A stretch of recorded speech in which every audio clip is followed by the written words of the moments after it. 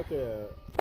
First of all, I did not see the cutscene where the traveler was saying everybody goodbye, but I just did want to call it Matthias for Aloysia.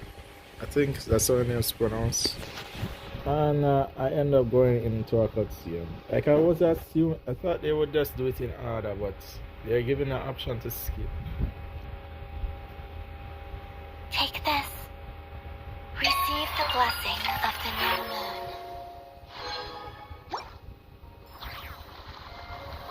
And just like that, we're in Snezhnaya!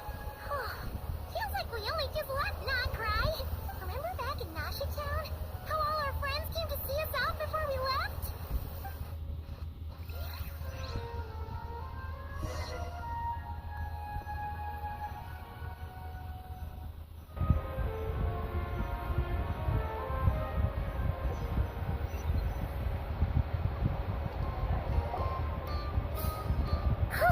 The day's finally come. We're off to meet the Tsaritsa of Snezhnaya. What is she planning? Yo, Why does she need the nosy? these Soon, guys, we'll have our answers. these guys are so good with their shit. The devs are so good.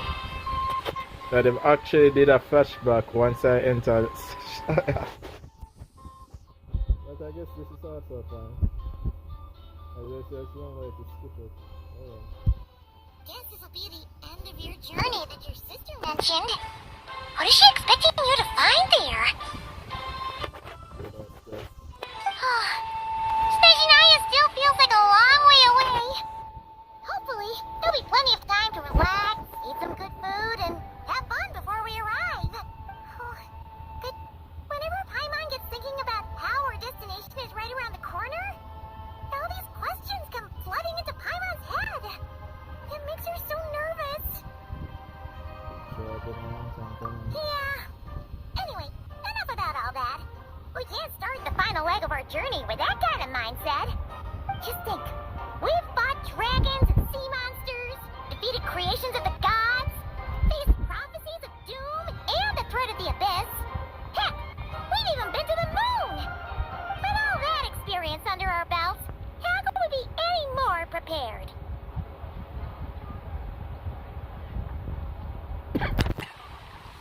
Okay, first of all, I did not went to the moon. Well, kinda did, but I'm talking about in terms of the story and how they're not going to the moon. This is literally I'm skipping.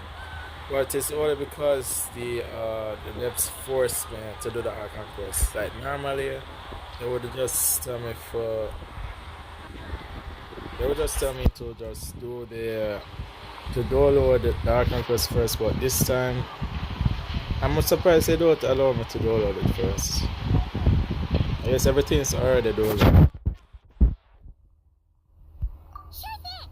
Now, stick close to Paimon, the best guide you could ever ask for, and let's charge straight for the finish line. Off we go! What about me? Do I get a call out? Just like I Whoa! Columbina? It kind of snuck up on us there. How do you know I was here?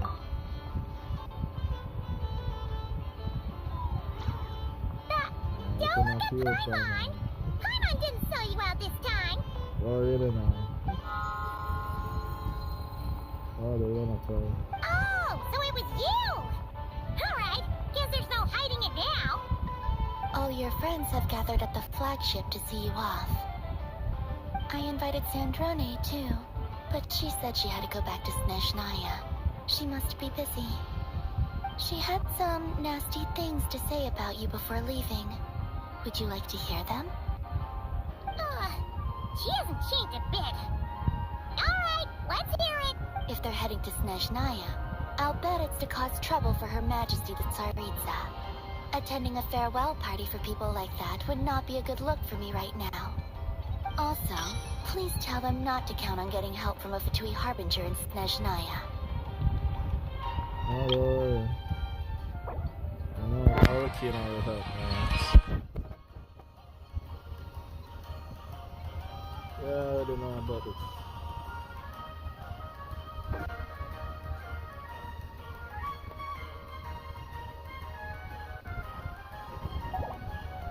Our time working together was not terrible precisely, but we're on different sides. So when you get there, don't do anything to make life difficult for both of us. Well, that definitely sounds on brand for her. The attitude, the reasoning. Alright, we'll do our best to keep our distance then. No, you've misunderstood. I think she means that she'd like you to go see her. Yeah, how do you figure that? As long as you don't make things difficult for both of you, you'll be fine. Huh. You really have to read between the lines with Snezhnaya. Go on. Get to the flagship. Everyone should be there by now. I told Lama that you once treated me to a truly unforgettable meal. Today, I want to return the favor. It's my gift to you. It's definitely nice to be treated, but hopefully by this point, you know that you don't owe us any favors. Yeah, that's what keeps score. The moon of Nodcry will always give you a warm welcome. Time flies when you're having fun, enjoying delicious food with friends, and reminiscing about past adventures. If I love you more, you feel good with laughter. Come on. It's time to start the next chapter of your journey.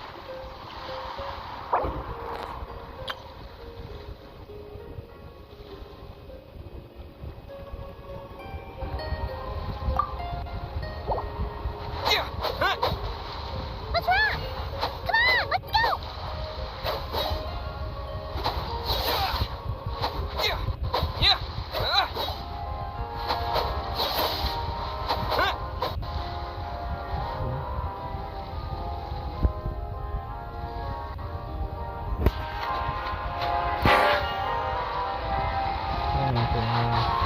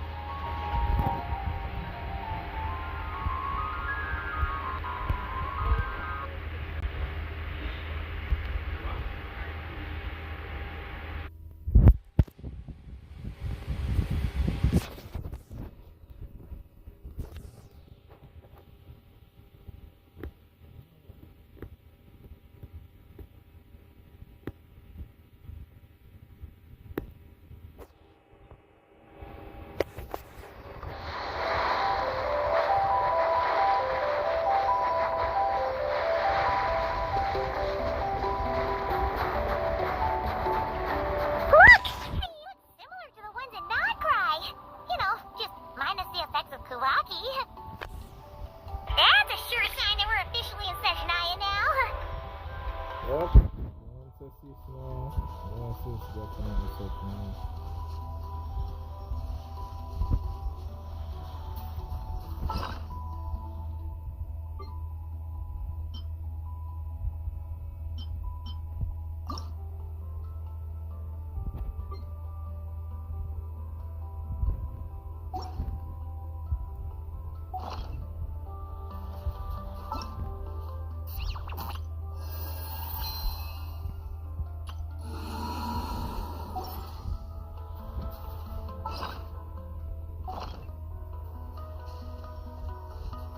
There's gotta be a treasure chest around here somewhere. No adventure is complete without a chest or two.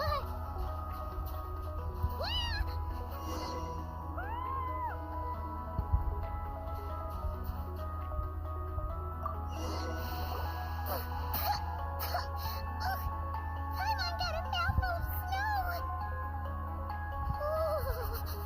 It's so cold. Paimon's gonna snuggle up to you for a bit to get warm.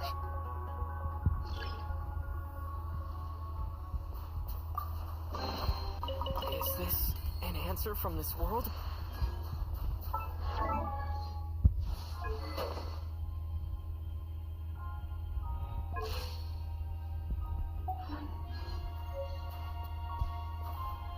So this is the first of the interesting.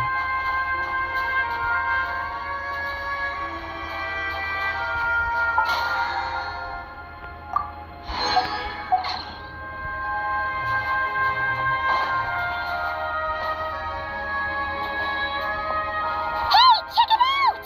Those are bears, right? Oh, look how big and fluffy they are! So cute! Quick, take a picture before the moment passes. Right here.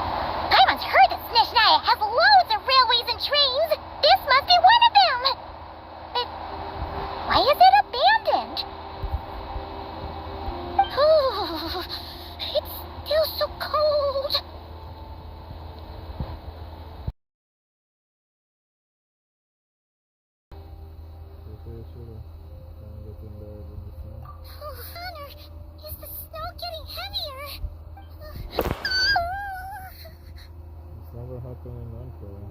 Record for one situation. Oh, thanks for offering.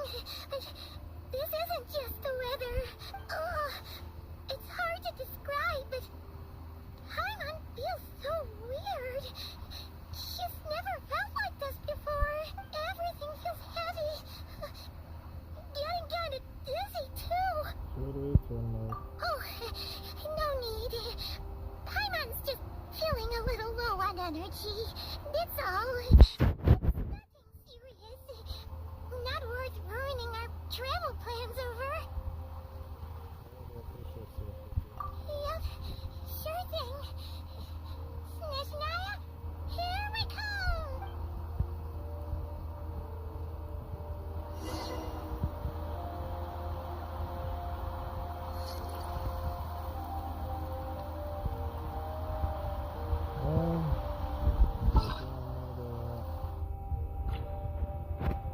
Get the right foods for such an occasion.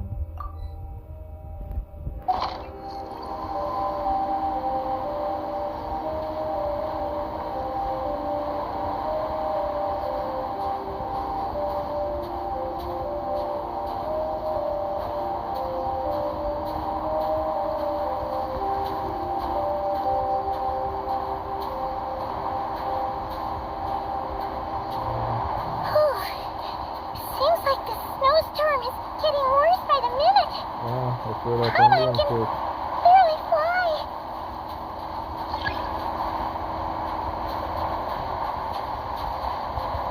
Yeah, it's okay.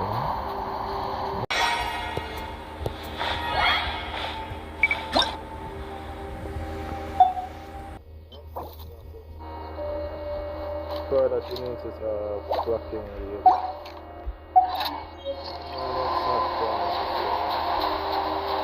Oh,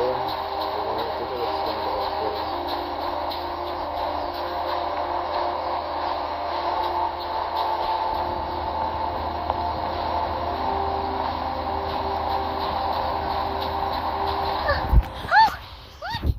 There's a cabin over there. Phew. Let's get out of this storm.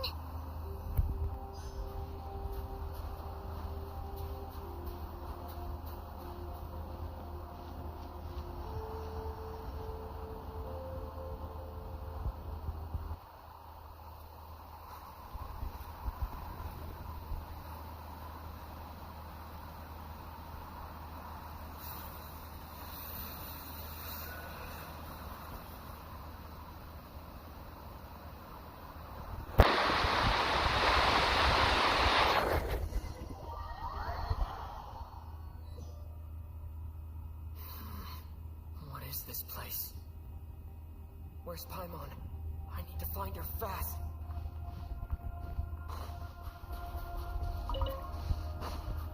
Paimon! Paimon!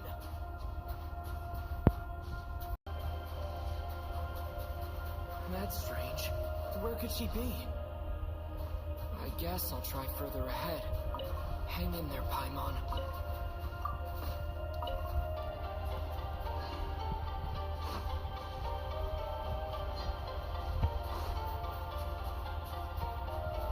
Is that a train carriage?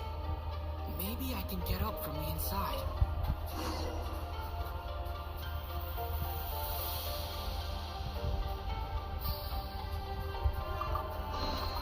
A reward on the road.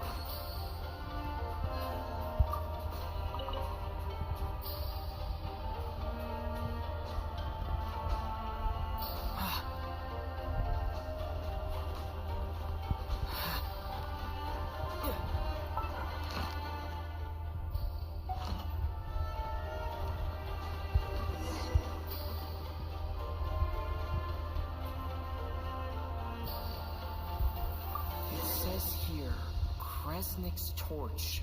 Civilian model. It's definitely getting a little warmer now it's turned on. I really hope Paimon's okay.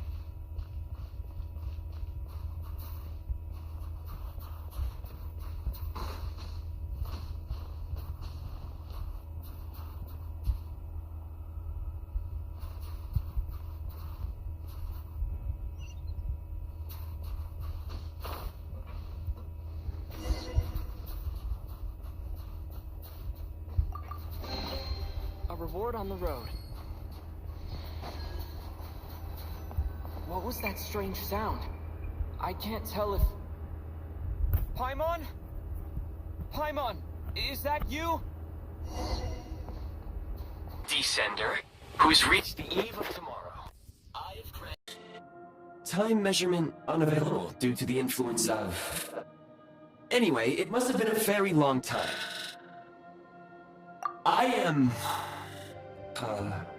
I was born to fulfill a mission. To reach tomorrow. To this end, I must... Strange. What was it? Wait, my body? Huh? Why is my body like this?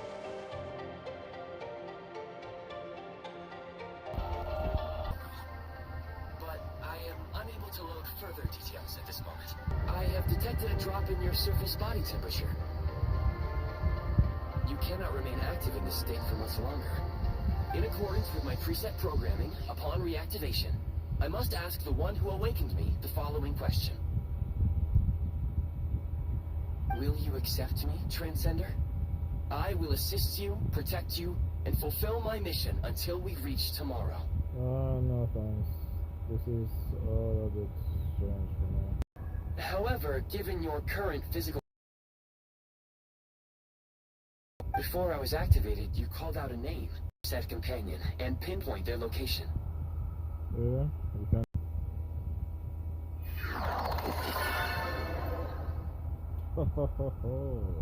Cool. Decision. Now that we have reached an accord, you will be my new user. May I ask your name? There's Zuyo. Very well. I will remember this name until the mission is complete. That is your mission exactly. I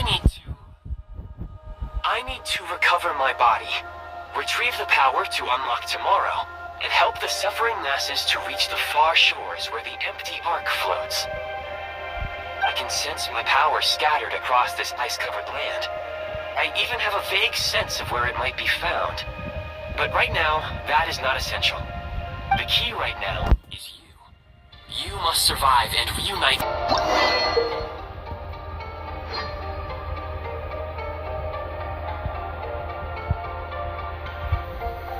You may now execute the command, Demolish.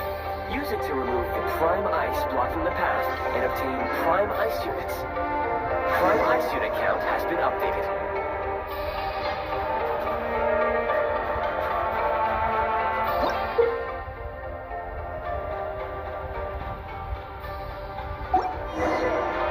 You may now execute the command, Build.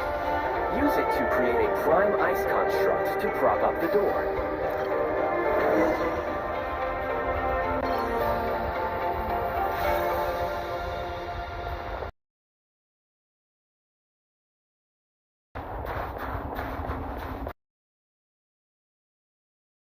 Report on the road.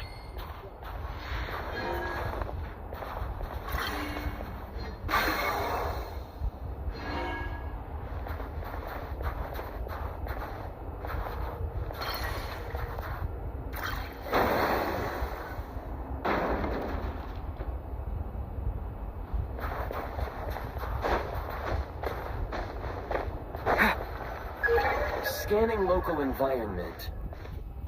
Exit has been sealed off with ice. Maybe we can use pyro. That would not be an efficient approach. One moment. Usable construct blueprint detected nearby. You can use this to clear the solid ice ahead of you more quickly. Okay.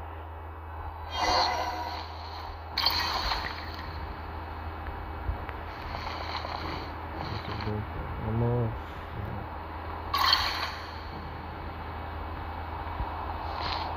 Everything. I need to make something here to come out.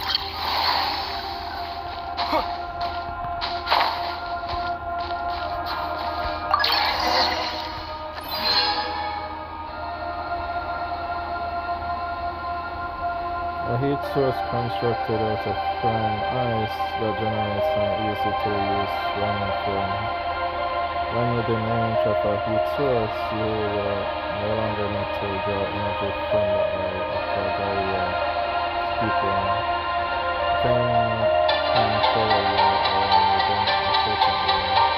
However, do note that once you stray too far from the pedestal, the flame will return automatically to its base. Construct blueprint added to records.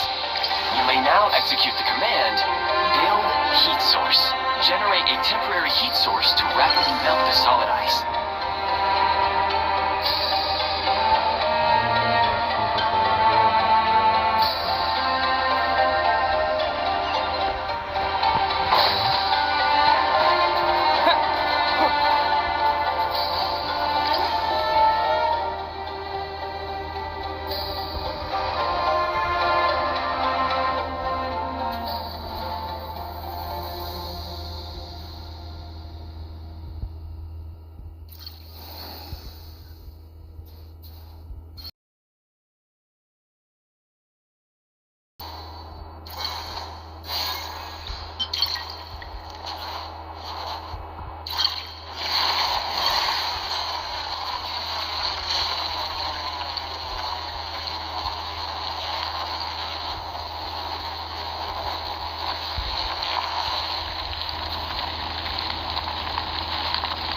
I don't know how much more I could put now.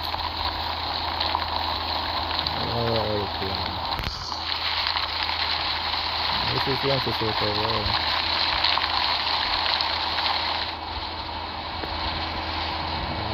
This is fun.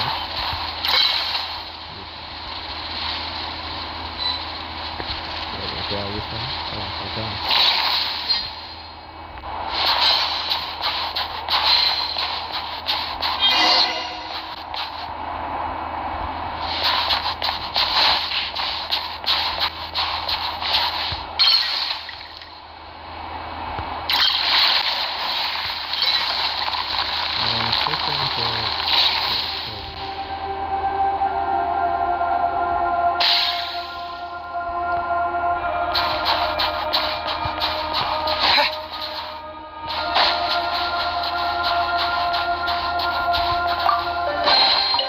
Is this an answer from this world?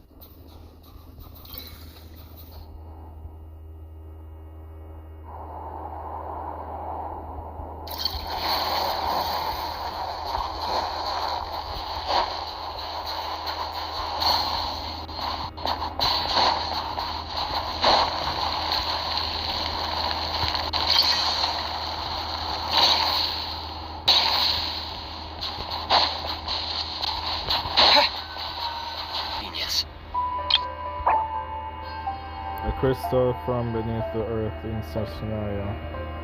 This regions all over Snezhnaya. The recent construct you built provides highly efficient heating by using the unique properties of Kresnik crystal. I have already forgotten what warmth. Yes. Perhaps then we can warm ourselves by the fireside together. But for now, all you need to remember is this. If you collect Kresnik crystal, I can extract the energy within and use it to maintain your body's surface temperature.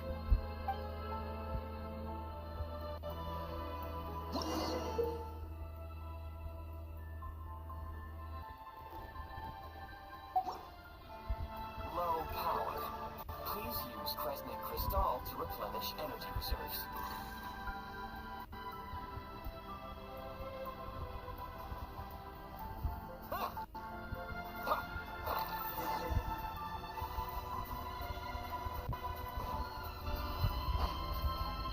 Signs of physiological activity detected in the distance. It is highly likely that your travel companion, Paimon. Oh. Go now. Be reunited and sing together. May all the people be united as one. May all of life rejoice in unison.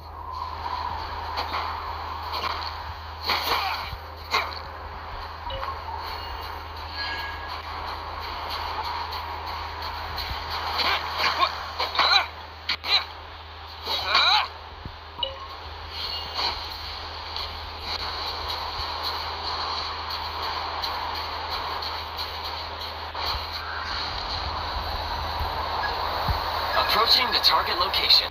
Scanning for signs of life. Life forms detected. 2. Does that mean someone else is there besides Paimon? Affirmative. However, that is not the reason for my confusion. According to my database, this location is a train station, meaning the number of life forms is unusually low. Real-time environmental data suggests that the train station may no longer be in use. But whatever the situation, please exercise caution.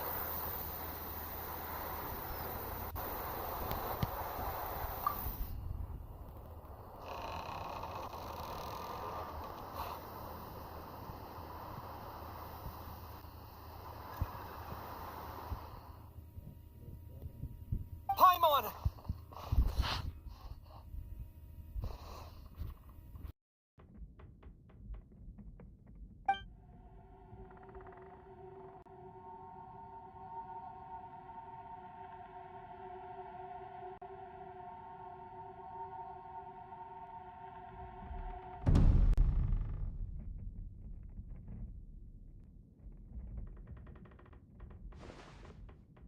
Who are you?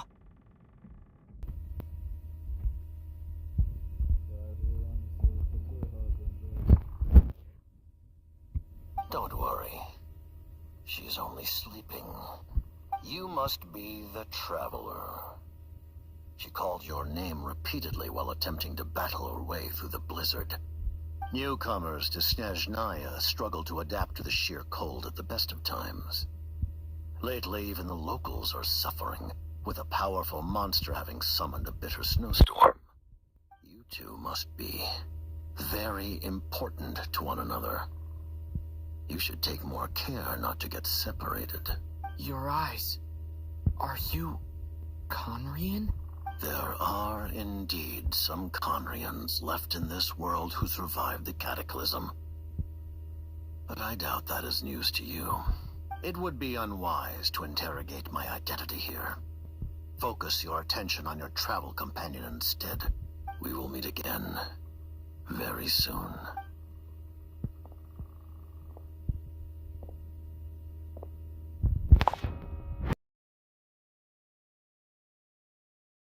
Left the area. He appears to be an individual of great significance, but my search has yielded no relevant data. I will try searching the database again.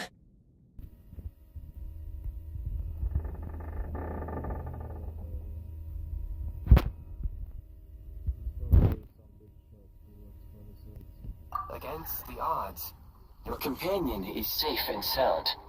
The other person even left a blanket for her. Oh boy, Samantha.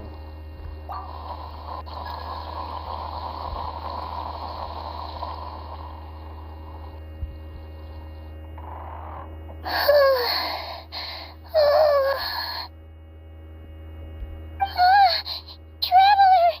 Oh, thank goodness you're okay. Paimon was so worried. She looked everywhere for you. It's okay. Take it easy.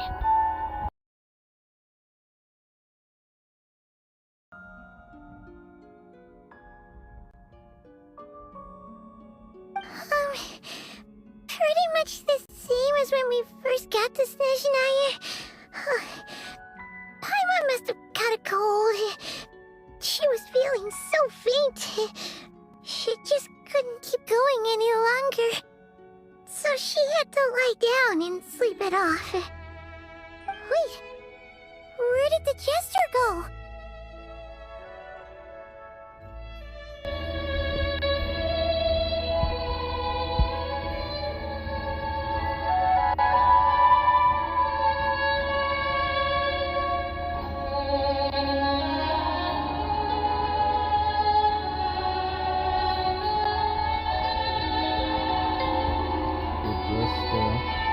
That was the jester.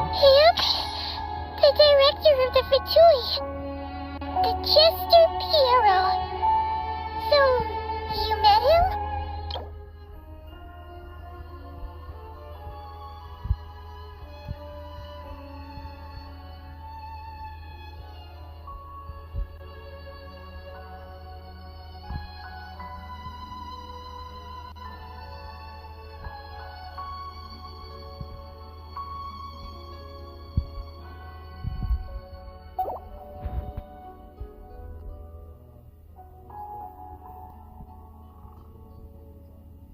The Jester must know everything about the Tsaritsa's plans.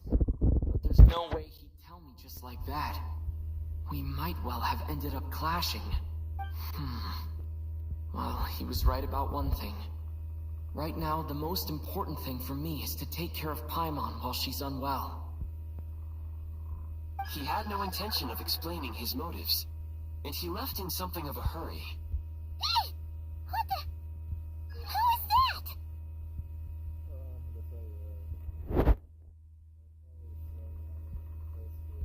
It looks like half a pair of goggles. How amazing! A self-aware, talking pair of goggles. Snezhnaya was once the land of the Fae. There are many ancient creations here that I'm sure would broaden your mind further still. Mind you, my database is also expanding as we speak. You must be a rare creature yourself.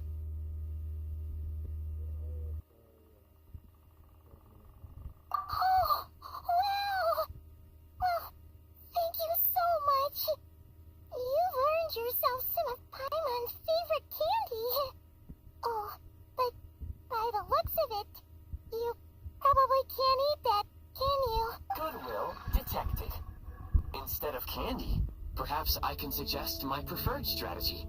Please clean me regularly to keep me operating at peak efficiency. Oh, that makes sense. Every pair of goggles needs wiping clean once in a while. Sure thing, mister. Anyway, back to the Jester for a second. Paimon's still confused about something. When he first showed up, he already knew Paimon's name. And he acted like he expected Paimon to know who he was, too. Paimon could tell that he was Conrian from his eyes. And he definitely seemed like someone pretty important. But beyond that, Paimon didn't know anything about him. It was only later, after he rescued Paimon from the snow, that he properly introduced himself. That's the only reason Paimon knows he was the Jester.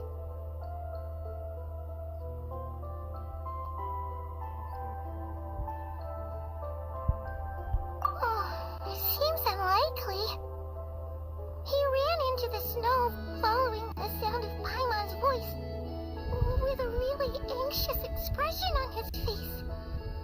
He didn't act like someone who knew she would be here in advance.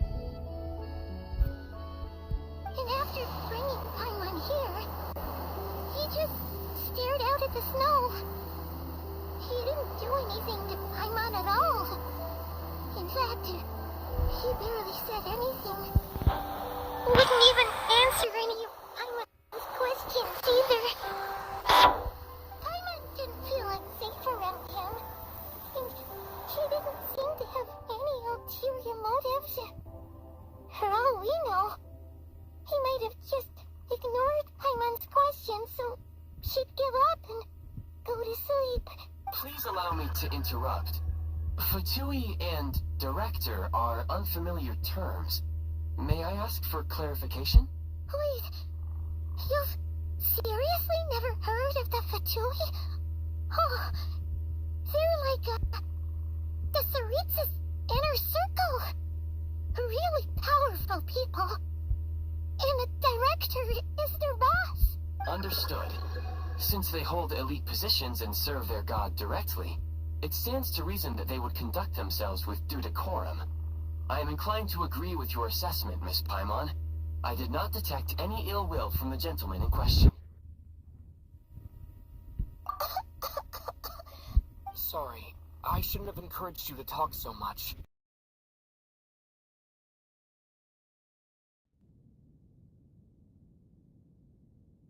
Paimon, new plan. Let's get out of Snezhnaya for now. We can come back after the weather clears up and you're all better. The Jester mentioned that this snowstorm, being the work of a monster, is worse than most. Even if we made it to Snezhnagrad, we'd still have to wait out the storm before we could do any exploring. Oh, well, it's really nice of you to look out for Paimon, but she doesn't want to hold you back. We were really psyched up for this journey when we first set off. Just think of all the burning questions we have. If we turn back now, who knows how long it'll take before we finally get answers.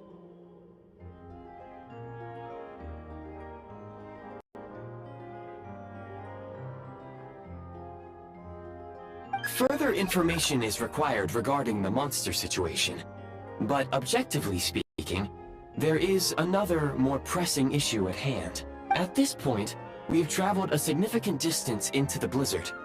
Were we to turn back now, the road would be extremely treacherous, especially since we would need to travel on foot. If, however, we continue onward, there may be a better solution. Do you remember what I said as we neared this location? I told you that this is a train station. While it has evidently fallen into disuse for unknown reasons, the tracks remain intact. We can break through the blizzard and forge ahead by driving a train. That is the Snezhnayan way.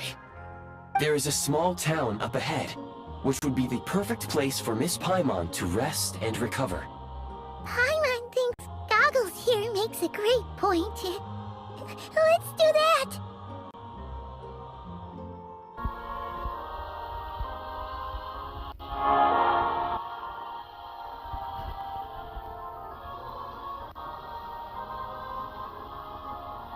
Oh, come on. Don't worry. Think of all the traveling we've done so far. When has Paimon ever gotten sick before? Practically never. 'Cause she's in great shape. Sure, she's a little tired right now, but it's sure to clear up on its own. Affirmative. Should you ever need my assistance during your future adventures, please call for the Eye of Grey whenever you wish. Oh, that's it. So now it's the eye of the...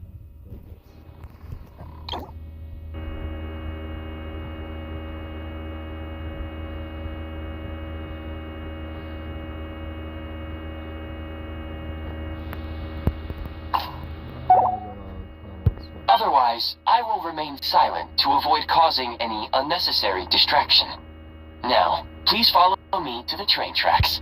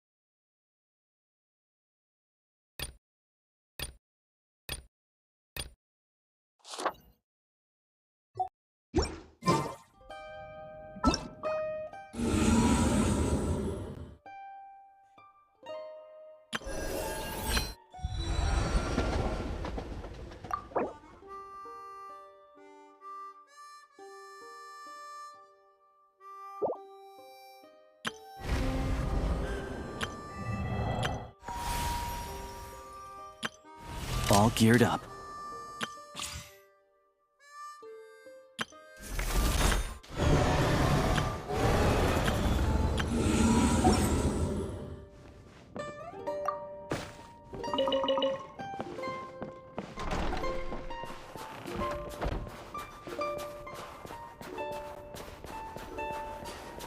Please confirm when you are ready to depart.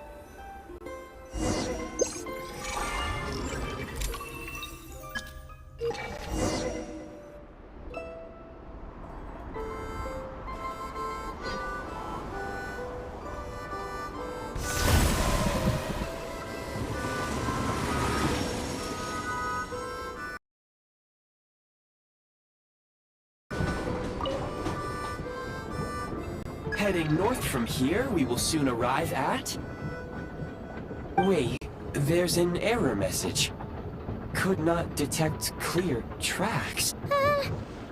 What exactly does clear mean? Brace for impact, friends! Preparing to enter impromptu flight mode.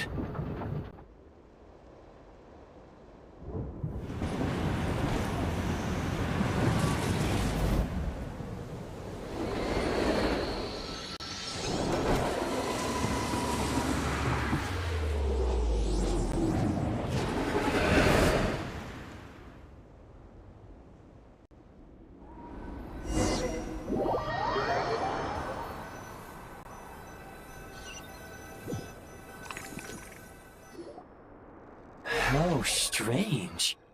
Not only was the station's status different from my records, but even the railroads and the terrain itself have changed substantially. Yeah.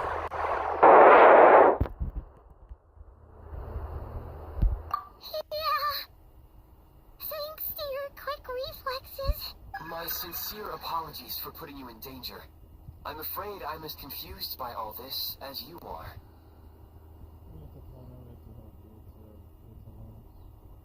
Agreed. This is likely a consequence of outdated railroad data. The discrepancies between the old data and present reality are far greater than I anticipated. Fortunately, our crash landing has at least brought us much closer to the town. According to the data, anyway. Your data had better be right this time. I can assure you, it certainly is. Please look this way, and you will see a Kresnik's torch.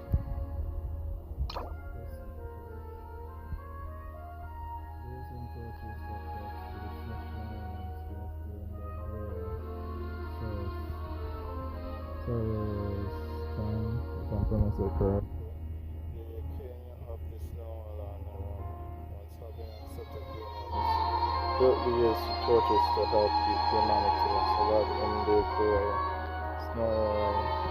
Plus, humans too could create a world that belongs to them, even amidst the bitter cold.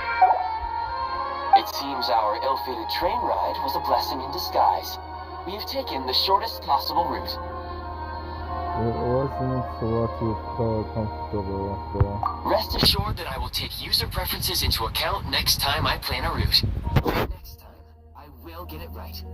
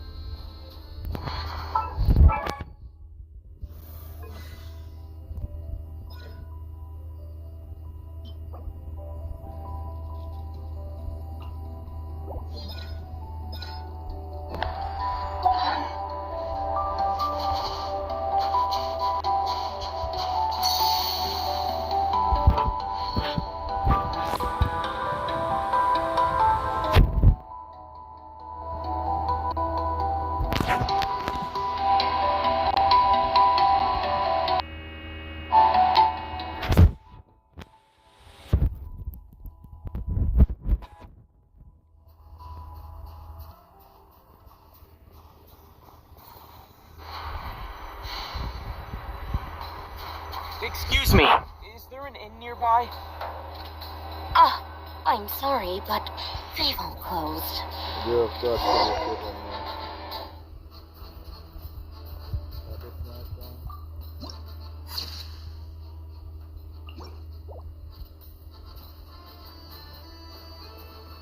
Sorry to interrupt. We're looking for a place to stay. I can't even afford to warm my own house, let alone run a business.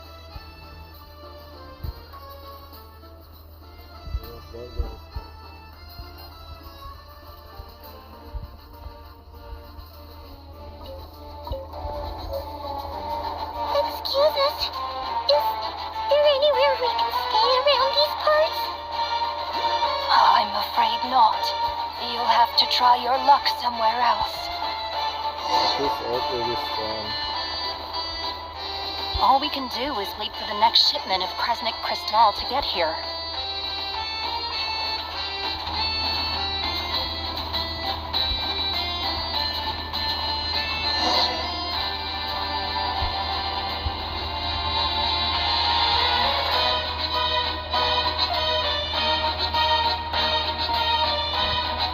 Hi there.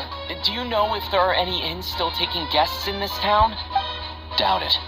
They're probably all closed. No one has enough Kresnik Crystal to heat their own homes, let alone a business. Oh, what a bummer. I clocked you a while back. You adventurers or something? We don't get many tourists in inland Snezhnaya these days. Why is that? Because of the snowstorm? In part. But the bigger reason's Project Stuzha. Since it's Her Majesty's will, we have to put up with it whether we like it or not. Oh, sorry. I assumed it was common knowledge by now. Basically, the Tsaritsa is planning something big. Something that requires an enormous amount of energy.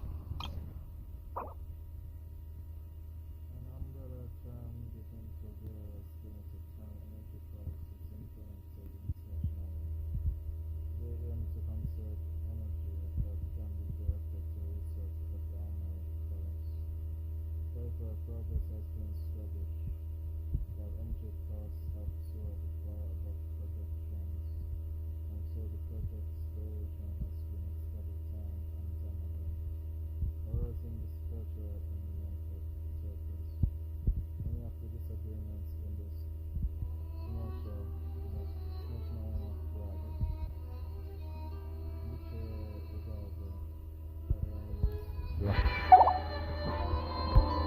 they used all the surplus Kresnik crystal in Snezhnaya, it still wouldn't be enough to meet demand. So, the Vetja passed a resolution requiring all factories and households to reduce their energy consumption. The policy has thus been charming. A large council where various interest groups in Snezhnaya held key meetings to discuss the state of the nation, issue decrees, and assess policy. Word has it that hearing out views requests from different wings of society. Before making a decision has been a tradition in Snezhnaya since its very founding. Snezhnaya future. So that's where the big shots go to meeting. Bitter cold. So, like, it's gonna be a cold winter, folks? You're all gonna have to find a way to get through it? That kind of idea? Pretty much. When you're broke, you scrimp and save. When it's cold, you huddle together for warmth. There's always a way to stretch things out to make ends meet. Trouble is, if you stretch someone out like an elastic band for too long, who knows if they can ever bounce back. You know what? Come with me and see for yourself.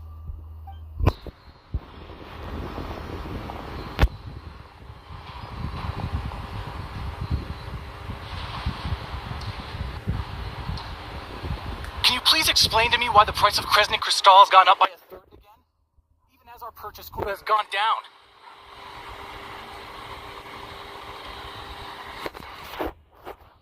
You only come here twice a month. This won't even last us a week. The supply and pricing of Kresnik crystal are based on current production volumes and price data. We Fatui are only responsible for delivery and security. I'm not in a position to explain to you how the figures are calculated, but I assure you, they are as fair and reasonable as possible. Oh, so our lives mean nothing to you? How can you expect anyone to survive a single night in this? Since you insist on making me repeat myself every single visit, I will remind you again. There is no monopoly on the trade of Kresnik crystal. You are free to purchase the shortfall from elsewhere in the market. What market? Nobody else is selling. And when they do, they charge 8 times the normal rate. It's robbery is what it is. Which is why the Snezhnaya Veche passed a resolution to support border communities, without which you wouldn't even be able to buy crystal from us to begin with. So if you're here just to argue, move aside and let the next person in line come forward. Everyone's feeling the cold here. You... All right, everyone, let's calm down for a second. A few words, if I may. We're all subjects of Her Majesty the Tsaritsa, and I'm sure every one of us is dedicated to her great cause.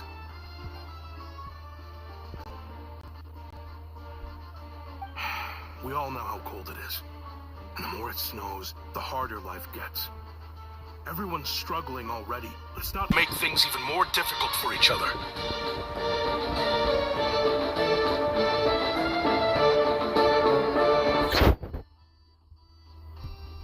But Liaison Shishkin, there's clearly something wrong with this quota. I have a family in Morepasak who tell me they can buy at least double our crystal allotment.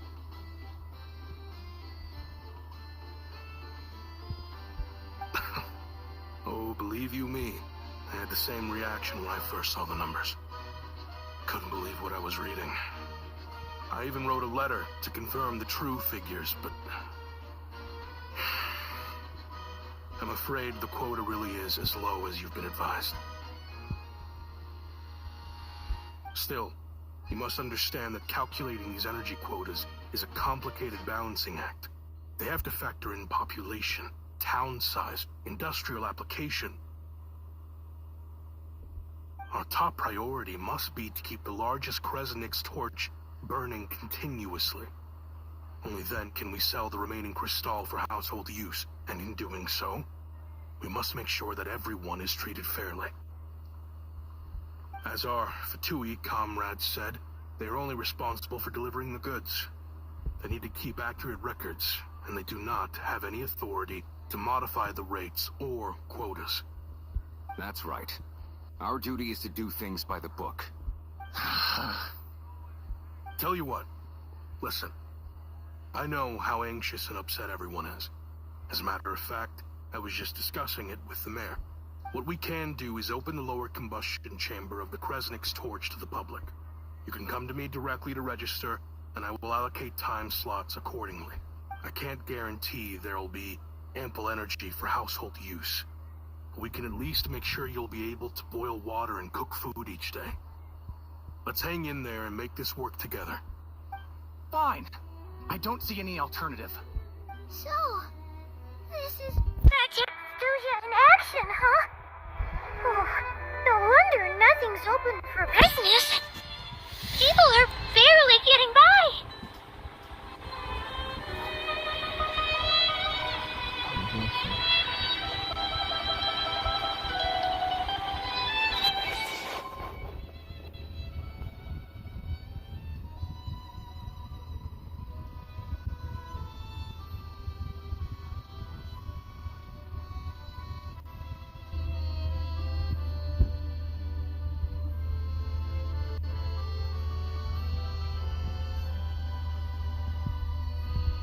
You were looking for an inn, right?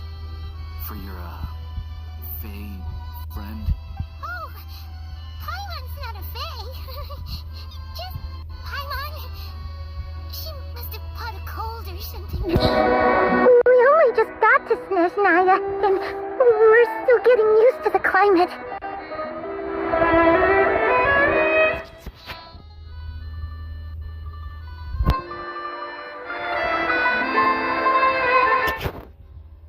I have a small place in Sertomoros. I don't stay there very often, though, so it's pretty basic.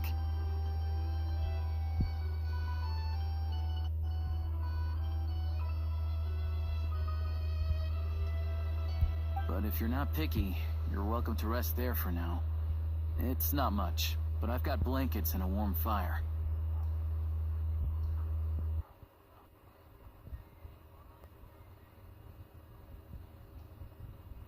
Are you sure? Oh, that's really kind of you.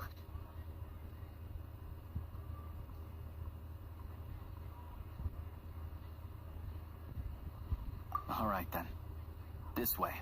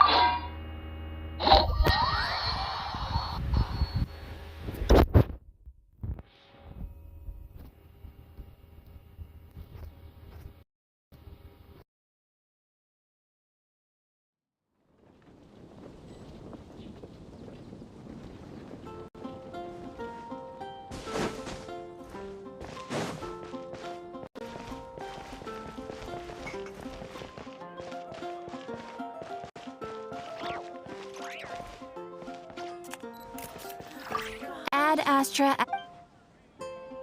Thank you for Come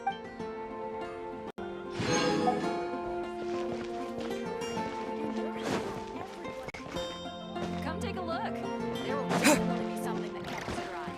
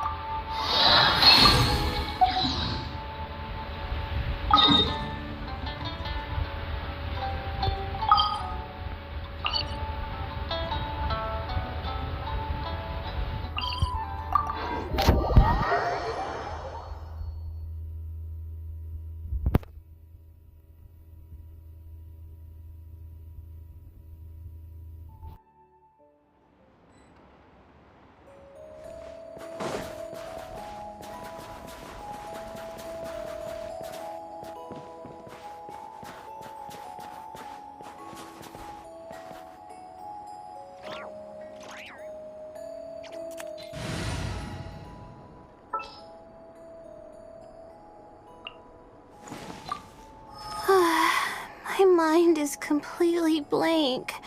I need to get out and unwind.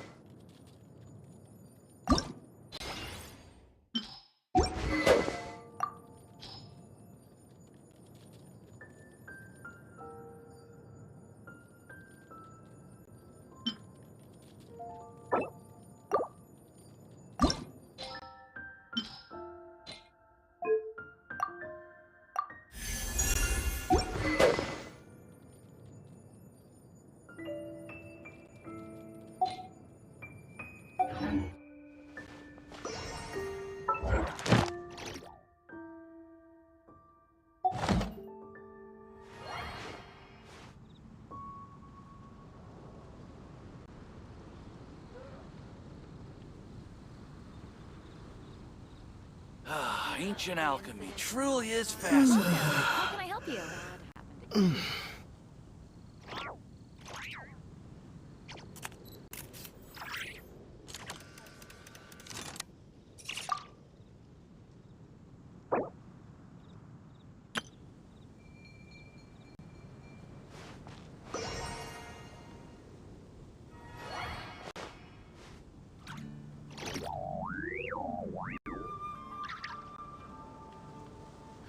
Ancient alchemy truly is The neighboring nation fascinating. of Liyue has the most prosperous commercial port in all of Tibet.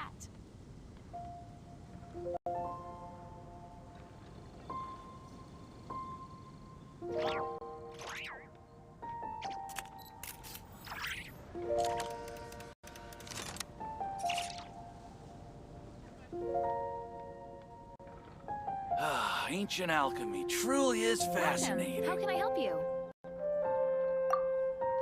The incident is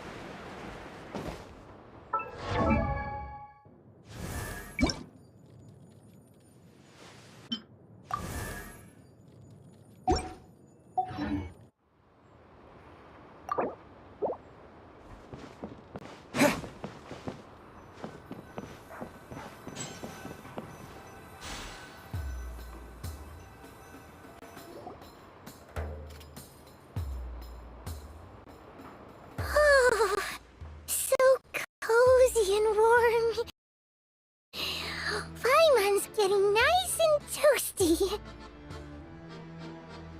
Oh, wait. Paimon only introduced herself so far, didn't she? This is Paimon's best friend, the Traveler. Good to meet you. I'm Alosha.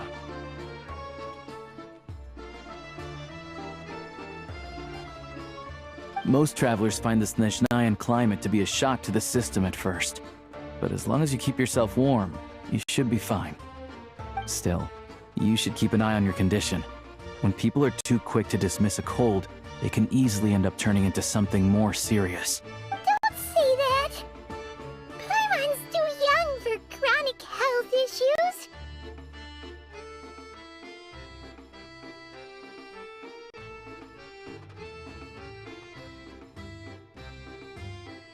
They aren't in town right now, and they won't be back anytime soon. The train station has been closed ever since these power shortages began.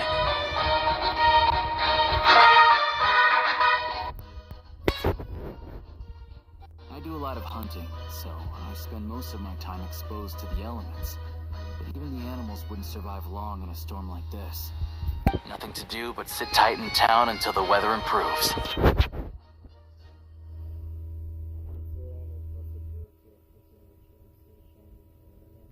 I get that you're in a hurry, but even if the station were open, that doesn't mean there'd be any trains. We could end up stuck here for a long time, I'm afraid.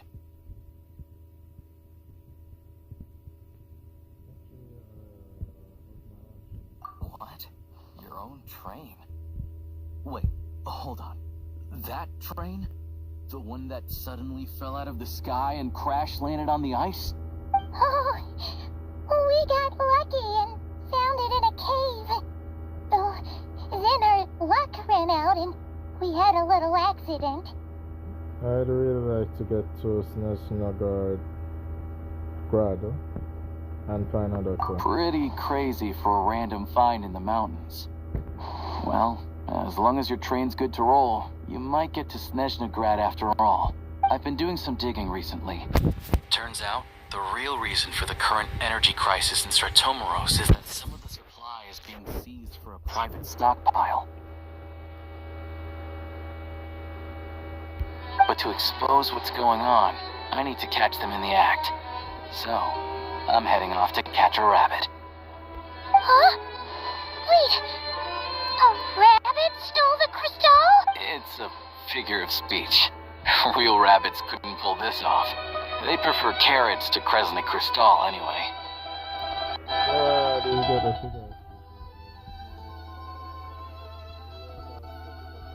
Sheeshkin. Mr. Positive Attitude, let's all get along now, shall we? It's also used that when it comes to snitch.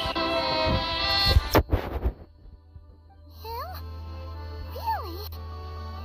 I never would have guessed. I'll come with you, Crystal. Huh? You're coming with? So I'll go in the elemental crisis here. Oh, okay then. Just give Paimon a second to get ready. Alright. Guess there's no point pushing myself. Paimon will stay here and hold the fort then. Be careful, you two. Oh yeah. There's one more introduction to do. Tagarin, get in here.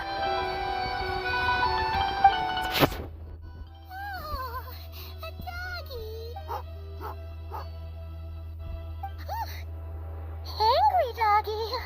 Oh, Tagarin doesn't like being petted then. He likes to think he's above that kind of thing. He's my hunting partner, so he'll be joining us when we head out. Carrots aside, we'll need to stay completely undetected. We can't risk spooking our rabbit, or there's no telling which burrow he'll scurry back into. First, we need to find a way into the train station and see if we can find any real freight data. Sheeshkin's figures can't be trusted. Then, we get to Garin to catch a scent and find out which way the crystal went. What are you eating? Oh, check it out. When you're all out of carrots, try jerky. Good doggy. Good doggy. A fellow dog lover, huh? Yep. And rabbit lover. Carrots are great too, you know. Good to know. Eat up, Tagarin. We got a lot of work to do.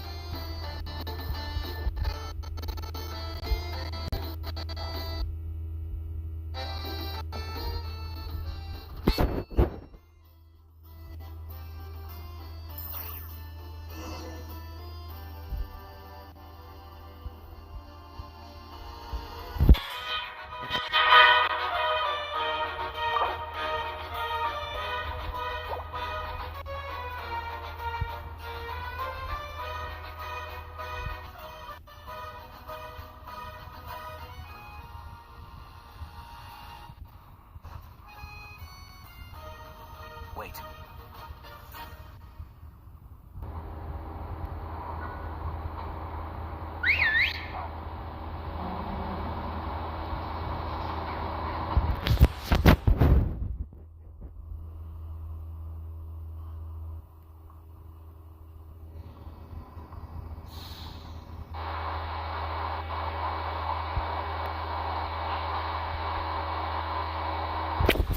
Nice work, Tagarin.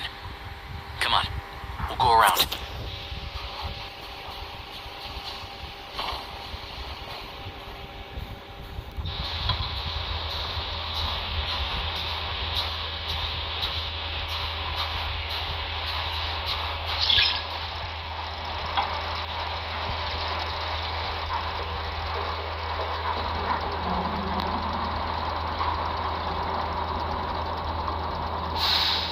Looking for something.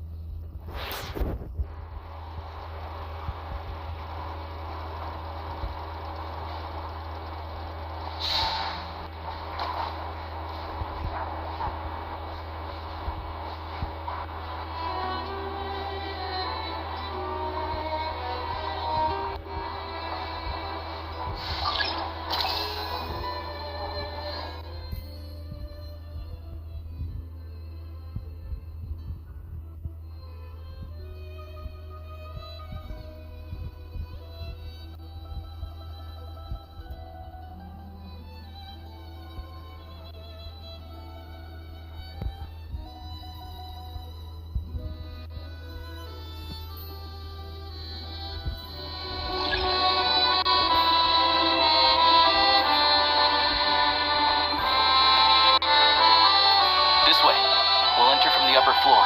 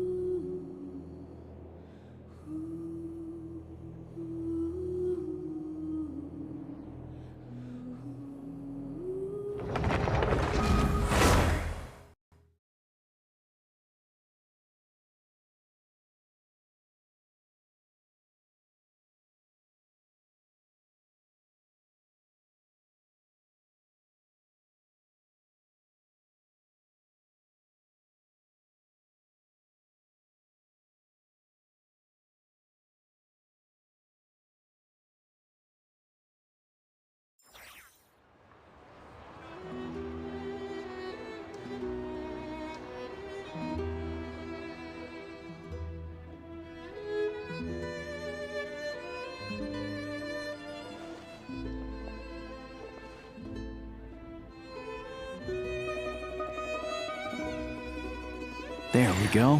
A freight list. Straight from the Fatui. So Shishkin won't have had the chance to doctor the figures. Looks as new as the day it was printed. I guess no one bothers reading these unless they have ulterior motives.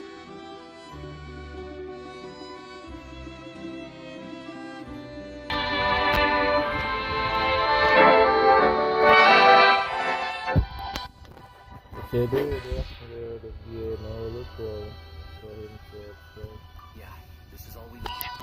Come on, let's get out of here. Then go track down the crystal. Tugarin's a keen hunter, and catching rabbits is his specialty.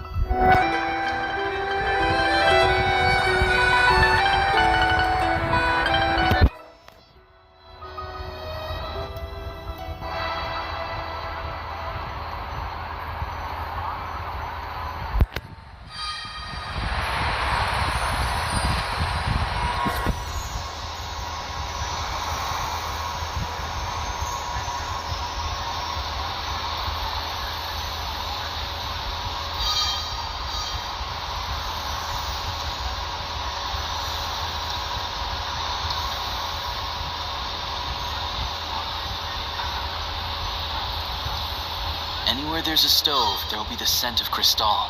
That's normal.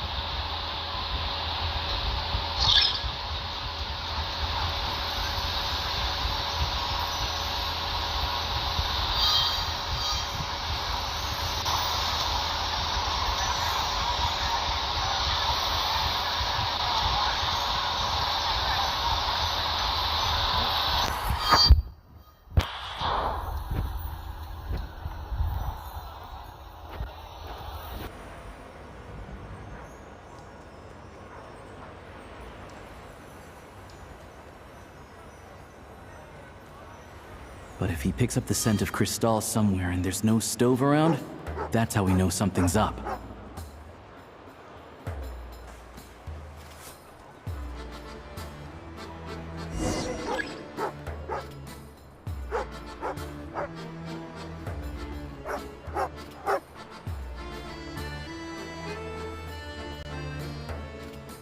This must be the rabbit's warren. Good job, boy. Sure enough, there's a tunnel. You stay here and keep watch. I'm gonna take a look inside.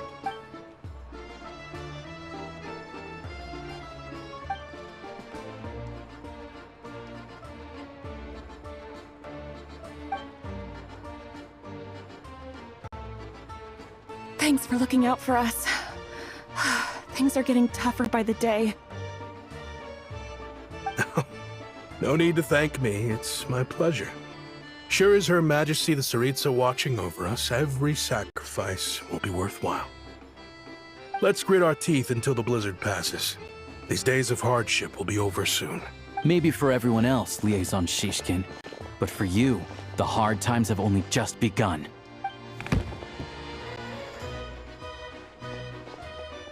Huh? Who are you? What's the matter?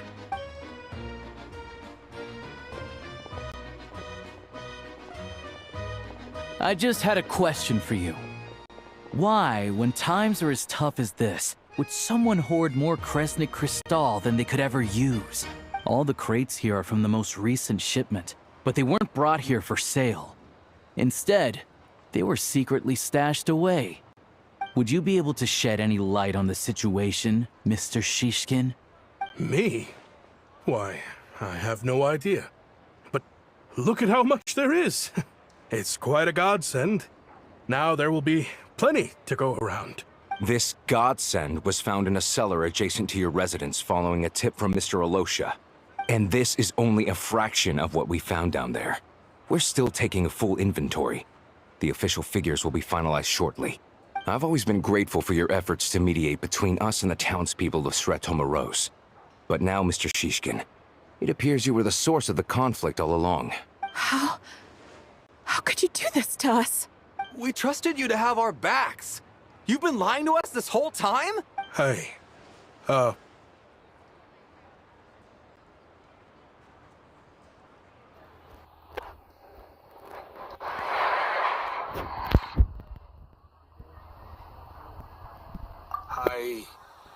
owe you all an apology. I'm sorry. I'm so very sorry. This isn't who I am. Please believe me, this was a one-time mistake that I will never repeat. We all know how difficult life has been since Project Stuja came into force. Energy is an increasingly scarce resource. People everywhere are getting desperate, but some places have been hit harder than others. I grew up in Alatir, a small village with no train station. Deliveries of Kresnik Crystal have ceased there entirely. If nothing is done, they're all going to freeze to death. You know as well as I do how downright impossible it is to buy Crystal these days. The thought of my poor mother and father, with no one to help them, I felt so afraid. I watched as energy grew scarcer by the week, all the while knowing that their lives were at risk. Then one day, I looked at the Crystal shipment in front of me, and a terrible, selfish thought entered my mind. Looks like I'm just not cut out to be a criminal. I'm so sorry. Once the Fatui have finished their count, you'll see that the numbers match their waybill.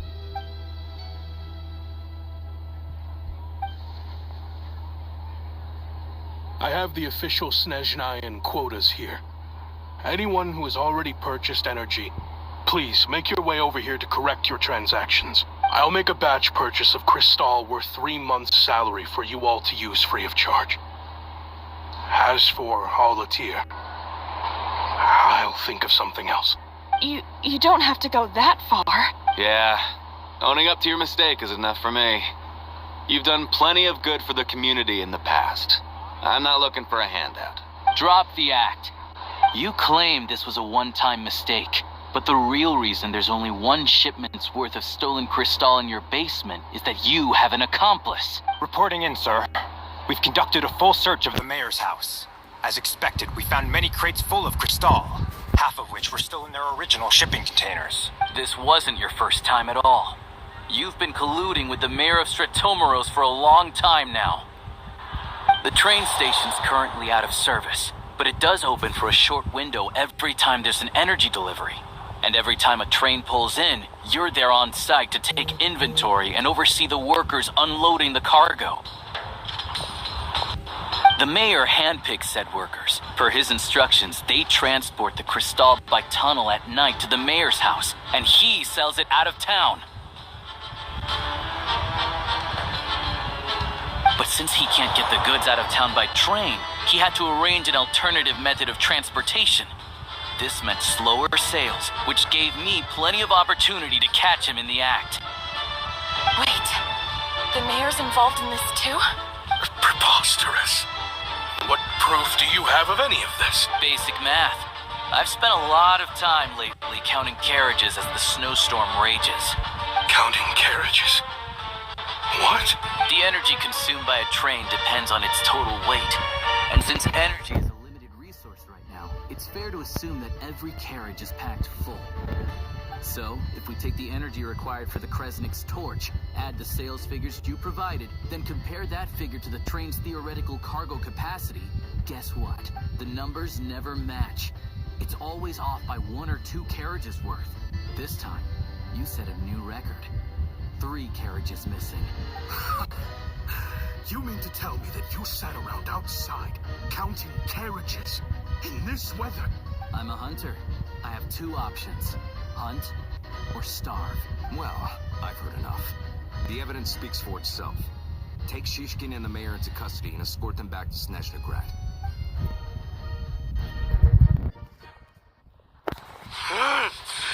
You cocky little brat! Ruining my business! Just you wait.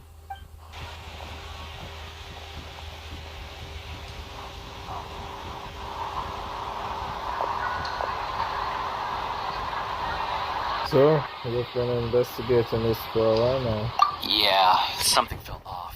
So I just followed my gut. Math isn't my strong suit, though.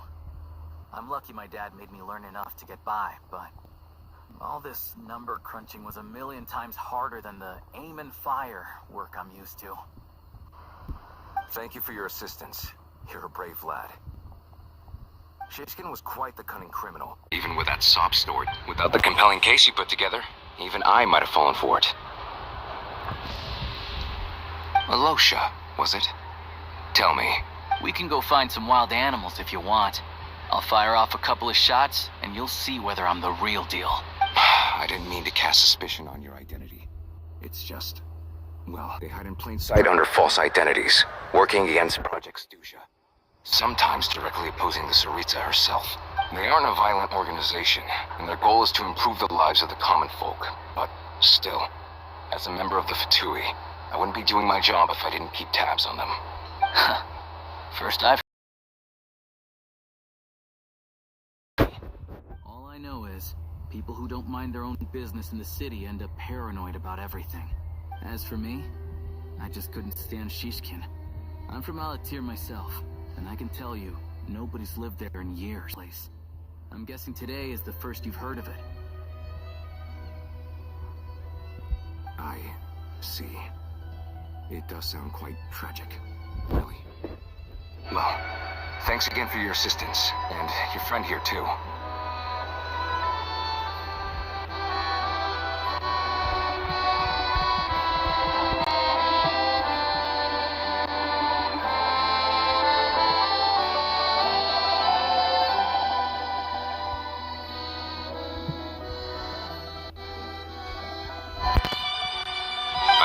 This incident to Snezhnaya. The Fatui will take over energy distribution until new officials are appointed. We'll also ensure that the train station resumes normal service as soon as possible.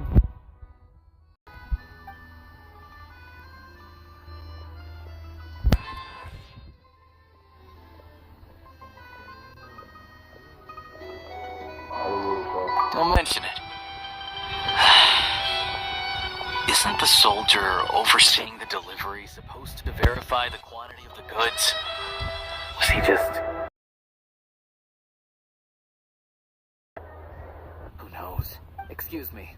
I'll take a share of Kresnik Crystal, too. Thanks. I need to take a detour before we head back. There's someone I have to deliver this crystal to.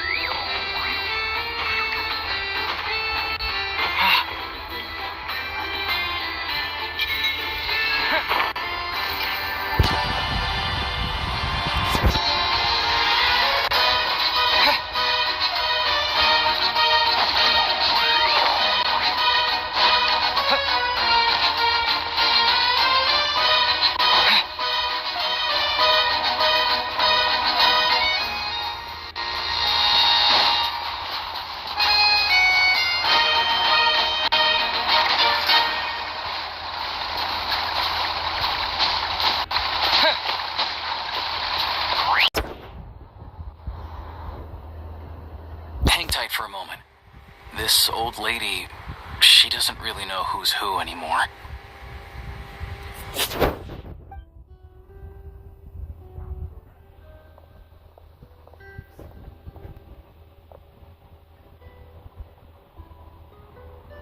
Oh, grandson. It's so cold today. You must be freezing. Ma'am, it's me, Alosha. Alosha? Alosha who? You know me. I came by earlier today. Cleaned the ashes out of your stove, gave you some warmer bedding, and washed your back. I'm sorry, I don't remember. Now, how often do I get to see my grandson? Come on, take a seat and relax while I fix you something to eat. About her not knowing who is who. It's okay. You just rest. I'm fine. Oh, you. It's nice to come and visit your old granny once in a while, isn't it? Svetomoros is a good town. All sorts of things to do and people to meet. And the local officials are good to us. Sit down. Come on, take a seat. I still have some fruit left. Let under the basket by the door.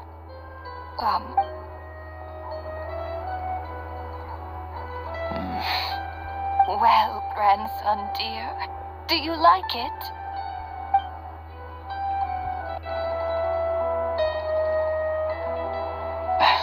Very much, ma'am. It's delicious. Good. Wonderful. You don't need to save any more for me next time, alright? Fresh fruit is hard to come by at the moment. You should eat it as soon as you get it. Oh, I don't need it. I'm fine. If you like it, come back for some more soon.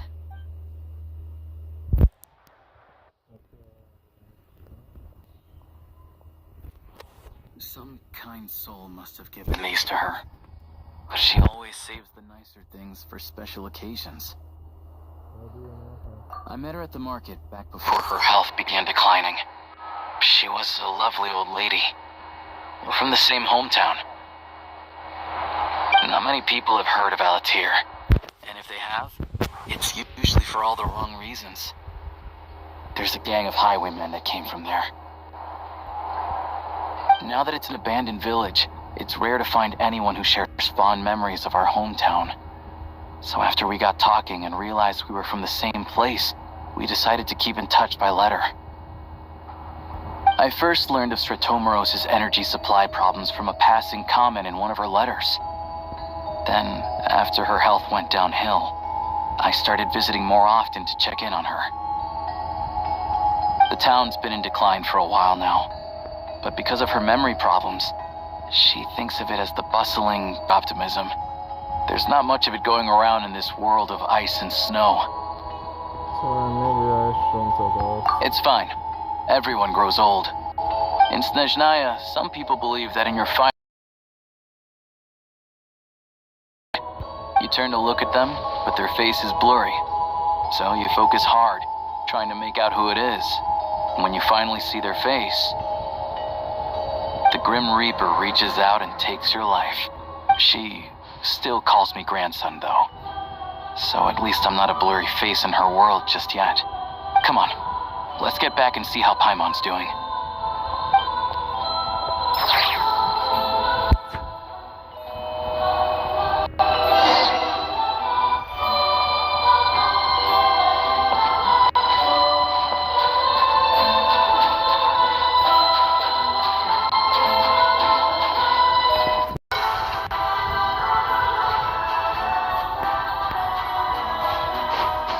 There's always a way. We'll find it.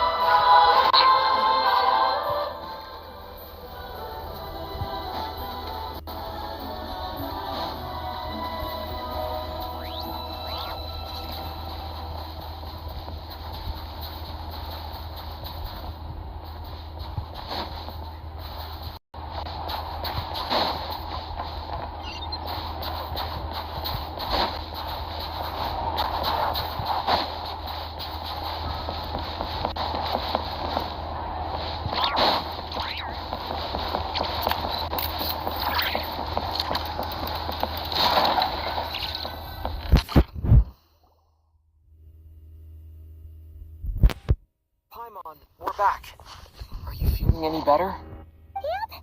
Paimon's not cold anymore. But she's still a little dizzy. Fly. But Paimon's sure she'll be fine. It's probably just from getting hit on the head by that pile of snow. Enough about that. How did everything go on your end? Are you all set? Did you have any trouble? I'll explain. It's a bit of a long story.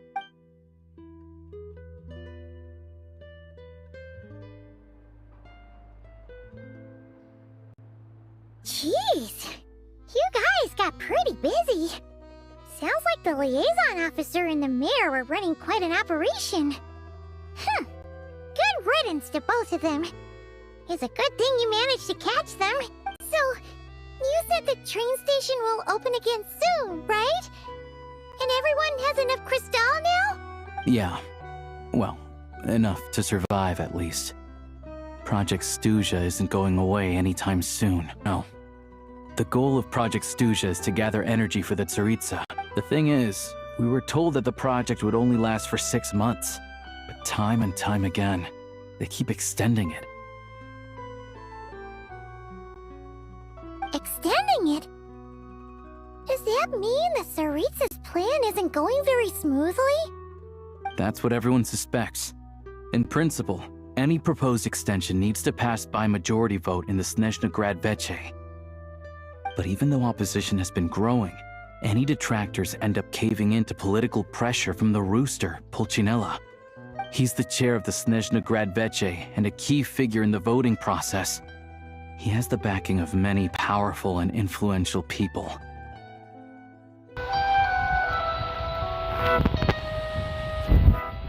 Sounds like a power for the course for the Fatui. How come the Fatui are picking on ordinary people even here in Snezhnaya? I don't see it like that. Fundamentally, the Fatui will always think and act in the Tsaritsa's interests, but that doesn't mean they don't care about the plight of the common folk. The only reason Sir Tomro still receives crystal shipments is because of a relief proposal put forward by the Rooster himself. Then there's the Fatui soldiers providing support in every corner of the nation. Even the Northland Bank provided some mora for disaster relief, and they're as conservative and indifferent as they come.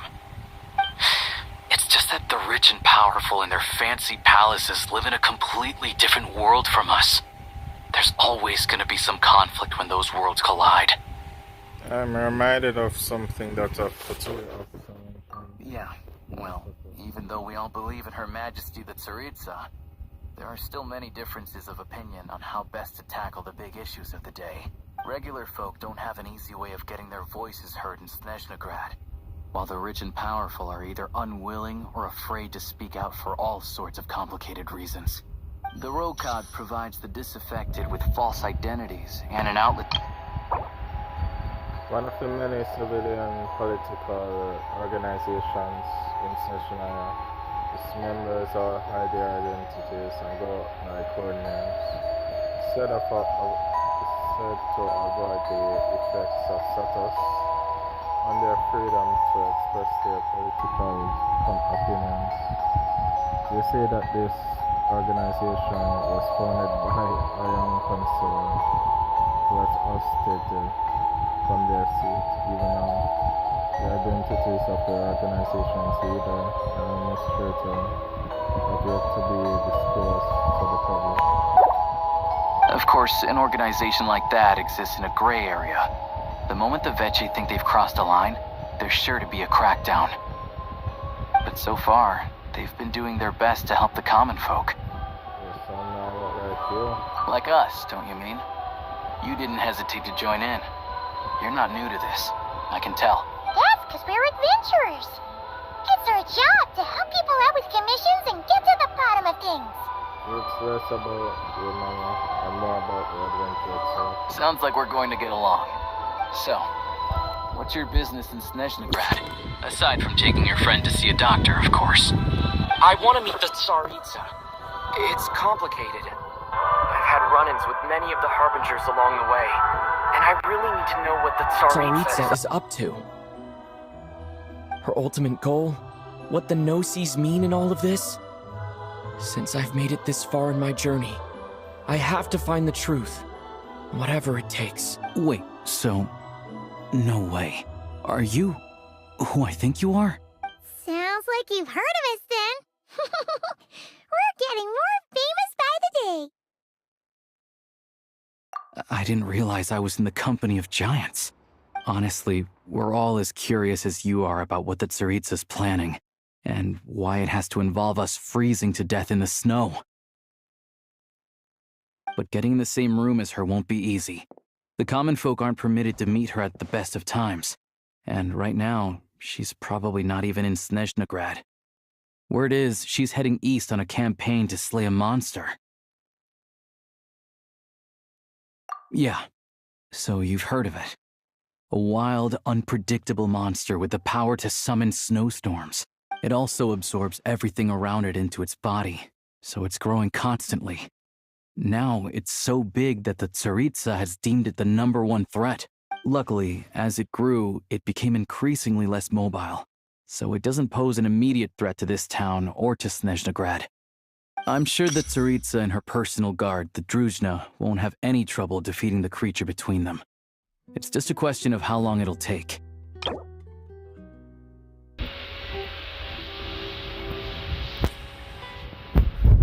Of course, our personal guards who answer it to the search, so it is said that the Deluge personal most of its members are Jedi. Suffice to say, you won't be seeing her anytime soon. You'll have to wait until she gets back. That's fine. Getting Paimon treated is more urgent. The Fatui will be taking over management of the train station for the time being. Things should be up and running by tomorrow. Once it's open, we can see about getting your train towed to the station. Whoa! That's gotta take a lot of manpower. Are you sure we can talk them into it? The Fatui aren't exactly spotless in this whole mess. Plus, we help them out. Should be easy enough to negotiate. I'm more concerned about what paperwork. As far as I know, all the paperwork is dealt with upon manufacture.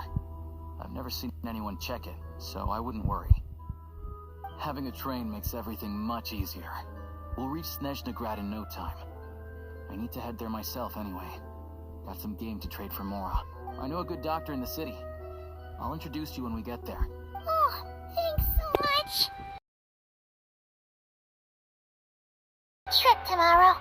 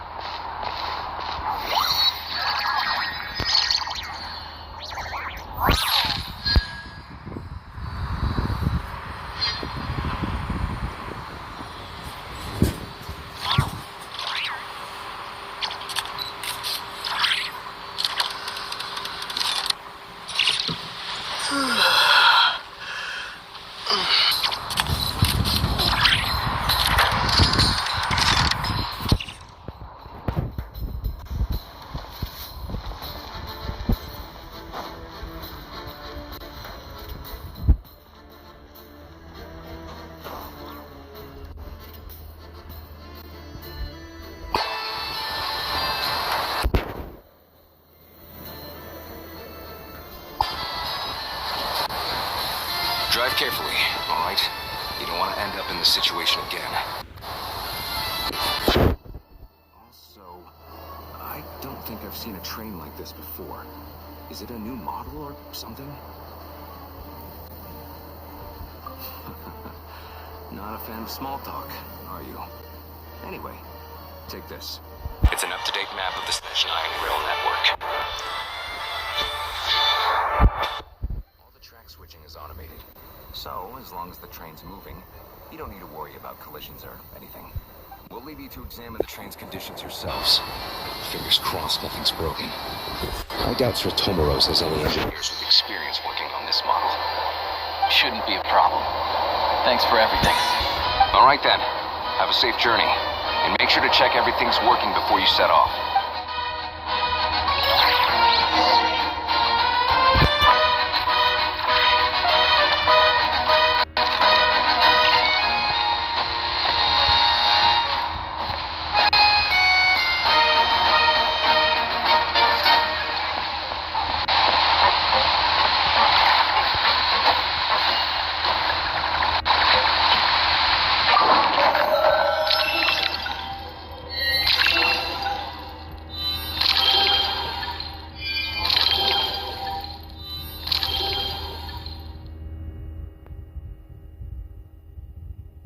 So where we're at right now is Sir Tomoros. And where we need to go is Snezhnaya. Alright. Just Snezhnaya.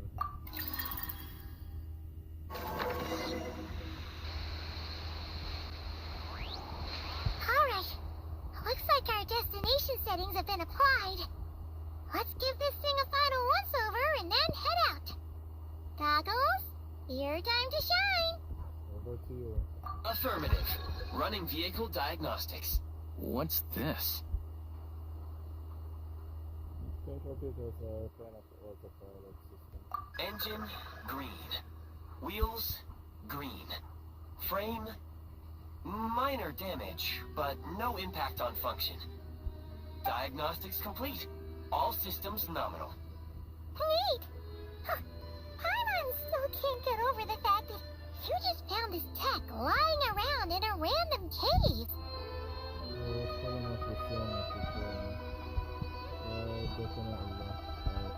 I've lived in Snezhnaya my whole life, and I've never heard of an interactive, talking train autopilot. Strictly speaking, I wasn't designed purely to drive trains.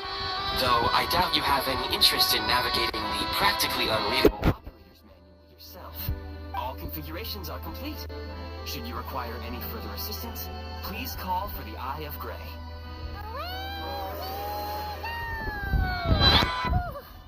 Nope. Paimon's gonna find a warmer seat.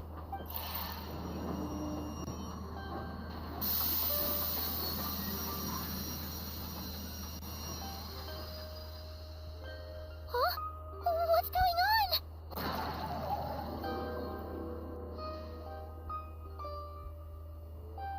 Oh no.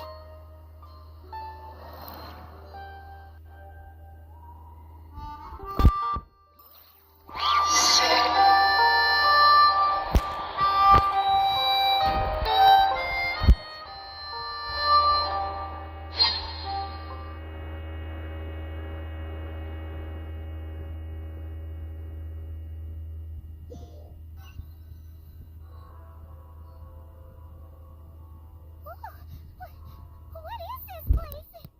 Traveler, are you okay?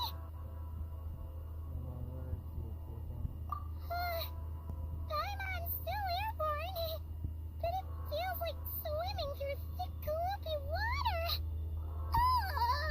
It's horrible. Just our luck. Of all the things that could have gone wrong. Alosha, you're Snezhnayan, right? Any idea what the heck this place is? It's called the Shadow Realm. A place where no wind blows, no light shines, and no elemental energy flows.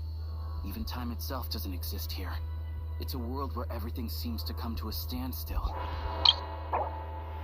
A mysterious space that appears in Snezhnaya, which is said to be inextricably linked to the golden city of Hyperborea, from which a splendorous civilization was once constructed.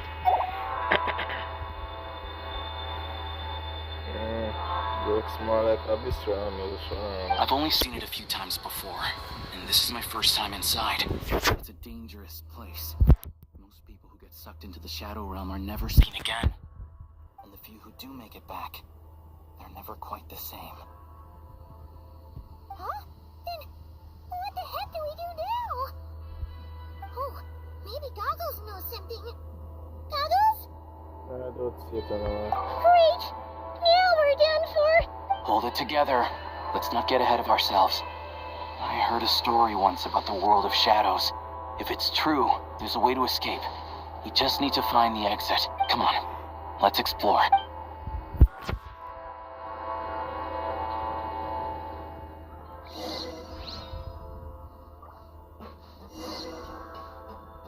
Look at these Fatui! It's like they've lost their minds! Their shadows have been devoured. They're no longer amongst the living.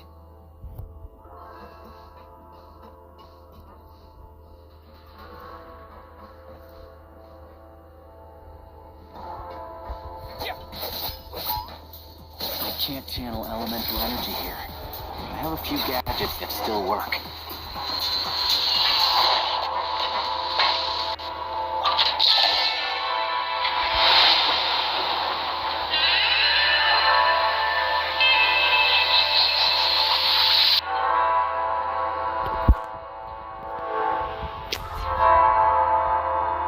Wait! What's that blue thing? Is that... Goggles? Guess we'd better find a way over.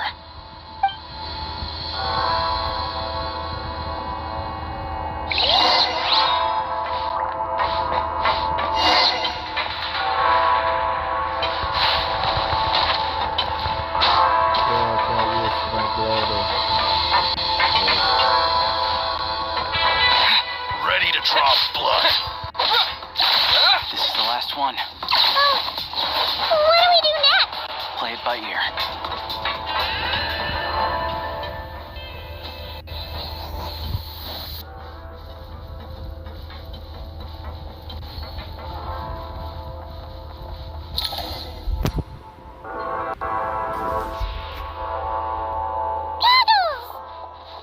Hello. I am glad to see the three of you safe and sound. For now, at least. But things aren't looking too good. Correct. We are now inside what is known as the Shadow Realm, the darkest space in the shell, where even the Most High is loath to cast its gaze. Time and space hold no meaning here. It intersects with the world of the Light Realm only rarely, like an air bubble that rises to the water's surface. We must leave this place before it sinks back down into the depths once more. Sounds like you have a plan. Yes. In fact, the very purpose of my creation was likely to... From the Shadow Realm. It appears that key data is currently inaccessible. But now is not the time to resolve that problem. I have marked the exit to the Shadow Realm for your convenience. In addition, I have prepared some equipment to aid you as you traverse the Shadow Realm, traveler.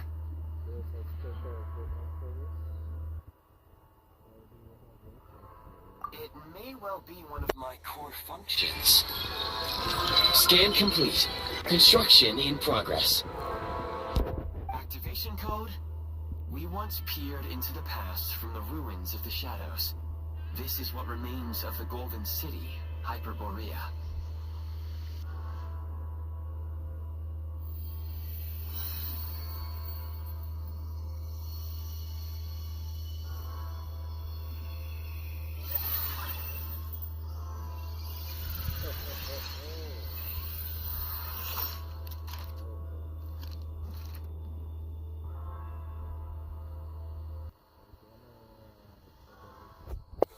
Finally.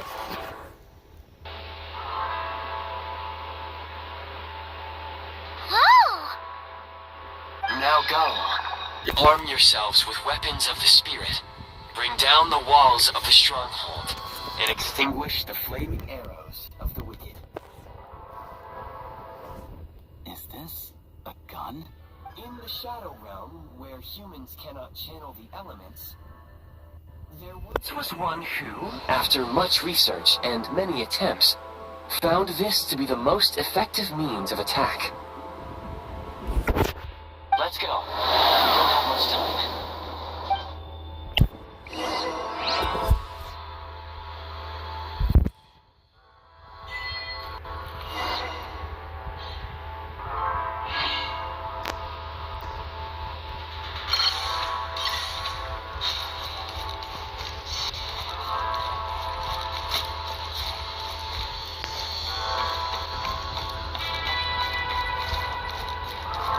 When you encounter small obstacles, you can simply clamber over them.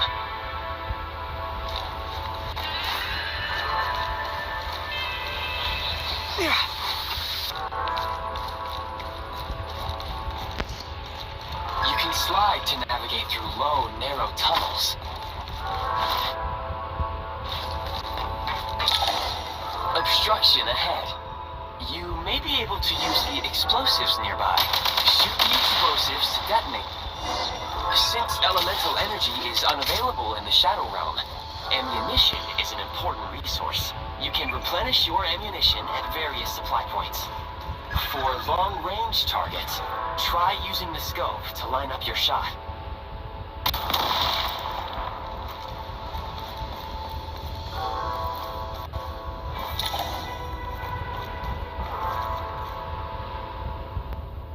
Many hostile units approaching.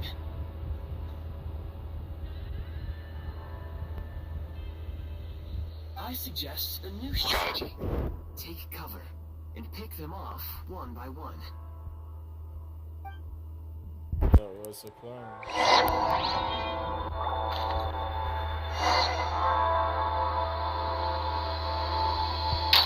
Close it!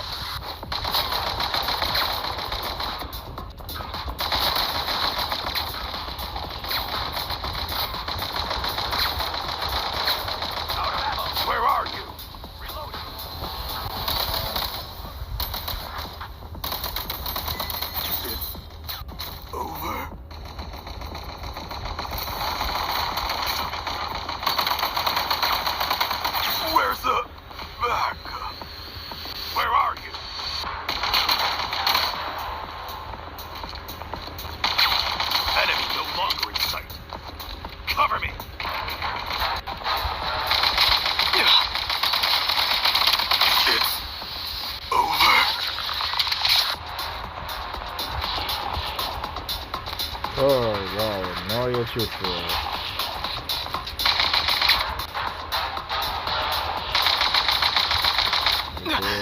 Yeah.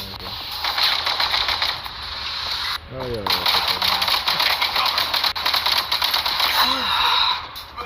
Whoa, it's a way to take it. More enemies detected.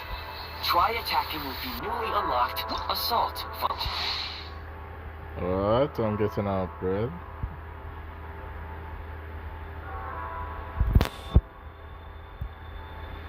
There is nowhere. Bro, just leave me alone. I'm still getting the hang of it. I'm adjusting. I used to play Call of Duty. Well, that was good.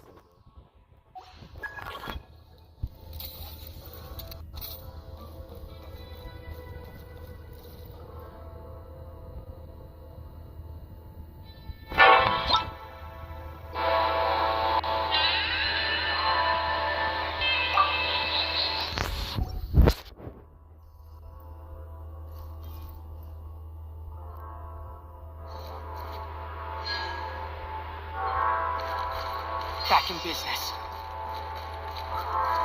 Right.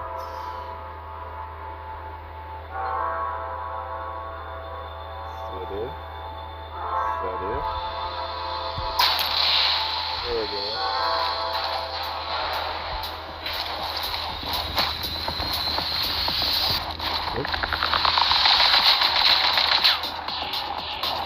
Seems like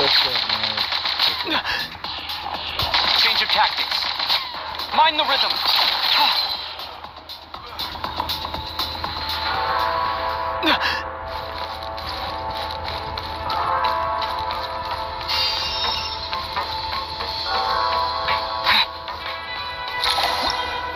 Aim at the freeze mark and pull the trigger to move using the rope.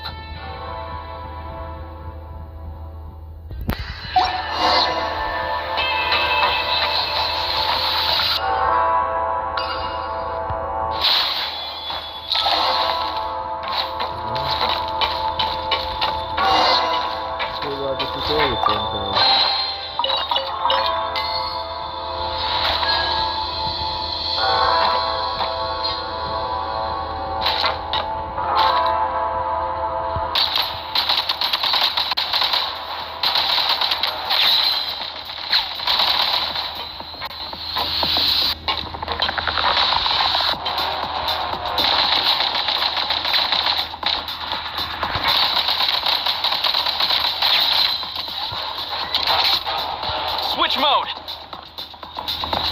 Light 'em up.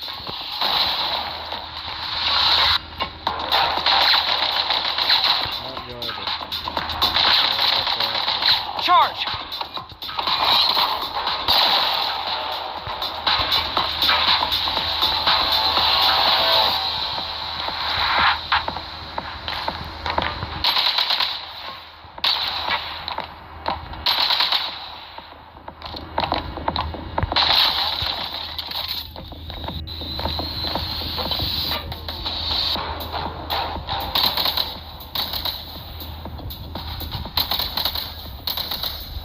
State number 2.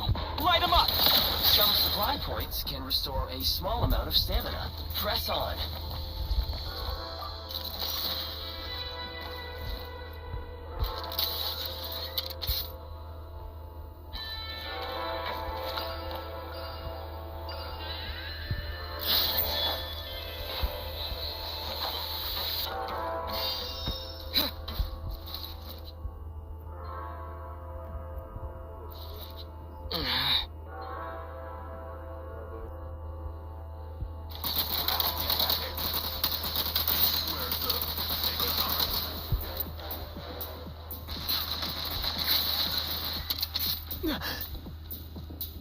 Light 'em up!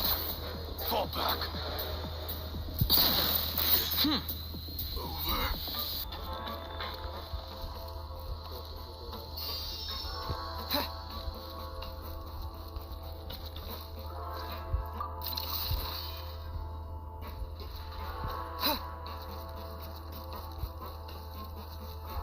You should be able to use the prime ice construct left here to cover long distances.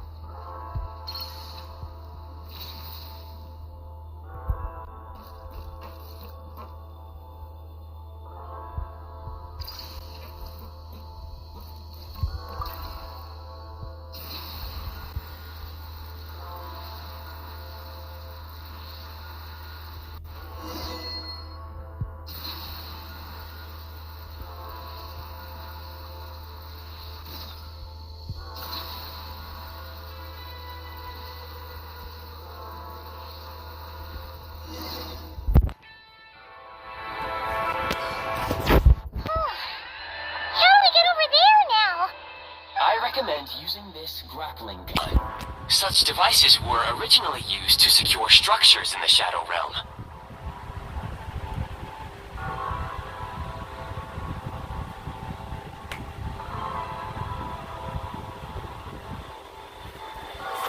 If If you detach the connected hook, the grappling gun will automatically fire a rope to another nearby hook.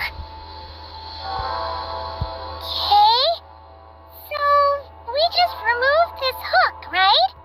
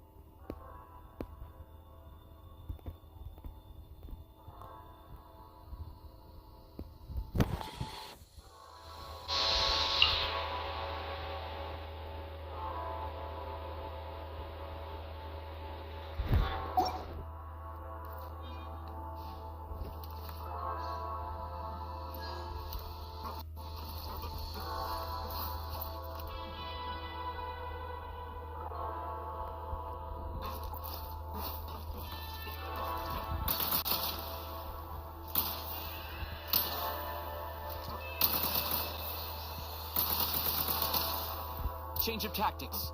Charge!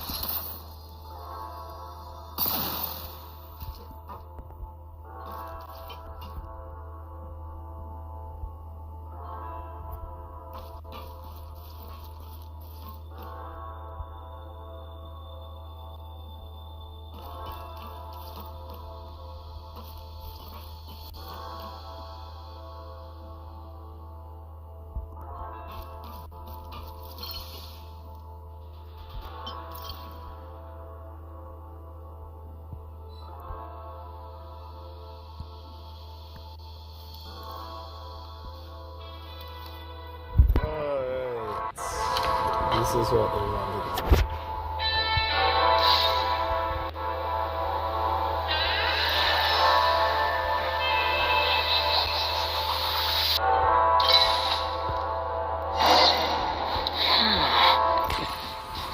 I really need to rely on this now.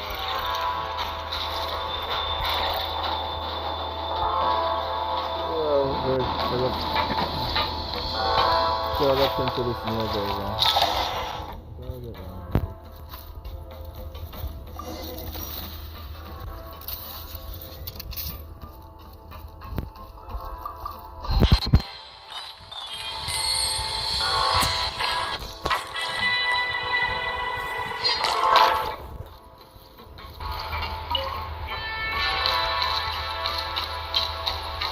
Catch my breath.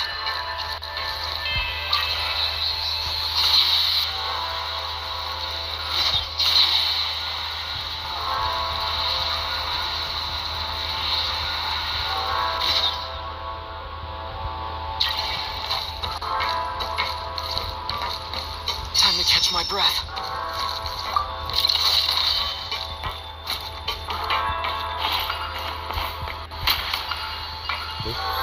This was a bullet.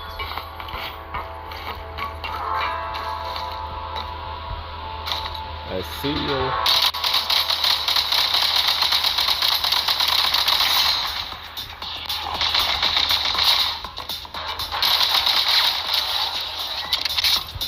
Charge!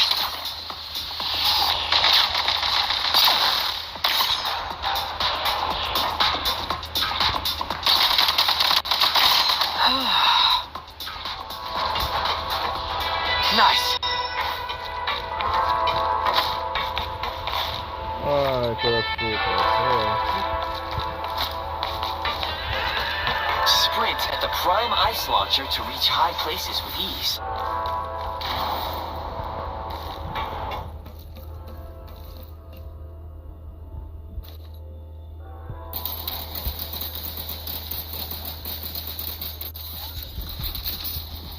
Charge!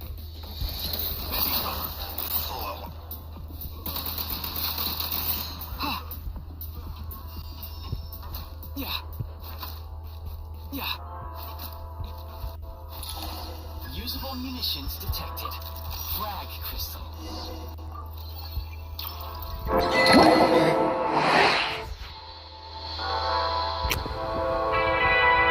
Also, it's like an electro game.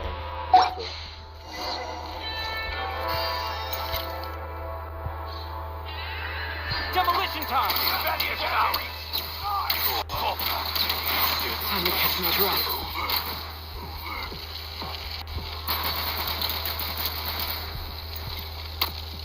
Try this!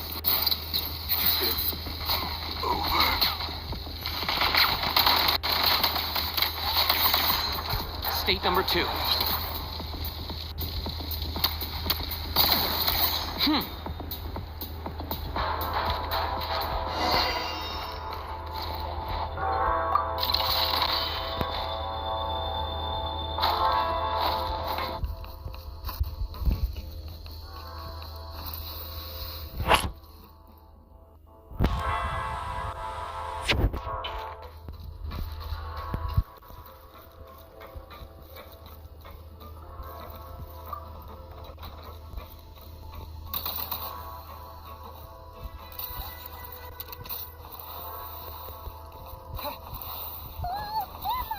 Shift your center of gravity and slide down.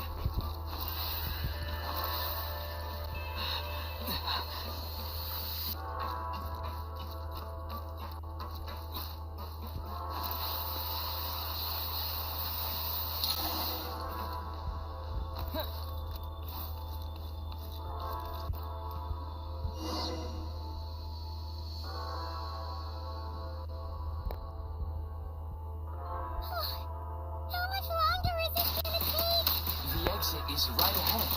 We are very close now. However, it's like they're trying to keep us trapped here. That platform and the carriages are swarming with undead Fatui. Guess we gotta storm through.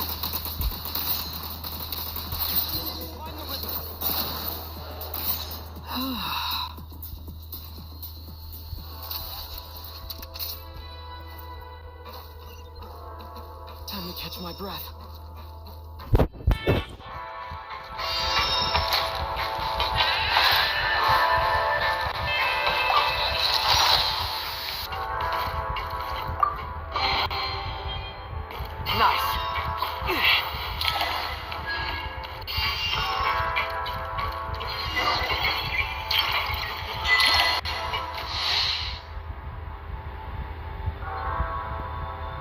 Grenade launcher, cool.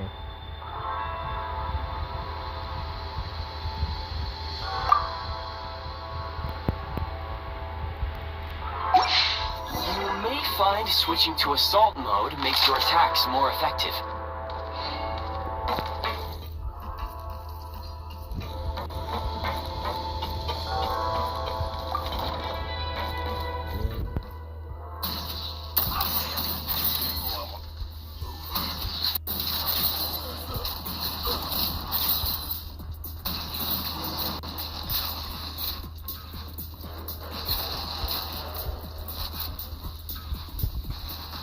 Take great care not to fall.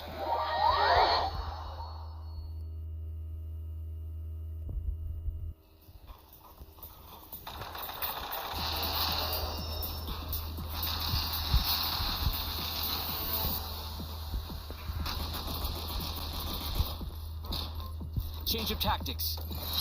Cover me.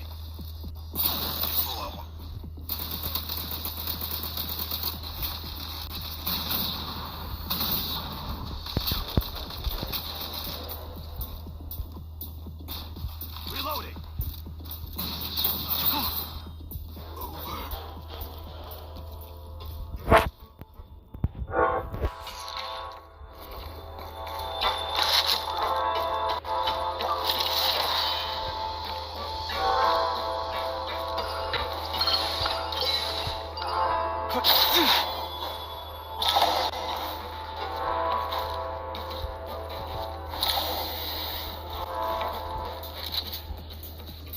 Switch mode.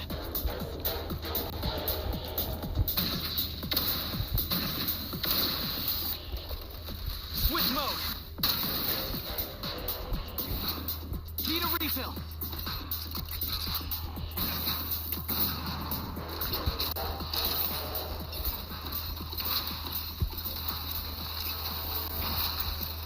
Frag out. I'm on my last legs now.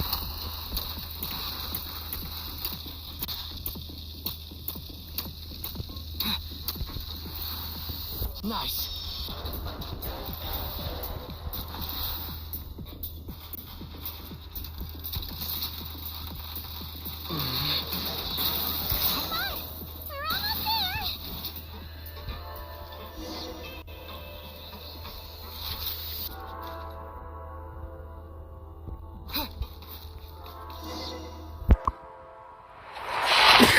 Huh?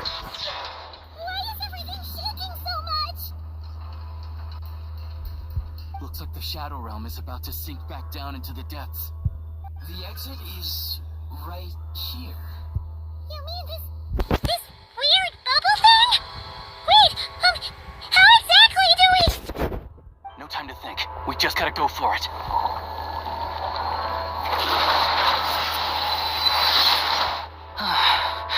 Looks like I was right.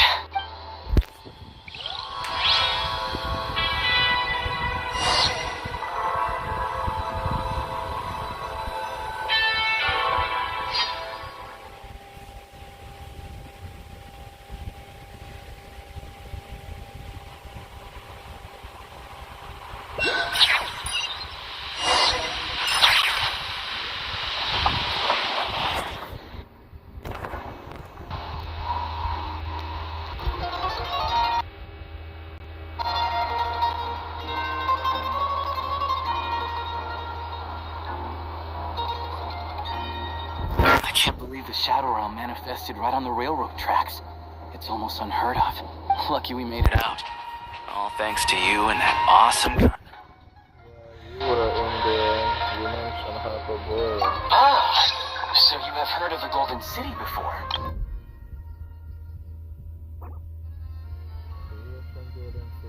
And a feminine city, guided by heaven and grace.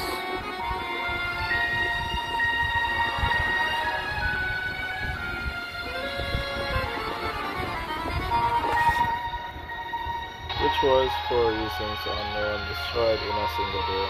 But now one can only imagine its former glory from the ruins that remain. Yeah, he came up a whole bunch in that cry. You're a pretty neat surprise in that sense, aren't you, Goggles? We had no idea they left cool gadgets like you behind. Thanks for saving us again, Eye of Garia. Make no mistake, it was a team effort. For a first-time firearm user, your performance was quite outstanding. Far beyond my expectations. Although I missed talk about things, but yep. As Alosha said, it is highly unusual for the Shadow Realm to manifest in a place like this. But we should still watch out for similar dangers ahead.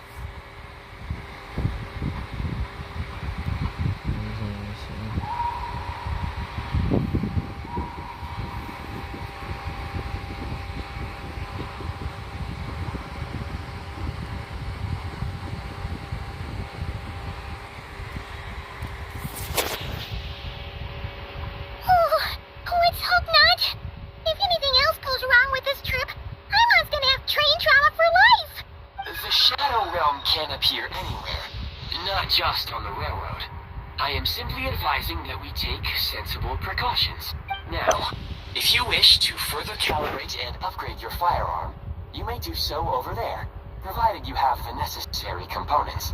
Please take a moment to catch your breath while I repair the body of the train.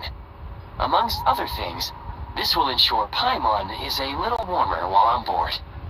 Oh, thanks, Goggles. You're a trusty train conductor. Well, maybe trusty isn't quite the right word, considering. Anyway, at least you get the job done. So the gun can be upgraded? Yes, of course. And just like the Eye of Grey, I am sure it will be a great asset to you in your future adventures. If not the trustiest, then it will at least get the job done. Let's get some fresh air while the Eye of Grey fixes the train. Will it be okay, Paimon? Yeah, sure. Paimon wants to forget all about the Shadow Realm. It was so creepy in there. Stretching her legs might help take her mind off things.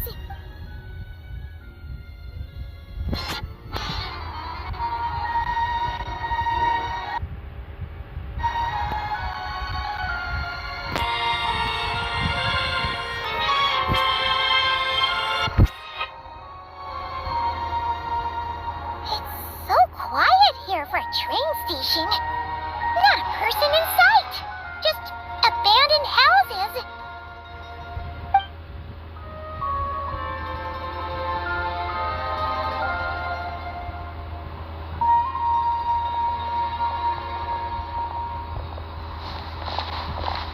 Huh?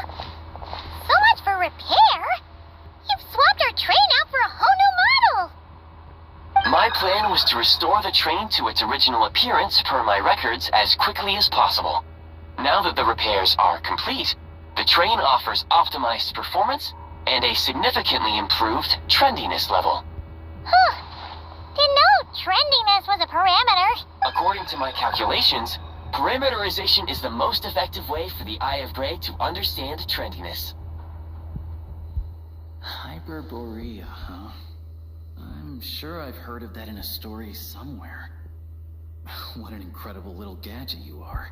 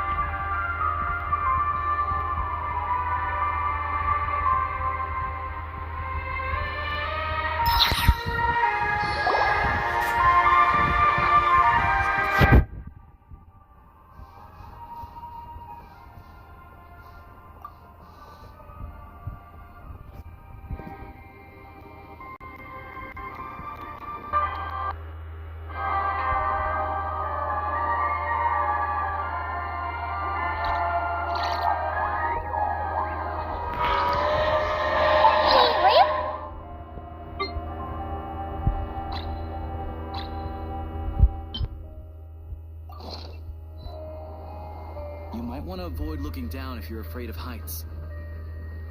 No, it's not that. Paimon's just praying that we don't have yet another accident.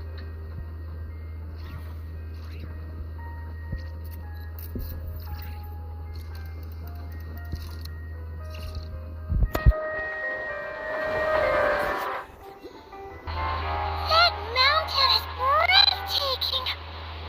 Reminds Paimon of Dragonspine.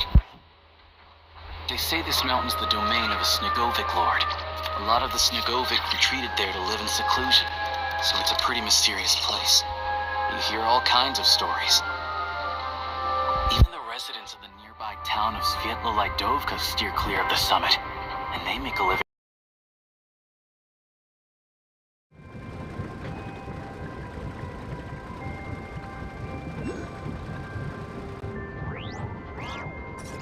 Look, Snezhnagrad's just up ahead.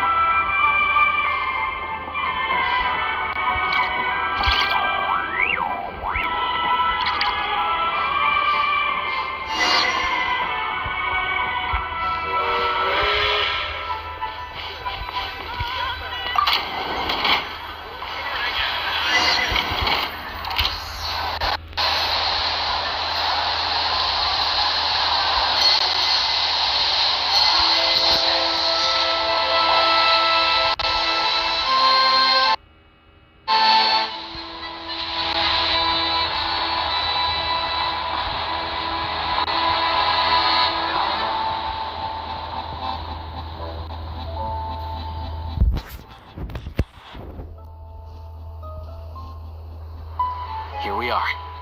Welcome to Snezhnagrad train station, the biggest transport hub in the nation. Wow! It's so majestic! Just flying from one side to the other would probably leave Paimon out of breath!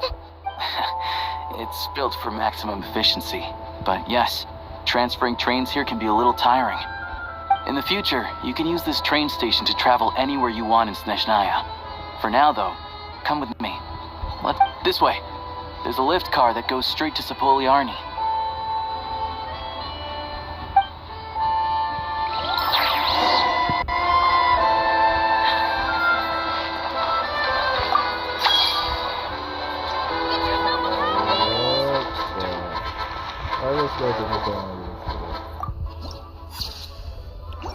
Seriously, what is that for?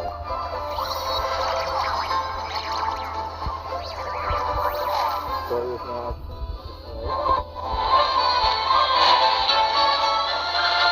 Look! Look! They have really funny-looking heads! And those ones are about the same height as Paimon! But it looks like they can't fly! Those would be Volkudlak and Domovoy. You'll also see the winged Vila and the snowborn Snegovic, amongst others. No wonder! We'd heard that Snezhnaya used to be the realm of the Fae. Paimon can really see it now.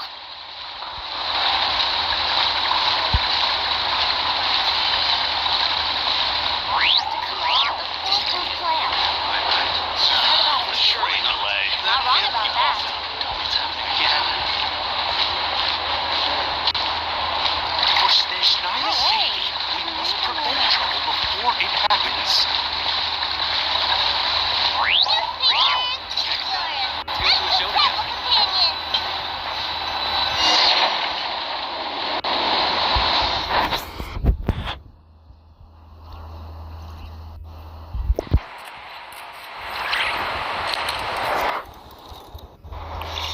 To the left is the market of Zolny. They sell everything there. You can often find some nifty little trinkets. To the right, you'll see the Korolyevsky Theater in the distance. Look at that! Incredible!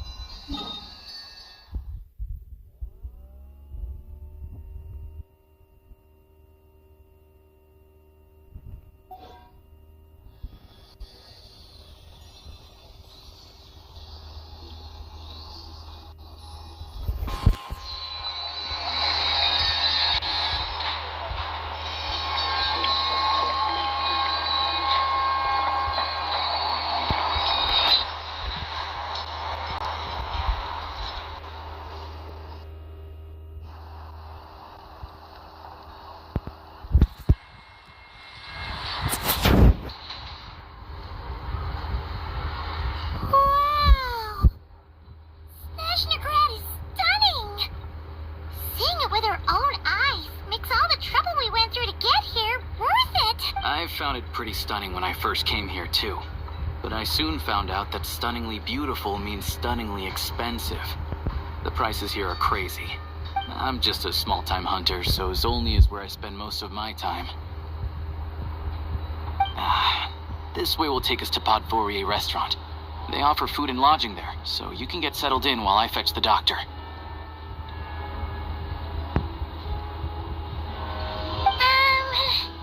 Is that gonna be stunningly expensive too? Don't worry about us.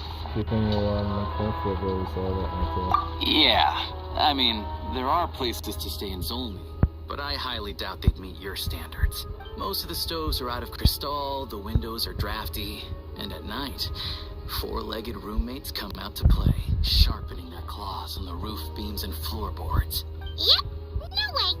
Not a chance Paimon's staying anywhere like that. Maybe we can split the cost of the room between us? Paimon still has some savings left. What's happened to sponging off the social distance? Fine then. It's your treat. Paimon will save her money for buying a nice little cake. Don't worry, you'll get some too. I'm glad to see you've perked up. If you find yourselves in the mood for some sightseeing later, there's a few places around here worth seeing. This way leads to Zapoliarny Palace, which serves as the Tsaritsa's audience chamber and also her personal quarters. The adjacent block is kind of a city in its own right. That's Glupov, the headquarters of the Fatui.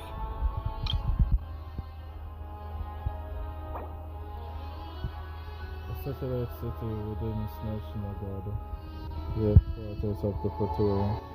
Glupov's president mayor is the fifth of the Fatui Harbinger, who is the Boston area. Inside, there's a munitions factory known as the Armory Palace, producing a constant supply of all kinds of equipment for the Fatui. A lot of important research happens there too. And over there is the Snezhnaya Vecha, where all the big shots meet regularly to make policy decisions. These places are best admired from a distance. I'm sure I don't need to explain why. Yeah, they probably have super strict security. We're not looking for trouble right now. The downtown area is near the center of Zapoliarny. That's where you'll find the restaurants, bookstores, and gift shops. Another place of interest is the Northland Bank, which is over this way. Oh, and I'm sure you'll want to make contact with the Adventurers Guild at some point, right? That's right here. Ooh, speaking of adventuring, we use alchemy quite a lot. Do you know where we can find a crafting bench? No one practices alchemy at Snezhnaya, I'm afraid. Apparently there's some historical reason for it. Oh, we'll just have to use the one on the train then. Huh. Kinda inconvenient. Wait, how come there's one on the train if that's Snezhnayan too? Yeah, not sure. Yeah, I don't know. Not my area of expertise. Still, I wouldn't say the absence of alchemy makes life here any less convenient. Anyway... Finally, there's only in that direction. It's mostly residential buildings and factories, but there's a few shops too. Worth a look around if you're interested. That's about it. You guys go ahead and get checked in while I track down my doctor friend. Sounds good. Thanks for all the recommendations. It'll be good to get out of the cold wind. Paimon's starting to feel another headache coming on. Podvorye restaurant is right this way.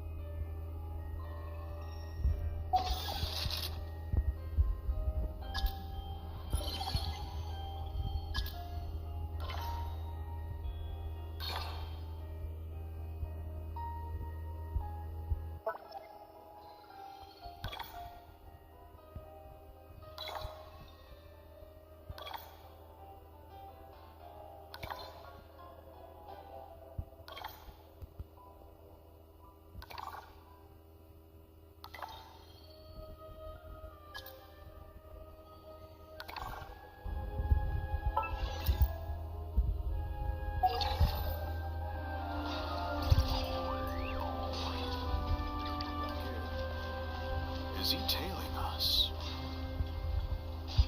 It's a strange feeling being watched.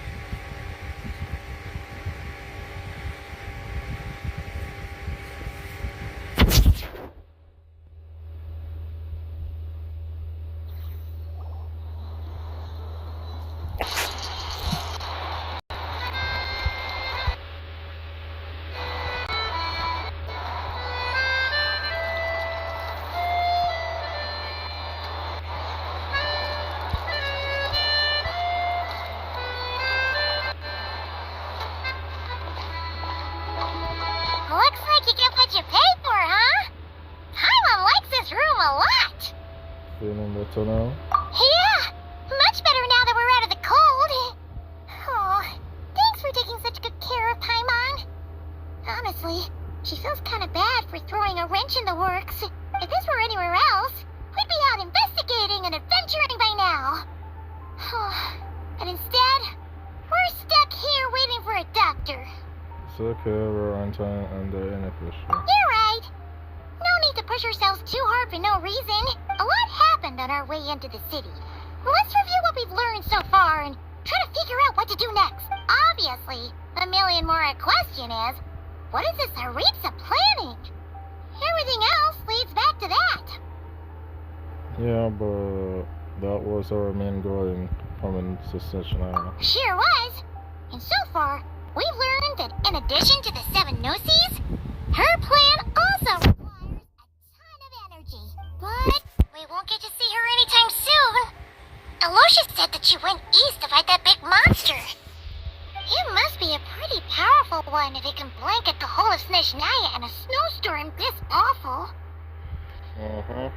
It's one of the threats we'll need to face, I think. To be honest, what we're really lacking right now is information. Not word on the street type of info. Paimon can think of a few people who might be able to help us. But... Right! And when we left Nocry, Sandrone specifically left a message reminding us which side we're on. So, it's unlikely they'd tell us anything confidential about the Tsaritsa's grand plan.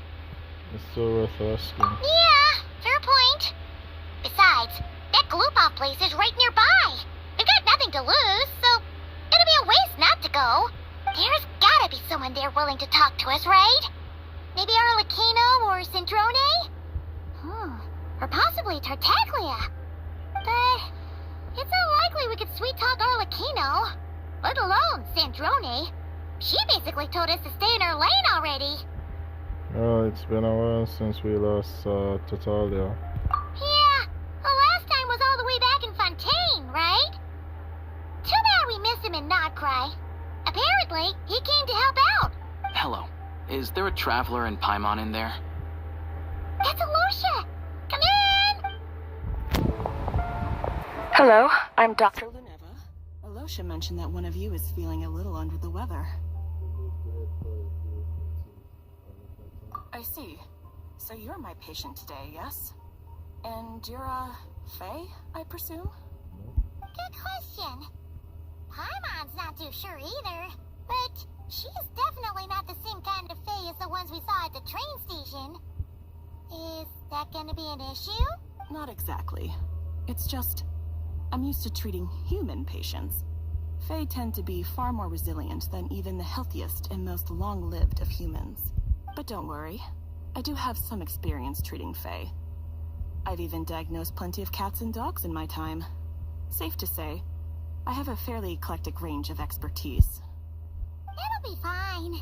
Paimon's basically the same as a human, right? We're no different when it comes down to it, are we?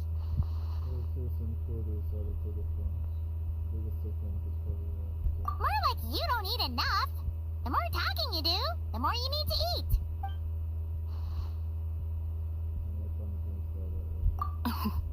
Now, please take a seat.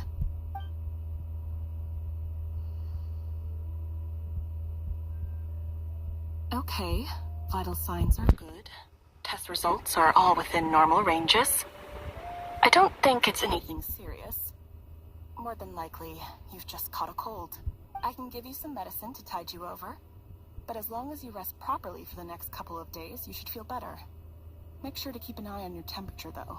If you find yourself with persistent low-grade fever, or if your symptoms don't improve, just contact me again. Sounds like there's no cause for alarm. Thank you, Doctor. You're very welcome. Just doing my job. I'll leave you in peace now. Time to visit my next patients. Take care.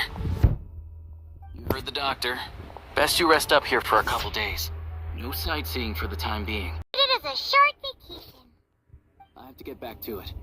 If you need anything else from the doctor or me, go to the Hunter Trade Station in Zolny. The boss there knows how to reach me. Thanks for everything. Hey, no big deal. You saved my life in the Shadow Realm.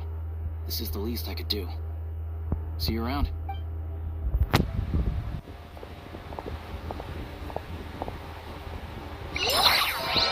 All right, time to find Child and see what he can tell me.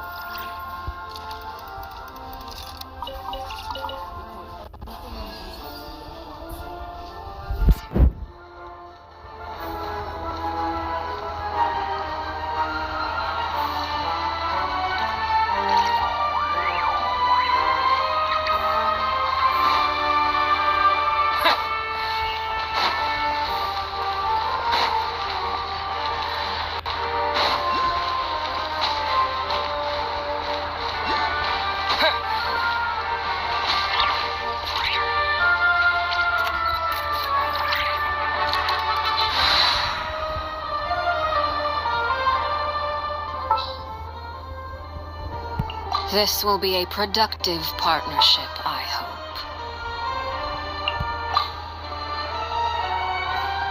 I'm never late.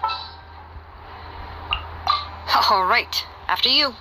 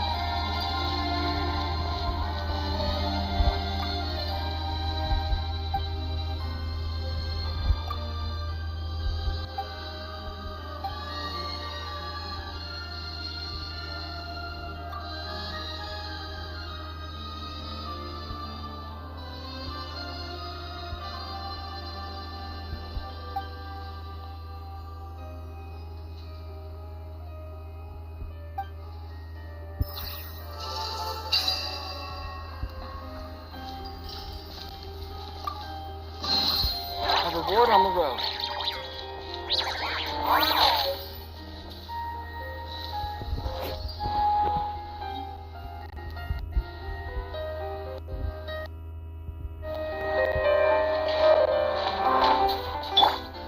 Bring it.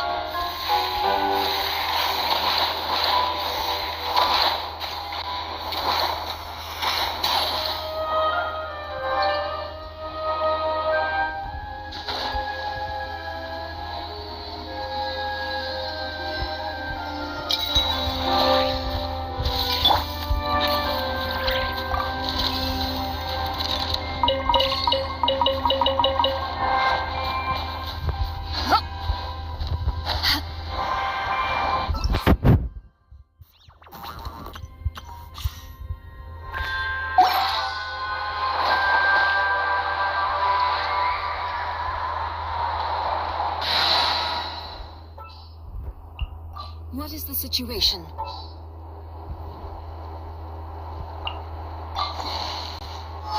I applied for vacation. You remember too, right? Nope. All geared up.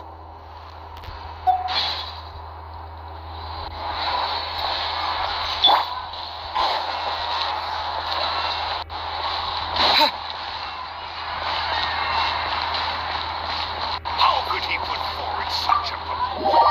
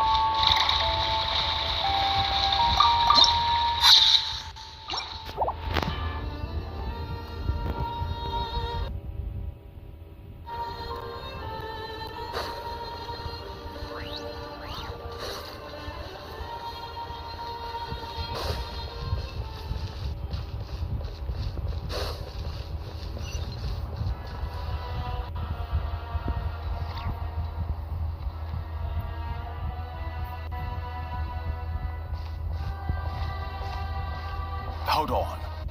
Please display your invitation letter or permit. Glupov does not accept meeting requests without a prior appointment. You'll have to apply per the advertised booking process and wait until your invitation letter is issued.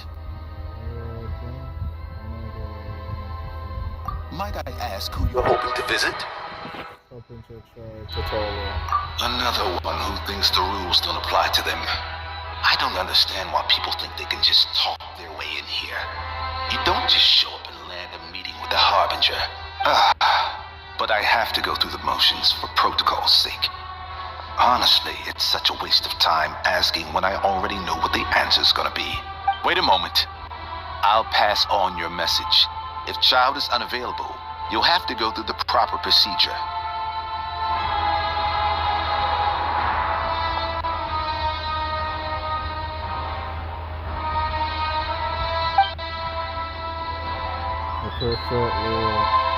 Lord Child is a busy man. He's probably not in Glupov at present. If I were you, I'd cut your losses. No point in waiting any longer. Even if you two are old friends as you claim, please understand that the Fatui Harbingers are often busy with their official duties. They tend not to stay in Glupov for extended periods. Next time, stick to the rules.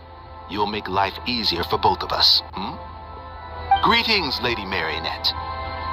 I'll take care of our guest here. It's his first time in Snezhnaya, so it's no surprise that he doesn't know the rules yet. I trust no choice words have been exchanged. No misunderstandings I should be aware of. No, Lady Marionette. No incidents to report. Whew.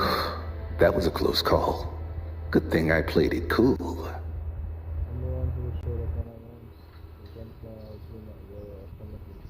Is that right? Good to know.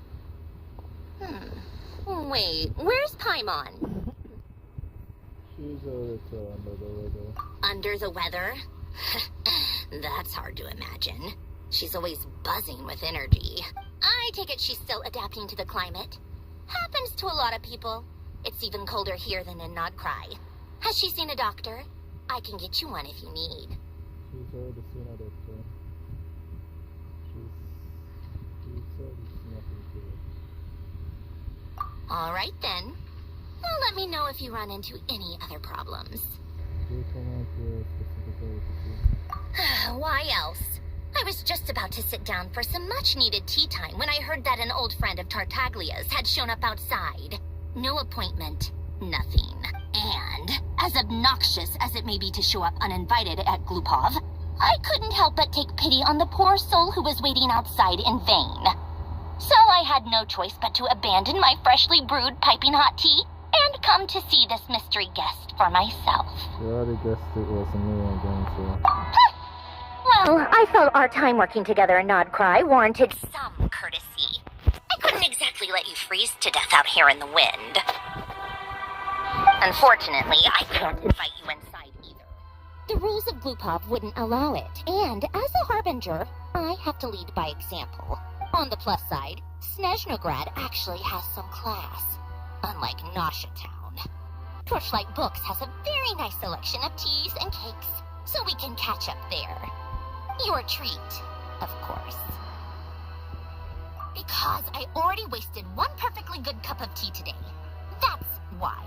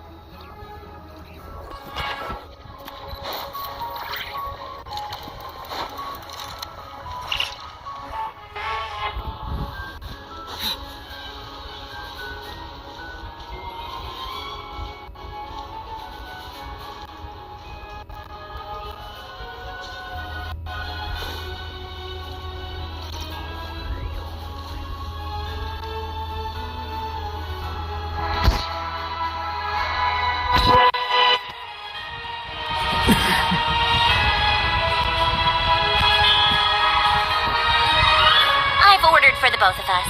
No objections, I assume. I'm sure you trust my taste. No problem. Okay, let's get down to business.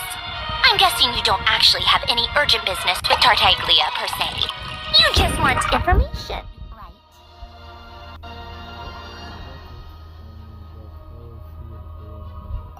Wanna take a guess.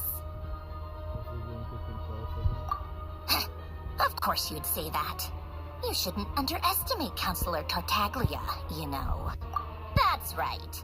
I'm sure you've heard of the Snezhnaya by now.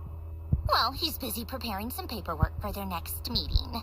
They'll be discussing yet another extension to Project Stuzha. It's basically all anyone cares about in Vecha these days.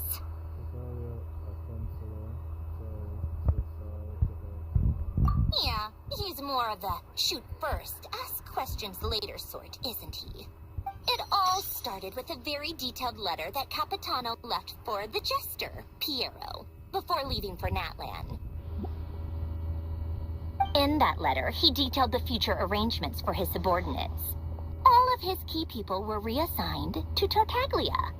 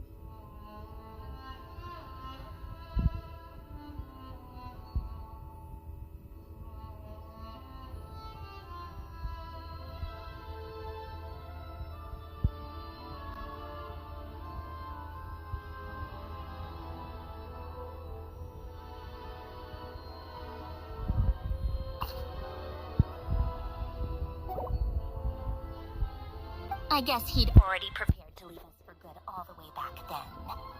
But Piero didn't reveal the contents of the letter until the events in Natlan had concluded. That was his reaction, too. Why me? With a bewildered look on his face. He'd always assumed Capitano looked down on him. He was a man who kept his thoughts to himself and barely spoke to him the whole time they'd known each other. But he occasionally brought Tartaglia along to my tea parties back in the day.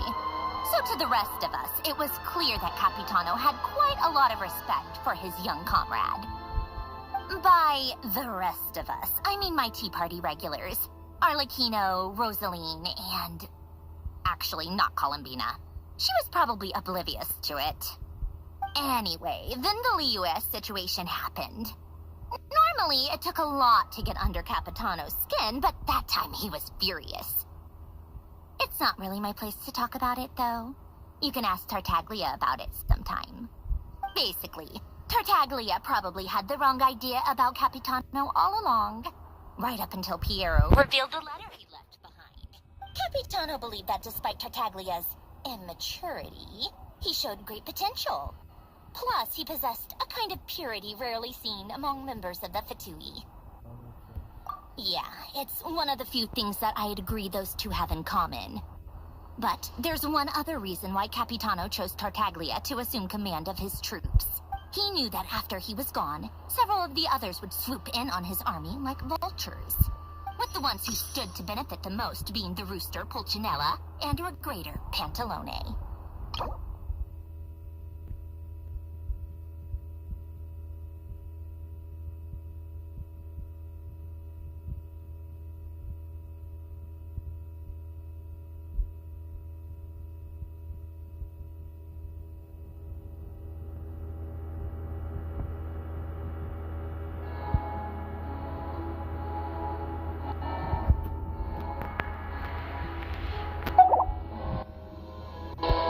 Once they divided Capitano's troops between them, they'd be more powerful than ever.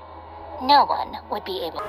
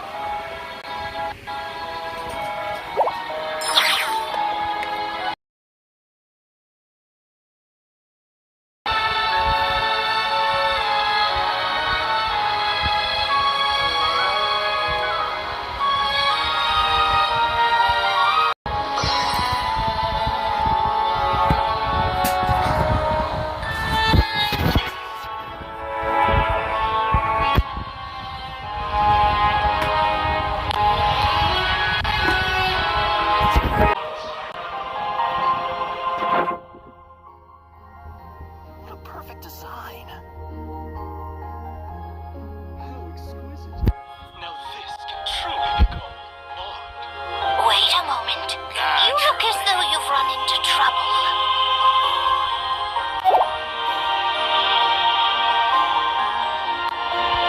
So, you can see why Capitano chose to hand that letter to Piero, right? Because it just needs to maintain the balance of power. Exactly. Piero also needed to back a Harbinger as soon as possible. And, all things considered, Tartaglia was the best choice.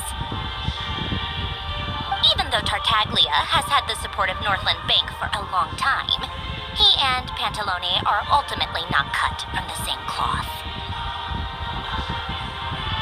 I'd say Capitano made a good judgment call. Anyone else caught in this situation would probably feel like they'd been hung out to dry.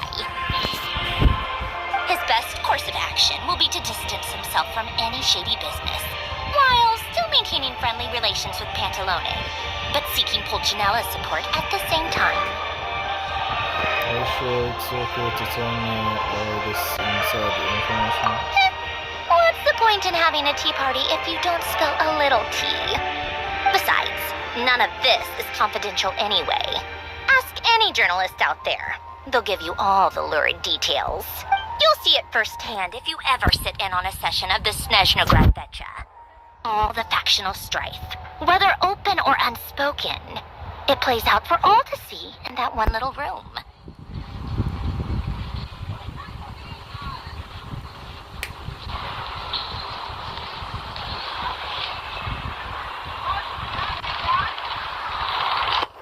Having a voice in a Vetcha is the only way to steer policies in your favor. So, every person in that room represents a particular interest group. Pantalone, for instance, represents the financial sector, and Tartaglia represents the Fatui soldiers. Personally, I have no interest in political jousting, but since I have a number of engineers and researchers under my command, I have to make their voices heard. Then there's Pulcinella, the linchpin of the Vetcha. He represents politics itself. Everything involves him, so nothing can bypass him. Any issue that comes up, he knows how to mediate. That's what the Tsaritsa values most about him. I'm starting to see why everyone is so frustrated with the way things are, but also powerless to change it. A complex web of interests connects all parties involved, and the Tsaritsa sitting at the top adds another layer of complexity. It must be nearly impossible to come up with a perfect solution. All right, I'm done carrying this conversation. Time for you to answer a question of mine. You must have known that you can get the info you needed from me. So why was Tartaglia the first person you asked to see and not me?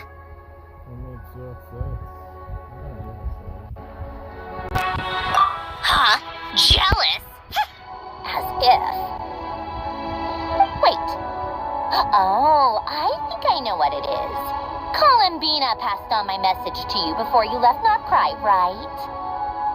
I only meant you should be mindful of which side you're on. Is that actually why you didn't ask for me? Because you took that to heart? Yes, that's part of the reason. You... fair enough. It's not your fault. I blame all these politicians I've been hanging around with lately. Always beating about the bush when they talk. I guess it must have rubbed off on me. Anyway, just ask for my help next time, okay? Little things like this are no problem. Lady Marionette. What now? Can't you see I'm on my break? Whatever it is, just leave it on my desk. I'll look at it later. Sorry to disturb you during your break, ma'am, but I'm afraid it's an emergency. Isn't it always? I've told you before. Fixing the tracks and transporting ice blocks does not constitute an emergency. The equipment in Svietlolaidovka is in urgent need of maintenance. With how the weather's been recently, we suspect that the cause is a buildup of snow, exceeding the maximum weight limit. The supports on one of the machines broke and fell, awakening a dormant beast and leaving many of the ice miners trapped in a nearby ice cave. Luckily, Odette's team was nearby and launched a rescue operation, but we're still facing a severe manpower shortage for both the rescue and engineering teams. I guess that's it then. Our tea party will have to end here. I'm the only engineer you'll need. Do you actually want to come with, or are you just saying that? Nice of you to return the favor. I'll have a couple of people look after Paimon. They can let her know that you had to step out for a while. Given how urgent this is, I'm sure she'll understand.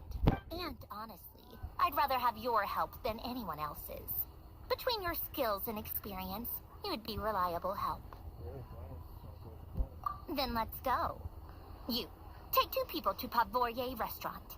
Find his room and watch it like a hawk until we get back. If anything happens to Paimon, you'll be answering to me. Yes, Lady Marionette.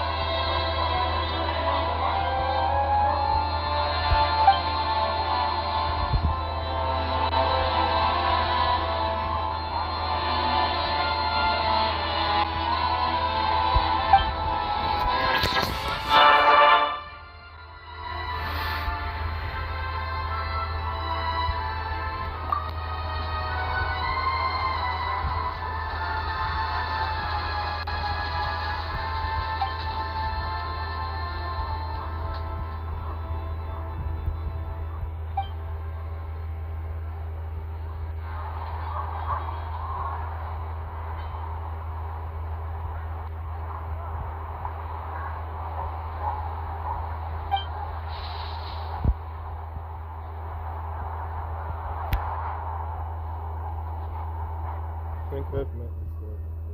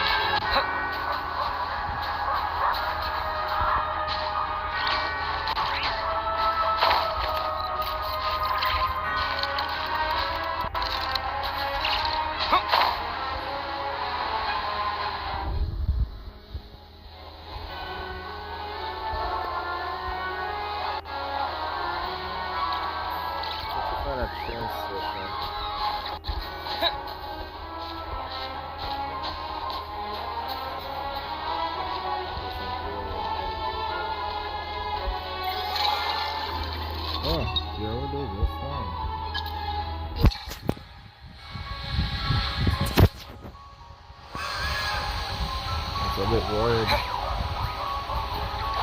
Since this year, since I changed to the phone, but I got the work done.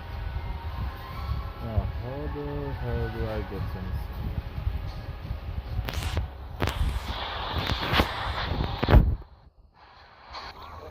There we go. Easy peasy. Lemon squeeze. I am glad they have chain shots in this nation. Alright, time to talk to Eye of Story. No, great. It's okay. Alright, there. Take me to this destination.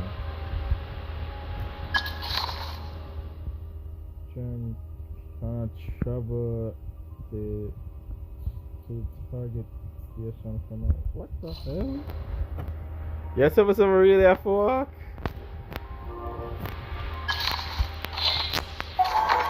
Really not cool. So I guess I have to walk all the way over there after. Oh well, at least I can make some treasure in the progress.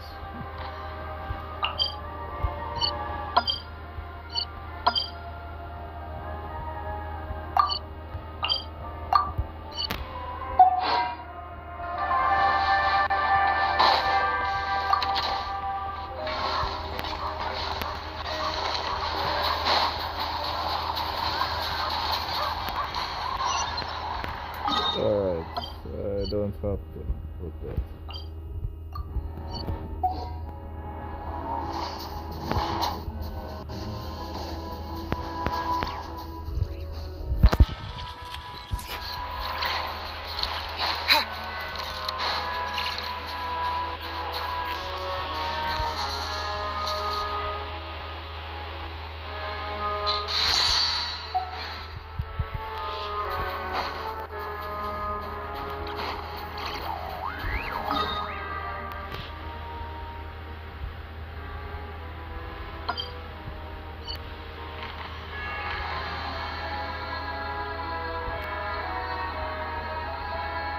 So try traveling on a train track.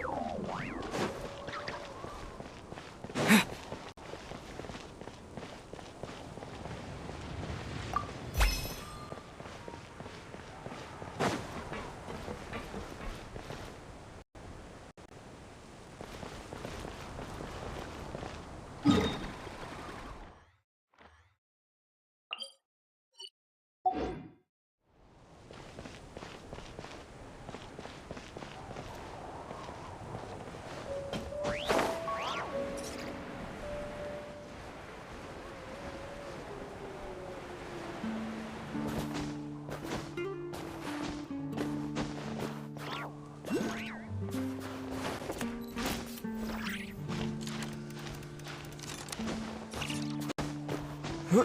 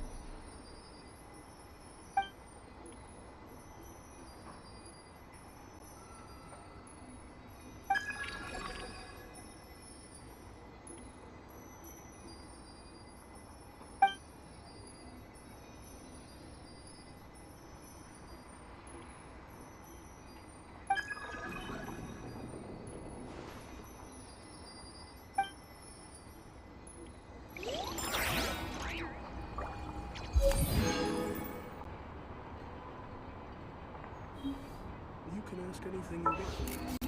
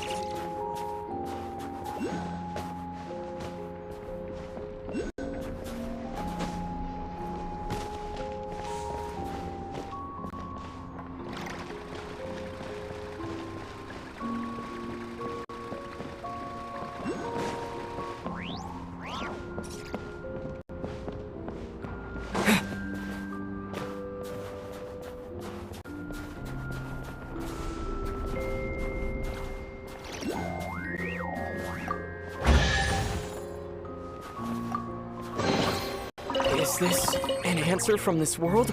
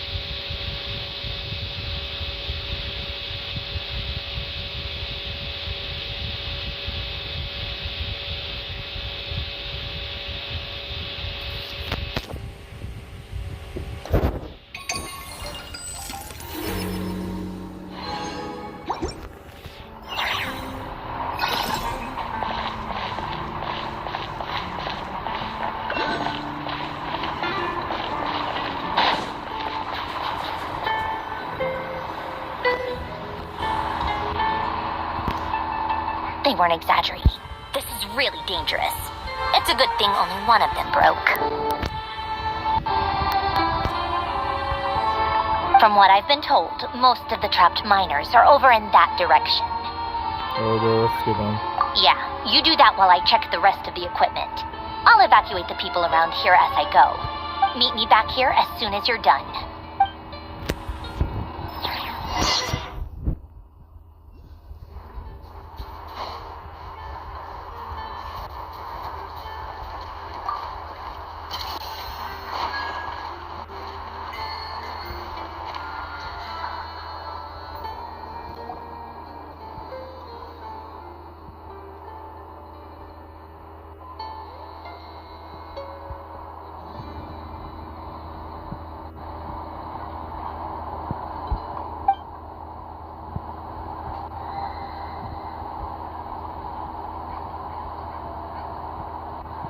That's the matter.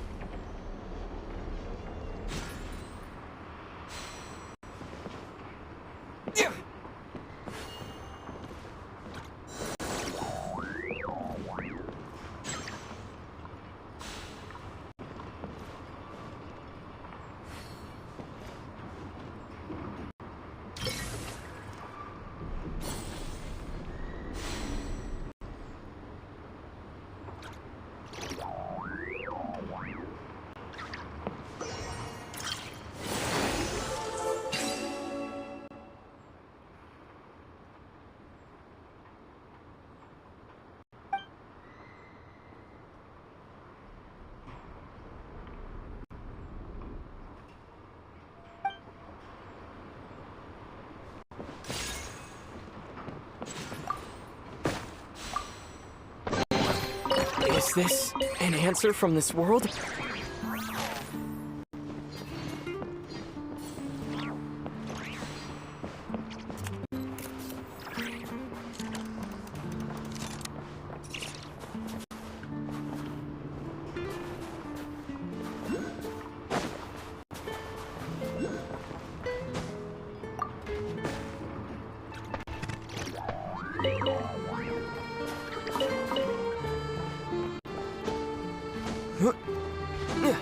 I sympathize. But rules are rules. This is how it's always been done. Everyone starts.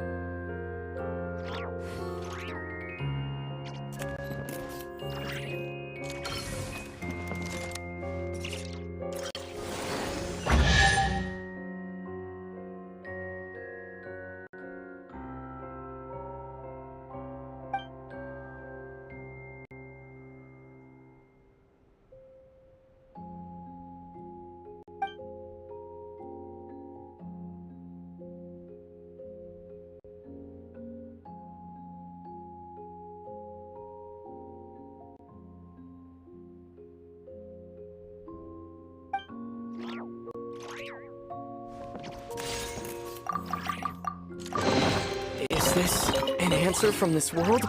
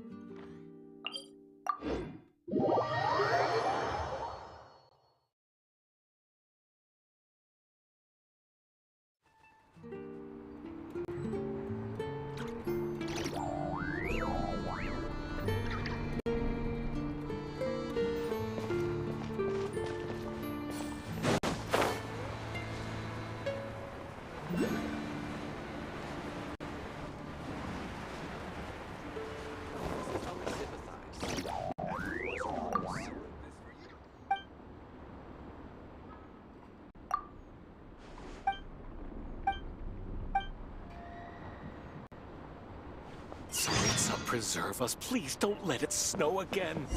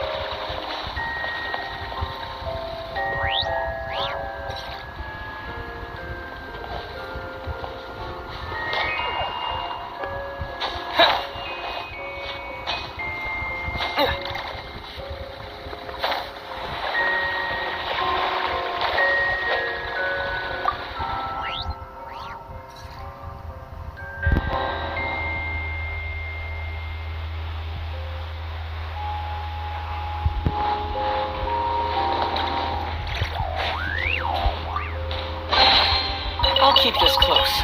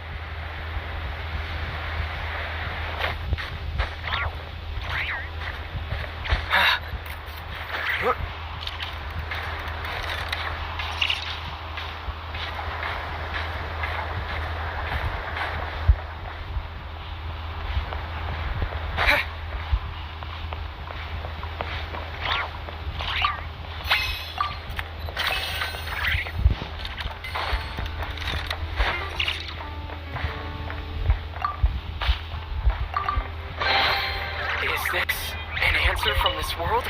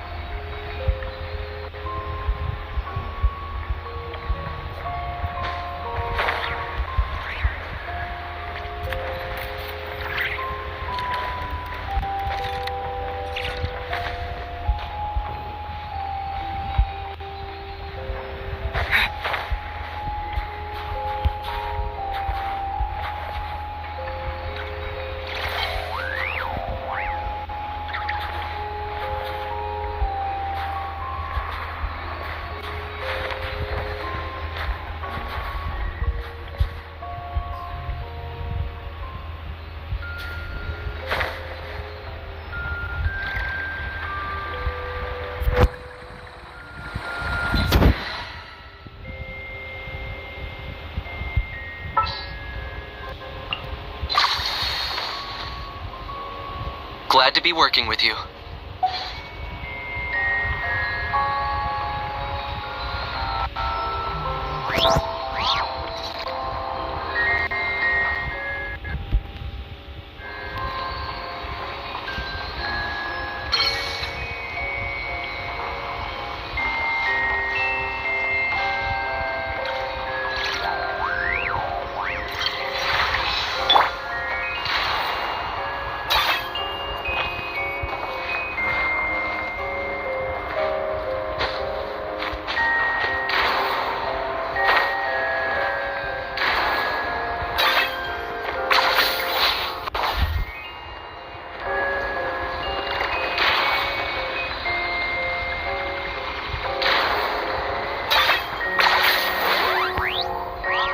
Is this really necessary?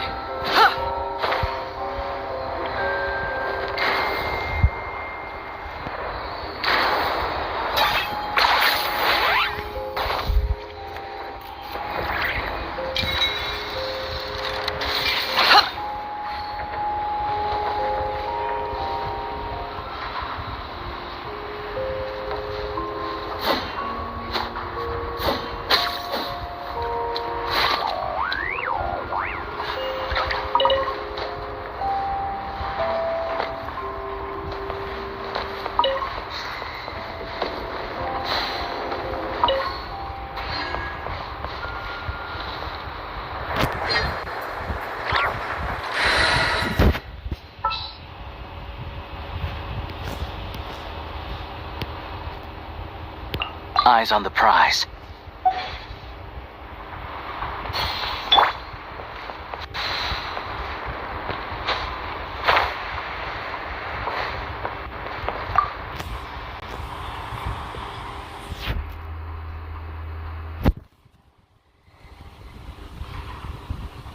I'm sorry to do.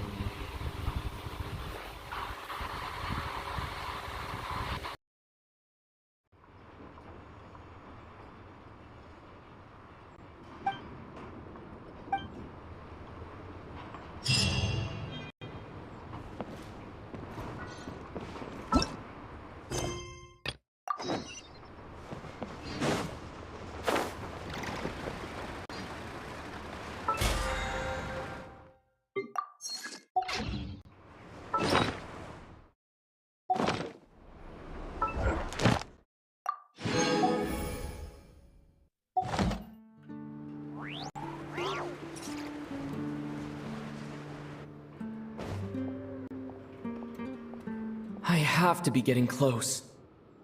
Don't go any further. Yeah.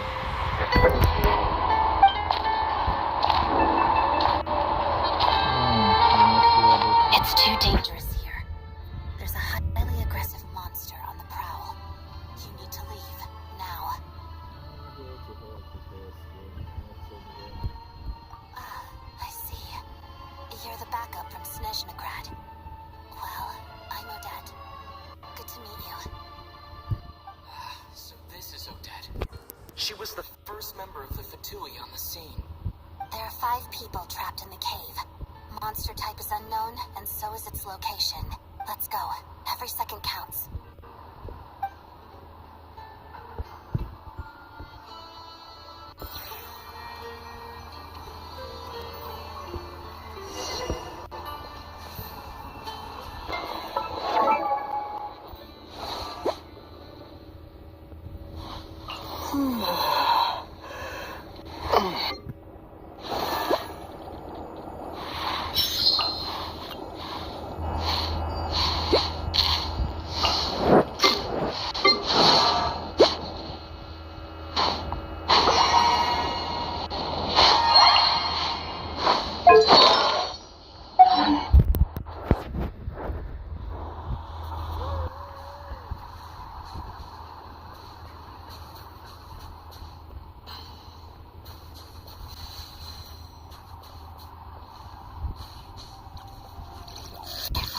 Something's moving.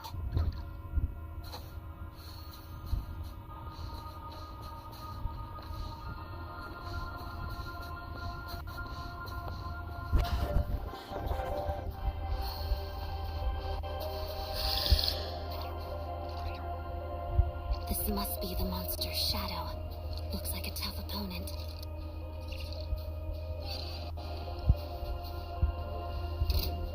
Wrath of the snowflakes.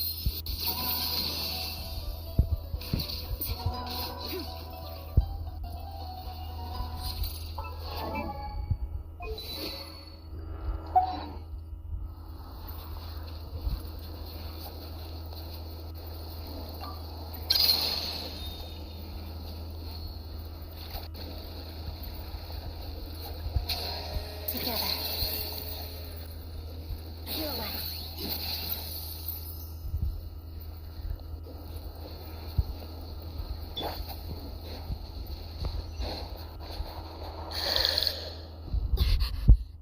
Stay back!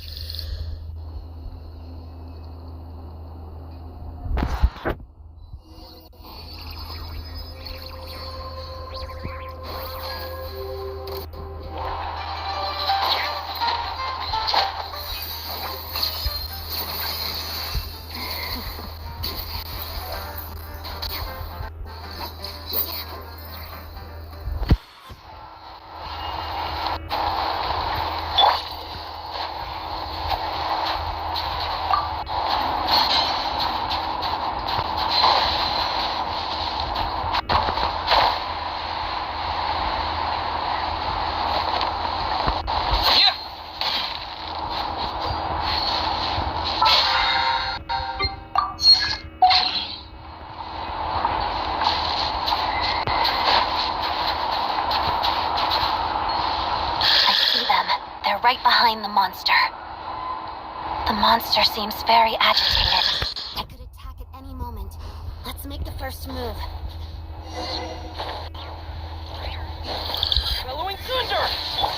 Let's begin.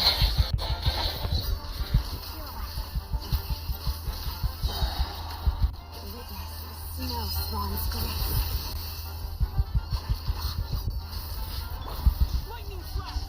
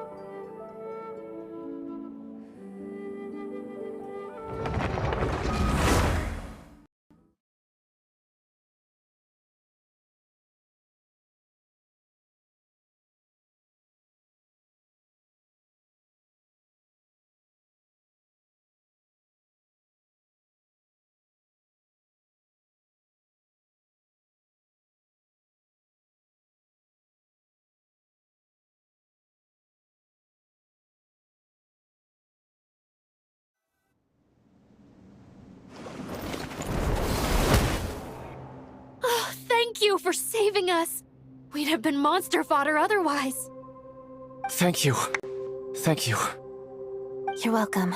You should be safe now. Follow this route out. He and I will stay behind to watch the rear.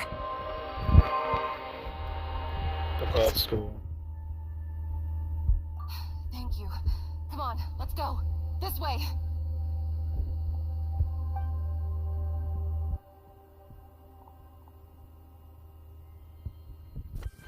I've searched the area.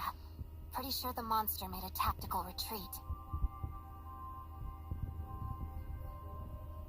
Yeah, but with us here, it won't be coming back anytime soon. It may be small, but don't be fooled. It's a ferocious beast.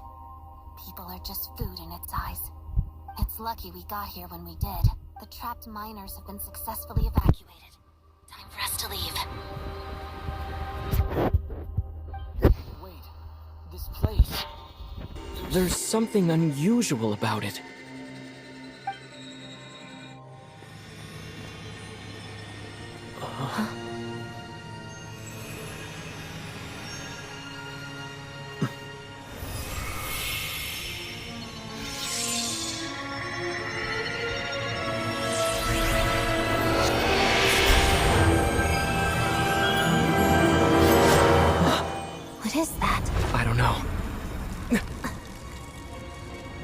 It's back? Guess it has family.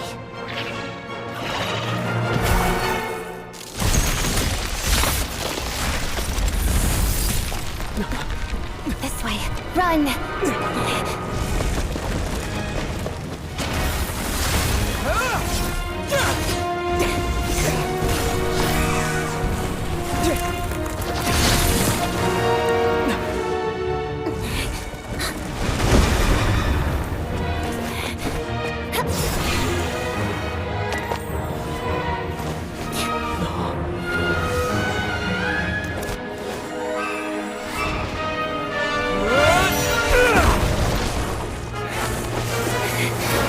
Thanks. Let's get out of here.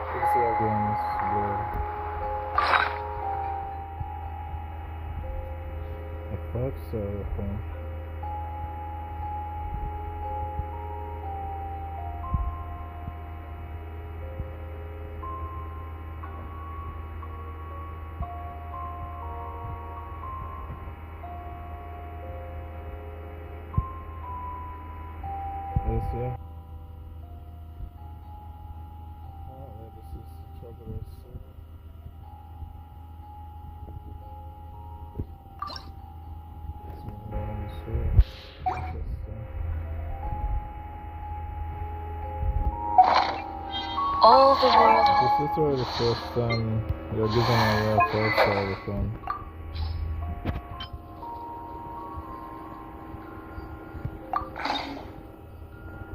But I don't think he's going to use it again.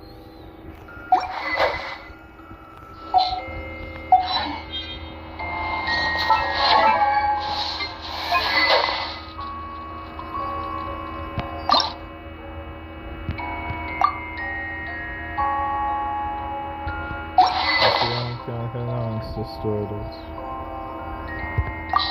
So I guess I just have to use my usual weapon until that one gets finished.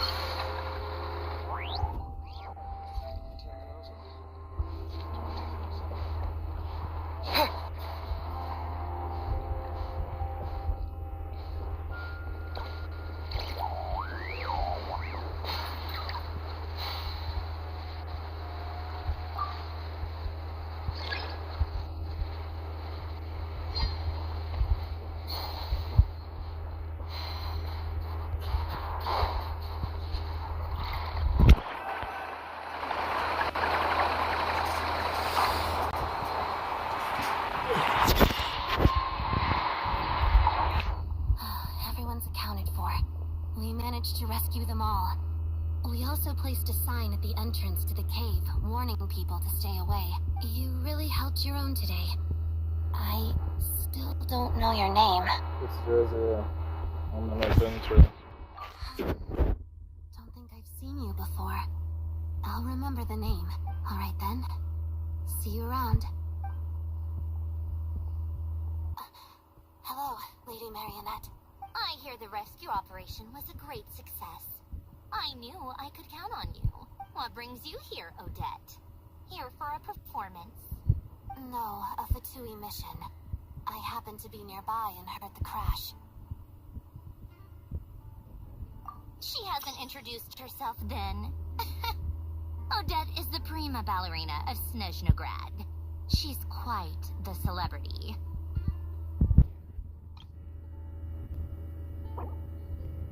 Whoever hear people mention the two crowning jewels of the Korolievsky troupe? They're talking about Odette and the prima donna, Vodianitsa. Prima ballerina.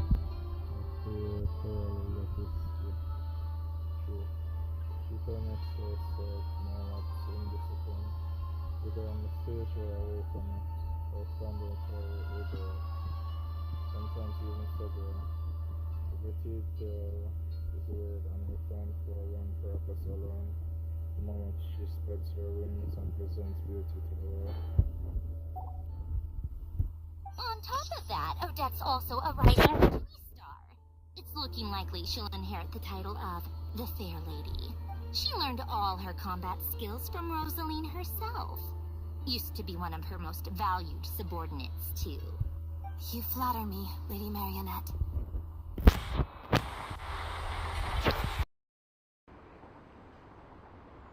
If she's Rosaline's protege, that makes me... Never mind. There's no need to bring it up. No point making things awkward. Yep.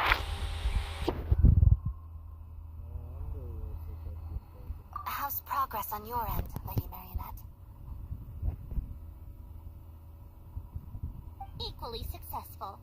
I finished reinforcing all the equipment. Took me a little longer without Polonia's help. But the outcome is the same, of course.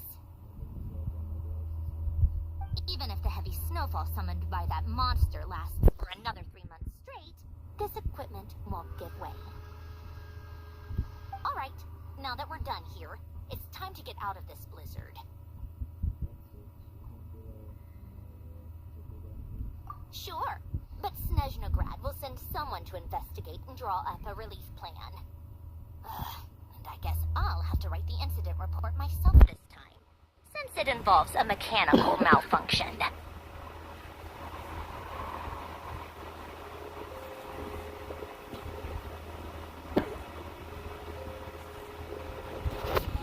First, Pantalone needs to approve the budget. Then Pulcinella has to sign off on the plan. Once they've argued it out and reached a compromise, we can move forward. That's the rough process anyway. Could take anywhere from a couple of weeks to a couple of months, depending on how smoothly it goes. Yup, nothing we can do about it. There's a whole stack of incident reports like this back at the office.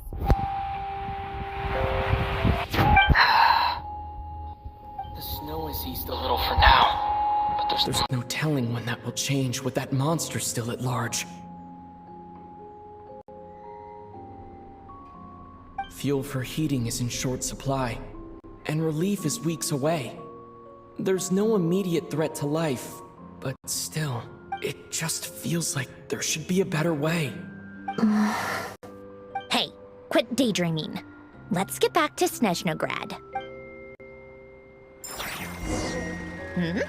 When did you get a new sword? I found it in a cave. It handles pretty nicely. You have a strange affinity for secondhand swords.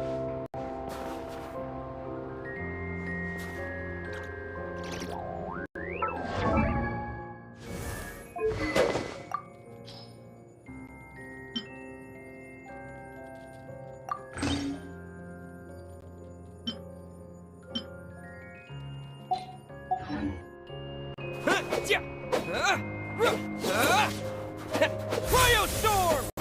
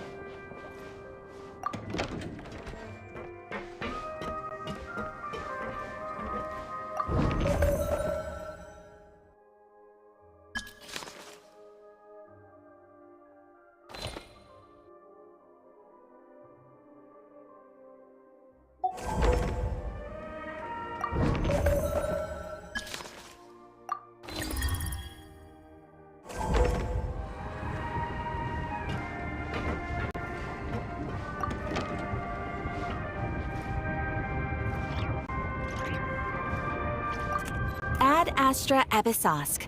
Welcome to the Adventurers Guild headquarters. Thank you for completing today's commissions. Here is your reward.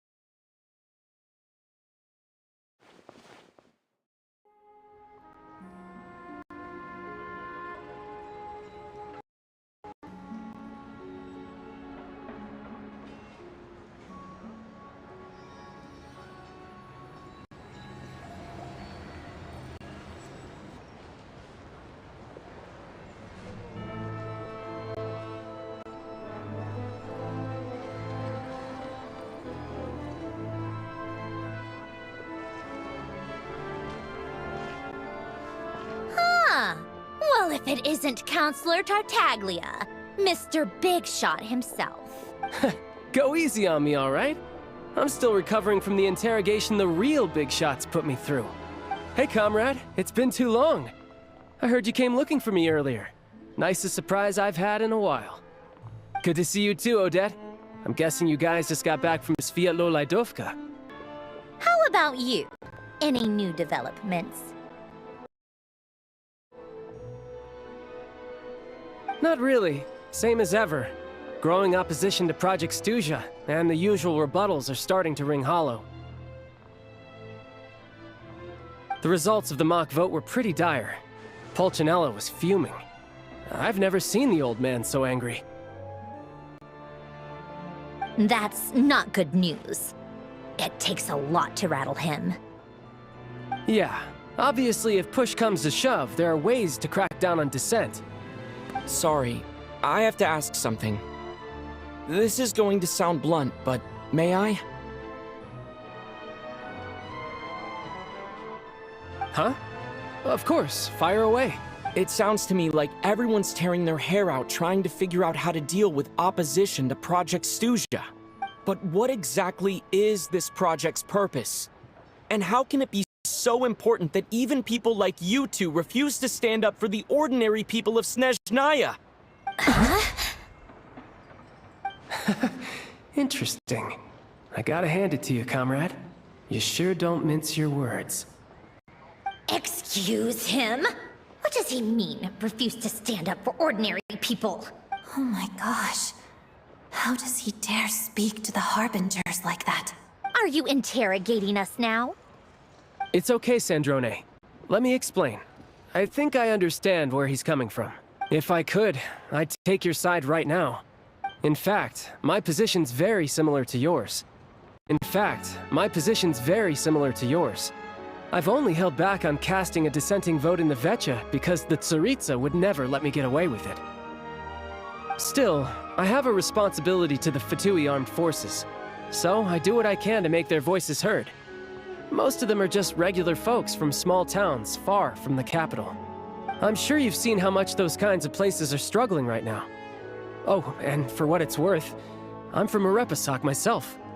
Things aren't going so swell there either.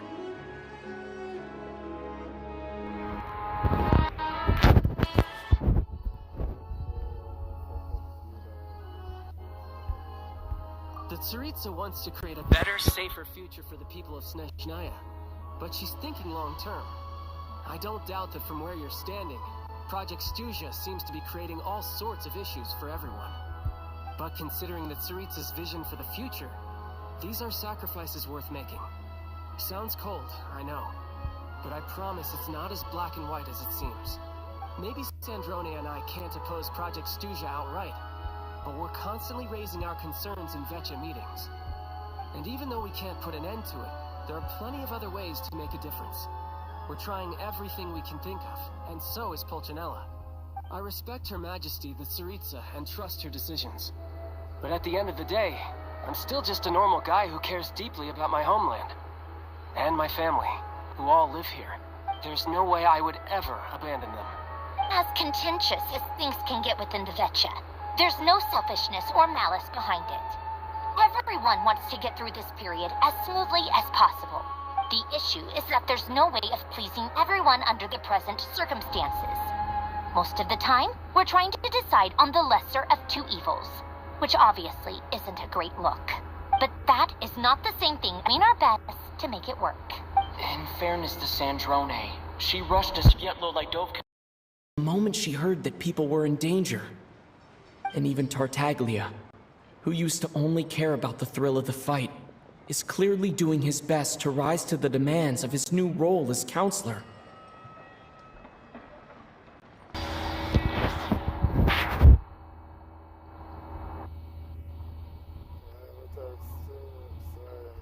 My question was a bit weird, but I'd still like to know what exactly Tsaritsa is. Hey, come on.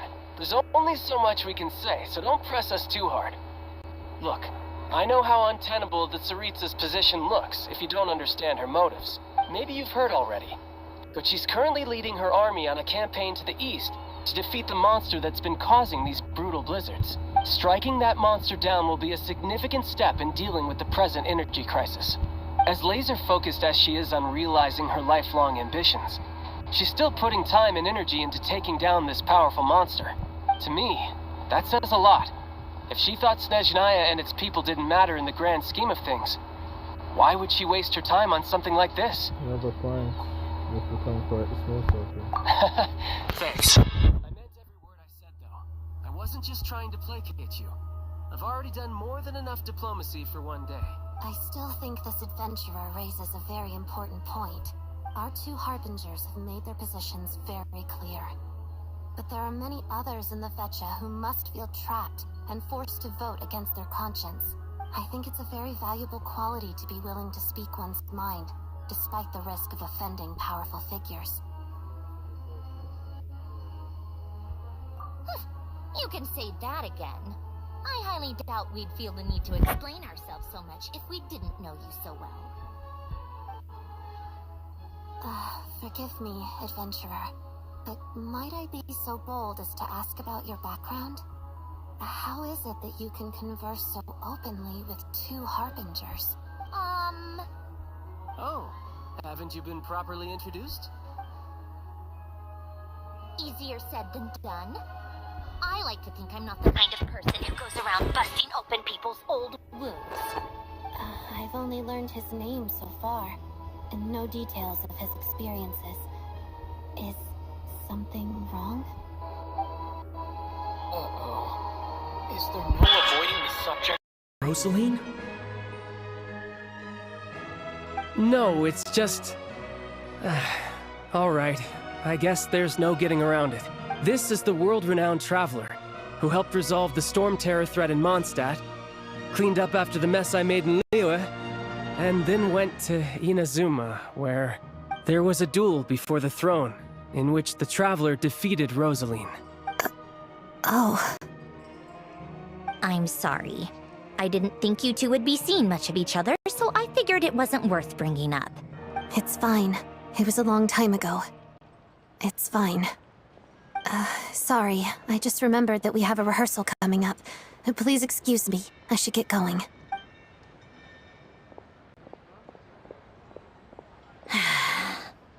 I've mentioned this to you before, remember? She was Rosaline's most valued subordinate. But they didn't actually get along. Not that Rosaline was really the type of person to make friends, but... death has a way of resolving a lot of conflicts. Don't let it weigh on you. Like she said, it was a long time ago. It's in the past now. Odette has a very different personality from Rosaline. Give her some time. I'm sure she'll work through it. Oh, by the way, where's Paimon? It's not like her to hide away. She hasn't been feeling well, so she's resting at Podvorier Restaurant. I got a couple of my people to look after her while we were gone. Oh, right. Sorry to hear that. Poor thing. Reminds me of when Tonya was little. She really felt the cold back then. Used to get ill all the time. I felt so bad for her seeing her lying in bed, coughing. She was so mature for her age, though. Whenever someone came to visit her, she'd greet them with a smile and would never complain. I'm sure Paimon's a good kid, too.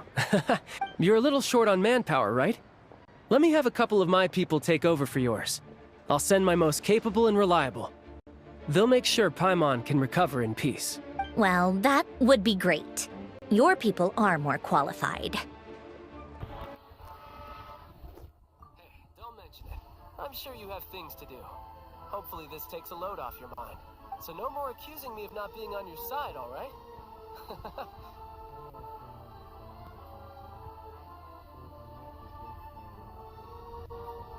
Already? That was quick.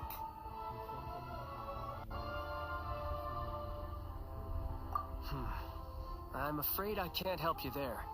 Our director's recent movements are confidential. Even we're not in the loop. If you hadn't told me, I never would have known he'd gone south. I assumed he'd been in Glupov this whole time. Well, I guess I'd better go sort out Paimon's security situation. I have some other work to catch up on at Glupov anyway. Me too. I have an incident report to write up. Let's leave it there for now.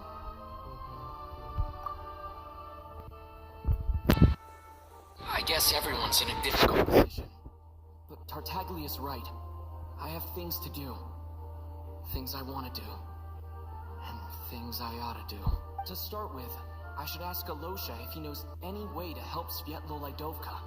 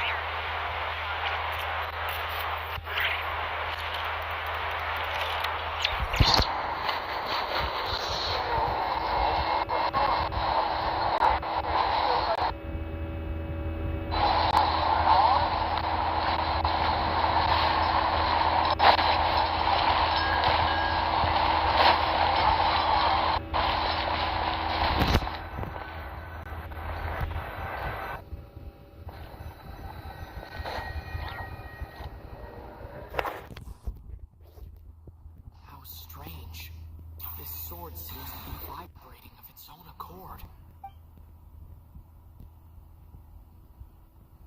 It's a very faint vibration, but it's getting stronger as I get closer to the statue of the Seven. Does this sword have some connection to the statue? But all it does is vibrate, even when I touch it. That place I got this sword from was definitely out of the ordinary. Maybe I should try channeling the power of cryo.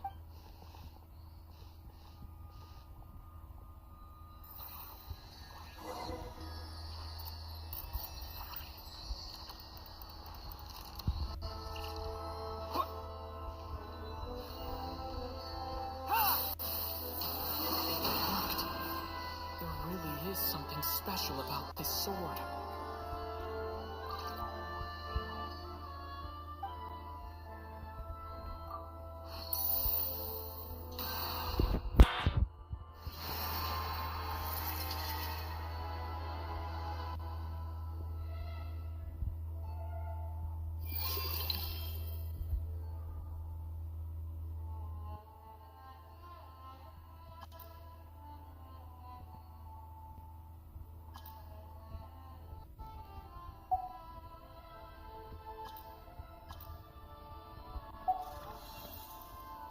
I don't really understand what just happened, but I'm pretty sure this sword just got a little more powerful.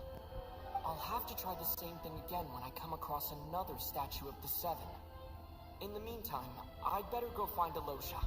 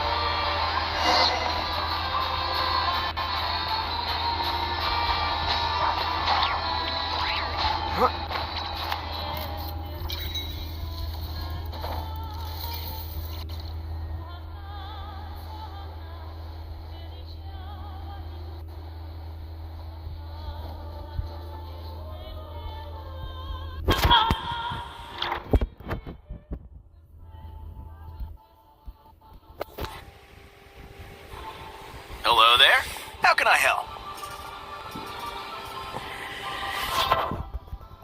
Sure thing. Give me a second, I'll go fetch him for you.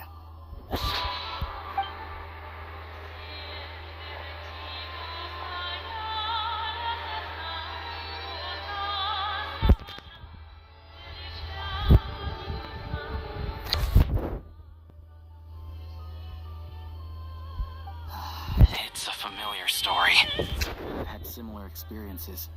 Although Snezhnaya doesn't deliberately delay or withhold relief, those first few days of waiting for help are always the hardest. It's a fundamental contradiction. If emergency relief can't be delivered in time, what's the point in even calling it emergency relief? So that's it.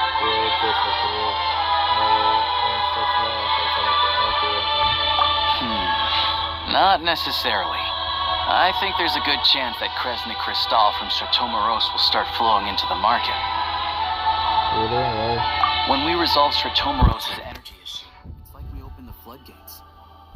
A huge backlog of Crystal is now available to the townspeople. There's no way they can use it up at once. A lot of them will probably stockpile it and slowly work their way through. Probably a good idea, since energy prices are only going to keep rising. But there will always be people who urgently need Mora.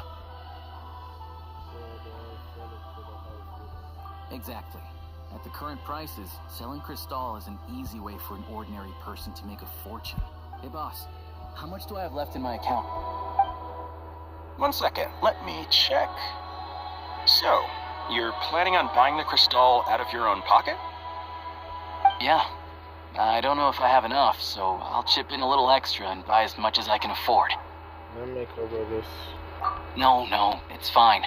You're new to Snezhnaya, and you have your own living expenses to worry about. Besides, you're already providing the train. It's okay. I volunteered for this. Here's your Mora. See what you can find at the market. But I doubt there'll be much Crystal left. Yeah, well, can't hurt to take a look. Let's see. Huh? What's Odette doing up here? Oh, Alosha, and... Hello. Hello? I didn't realize you two knew each other. You team up in Snezhnaya. Yeah, I take on some odd jobs in the city to supplement my hunting income. Sometimes I work as a cleaner or prop hand at the theater where Odette is one of the big stars, so I've met her a few times. When the weather's as bad as this, it's better for a hunter to adapt than to keep looking for game. Yes, and sometimes need extra help.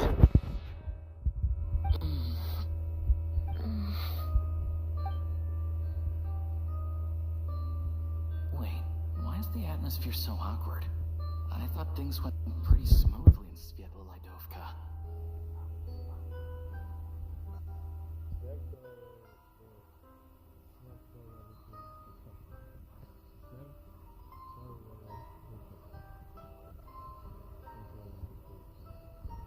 So, what brings you here, Miss Odette? Looking for some new props? No. After I got back to the theater, I couldn't stop thinking about the situation in Svietlolaidovka. It bothered me so much, I couldn't focus on my dancing. So I decided I'd come here and see if there's anything I can do.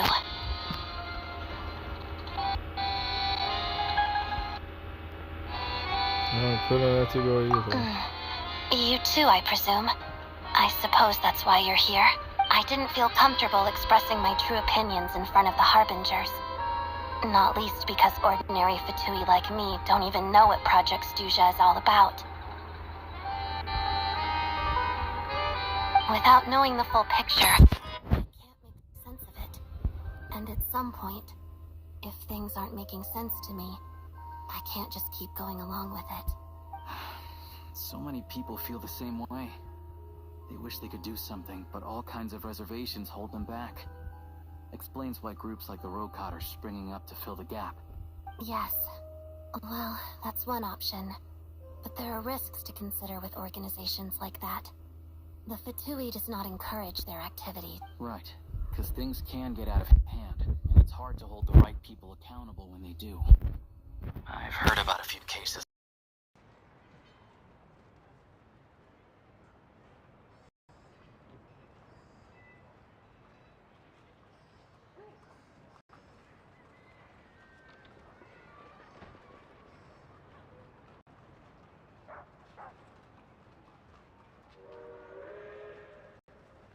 Sandrone said Odette was on track to inherit the title of the Fair Lady.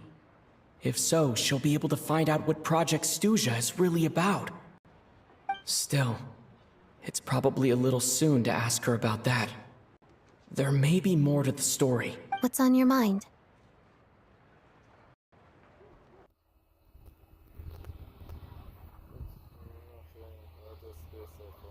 I think we can both agree that no matter which side you're on, it can't stop you from doing the right thing. Where there's a will, there's a way. I know what Rosaline did while she was abroad. You made the right decision, so no hard feelings. What's your plan? Oh. We were gonna buy some crystal. I heard there's some on the market right now. Funny. I had the same idea. In that case, let me pay. I can claim it back as mission expenses. The real issue here is that government relief is behind schedule. Surely it makes more sense for the state to cover these costs than for us to pay out of our own pockets. True. It's a huge expense after all.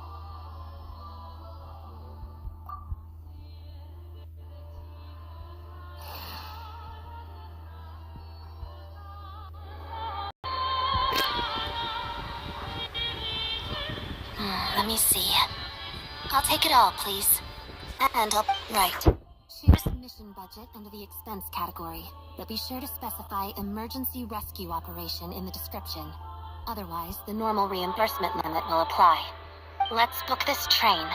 Regulations say that if we need to transport Kresnik Crystal during Project Stuja, extra carriages can be added 1 hour before departure.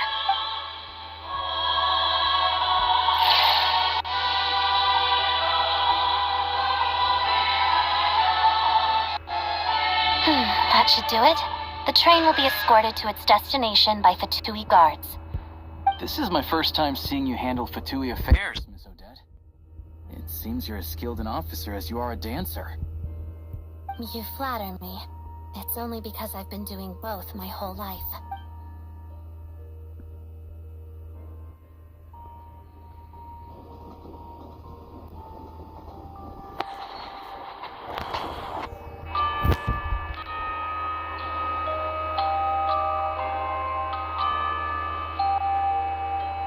Well, I'm glad we're in safe hands. Anyway, I bet you've been non-stop today, am I right? Any idea how Paimon's doing? I found my hands full, but I'm gonna go back to check on my What's wrong? Who's Paimon? His travel buddy. Hasn't been feeling well. She caught a cold right after they got to Snezhnaya. Sounds like she's important to you. I can't believe you've been dealing with this on top of everything you've been doing to help the people of Snezhnaya. How long will you want that to be? I've got nothing going on right now, so I'll join you. I want to see how she's doing. May I come too? I have some candy that someone gave me back in Svietlolaidovka. Plus, I know a little bit about relieving cold symptoms. Alright then, let's go. I still don't know what the deal is between these two, but at least the tension seems to have vanished. A good sign, hopefully.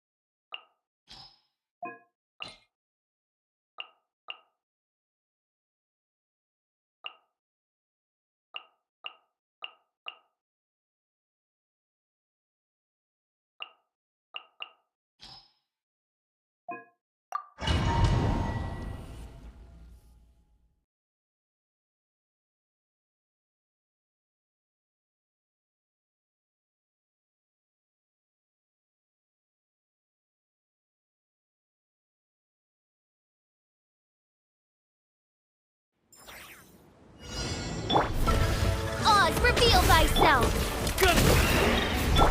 Cryostorm!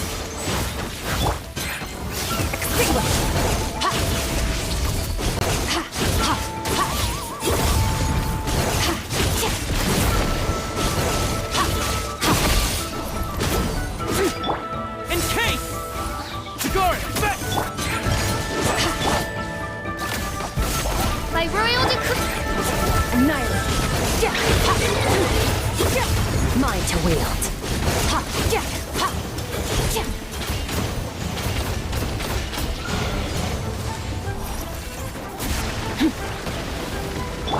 Fighting frog! Midnight Phantasmagoria. Fearless. Into the void! It's Doggy Dog! Cryostorm!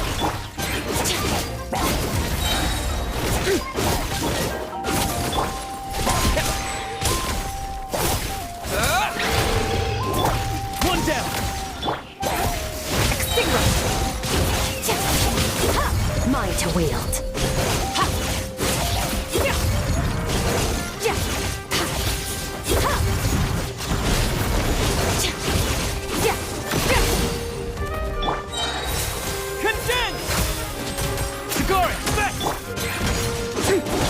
Annihilate.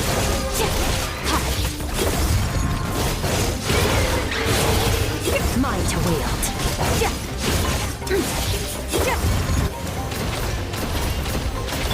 Encase! Wings of darkness! Come, sever night from day! No rest for the... Extinguish! Mine to wield. Here, boy! Fighting frog!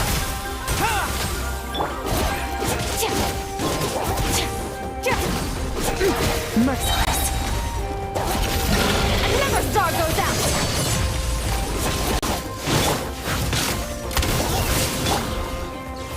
Cryo storm!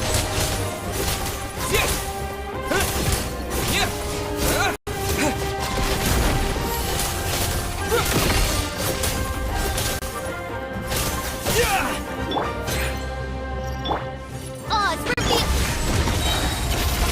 Into the void.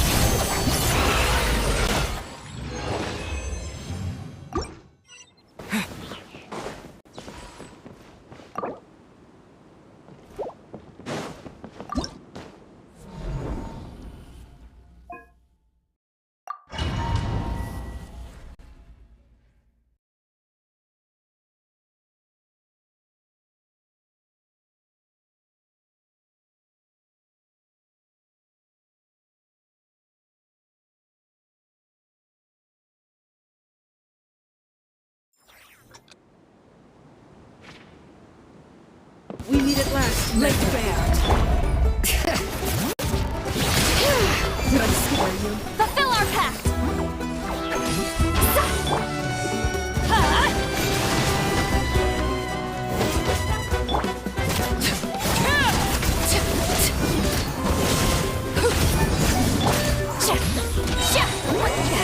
Suffer the wrath of Easley! Bring it! Overruled!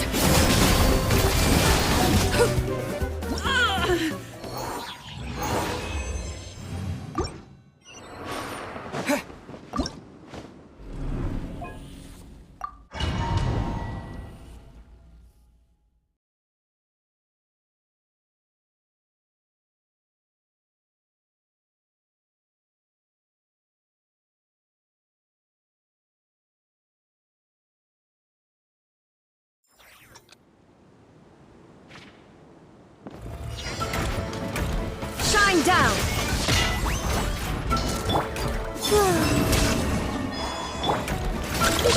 Go fly! Flash! Ding dong! What? Illusion shattered!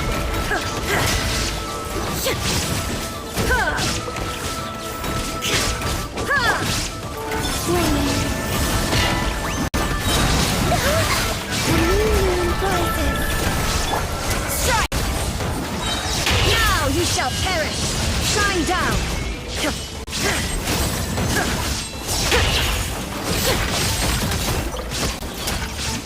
Blood, rainbow! No turning back! Converge!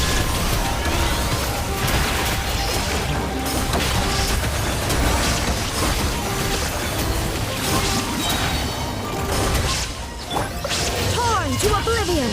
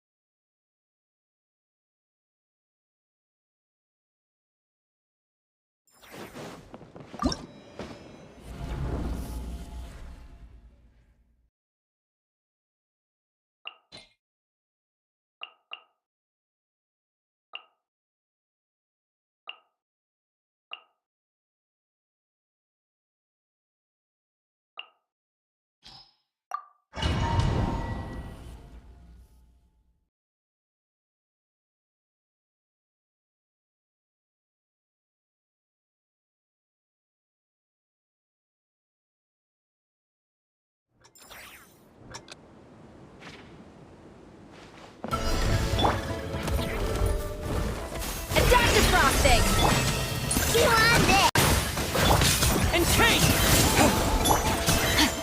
Merciless! Another star goes out!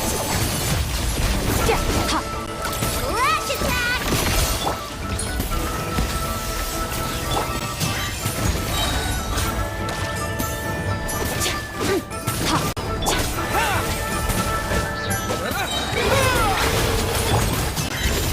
Paradigm shift! Annihilate!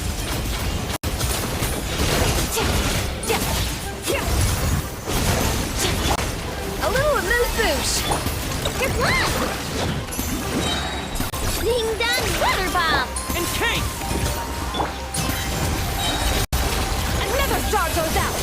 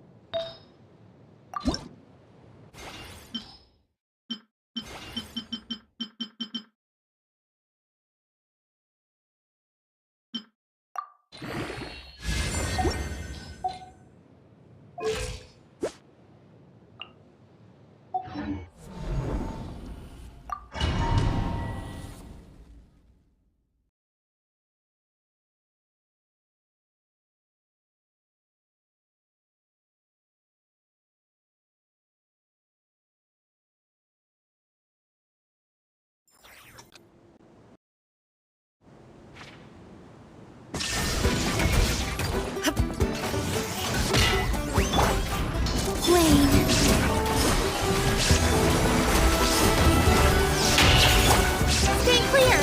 Animal Tech 63 await!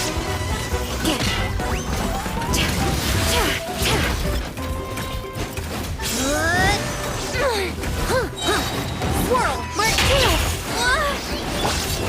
Surge!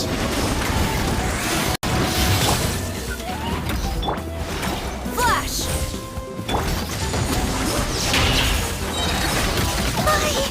A moonlit night for all. Storm the front!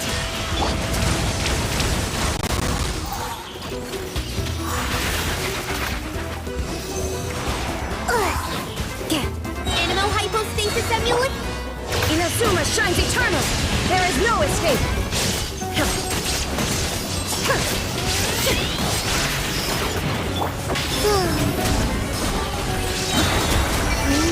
Converge!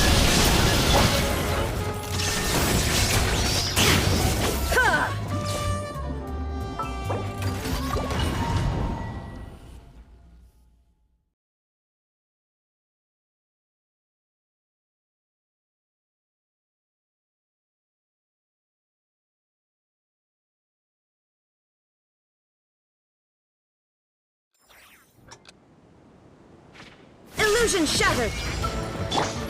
Stay clear! Animal Tech 63 await! Surge!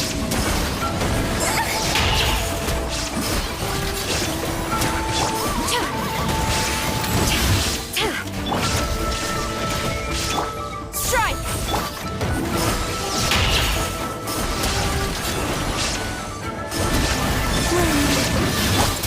Absorption test! Swirl! Mark 2! A new moon rises. Floor into the Shogun! Torn to oblivion!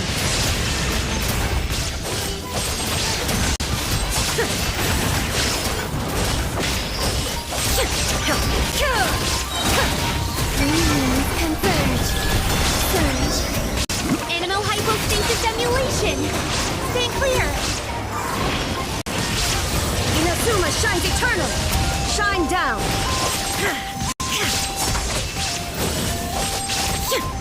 A moonlit night for all. Illusion shattered!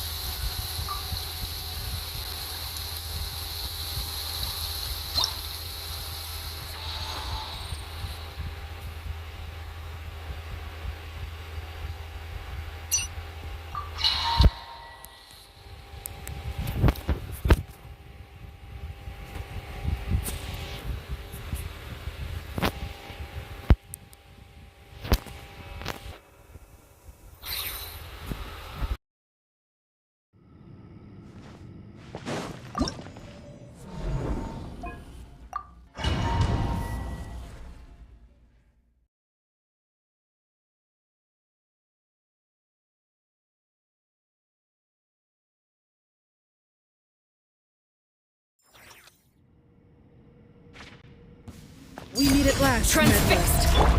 Bring it!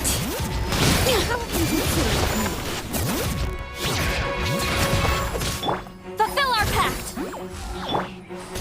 Savor the show in peace.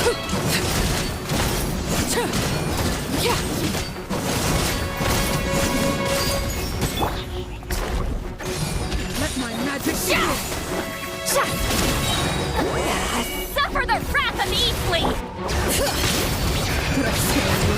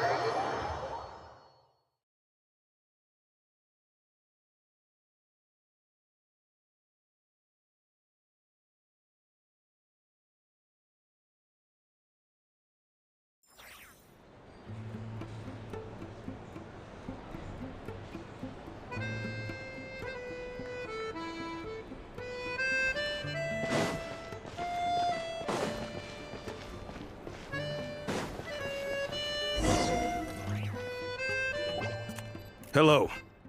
Sorry, but there's a sick person recovering in this room. Can I help you? What happened?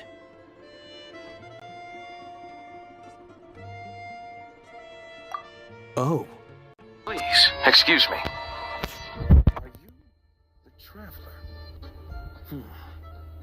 Could I take a quick look at your adventurer handbook? Master Child said I should verify your identity.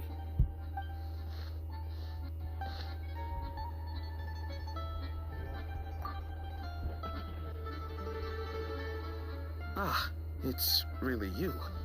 Sorry for the inconvenience. We're under strict orders from Master Child to keep this room well guarded. At the same time, we can't interfere with Podvoye Restaurant's business. That would only seem all the more suspicious and draw unwanted attention to this room. Besides myself, a few of my colleagues are stationed in and around the restaurant, in plain clothes, of course. Rest assured, you're in safe hands. I didn't expect such a high standard of protection. Well, Master Child handpicked us for this special assignment. We're not about to let anything go wrong. Anyway, I won't keep you any longer. Please, head inside.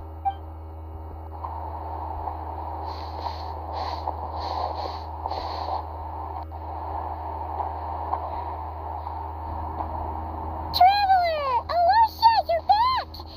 Oh, hey! Who's our new friend? Hi, I'm Odette. The Traveler and I crossed paths a few times. She's a member of the Fatui, but she is solid. Be conscious. Another friend from the Fatui, huh? You're practically a member yourself by this point. How are you feeling? Paimon's definitely on the mend. We should be back to our usual travels in a few days' time. Seems like that doctor was right. It's just... Paimon's limbs are still feeling a little chilly. I have just the thing. No, it is that. Whoa! What's this? Is that a flame inside an ice cube? Wait, is this real ice? How's it not melting? All keen observations. You're right. This is called core ignis. Whenever I've caught a cold in the past, I found I recover much more quickly if I place this by my bed. You're welcome to borrow it. Awesome! Wow! It's so nice and warm! Oh, it's like magic. Your name was Odette, right? How did you two meet again? Looks like she's in pretty good spirits. That's a relief. Any progress with your investigation yet?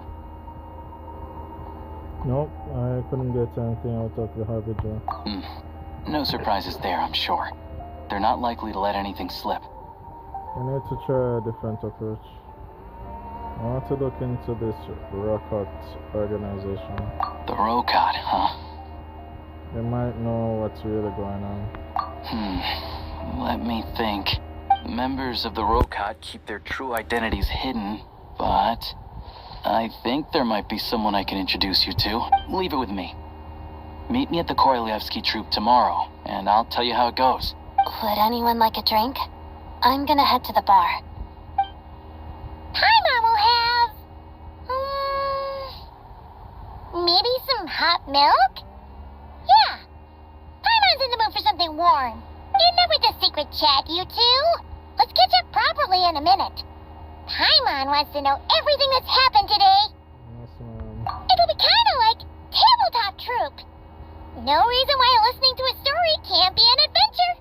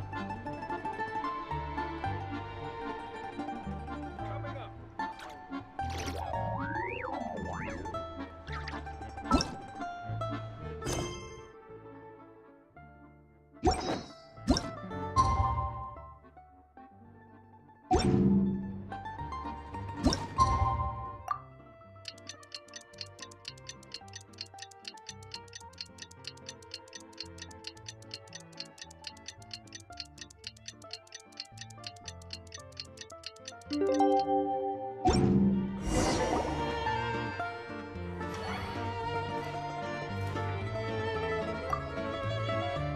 boss is gonna give Paimon a copy of the latest newspaper to read.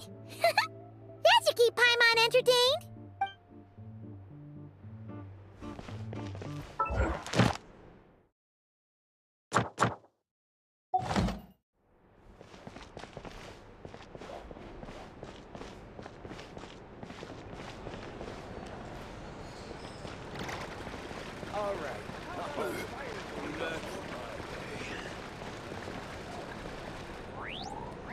If there's anything.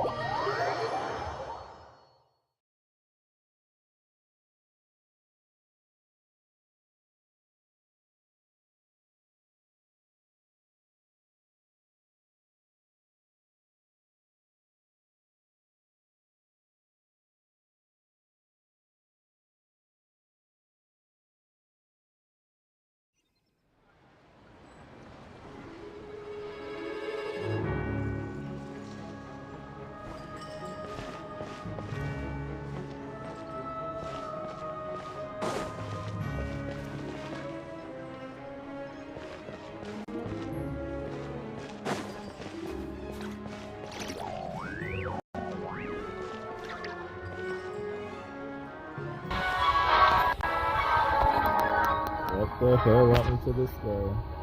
Well, it looks like he's still breathing.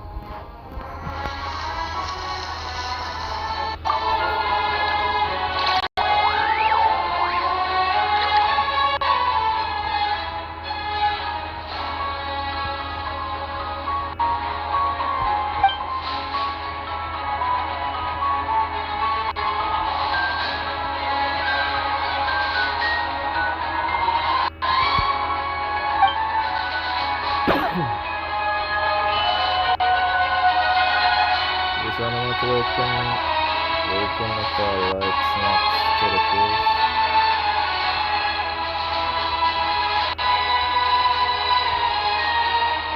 I'll just see something.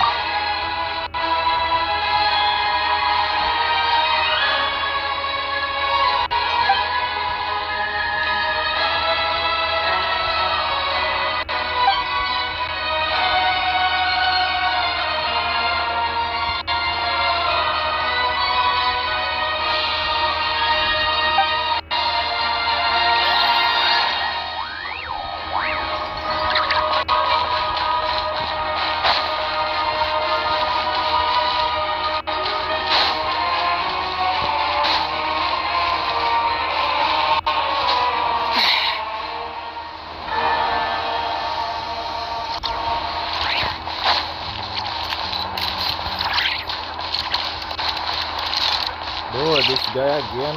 What the hell is wrong with him?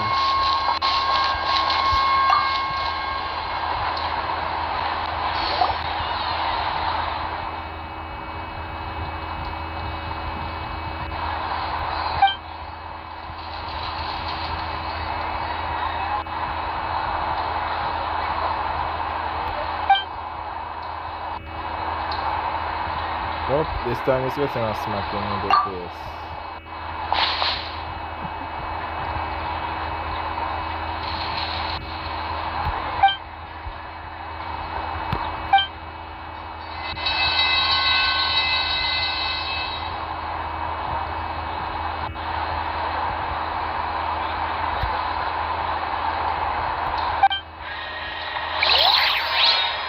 Where do I get the feelings when talking about?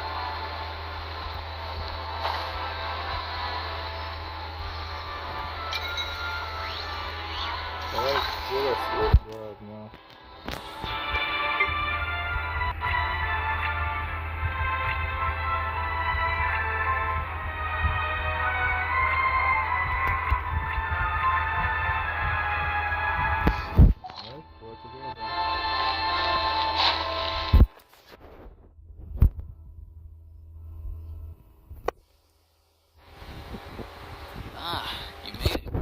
I've got some tickets, and I managed to set something up with the Rokot. You'll have to wait until after the show, though. Need to stay and watch? I doubt you've seen the Korolyevsky troupe on stage before.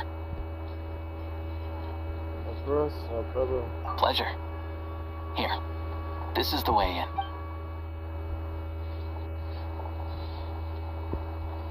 Please present yourself for a routine inspection in accordance with theater regulations. Thank you. Yes, here. Valeria. Warden for Snezhnaya. Is that guy with the Fatui? Looks like he's waiting for something. Okay, all done. Thank you for your cooperation. Please proceed through to the theater.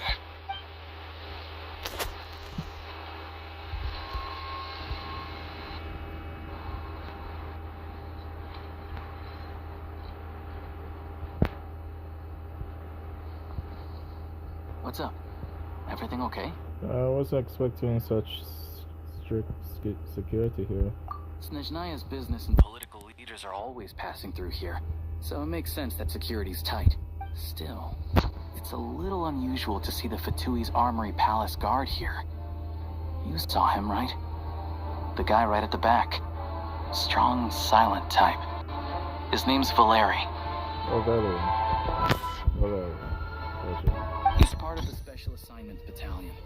But I only ever see him here for one thing. To look for a guy named Mitya. Where is Mitya?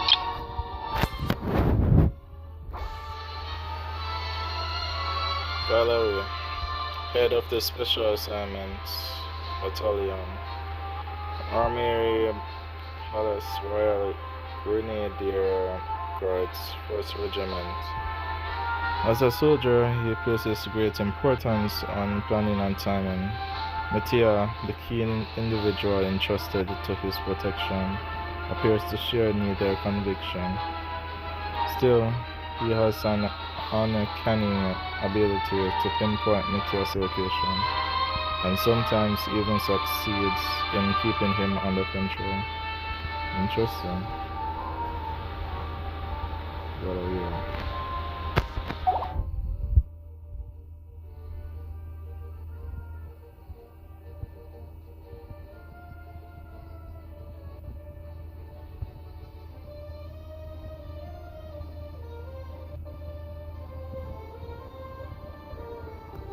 Supposedly a researcher, though he never seems to put much time in at the office. The theater is one of his favorite places to hang out when he's playing hooky from work. But that's not for us to worry about. Let's go. The show's about to start.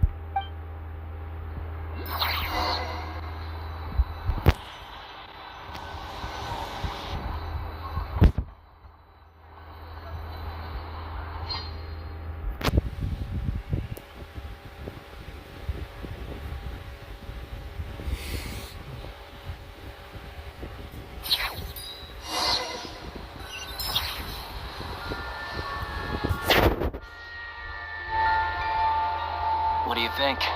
Pretty impressive, huh? Yep. Reminds me of the...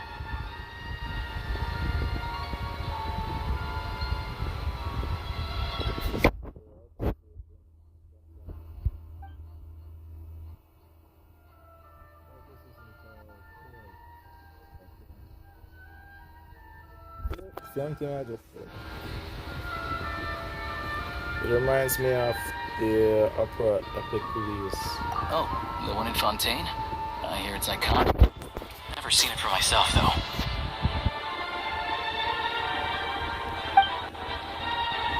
Yeah, no worries. Here we are, just in time. There is a difference Sorry, this time. coming through. This isn't a upper court palace. This is just a theater. We use some photos where they do trials as well, but this time it's just a regular theater. But it still looks good though. Excuse us. If you're gonna show up late, keep your mouth shut.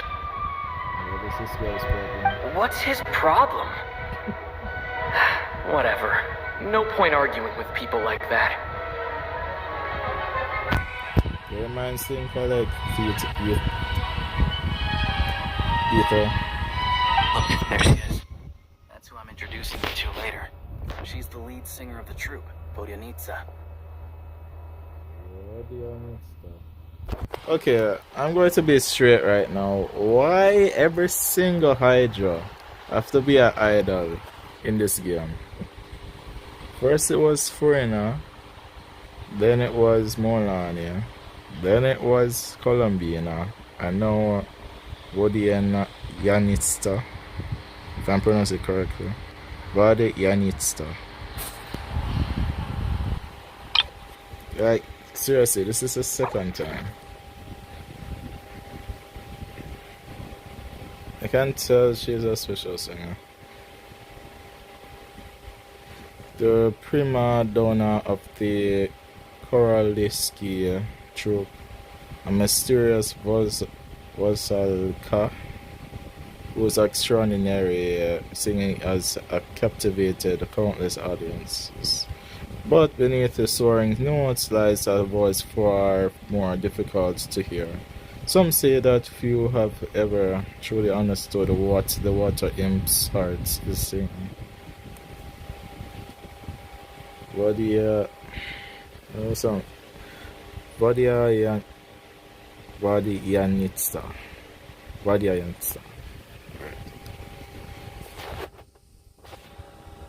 I'm not going to lie, some of their names is hard to pronounce. I mean, right away I know how to pronounce Alpinus and Tatalia and also some books. Some of these characters seem hard to pronounce. Galleria and Vodyanitsa.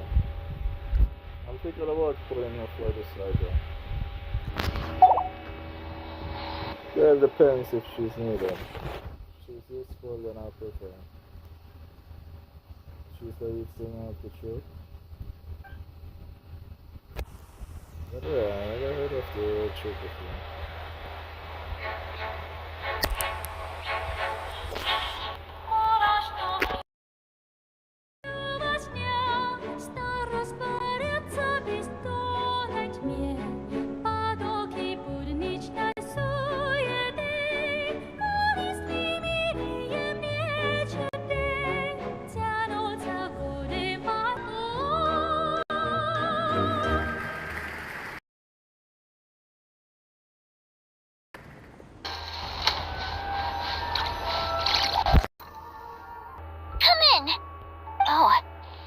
You two. This and a time out, this and out where I don't. Huh? You know each other? Oh, wait. Is this who you were telling me about? The one you met yesterday and couldn't stop thinking about?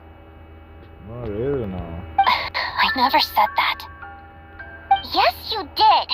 Why are you denying it? It was right before I went on that rant about the moody factory owner. Oh, I remember it so clearly. Might I ask what brings you two here? Oh, I just brought him here to see the show. And when it finished, he was full of praise for Vodyanitsa's performance. So, I thought I'd try my luck. See if we could get the chance to chat for a bit. Maybe get an autograph? You work here. You of all people ought to know that's against the rules. It's not what the green room is there for. Oh, what's the big deal? Come on, don't be shy. I can give you an autograph. You can take a picture too if you want. Do as you please. I finished all my shows for the day. I'll leave you to chat.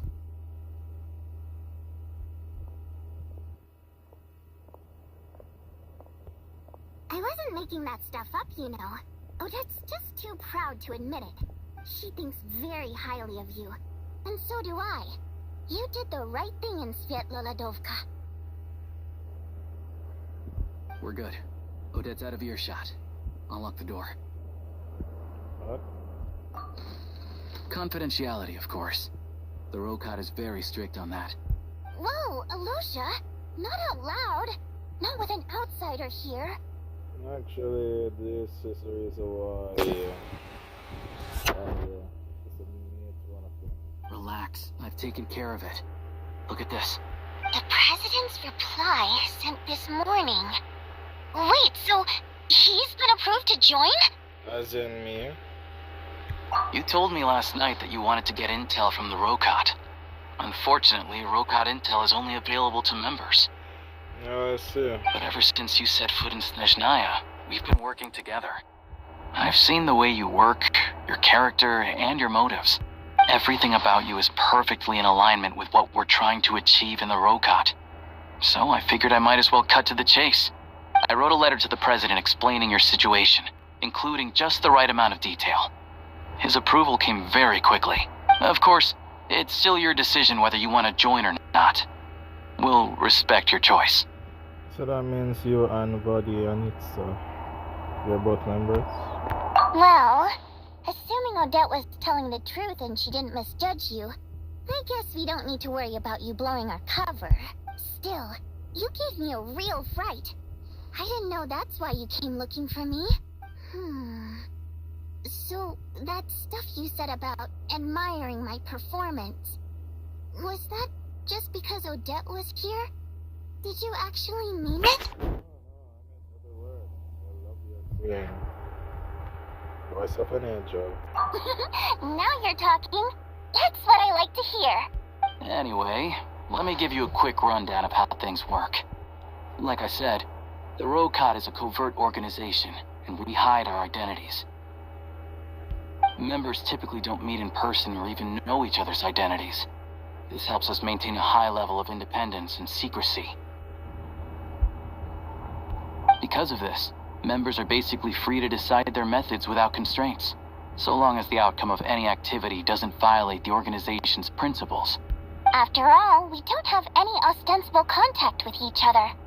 This way, if anything goes wrong, no one else will be implicated. Beyond the freedom to choose how you operate, it's also your choice whether to act at all. We have plenty of members who have yet to take any action. In short, joining the Rokot in and of itself won't place any restrictions on your activity in Snezhnaya. There's a code of conduct you can read if it interests you. Using your anonymity to go around doing evil, you'll be fine. I tried reading it 5 or 6 times. Never made it all the way through. Even the most lackluster script makes for more interesting reading. Great. Then I'll go grab an official application form. Be right back.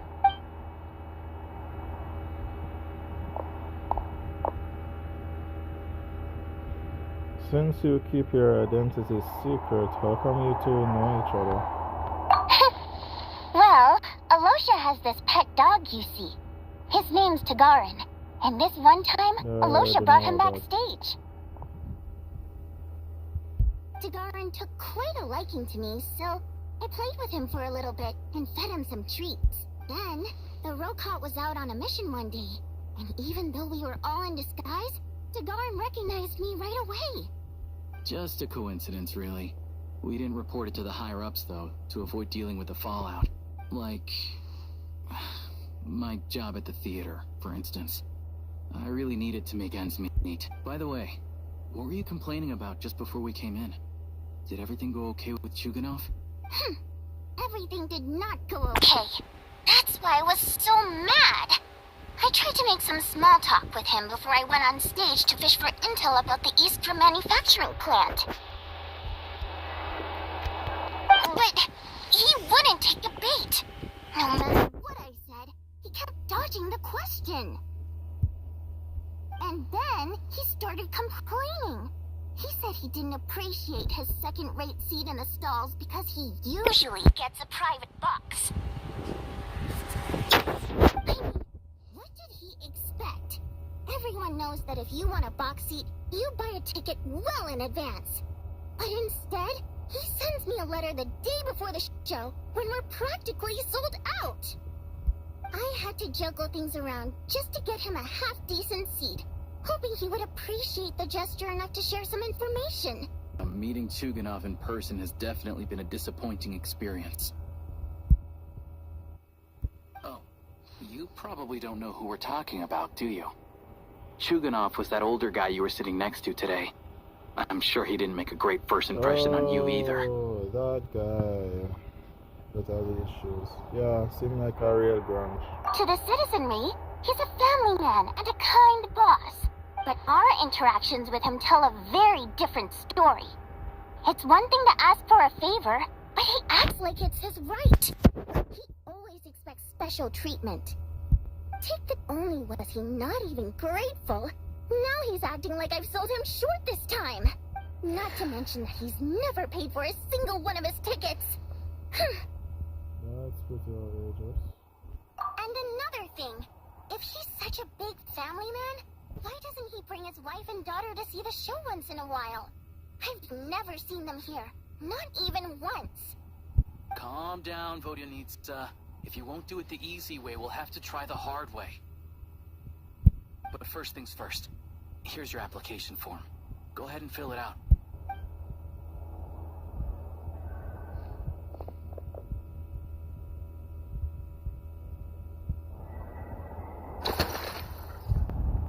Oh, you gotta be kidding me.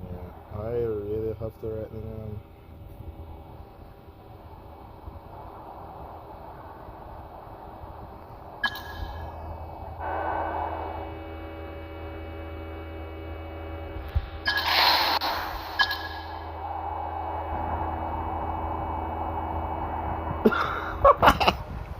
You know, I didn't really see this in a short video, and I was wondering if it was just some kind of joke, but no, I see it's really serious. Puma Gem is also, but I don't think Ita is human. Fear, Dodoko, Papillion, Janitor. So I could go with Prima. Warfare, Chess Mimic, Seamant Abyss, the 12. King Jabbers, Lord of the 7 Calamity. Oh, this feels like badass.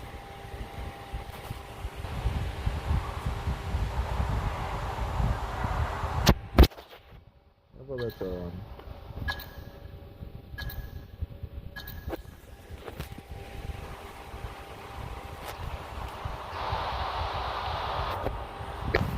Guys, don't follow me. Choose a better race. Either human. Do not choose Prima Gem.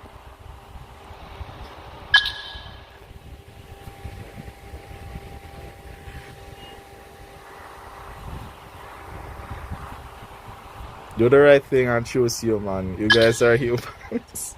Do not choose Prima Gem. Don't be obsessed the rest of it. Alright, now, which one should I choose? The 12th?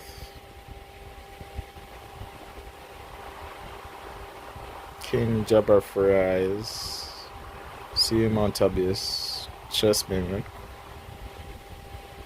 Wayfarer, Wayfarer,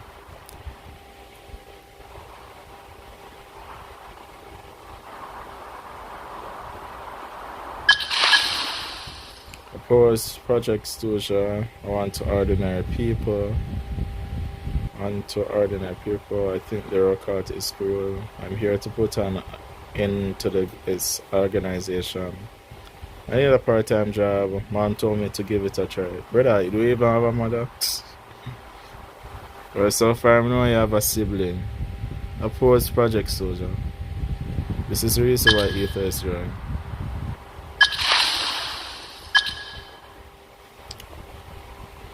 Lord of the 7 Calamities. And saying the 12. So far, there are only two I would like what to choose. That's the 12 and Lord of the 7 Calamities. That sounds badass. Now, to say Lord of the 7 Calamities. You know, because you have 7 elemental power. The series I would choose Lord of the Seven Calamities.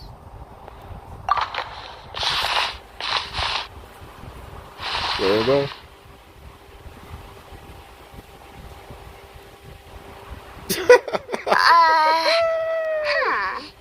Looks like I'll need to make a few little tweaks here and there. But other than that, you're good to go. We'll hold on to this for you. Alright. Now that we're officially Rokut comrades, I can tell you. Chukhanov is the target of our current operation. Recently, we've done some recon work at the Eastpro manufacturing plant, which pretty much confirmed that their energy consumption is way beyond the legal limit. All we need now is some direct evidence to present to the Vetcha, so we can demand that they shut the plant down. That way, the Kresnik Crystal can be allocated to where it's needed most. I was hoping he might let slip during one of our chats, but he's too tight-lipped. We'll have to find another way. I'm meeting another regular theater goer tonight, Mitya. Earlier, mentioned that name earlier. But Valeri's here too, and he's probably looking for Mitya, so he may end up being a no-show. Don't you worry. He must know how to dodge Valeri, or he wouldn't be showing up on time for every performance. Mitya is a renowned energy expert. Although we can't get any direct evidence of the excessive energy consumption at the plant, we can accidentally let the information slip to him. The authorities should take someone like him seriously. So if he starts raising questions about energy use at the Eastpro manufacturing plant, there will be a proper investigation. Also, we're not allowed on site, but he has clearance. So all we need is his cooperation. Since he's an energy expert, does that mean he might know the inside story of Project Studio? Yeah, so that's the other thing we're trying to figure out. Though I think we're far less likely to make any progress on that front. Still, I hear that Mitya is a bit of a chatterbox. So, who knows? Maybe if we catch him in the right mood, he'll let something slip. What do you think? Sound like something worth your time? Definitely. I'd love to join you. Okay, in that case, you guys find a seat somewhere nearby. Pretend you're a couple of buddies there to eat, and keep your ears peeled for useful information. He's a huge fan, so I doubt he'll have his guard up around me. But you two need to be convincing. If he suspects anything at all, he might stop talking. Sure. Don't worry. We'll make a believable pair of buddies. I'm sure we can manage a bit of friendly chit-chat. Perfect! You've sold me already. Now, help me tidy this room up a bit before we head out. Okay. What needs tidying? You have got to be everything!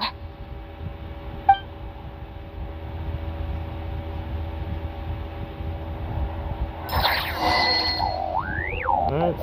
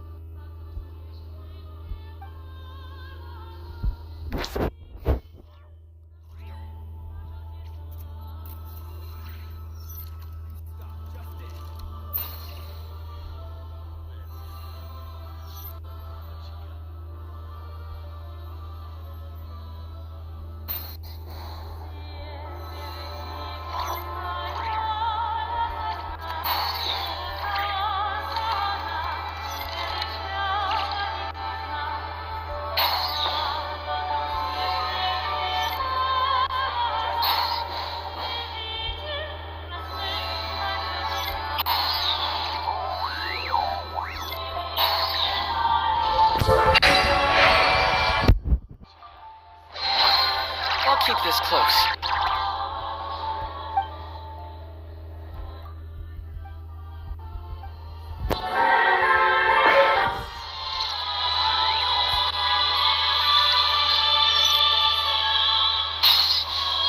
It's a little fast.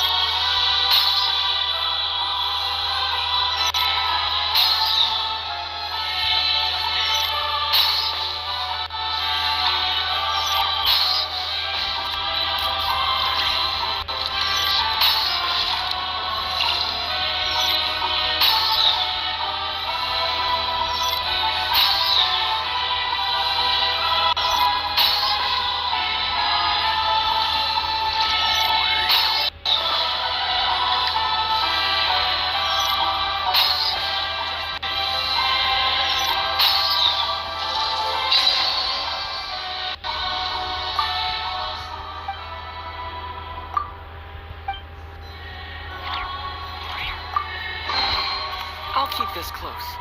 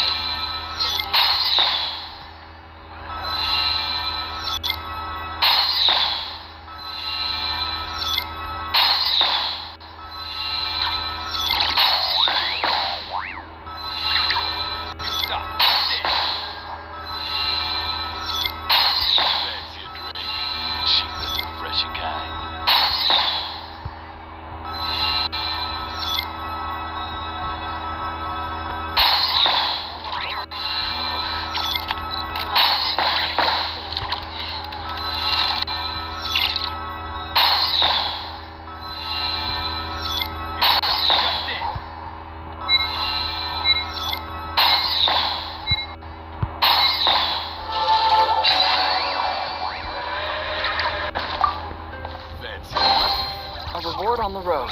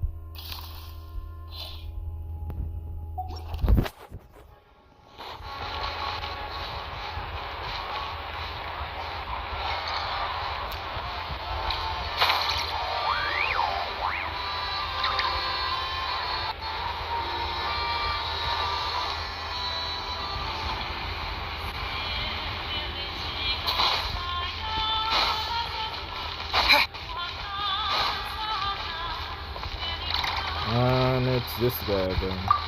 Seriously.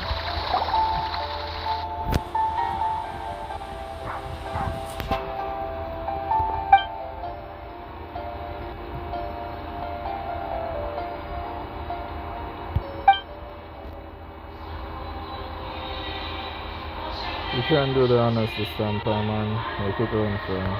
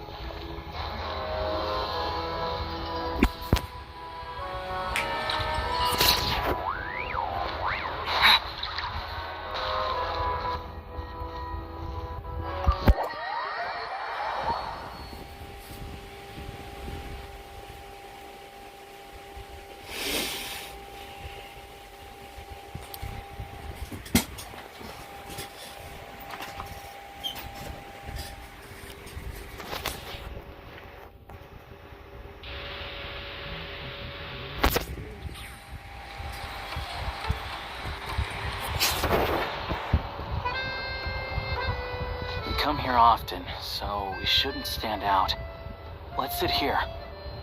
Now, it's up to Vodyanica. Let's see how the conversation goes.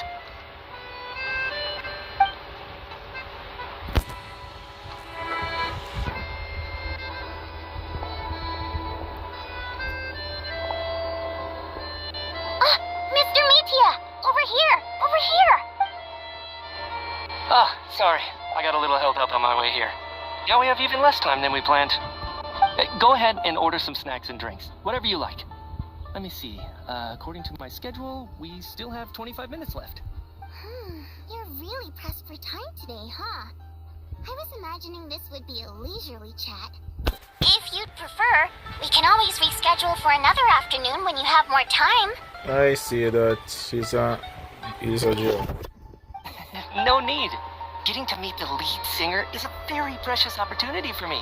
I'm not about to pass it up.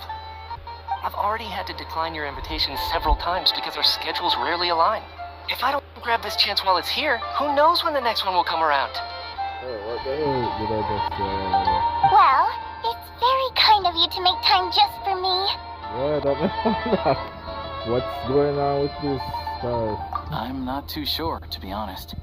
But Snezhnaya is full of weird and wonderful things like that, so people tend not to bat an eye. I'm sure the same will go for the Eye of Grey and Paimon. The reason I invited you out for tea and a chat today was to get some feedback from a true fan of the theater.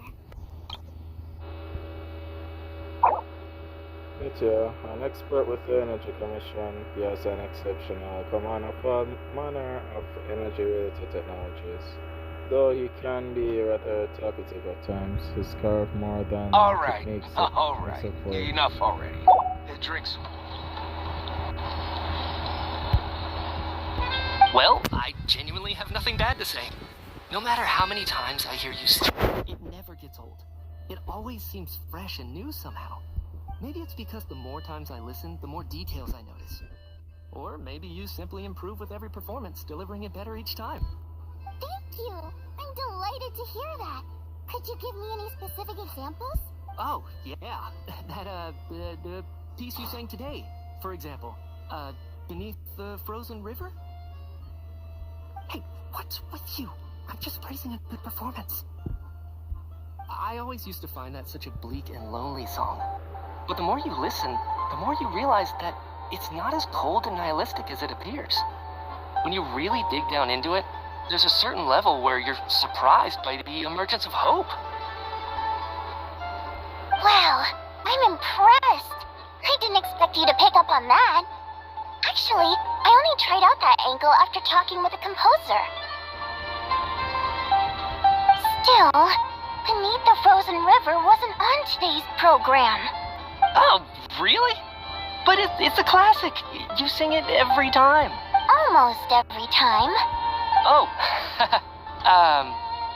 well then, let me say a few words about that other all-time classic, Flying in the Wind from the Mountain Sparrow. I didn't sing that one today either. My voice wasn't quite up to it, so I switched it out at the last minute. Oh, but, Sorry, Mr. Mitya, but you were at the theater today, yes? Of course I was. Remember? I said hello to all the troupe members before the show started. You, Odette, and the others.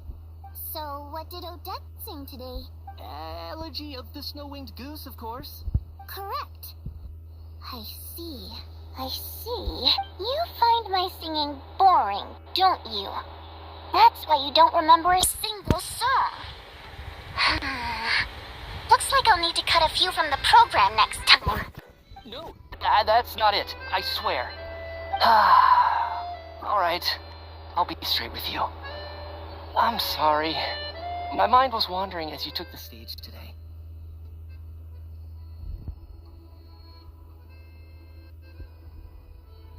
I enjoy watching your shows because the exquisite performances stimulate the mind. It always sparks some inspiration for my research. So, whenever I get stuck at work, I come to the theater for a change of pace. Odette's dance during the Elegy of the Snow-Winged Goose today was simply incredible. It got me wondering what she's been going through recently. That look of sheer defiance in the face of utter tragedy? It was so inspiring. I started scribbling in my notebook right away. Not that I made a ton of progress in the grand scheme of things, but I still think it was productive. By the time I snapped out of it, the entire show had finished. So what you're saying is, you didn't listen to my singing at all? Unfortunately not. I'm sorry. I don't know which is more disrespectful.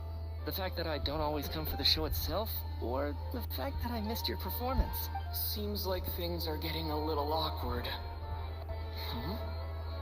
You look nervous. What's up? Mitya just stepped into a conversational minefield. If there's one thing Vodyanitsa doesn't like, it's people who show disrespect for her performance. This meeting was so hard to set up. Don't tell me it's already falling apart. It's fine. I suppose this is affirming in its own way. At least, it shows that our performance really touches people's hearts, right? Don't let it bother you. It certainly doesn't bother me.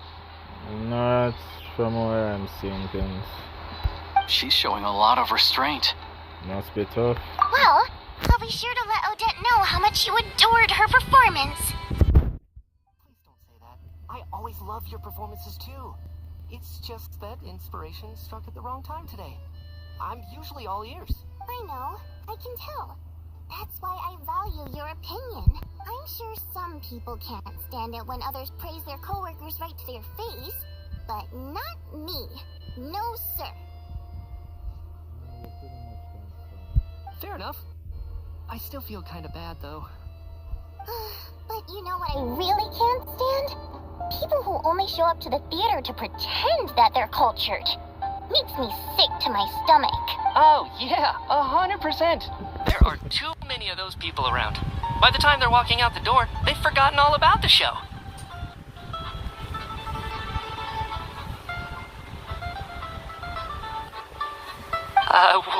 What's wrong? You look furious. I don't know if you've heard about the boss of the Eastborough manufacturing plant. He isn't even a theater investor, but he always demands the same privileges as actual investors. Box tickets only, premium drinks, even the right to request specific songs. Well played, Vodyanitsa. Seems like she's harnessing her rage to steer the conversation back on track. Now that you mention it, I've interacted with that guy before. I gotta say, everyone holds him up as an example of a benevolent businessman, but I don't know. I don't see it. Yeah, he couldn't care less about what's happening on stage. He's just there to flaunt his social status. I hate that I have to prepare programs for guys like that. What's the big deal with that factory he runs anyway? I asked around a bit and heard some pretty shocking stories. Sounds like he's just another greedy capitalist. Oh, really? Yep, the things people are saying are pretty damning. Low wages, insanely long working hours, equipment running around the clock. And as if that's not bad enough, he also strictly forbids his employees from giving any kind of interview.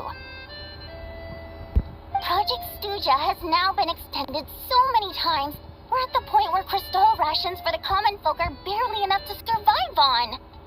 Yet he even wants to get his greedy hands on them, just to boost his own profits. If the rumors are true, he's in serious violation of the law. Interesting. So you've heard about it too? What? So it's really true? Who knows? I've only heard the same rumors you have. But there's no smoke without fire. The Rooster's been coming down on us hard lately, demanding that we track and trace every single batch of Crystal. My coworkers in the Department of Energy have been tearing their hair out over it. The Rooster? I didn't realize he cared that much. Yeah. Even though there are no restrictions on Crystal trading, the poor will wind up freezing to death if we let the rich buy as much as they want. That's clearly unfair. Looks like we'll need to arrange an investigation into the Iskra manufacturing plant as soon as possible. I never knew you kept up with current affairs beyond the theater, Miss Vodyanitsa. You really have a heart for the common person. Most Fae in your position have long been indifferent to the plight of humans. Well, those of us who choose to live in human cities are naturally going to pay attention to any significant upheaval. Isn't the Rooster a Fae himself? I'm just surprised to learn that even someone with as much experience as him is getting so stressed out over Project Stuja. What is the end goal of this project anyway? This is it. We're finally going there. I'm sure Mitya can sense on some level that she's fishing for information. But since their conversation is so relaxed, he might just let something slip. It's stressing me out too. If I'd only made better progress with my research, things wouldn't have dragged on this long. Oh, so your work is related to Project Stuja? That's right. The Armory Palace needs a brand new energy source. Not the power of the Light Realm, and not elemental energy. Right now, the only thing that meets the requirements is the power contained within stellar linchpins. But harnessing that power is costly. Each step of the process requires enormous amounts of Kresnik crystal, from extraction to quantification to attempts at conversion. Progress has been painfully slow, and the team is getting burned out as time goes by. Sometimes, I see people staring into space as if in a trance. Could it be that this new energy source has side effects? No, it doesn't affect us, because the energy is used for...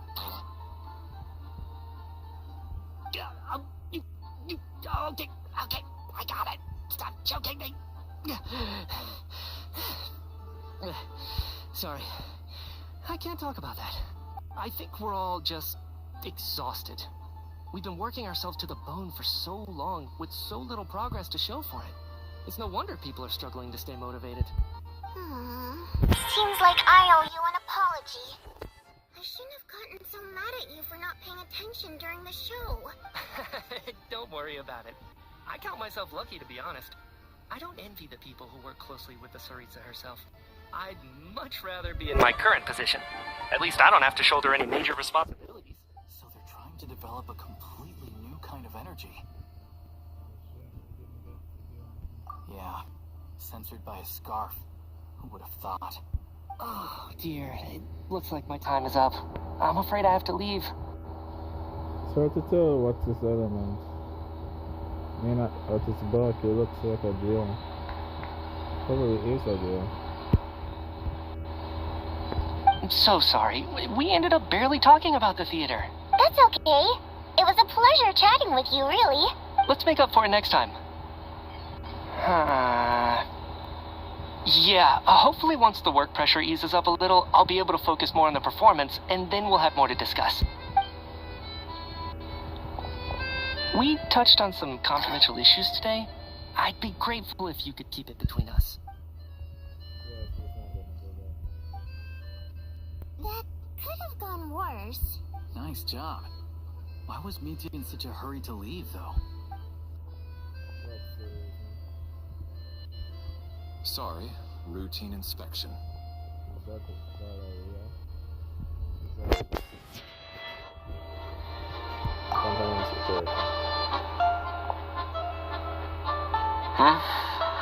Okay, let's go.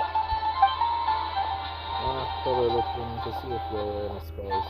So he wasn't rushing to get back to work. He must have calculated that Valeri would find him here in exactly 25 minutes. That's frighteningly accurate. One of the main duties of the Special Assignments Battalion is to ensure that important figures stick to their schedules. Sounds like Mitya's arch enemy. Yeah. Alright, time for us to get going too. Excuse me, check please. We'll settle our check too, then. Hello there. Mr. Mitya paid the check before leaving. He also asked me to pass on a message. He said it was an honor to share his tea break with Miss Vodyanitsa and her two friends. Oh wow, so I knew that we were here. Wait. So he knew we were here all along? This raises a lot of questions. Did he deliberately mention the new energy source so that we'd overhear it? Maybe his work isn't confidential after all. Maybe the key here is the purpose of this new energy. I guess that's the next thing to look into. Vodyanitsa and Alosha have left. Time to head back and call it a day.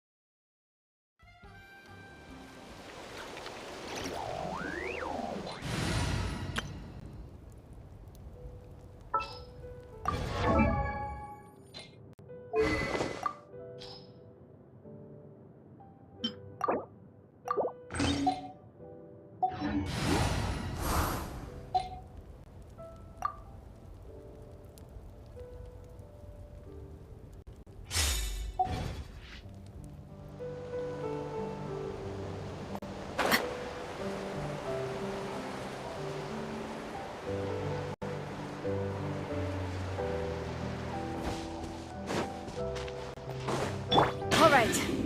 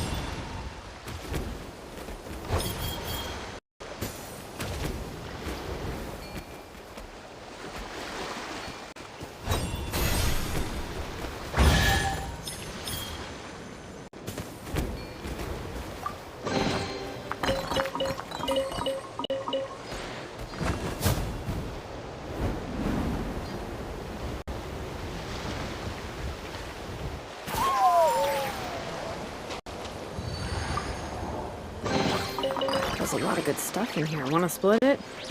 Just...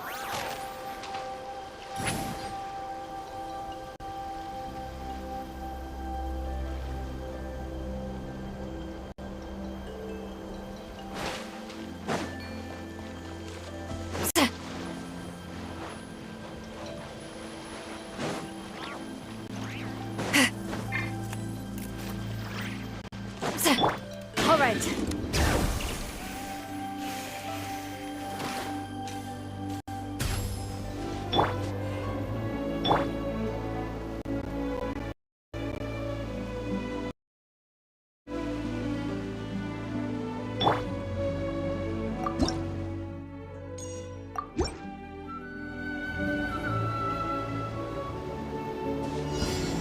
Let's fight.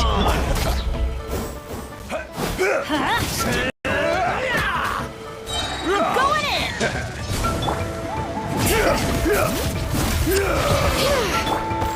Fulfill our pact!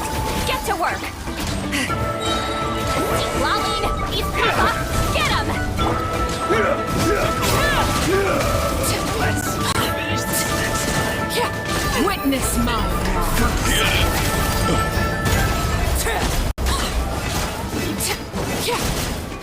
You're pretty strong.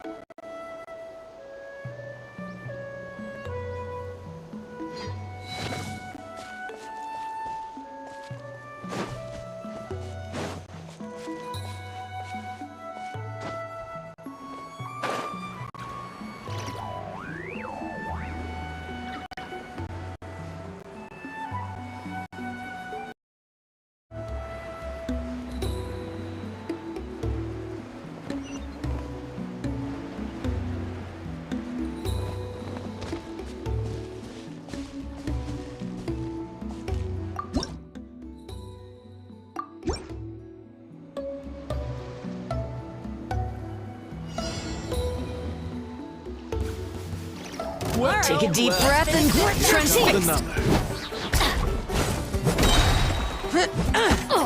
Teamwork is dreamwork! all eyes on you! Here comes the valley! You two!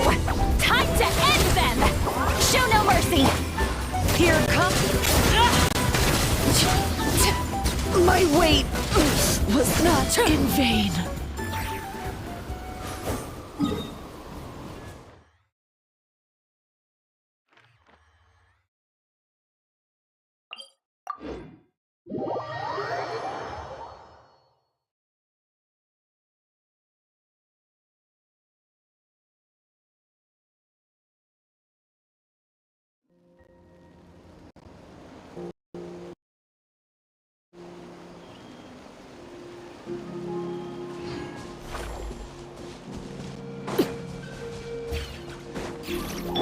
All right.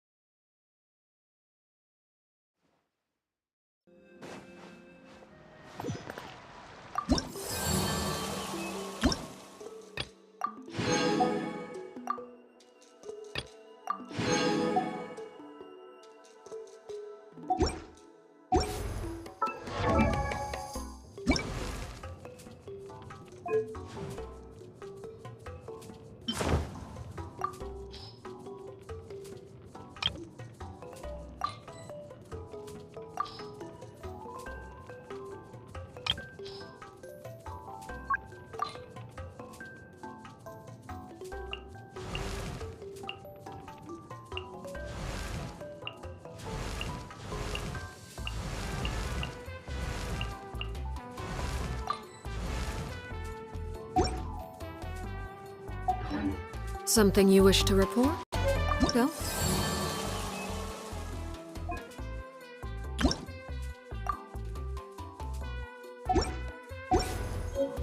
You have my undivided attention.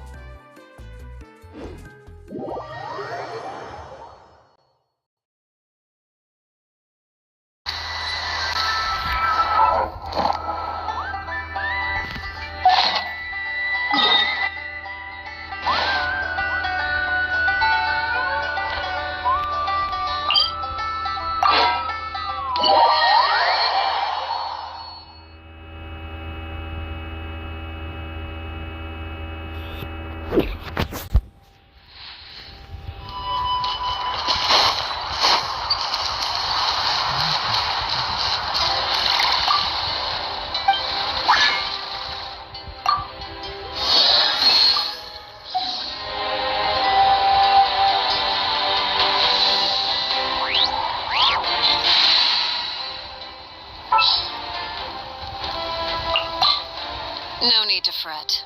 I shall handle this.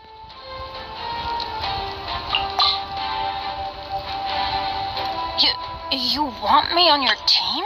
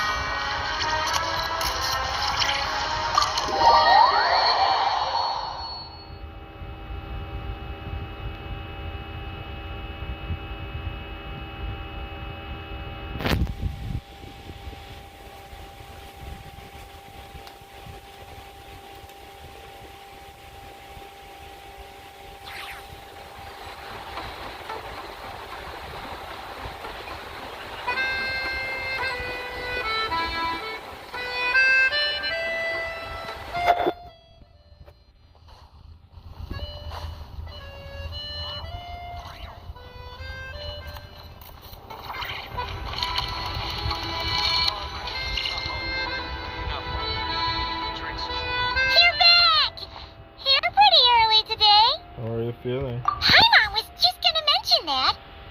After she woke up today, Paimon felt like her temperature was completely back to normal. But her strength still hasn't returned. Still, there's some good news. Paimon thinks she might have figured out the source of the problem. It's like there's some kind of mysterious power affecting Paimon. Paimon's never felt this way before during any of her travels. She only started feeling this way since we arrived in Snezhnaya. Some kind of mysterious power, you see. That's right. The Armory Palace needs a brand new energy source. Could that have something to do with this? What is it? You're making that face again. You know, the one you get whenever you have a light bulb moment? Let me tell you what I found out today. So, they're trying to develop a new energy source here? And you think that might be why Paimon's feeling unwell? Yes. Well, Media denied that the energy they're researching has any side effects. Although, he did say that people working on the project have been having issues with their concentration and short-term memory. And even so, those are completely different symptoms from Paimon's. This power you mentioned, can you sense where it's coming from? It's pretty faint, so it's kind of hard to tell. But, if anything, it seems like it's coming from roughly the same direction as the Armory Palace. The more reason to find out the purpose of their research. Sure, Paimon's with you there. But how, though? The Rokat only has a limited amount of intel. There is still one avenue we haven't explored. The Snezhnaya workchair. Oh, great point! They argue about Project Studio every day. If we could sit in on one of their sessions, we might pick up some new leads. Okay, I need to write a letter to Alyosha. Good idea! Oh yeah, while you were out, Paimon tried all the yummiest looking desserts in the Potpourri restaurant. This one seemed right up your alley. So, Paimon saved some for you. Come try it once you finish writing your letter.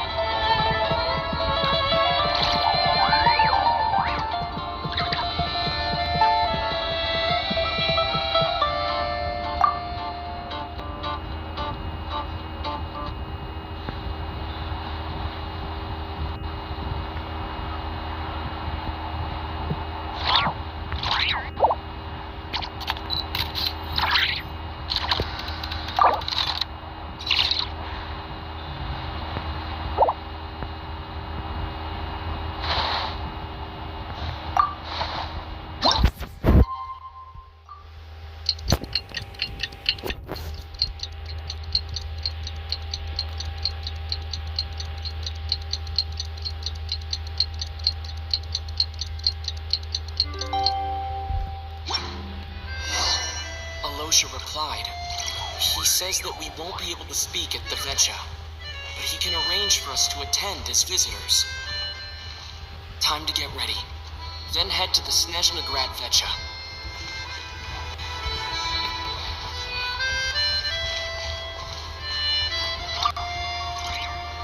You're back! Paimon's been working on the crossword puzzle in the newspaper. It's actually pretty fun. Oh, shoot! Paimon forgot the next word. Oh, she had it a moment ago. Think, Paimon, think.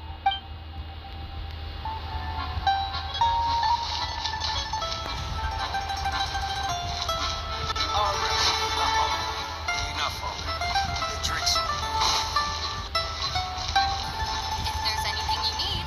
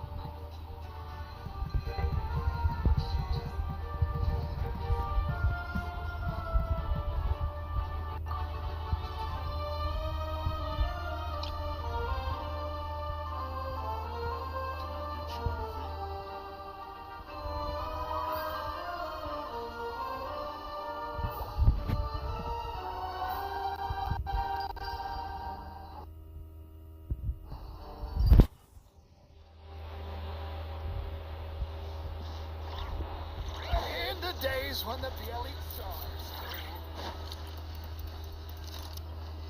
That's enough. Every Snezhnaya is too cold. Surely you'd like to go too. Oh, speaking of you.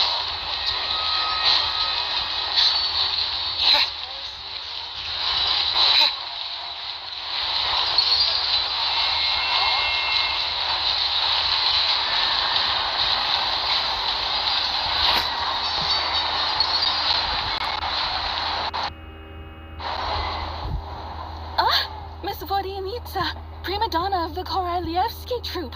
What a surprise meeting you here. Will you be sitting in on a session of the Vecha?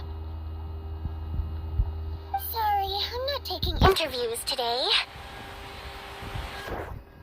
Oh good, you're here. The session's about to begin.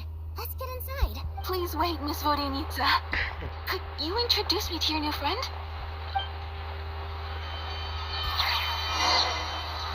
She said she's not taking any interviews today.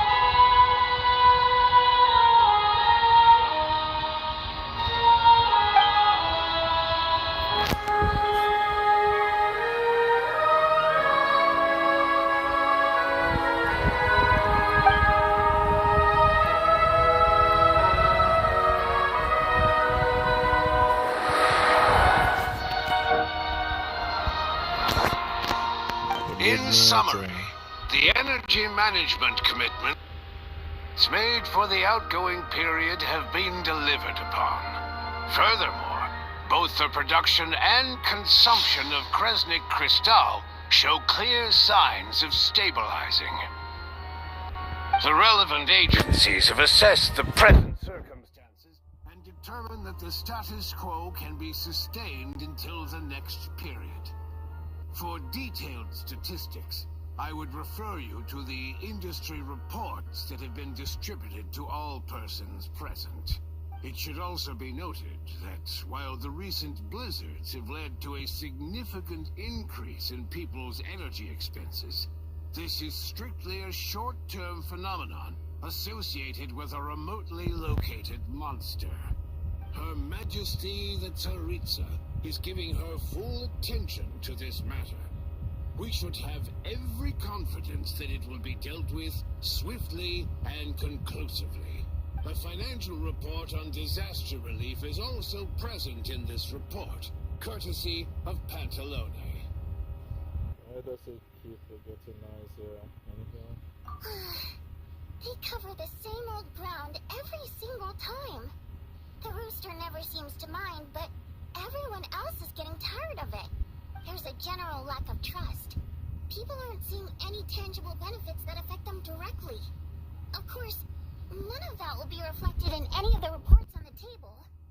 Yeah, if it weren't for these hard copy documents, I could have at least made something up. I've been meaning to ask, why are you still here? Oh, don't mind me. I'm just out here trying to hit my interview quotas. Bring out the Kvass. Ever read it? Best-selling newspaper in town.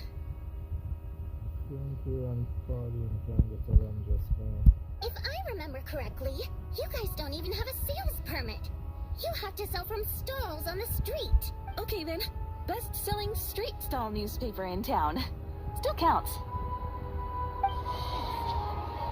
Order!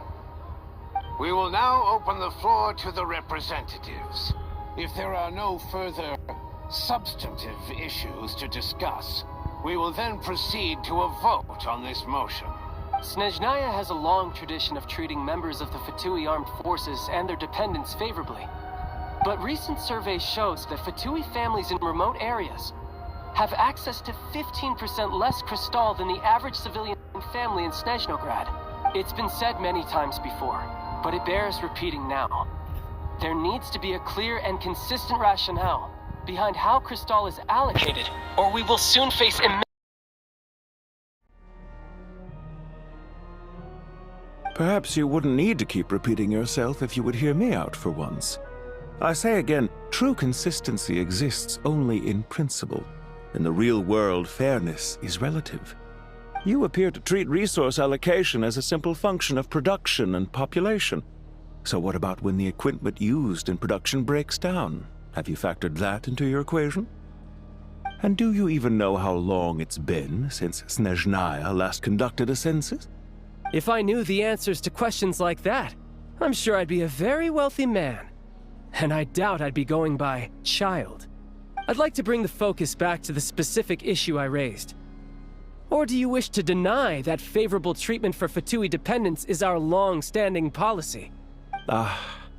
It's easy to be a critic when there's no accountability. That seems to be a running theme in the anti-Project Stuja cohort. Defeat the ringleader and all other problems will magically resolve themselves. That's what they seem to think. But in case you aren't aware, not one jot in my report would change whether Project Stuja continues or not. So you have no intention whatsoever of finding a solution to this problem? On the contrary, I'm the only one here who ever brings solutions.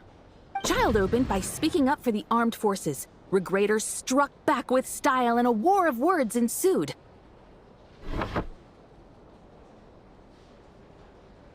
I swear, the generals have the same enthusiasm as Colin.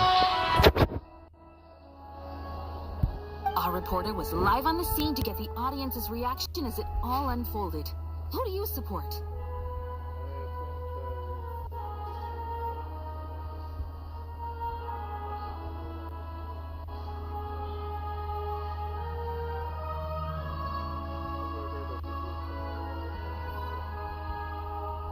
The people have spoken. Child received raucous applause from the crowd as he pushed Regrator onto his back foot with a relentless barrage of questions. It had to be seen to be believed. Now you see why they don't have a sales permit. However this reporter wants to spin things, I haven't forgotten that Tartaglia was representing the Northland Bank when we first met in Liyue. So surely, their relationship can't always have been this strained. You two are getting off topic. Let's focus on what the data is saying.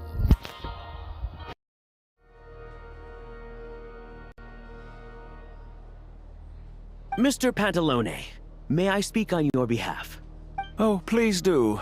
I'm more than happy to save my breath. Crystal distribution policy undergoes modifications with each new period. The ultimate goal being to find the most reasonable method of allocation, which I believe is what Mr. Tartaglia also seeks. But I fear many may have been misled on this topic by extremist activists. To clarify, Project Stuja is not the root cause of the problem. It is merely a framework for resource distribution. The most recent reports all point to Snezhnaya's resilience and adaptability during this period of fine-tuning, and give clear indications that a distribution framework is improving with each iteration. To make drastic adjustments without first considering the risks would likely do more harm than good. It would be a waste of the hard-won experience we've gained to date. Renowned scholar of finance, Arapov spoke up to clarify the fiscal logic, clearly alluding to social organizations like the Rokot in his words. With the notorious Lelek still active to this day, should the Rokot be held responsible? No, there is someone else to blame.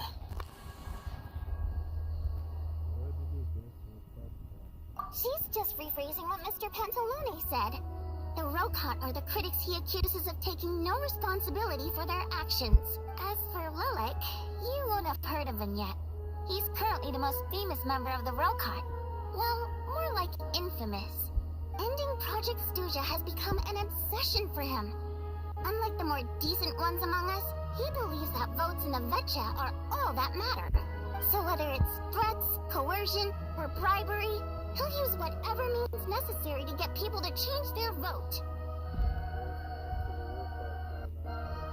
And since we're already on the subject, what do you think of Lelek's methods? Are you for or against?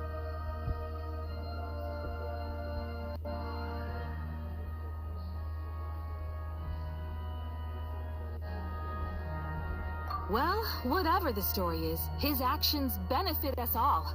We stand with Lelek. At least someone here wants to take this discussion seriously. I've been considering myself. What you really need is more precise regional data, right? I think it would be easiest to let the Fatui handle it, since they're already in charge of Crystal shipments anyway. We may as well get them to collect some data while they're at it. Whatever you need, you can ask the Fatui to look into it for you. In terms of supervision, I think the Druzhna would be a good fit. I had hoped to discuss this with Miss Vesna, but sadly, she's not present. I will be happy to take a note of your suggestions and present them to Commander Vesna for a decision upon her return. The Commander has always taken a keen interest in Project Stuja. However, given the Druzhna's demanding workload, I'm afraid it may prove difficult for them to provide any practical support. Let us refrain from jumping to conclusions until a concrete and actionable plan is in place. My apologies, Lord Rooster. There are numerous issues to address here, including manpower, time sensitivity, and reporting lines. Nevertheless, I support drafting a proposal. Follow the usual procedure, and it can be raised as a new motion for all parties to evaluate at the appropriate time. In that case, I'd like to share one thought before the proposal is drafted. The issue of time sensitivity was raised just now, which I presume relates to the official reports. In fact, the Energy Commission already collects regular statistics on each urban center and its surrounding area. Would these be of any use? That's a good idea. I read every issue of Svietlolaidovka's report, and although my focus is mostly on the section about equipment operation, the energy consumption statistics also yield a lot of insights. Be that as it may, does no one see an issue with using local data to determine crystal quotas? In the long term, it seems like a very risky solution. Not if they are used purely for reference. So long as we have the report from the Northland Bank's headquarters to corroborate it, no one will be able to fool me. Very well then. It appears that this arrangement is acceptable to all parties. Yeah, sounds good to me. The members reached a provisional consensus on the issue of improving treatment for Fatui soldiers.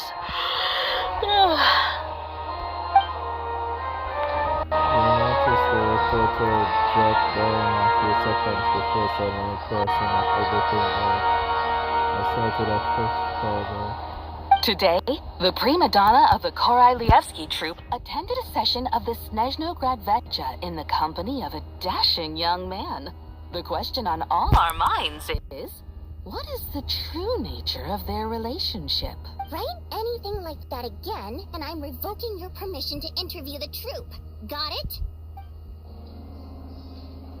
The main discussion covers everything from energy to healthcare, technology, and industry. All parties take the opportunity to express their stance on Project Studio. You ignore Mironova as she carries on writing her sensationalist reports. But after a while, you start to feel that reading the news from her notes actually more interesting than being here in person. Now then, if there are no further contributions from those, we shall proceed to the final vote. Hey, check it out!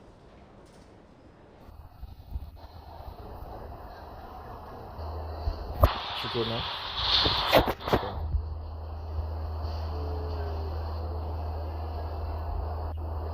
What made him vote against?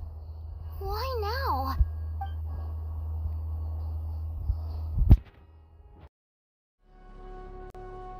The votes have been tallied. Those in favor of continuing Project Stuja total 61%, securing a clear majority. That was too close. The margin has shrunk yet again. Chuganov was a huge loss.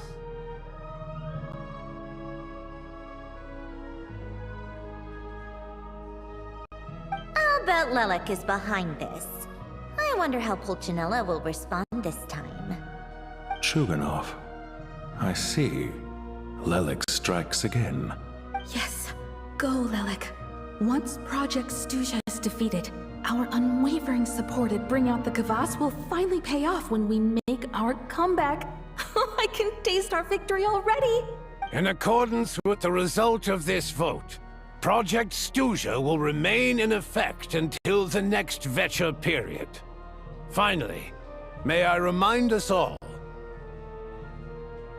we debate only for the greater glory and solidarity of our nation. May the aurora shine ever on, and the tundra always stand firm. The session is concluded.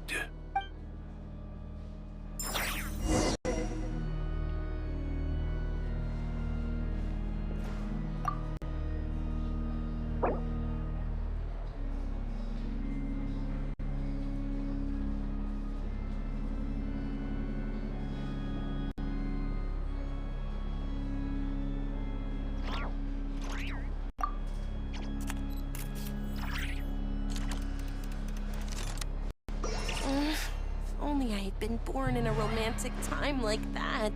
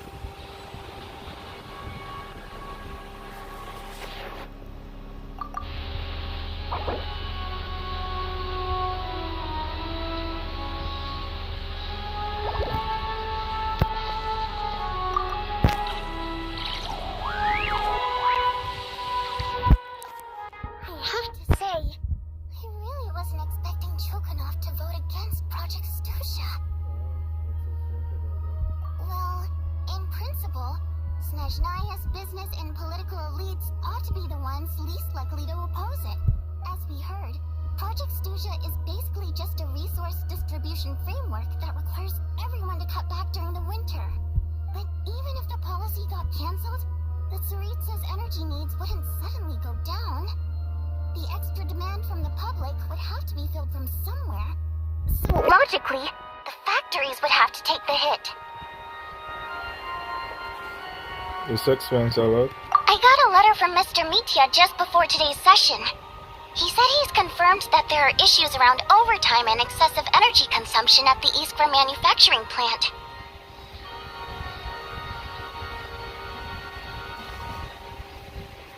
In a situation like this, once the Rooster receives the report, he'll order the factory to halt production and submit to an investigation before issuing a penalty.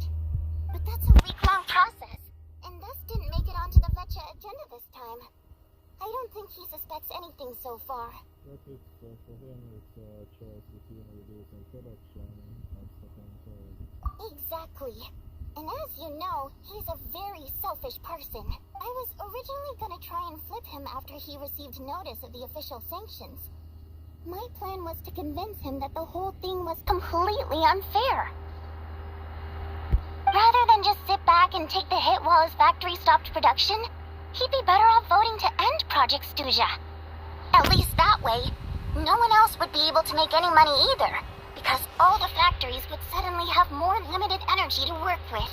But now, he's already voted against it, which means someone must have used more forceful who flipped. You mean Lilac? Yeah, no one knows why Lilac is so obsessed with ending Project Stuja, but by the looks of it, he's inching closer and closer to success.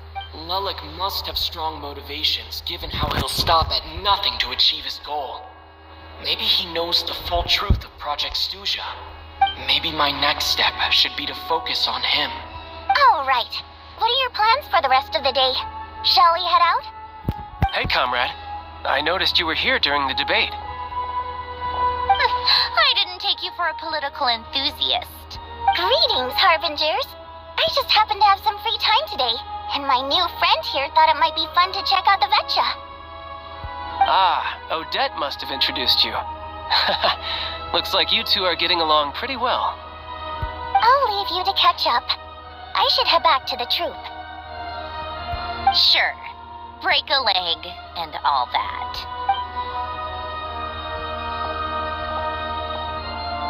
Thought it might be fun to check out the Vetcha, did you?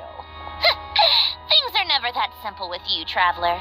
There's no way you're here for kicks and giggles. Tell me I'm wrong. I learned an interesting tidbit today. Some guy called Lilac. Oh, yeah. To some, he's a captivating enigma. To others, he's the bane of their existence. No one ever thought that some anonymous nobody from the Rokot could cause such a stir. I want to find out his true identity. Is it okay if I start digging around? Huh? You want to look into Lilac? Then I'm sure his days of anonymity are numbered. What do you think, Sandrone?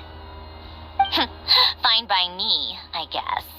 If the Traveler actually manages to expose Lilac, it'll be doing Pulcinella a favor.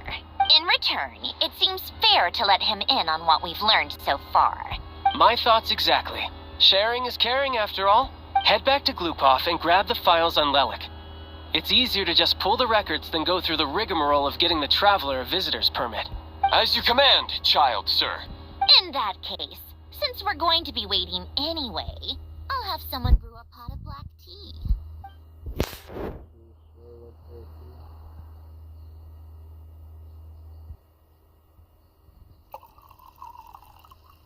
One common thread among the many incidents Lilac has been involved in is that the victims are all... Clearly, he must have threatened them in some way.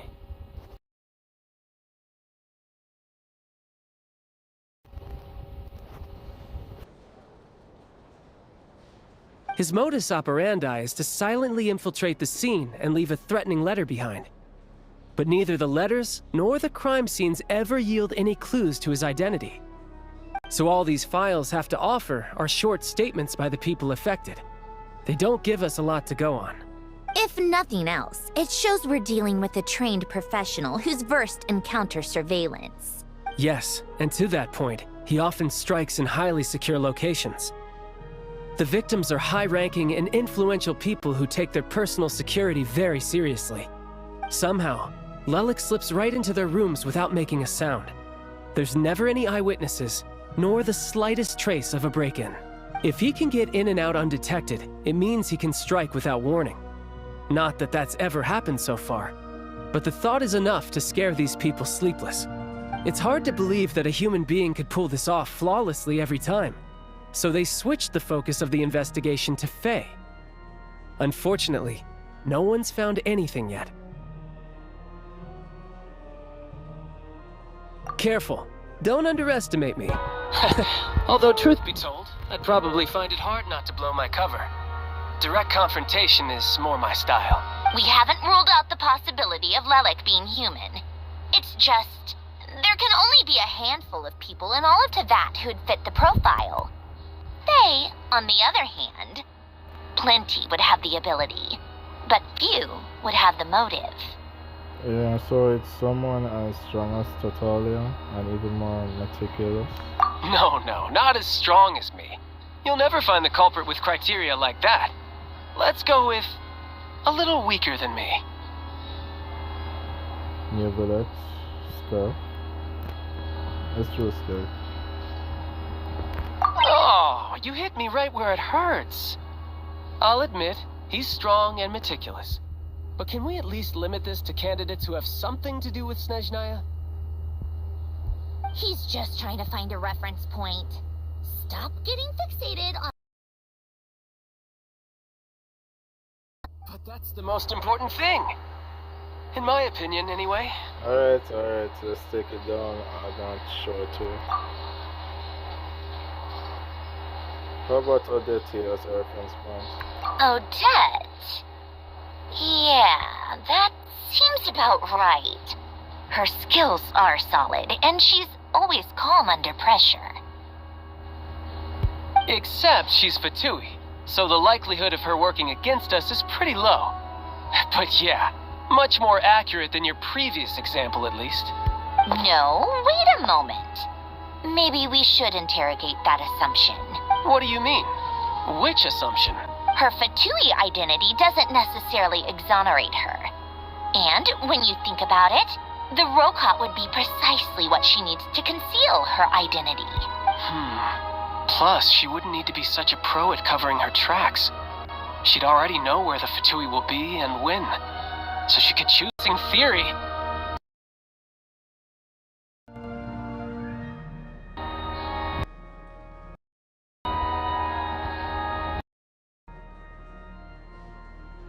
Still, what reason could Odette possibly have for trying to call off Project Stuzha?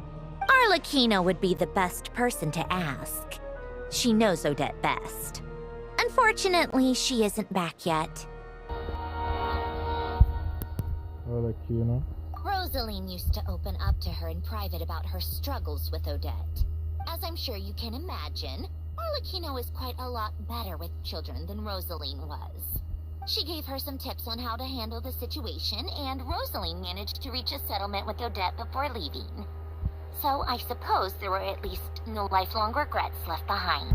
Beyond that, I don't know the details about that side of things. But I do know that Odette definitely has a motive to hold a grudge against Project Stuzha. The reason being, her father passed away during the early stages of the project. That was back before it had been named Project Stuzha, when things were still being worked out. But in essence, it's remained the same ever since. Huh. The more you know. Rosaline was always so self-centered. I never understood why she started paying so much attention to Odette.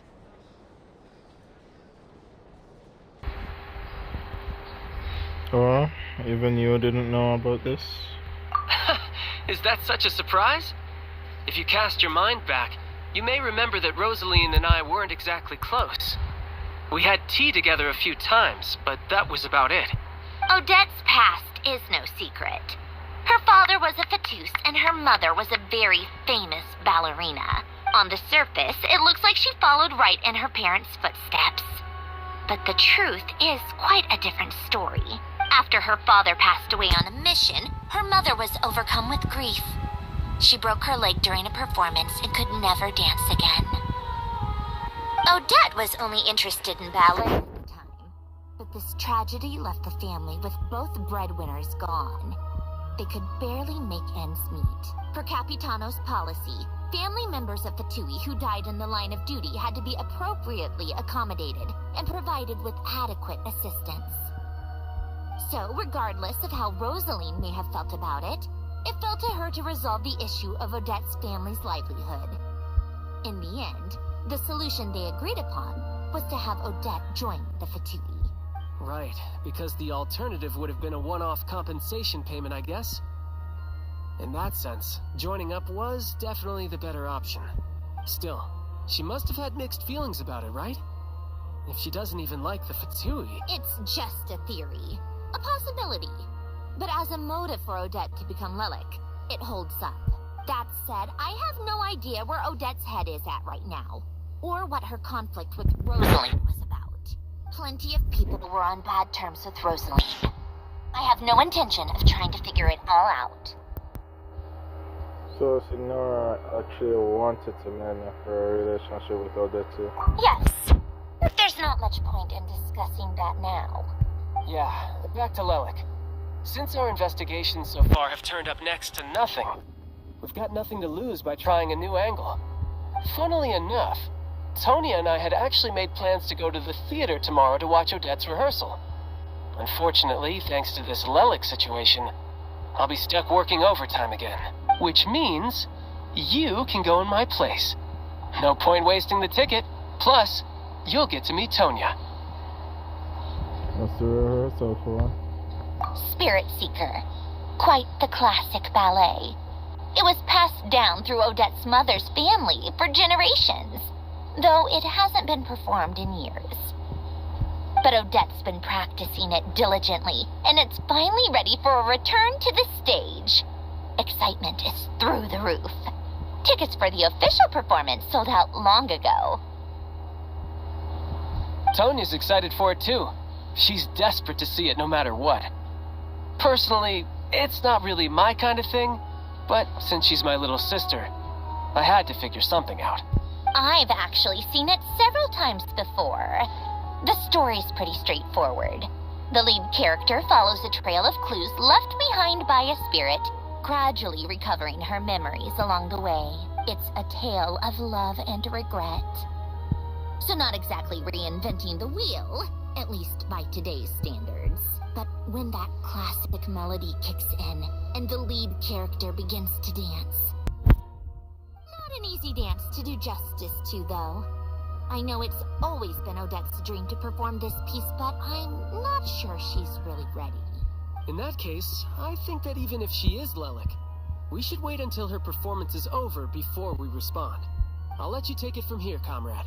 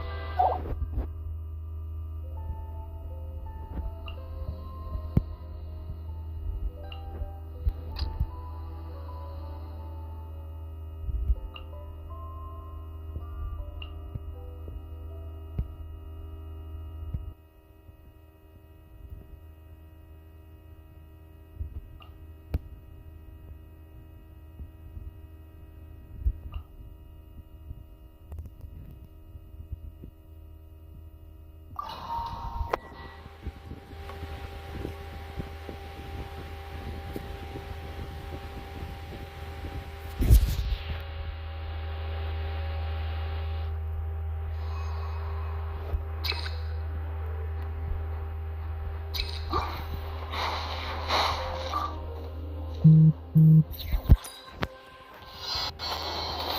shattered! Take my fist! Storm the front! Cole, mine's a command. Not now. Now you shall perish. There is no escape.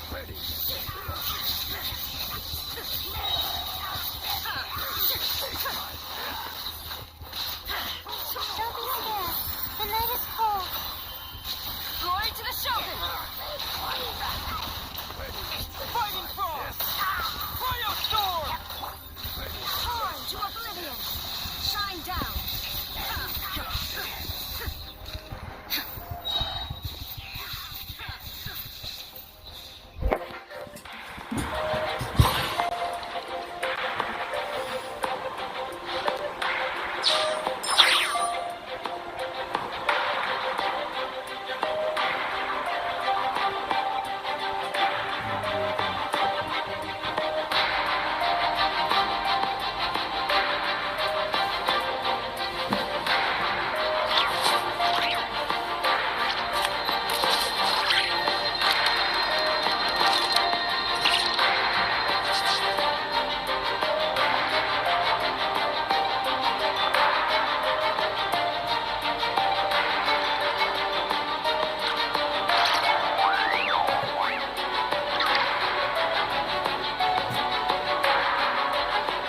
Something you wish to report? Go on. You have my undivided attention.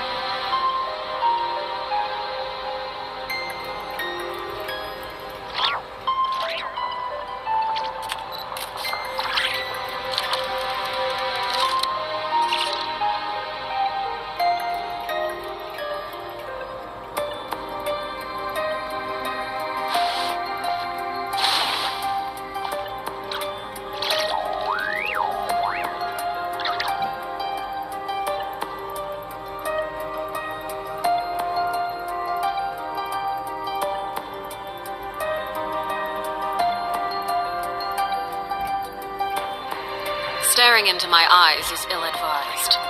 I can't promise you'll like what you see.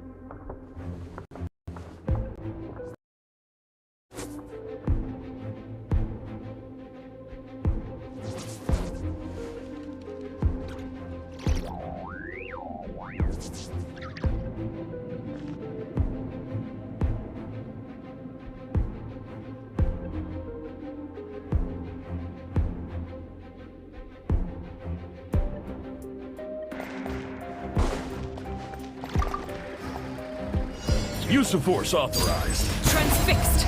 Going in! Suffer the wrath of Easley! Fulfill our pact! Bring it!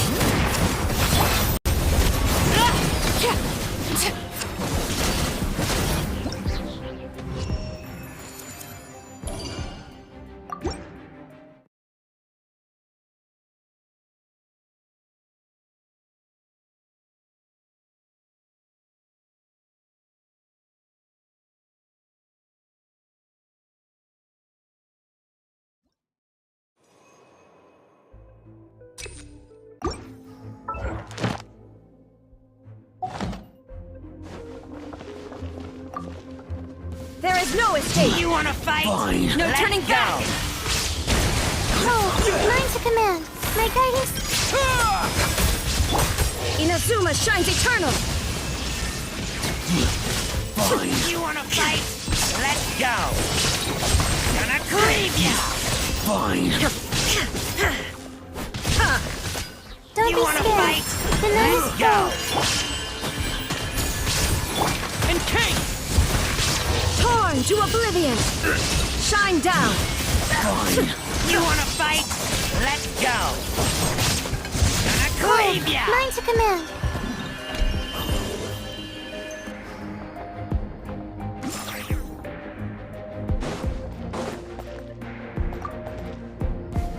What a waste of time! Overruled! Get out of here! Teamwork is dreamwork! You two! Time to end them!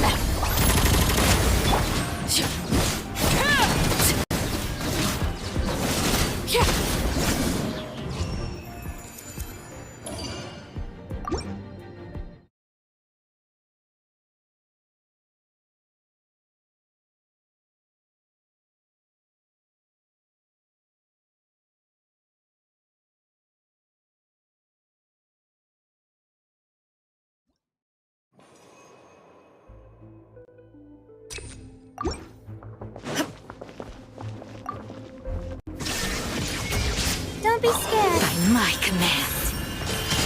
Glory to the Shogun! Fighting frog. Cryo storm. Now you shall perish! There is no escape!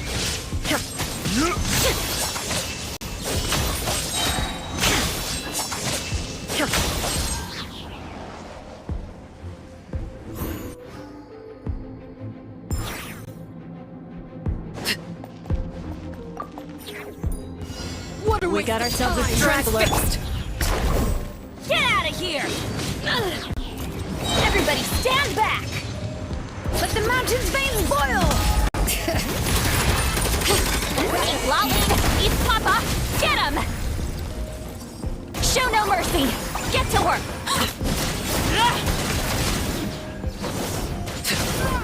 What a waste of time! Use of force authorized.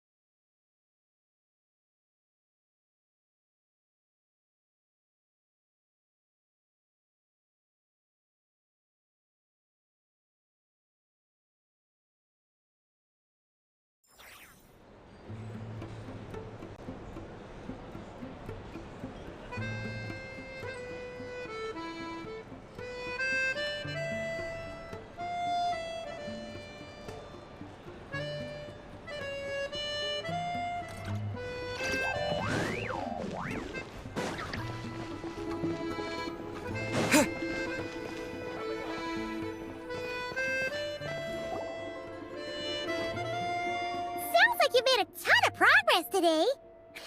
It's good that everything's going so smoothly. Next step is to head back to the theater and get a clear air from Odette.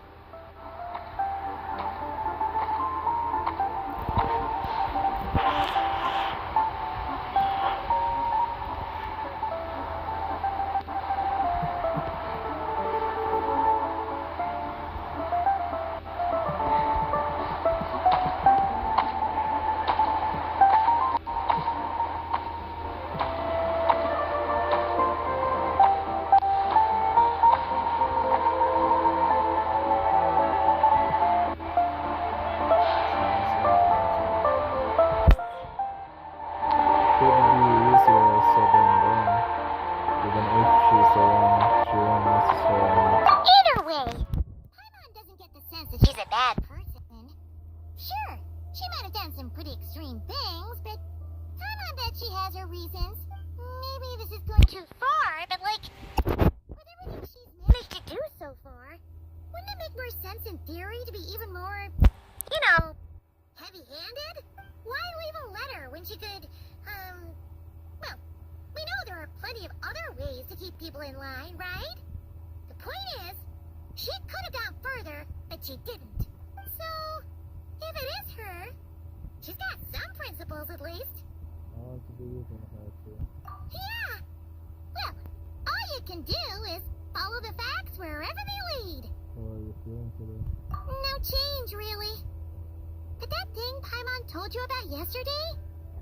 Paimon feels like she can sense it more clearly now. Hearing you talk about your day makes Paimon itch for an adventure. If only she could be there with you so we could experience it all together. Yeah, I wish you could be there too. I'm not adventuring alone. But don't worry, we'll get to the bottom of this. Guess it's just one of those things. Never mind. Paimon will behave herself and keep resting.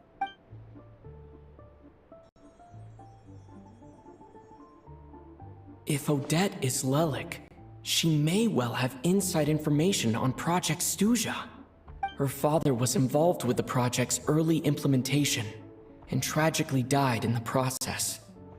Now, she's dedicated herself to bringing it to an end.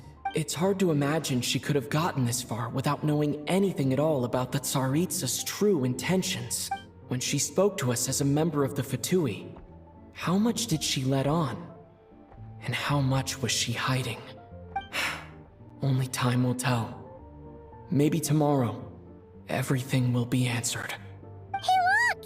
It's snowing! Could be a tough day ahead. Make sure you wrap up warm tomorrow.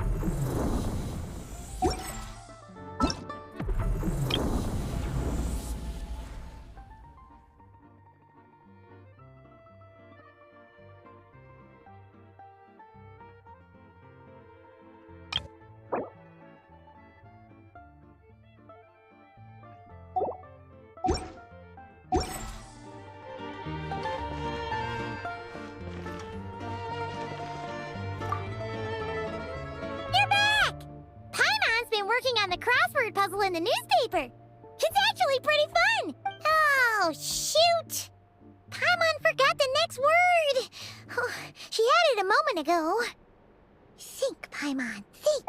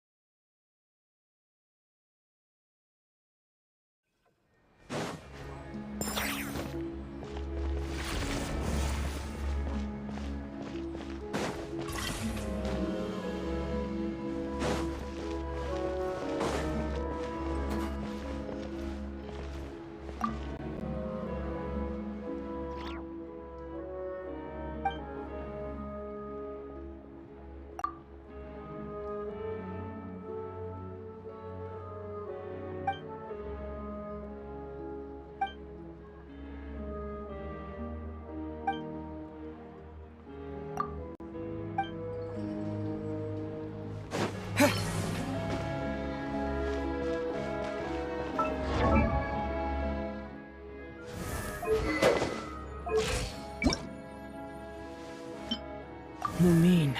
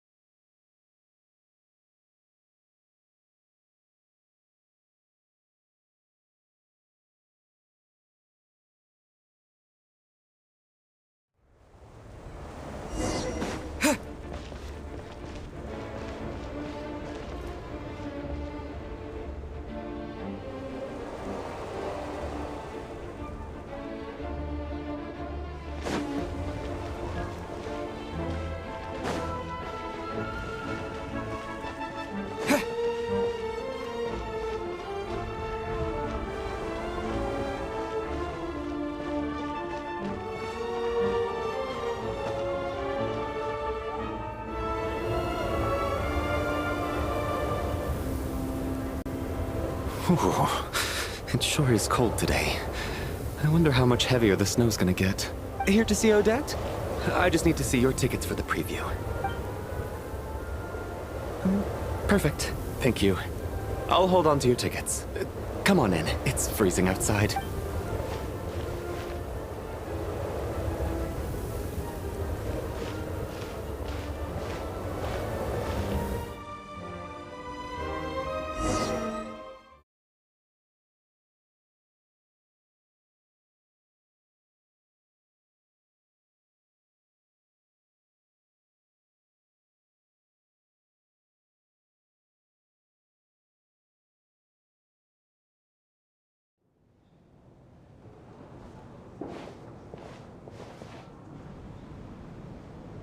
I think I'll leave the Lelic question until after the show's over. Then I'll go find Odette.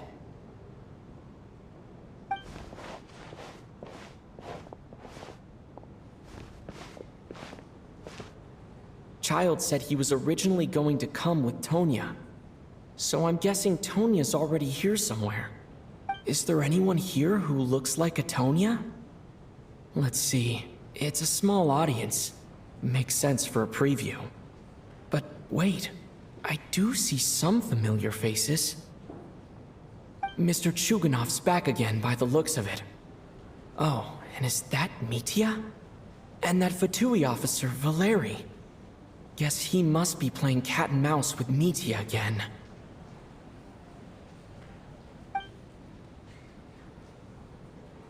Oh no. It looks like the show's starting and I still haven't found Tonya. Never mind. I'll just have to take a seat for now and see if I can catch her afterwards.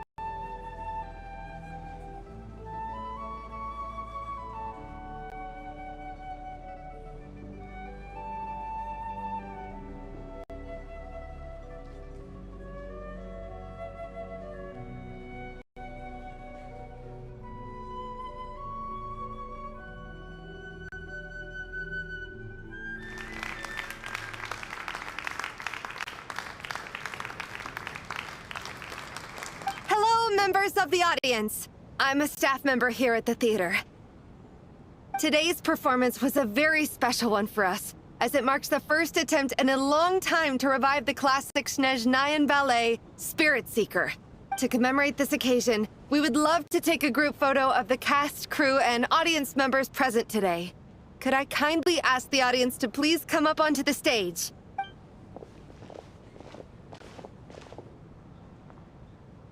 All right, everyone, huddle in a little more. Now, look at the camera. 1, 2, 3.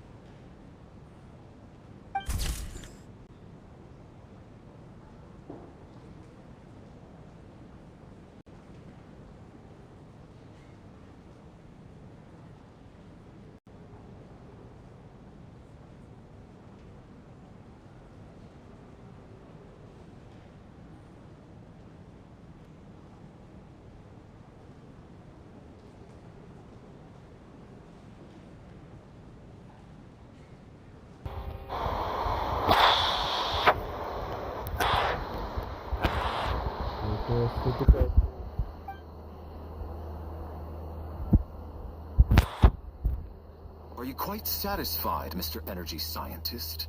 I rather hope you don't have any other escape plans to add to my workload today. What are you talking about, Sarge? This was simply my way of inviting you to watch Miss Odette's new show with me.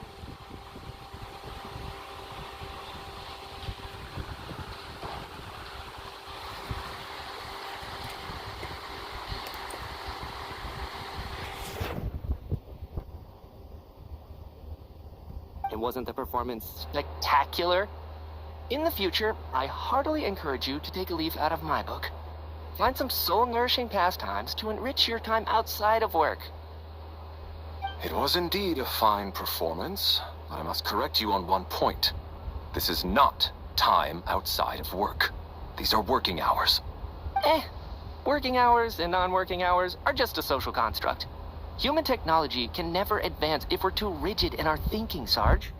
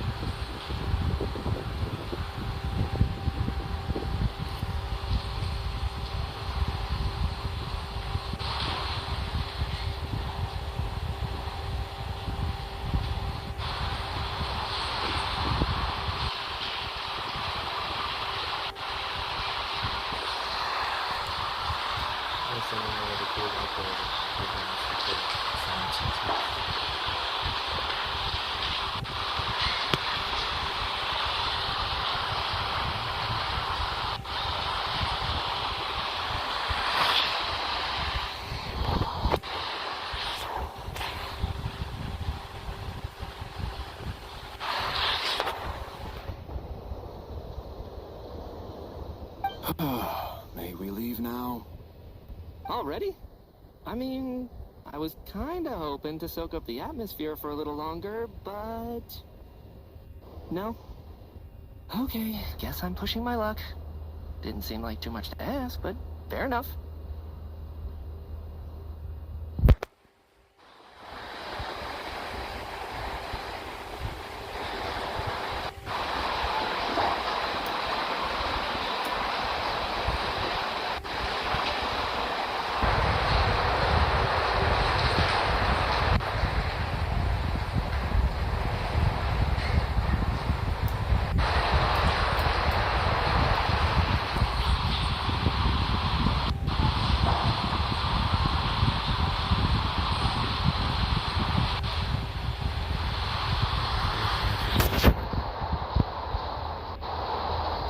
Off we go then, Sarge. Back to the land of working hours. Lead the way.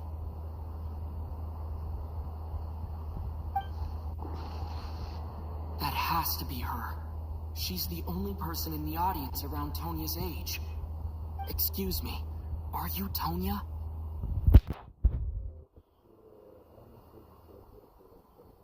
Huh?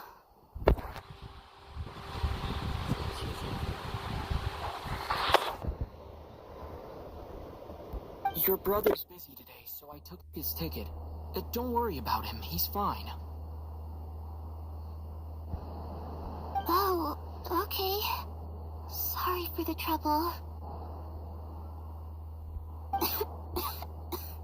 What's wrong? Are you sick? No, I'm fine. It's nothing. Maybe she caught a cold on the way here because of the weather.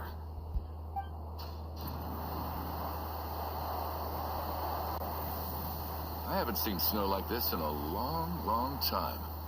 It's most unusual.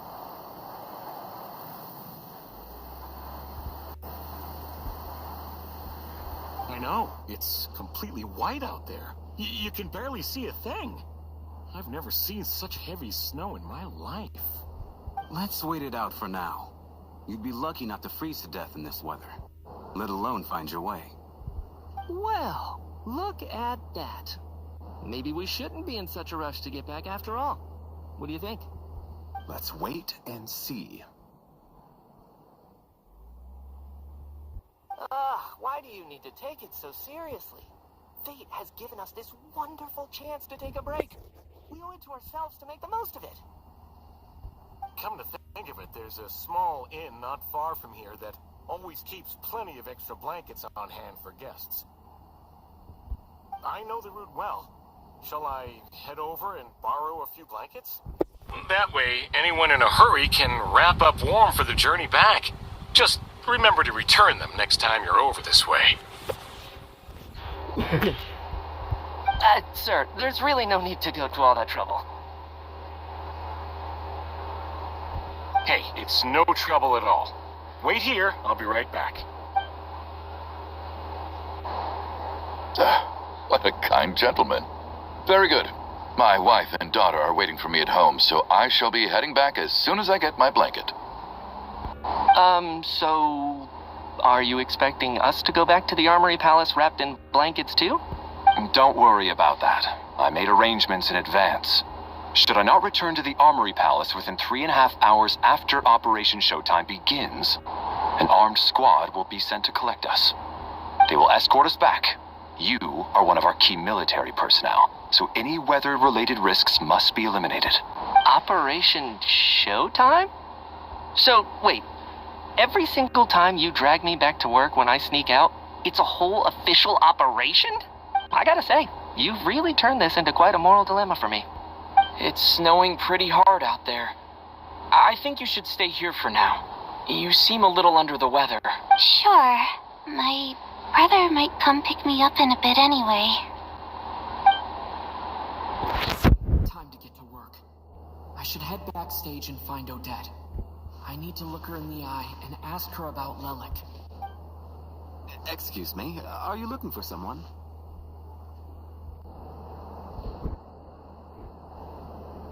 Ah, a fan, I'm guessing? Today is just a dress rehearsal, so Miss Odette won't be meeting with fans. She's taking a well-earned rest right now. Sorry, but that area is currently off limits to everyone except the cast and crew. Bad timing, I guess. Well, I might as well stick around. I doubt Odette will be leaving before the snow lets up in any case.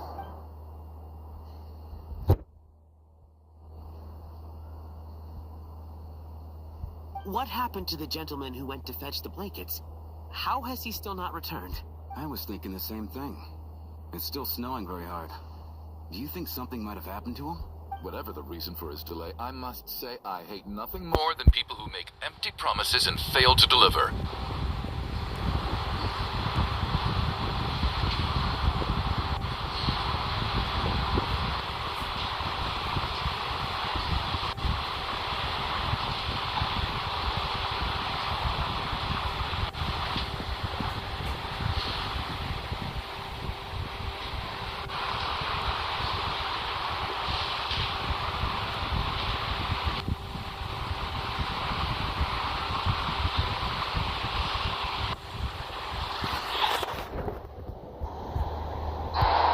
Well, I have to treat my employees like that on occasion, but that's different.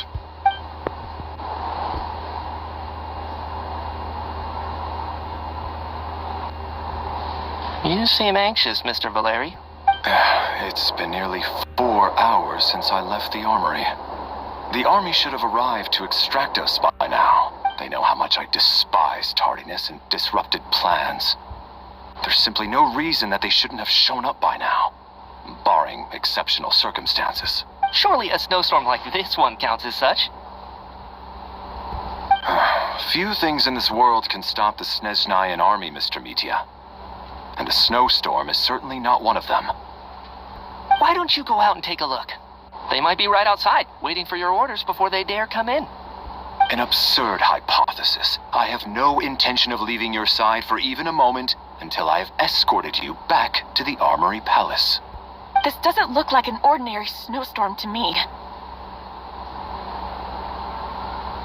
That guy who left earlier, it looked like he just vanished into thin air. Either that, or my eyes were playing tricks on me. A man-eating snowstorm? Come on. Night hasn't even fallen yet. Spare us the ghost stories.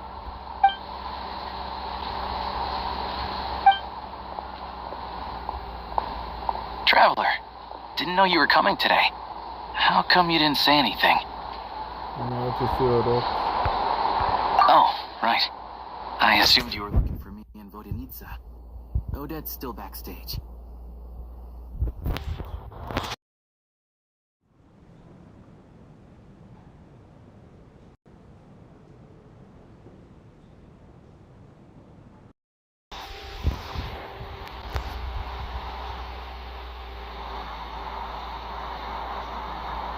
Whoa, that's quite a snowstorm out there.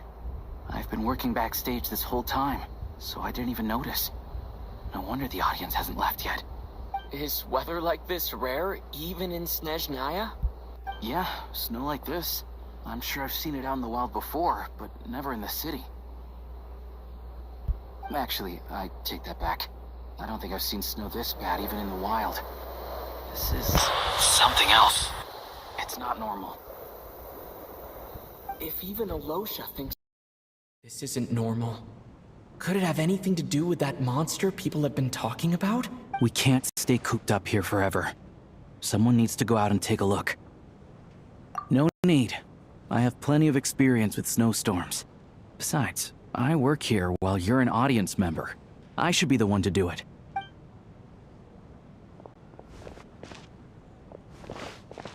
Everyone by the door. Careful not to let the snow soak into your shoes. In a snowstorm, you gotta look up to your toes above all else. Heading out, my man? Be careful. I've been told this snowstorm eats people alive. Thanks for the advice. I am planning to be careful. I just want to take a quick look at the situation out there.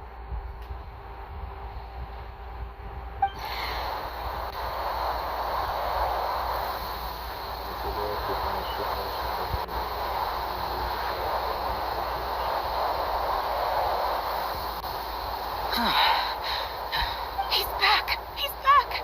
How was it? What's going on out there?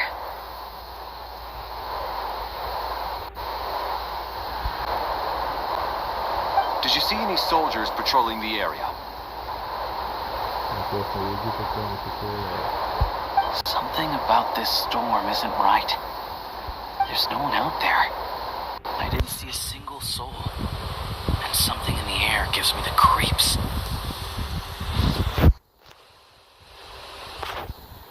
This isn't your average snowstorm. I suspect it might be related to recent events in our nation. I strongly to stay here until the snow dies down. Are you serious?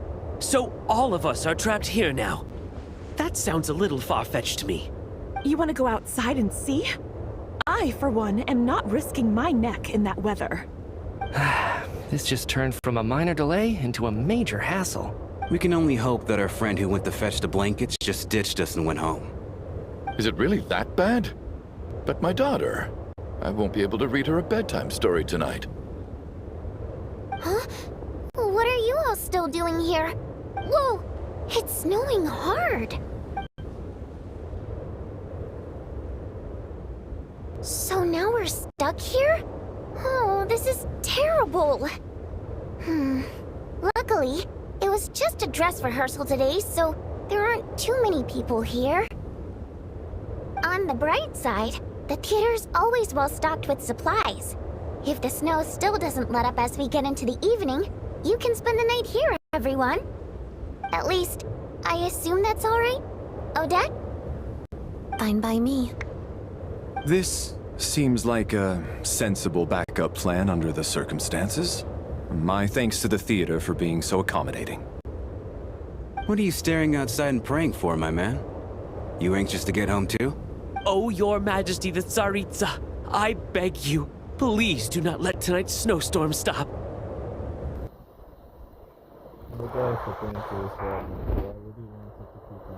This is a golden opportunity to spend the night under the same roof as the two top stars in all of Snezhnaya. It's a once-in-a-lifetime experience. I think I've changed my mind. Sir, if you so much as look at us funny, you'll be seeing stars in a whole other way. Behave yourself, or you'll be begging for that blizzard. It's getting colder. We need to keep the indoor temperature up. Close the door and lock it tight. Let's head somewhere warmer.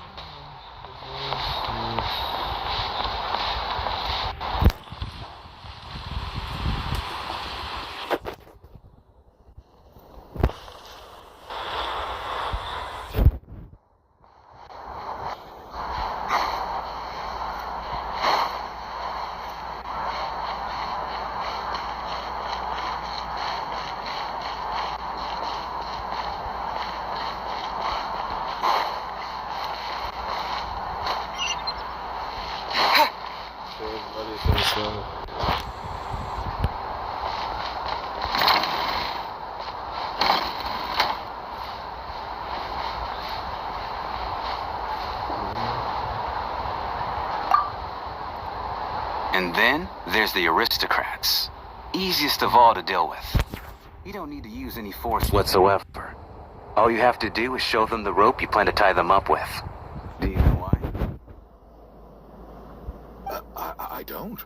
Do tell. Because nothing horrifies them more than the thought of a cheap, coarse rope leaving creases on their precious million more coat. They'll do whatever you ask to avoid that fate. Unexpected, but funny nonetheless. Tell me another one. Well, look at that. I got myself a new listener. Hey there. Let me introduce myself. The name's Shram, and I'm a mercenary. The kind that gets paid to do odd jobs for rich folks. And I am Chuganov, an entrepreneur. If my name is unfamiliar to you, you will no doubt have heard of my factory, the renowned Iskra manufacturing plant.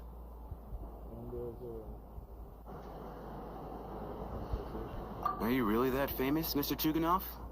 How come I've never heard your name before? Excuse me? Is that a joke? Or are you being serious? Oh, I'll have to ask my rope later. It's probably tied up more entrepreneurs than I've ever heard of.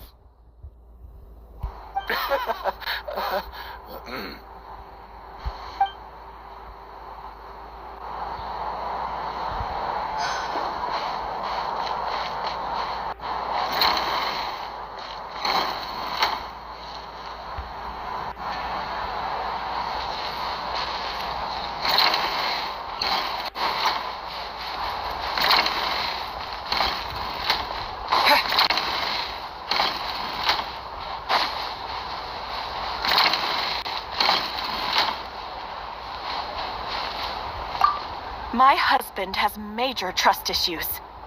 To him, I doubt even this snowstorm is a good enough excuse for me to stay out all night. That's the price of marrying into wealth. You'll get used to it. I'm not about to stop you if you want to leave. But don't drag me along. Hello? Can I help you?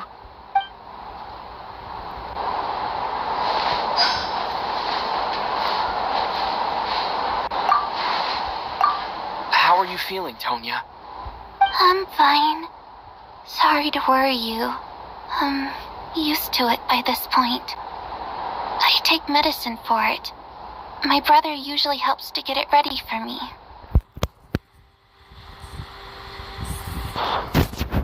Child must take great care of his sister. He's never mentioned Tonya's illness, though.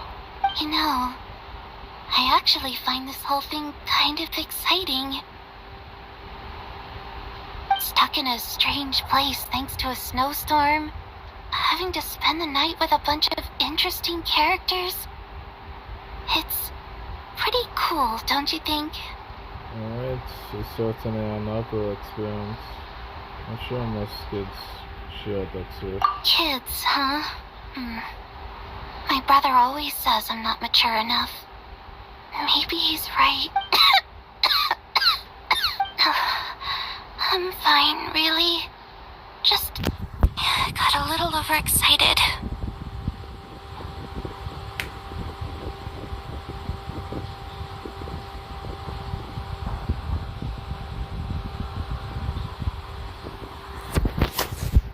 Look after yourself. Otherwise, your brother will come after me.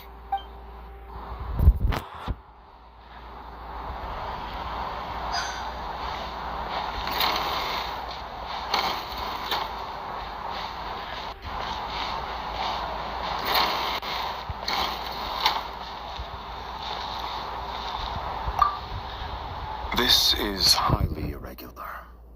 A delay of over an hour during an operation like this. It's a Harbinger-level response. I wonder what the issue is. The storm, or something else. Sarge, the day you learn to let go and just enjoy moments like this is the day you'll finally understand the meaning of life. Why, hello, sir. I believe you were the one sitting at a nearby table back at Podvorye Restaurant? Any friend of the theater star performers is a friend of mine. It's a pleasure to meet you. I'm Mitya from the Energy Commission. Greetings. Major Valeri, head of the Special Assignment Battalion. Armory Palace Royal Grenadier Guards, 1st Regiment. I am here to ensure Mr. Mitia's personal safety. Please let me know if I can be of any assistance. I'm there, though. Without the Tenente, though. Mr. Traveler, I cannot help but notice that Miss Odette is stealing glances at me. Any idea what that could be about? I've racked my brains, but I can't think of anything I might have done to offend her. Perhaps she noticed me spacing out during her performance? No idea. Keep rocking those brains. You'll figure it out. What? You mean I really did do something to upset her? Well, thanks for letting me know. So, Mr. Mitia, is work related to Project Stuja? Yes, that's right. The higher-ups in the Fatui transferred me from the Energy Commission to the Armory Palace because they wanted me to... Really? I can't even talk about that? Pretty sure it counts as part of my private life. All right, I won't say anything. Sorry, Traveler. As you can see, I'm afraid this pleasant chat will have to end here.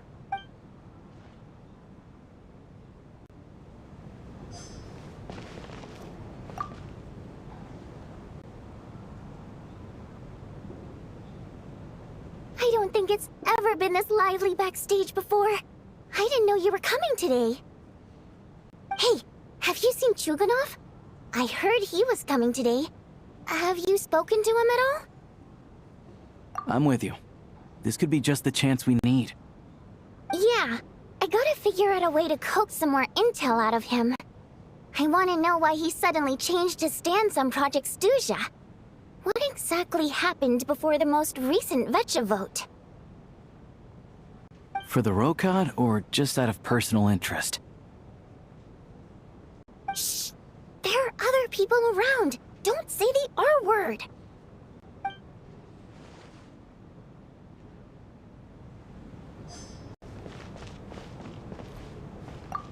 I have to say, even though today was a rehearsal and there were some hiccups along the way, Miss Odette's performance was one of the best I've ever seen. Even compared to an actual show. Oh, I couldn't agree more.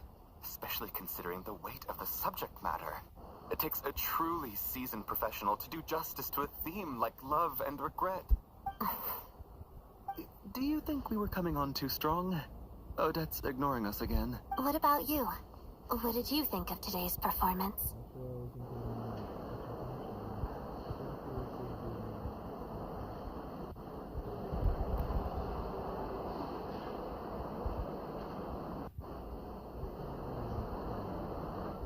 Oh my, that's very flattering of you. Thank you. I'll make sure to save a ticket for you when the show's performance ready. This doesn't seem like the time or place to bring up the subject. I need a chance to speak with her in private.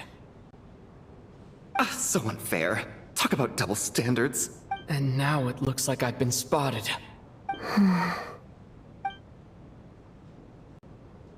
You know Mitia too? No, I don't. I just have a feeling that he might be dangerous.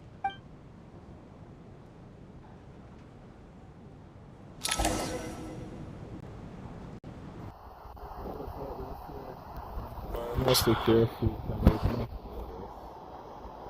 How's it looking, Alosha? Because it's unable to read it, that person. That's unable to read makes them dangerous. No change from this afternoon. Heavy snow with no sign of slowing down. May I have your attention, please? The storm is unlikely to stop tonight, and it'll be even more dangerous outside at night than it was during the day. We at the theater owe everyone here a duty of care. Therefore, we strongly suggest that you stay on site overnight and avoid going outside unless absolutely necessary. In a few short moments, we'll give you a tour of the theater's various quarters. You can choose to sleep in the VIP room, the office, or backstage. Or on the stage if you'd prefer. We won't mind. I'll pass on sleeping on the stage. What if the snow is stopped by tomorrow morning? The early birds in the audience might think we're part of some experimental new show. A drama about sleeping? That could be fun. Maybe we could come up with a title for the production. Gotta be kidding me. Ah, you gotta be kidding me.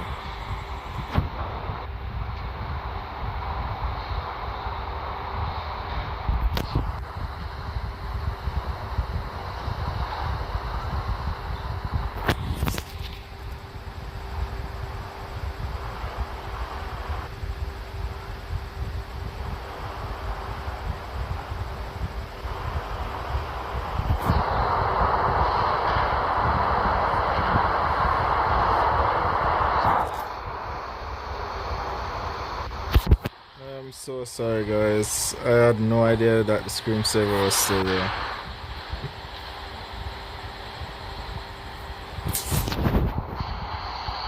Not bad.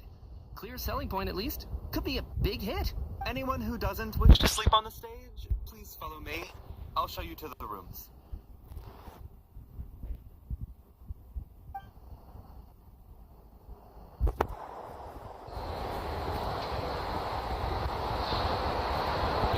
I guess I'll call it a night.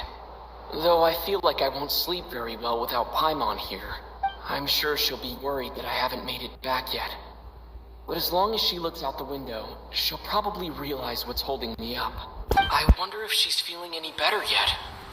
At least she hasn't been getting any worse. Still, I should try and get back first thing tomorrow morning.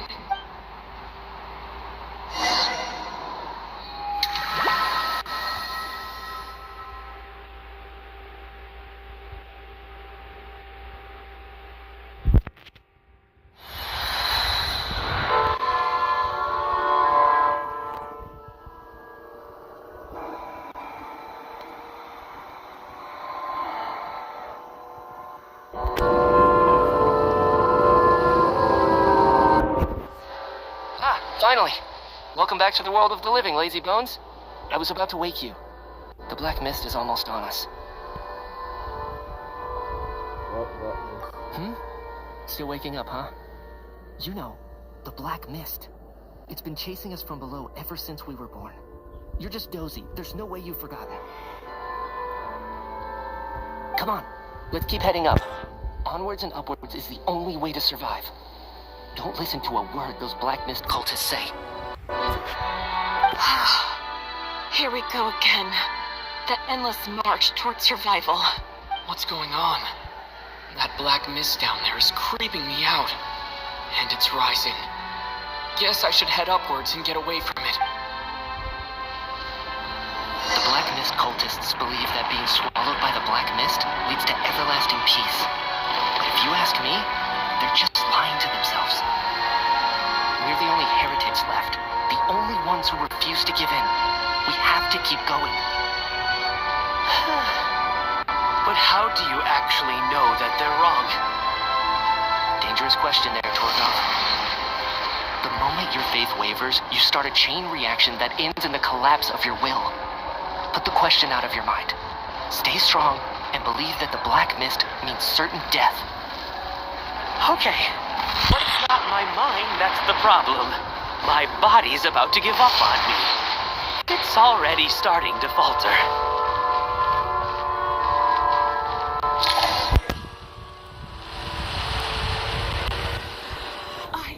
I can't do this anymore. I've had enough of being forever on the run. What's the point of it all?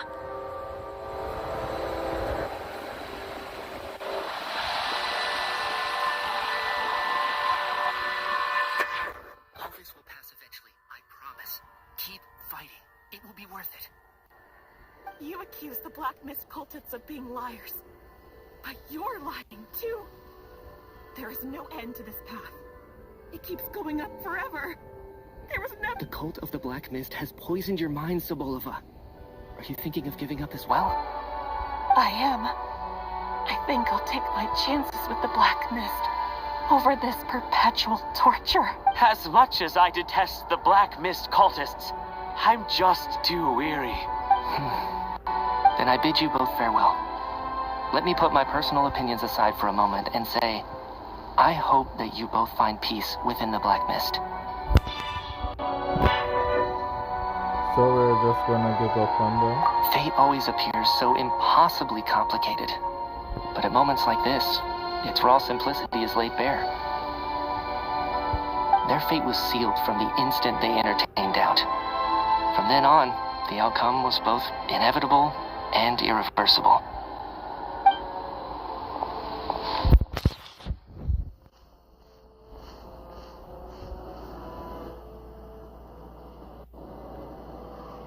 Torgov and Sobolova are gone. I never thought the day would come when even they would be swallowed by the black mist. It's just you and me now.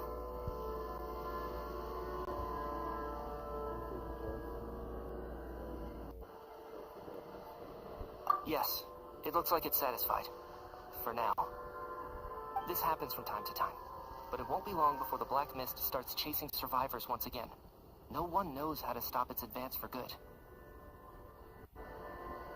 Well, we should make the most of the precious moments of rest that those two offer us. Huh? Are you really that sleepy, traveler?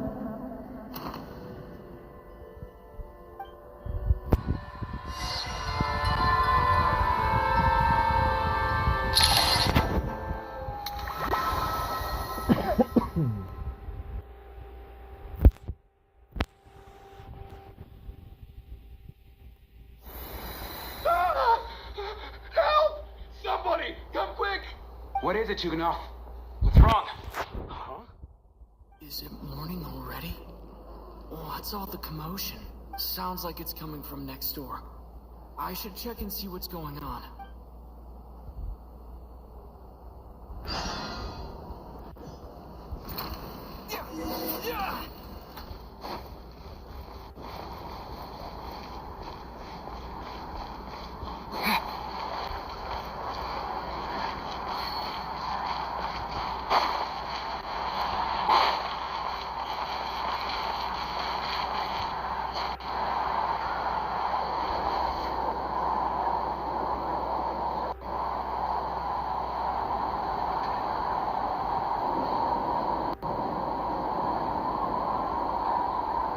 Here's those two. Don't look, Miss Tonya. Stay here. Okay. What happened to them?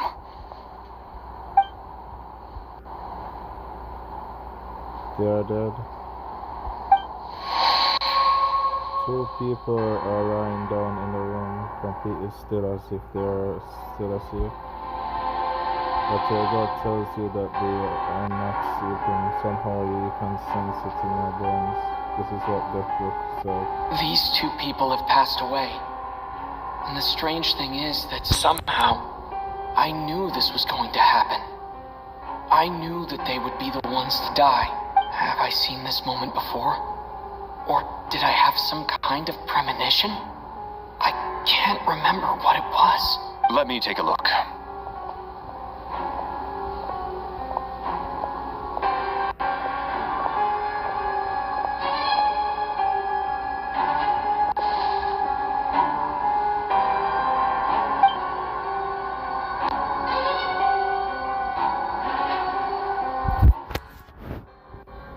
No vital signs in either of them. They're dead. The cause of death, however, remains unclear. No wounds on the bodies, no signs of a struggle, and no skin discoloration caused by the buildup of toxins. But just last night, they were chatting and joking away. This is so sudden. Could they have had pre-existing medical conditions? Even then, the odds of them both dying of sudden complications on the same night are extremely low.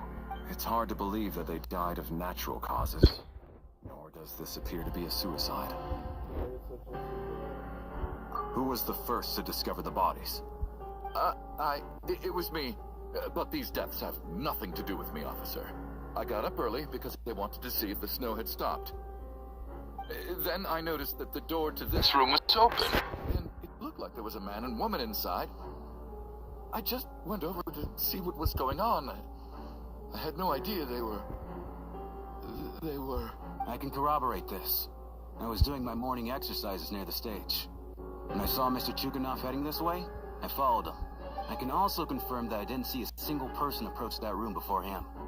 The snowstorm was raging all night, and it's still going now. There's no way someone could have come in from outside, correct? You mean an intruder? No, not possible. I slept by the door last night as a precaution. There's no way I wouldn't have noticed if anyone had tried to open it. Everyone, split into pairs and search the theater for anyone in hiding, or any signs of suspicious activity. I'll follow up with a full search of my own shortly. Go. There's no time to waste.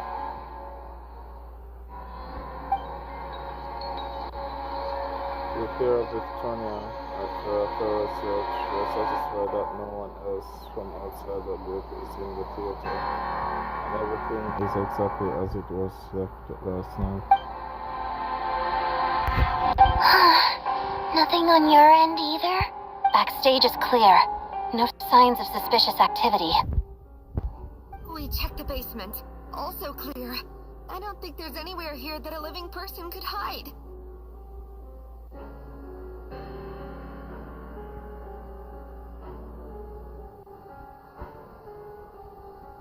Are we certain that the theater doesn't have a back door?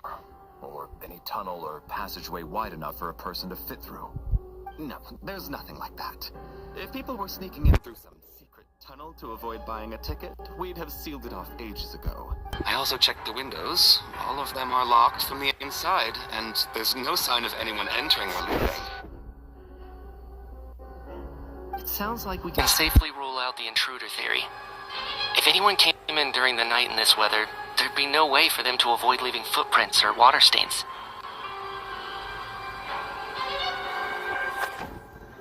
This can only mean one thing. It's like one of those murder mysteries you see in novels and plays, isn't it? The ones where the killer is one of us. We can't quite jump to that conclusion just yet. Could he be right? It's hard to imagine something like that happening in real life. Set in a theater during a snowstorm, a murder takes place, and the killer is among us. It's such a classic trope that it seems unbelievable. Looking at who the killer targeted, and the clean entry and exit, it all adds up. I know what this is. It's obvious now that I think about it.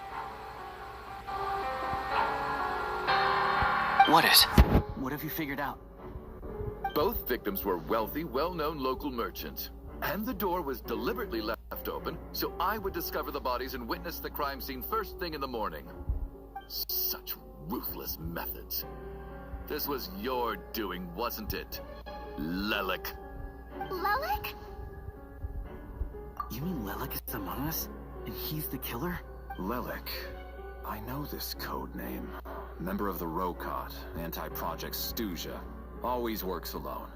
I've read the case files at the Armory Palace. Walk me through your reasoning, Mr. Chuganov. What do you know about Lelik?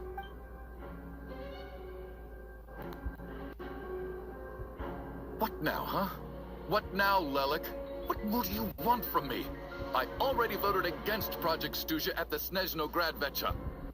You snuck into my house the other day while I was asleep. Left a threatening letter. And I did all that you asked. But Project Snezhnaya cannot be so easily shaken. Not with the rooster in charge. So, he really was threatened by Lelik. That makes sense. And now you're resorting to murder to threaten me. Isn't that right? I knew it. The Rokot despises the rich. The lives of the wealthy are but refuse in your eyes.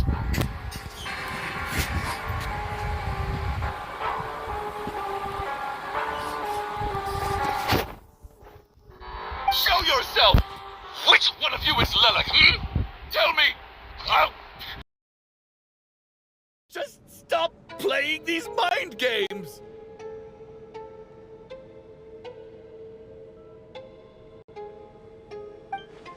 This seems out of character. But then again, how well do I really know her? I'm probably the only one here with a compelling theory about Lelik's true ID. But if I reveal it now, I'll be putting Odette in the line of fire. What should I do? And his name has never come up in connection with any murder cases. Besides, even if Lelik did want to threaten you, why resort to such an extreme and roundabout method? It's not his style at all. Vodyanitsa doesn't know that Lelik might be Odette, but her assessment is pretty much identical to mine. Miss Vodyanitsa, why do you suddenly feel the need to speak in Lelik's defense? Defense? Oh, no, it's just... I'm worried that we're jumping to conclusions here, so I wanted to share my point of view. Also, I don't think the Rokot is as bad as you're making it out to be. Well, if you think I'm so wrong, what's your theory then, Why don't you tell us who the killer is? The case is still evolving, Mr. Chuganov. Please do not prevent others from expressing their opinions so early on in the discussion. Even so, there's no denying that the Here among us. I can't do this anymore. I don't care if it's still snowing outside. I have to get out of here. Whoa, take a beat. We all know it's far too dangerous out there. Even the soldiers couldn't get to us. Go out that door, and you might not live to tell the tale. And whoever this Lelik is, they're surely not going to murder anyone in broad daylight. Be sensible, my man. As much as I regret having to say this, I'd like everyone to cooperate and refrain from exiting the premises until further notice. Because as things stand, every one of us is now a suspect. Unless anyone has further information to share, let's adjourn for now. Feel free to keep searching for clues, but make sure you don't go off alone.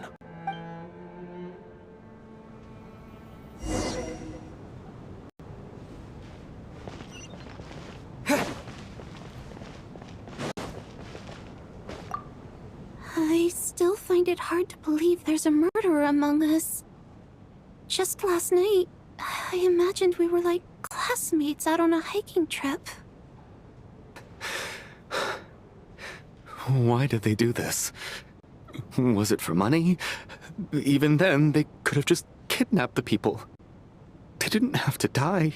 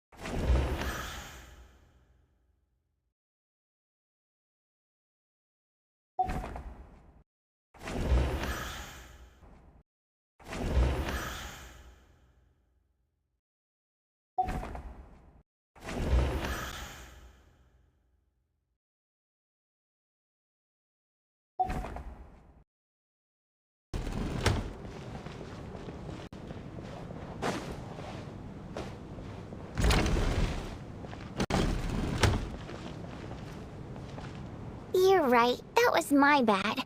It was a knee-jerk reaction. I didn't think it through. Luckily, no one suspected my identity. Vodyanitsa and I were on the same page earlier.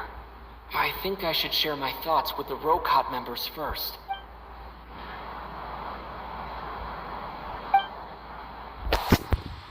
Whoa. Are you serious? I don't know if this counts as gossip, but it's definitely on track to be the juiciest this whole year. Odette? Really? Odette? Oh god, how dumb does this make me look? Lelik has been right under my nose this whole time, and I didn't notice a thing. Actually, it's exactly what you'd expect.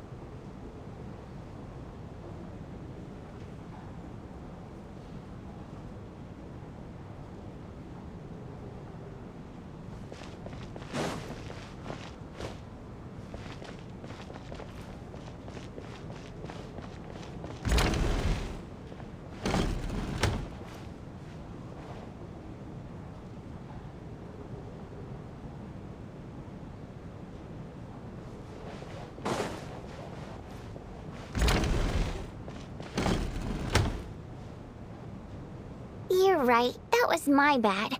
It was a knee-jerk reaction. I didn't think it through. Luckily, no one suspected my identity. Since Vodyanitsa and I were on the same...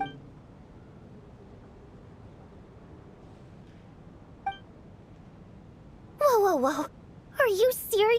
Odette? Really? Odette? Actually, it's exactly what you'd expect. Sometimes, hiding in plain sight is the best strategy. And now that you mention it, the more I think about it, the more sense it seems to make. It all adds up.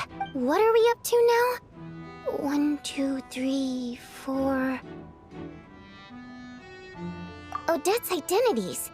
She's my coworker, specifically a ballerina, and also a Fatous, a member of the Rokot. Now, Lelek. It must be so exhausting. I just want to give her a hug. I guess since I've always known her as a member of the Fatui, it never even crossed my mind that she could be involved with the Rokot, let alone be Lelek. I don't understand. If she's with the Fatui, what reason could she have for being so opposed to Project Stusha? Probably best if you ask her that in person. Well, since you waited until now to bring this up instead of announcing it to everyone earlier, does that mean we're all on the same page here? Yeah. Lelek may not follow orders from the Rokot leadership, but as far as I'm concerned, she's never crossed the line. If anything, her actions benefit the poor. We need to confront her face to face. Do you think she'd really admit to being Lelek? I don't know. We'll have to see how it goes. For now, we'll work on the assumption that she didn't kill anyone, and see how much she's willing to tell us.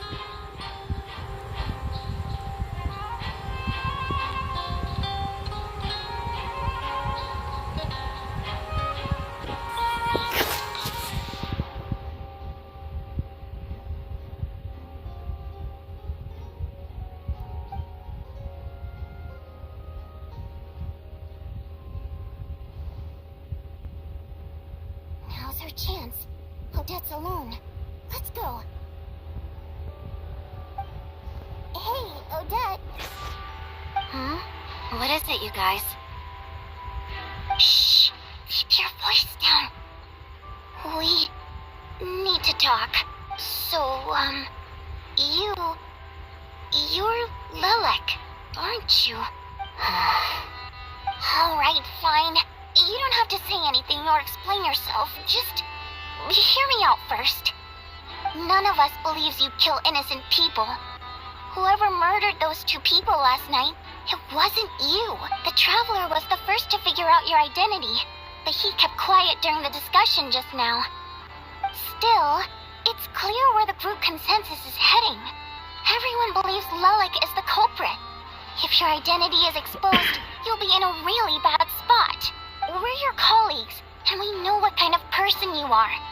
I don't want anything bad to happen to you. So, can you clue us in? Tell us everything. The more we know, the more easily we'll be able to cover for you. Alright. Yes, I'm Lelek. And no, I'm not the murderer. And thanks, but I don't need you to cover for me. Actually, I'm planning to reveal my identity. Huh? You're gonna reveal that you're Lelek? Here? That's right. I'll admit I was surprised at first when Chuganov guessed that I was here. It was just a lucky guess, but it caught me off guard. But after taking some time to assess the situation and confirm where everyone stands, I don't believe I have anything to worry about. Are you sure you don't need a second opinion? Given the circumstances... Mr. Valeri! What?!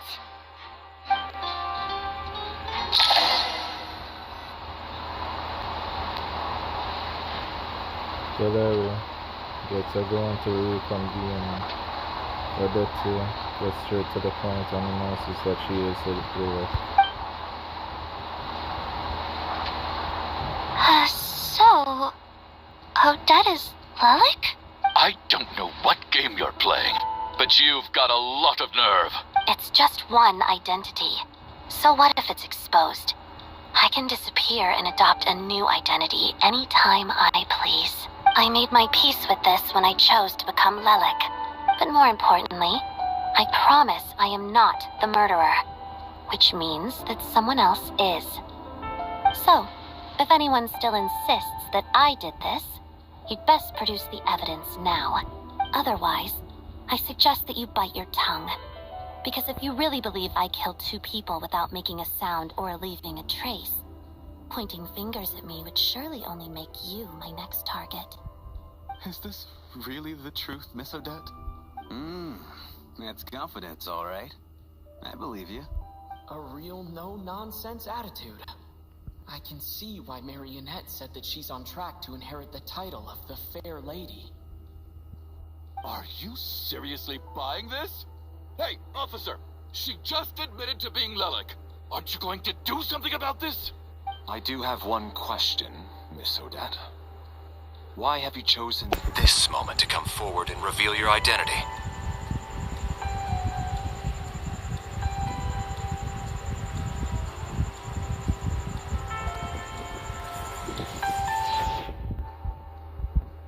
If I didn't say anything, everyone would be focusing all their efforts on finding Lelik. And that is exactly what the real culprit wants. I don't want to be the scapegoat who lets the murderer get away with this crime. Despite all the accusations, she made the smart choice. A remarkable display of rational thinking under pressure. Clearly, Odette's talent extends far beyond the art of dance. She thought so far ahead. Ugh. Why do I always feel like I'm one step behind her in everything? You've convinced me. Dealing with the murder case remains the top priority right now. Let's put the name Lelik and all related incidents aside until further notice. Nevertheless, the group still considers you the prime suspect. I assume you have no quarrel with that, Miss Odette. I understand.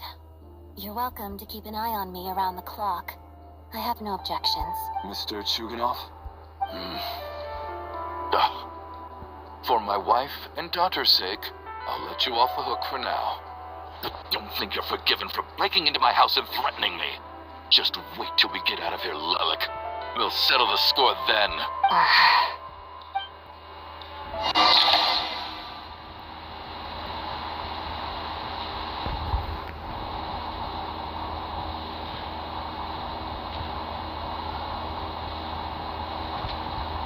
Good work, Lelik guard team. And Lelik too. Here, have some hot water.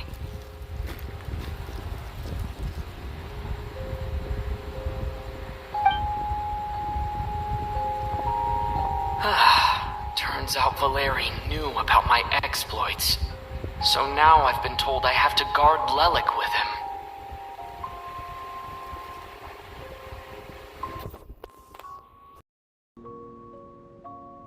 Shouldn't you be facing my way if you're guarding me? At the moment, it looks more like you're my bodyguards.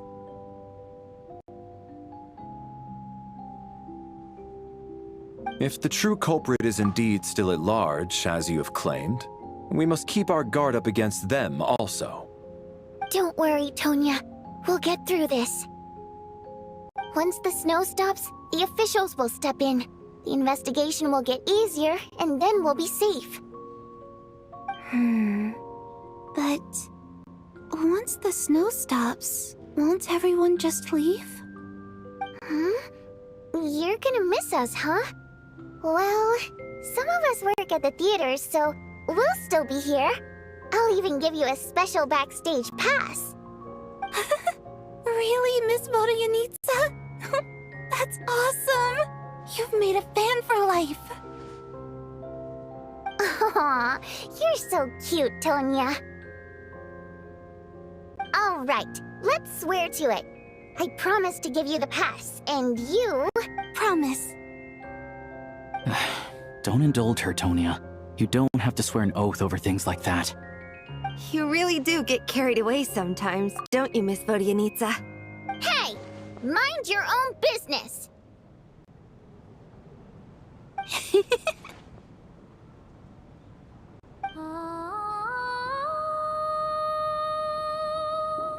Don't be nervous, Miss Water Imp. Everyone's here. There's nothing to be afraid of. Excuse me? Do I look nervous? Don't be ridiculous. Hmm? No. You sound nervous, lass. Oh. Wait, but how... Okay, plenty of people know that I'm a water imp, but still... How come you understand our primary mode of expression? Primary mode of expression. I've not come across that concept before. Do enlighten me, Vodyanitsa.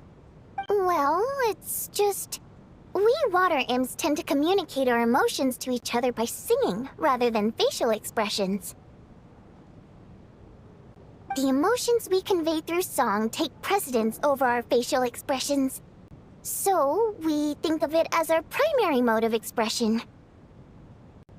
I'm impressed, Shram. I didn't take you for a man of culture, but you're clearly rather learned. It's not about being cultured or not. The thing is, this mode of expression can usually only be understood by other water imps. It's not a simple case of a song sounding happy or sad. And yet, you're clearly human, Mr. Shram. It's really not the big deal you're making it out to be. I think I just have a knack for it. Plus, I have a... very close friend who's a water imp. A delightful lady. But keep that a secret. Anyway, we spent so much time together that before I knew it, I noticed I could understand her expressions. Oh, I guess that makes sense. Still, the fact that you have a water imp friend is even more surprising. I'd better watch what I'm singing when I'm around you from now on. Hey, what are you implying? You're not secretly insulting the audience in your songs, are you? Heavens, why would I do a thing like that? It's getting late. We should discuss our sleeping arrangements for tonight. To guard against the killer, someone needs to keep watch. I suggest that we don't sleep in separate quarters tonight. It will be safer if we all stayed together. As long as someone keeps an eye on Lelik, I'm quite sure we won't have any trouble. Are you saying that you wish to bet your life on Miss Odette being the killer? Nonsense. Of course not. Then I propose the following arrangement for tonight. The Traveler, Odette, and I will form the Night Watch. We'll sleep in shifts, but 2 of us must be awake at any given time.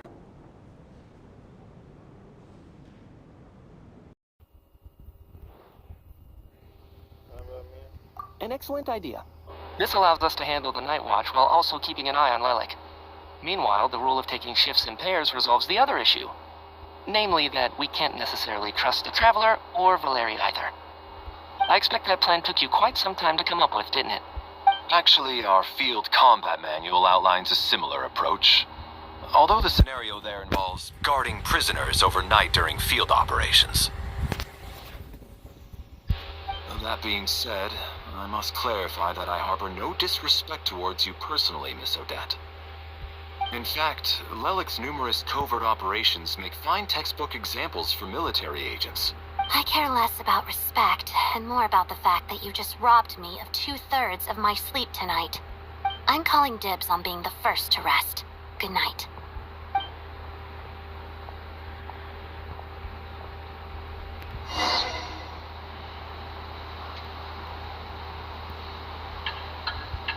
As night falls, you and Valerie take the first watch together. Everyone is sleeping on the stage, making for a scene right out of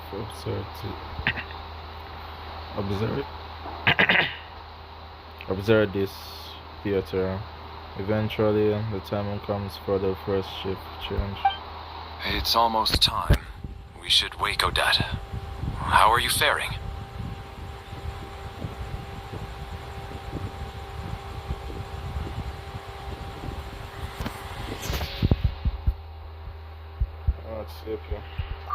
Not going to argue with that. I'll take a quick nap. If you start to feel sleepy, wake me up anytime. It's finally time for Odette and I to share the night watch. I should wake her up.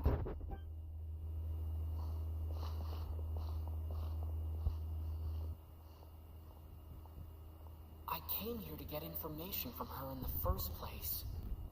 Maybe I should think about what questions I want to ask before she wakes up.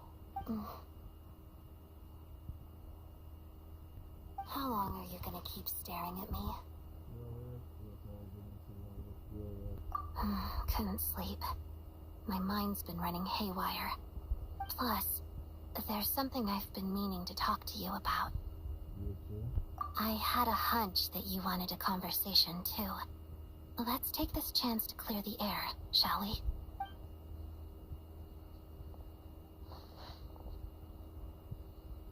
I just had a simple question for you, really.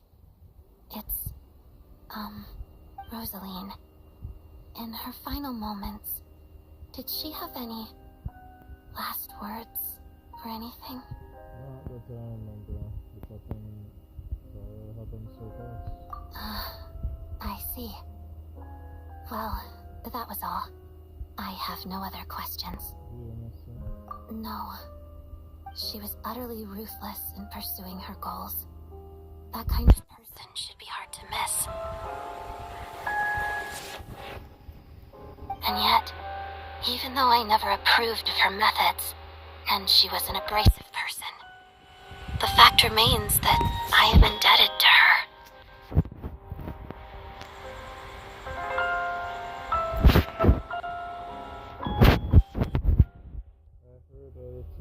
About that from Snezhnaya. Oh, she told you. I guess that makes sense. I think she and Rosaline were on pretty good terms. Yes. Rosaline wasn't the kind to gossip about this sort of thing. Not that it's any huge secret to me, though. When I was a child, I had to join the Fatui for the sake of my mother and me. I trained under Rosaline. It was extremely grueling, and it didn't exactly come naturally to me. All I could do was try to ignore the biting cold and practice.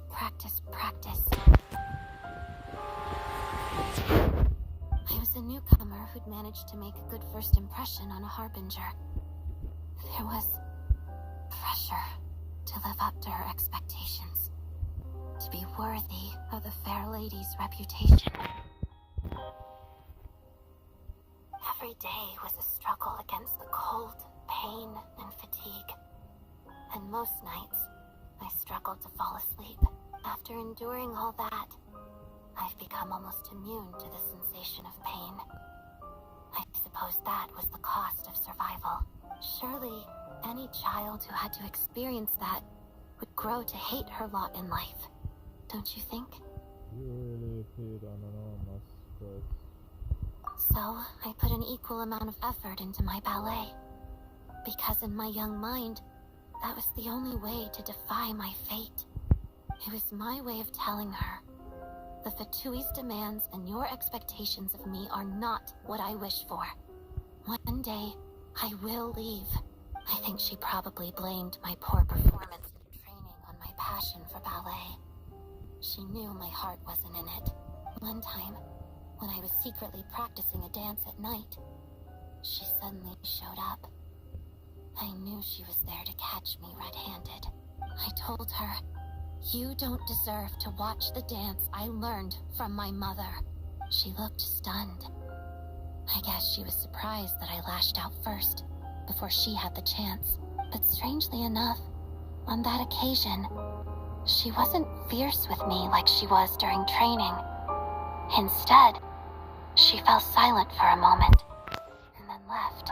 After that, she never interfered with my dancing or asked me how it was going. She never came to watch me dance again either. Not even once. She was a very proud person. She was. But even now, whenever I take out this core Ignis, I can't help but think of that night. Of the look on her face. So this was a gift from her? Sort of. Although gift might be too kind a term. This is her flame sealed within ice. A symbol of her favor, yes, but also her way of keeping an eye on people.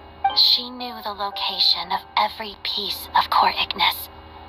If if any recipient started acting suspiciously, she'd be on to them immediately. Trust her to make even a mark of approval feel suffocating. So, when news of Rosaline's death reached Snezhnaya, many people immediately crushed their core Ignis. It gave them a profound sense of relief, like they'd broken free from her shackles. But I kept mine.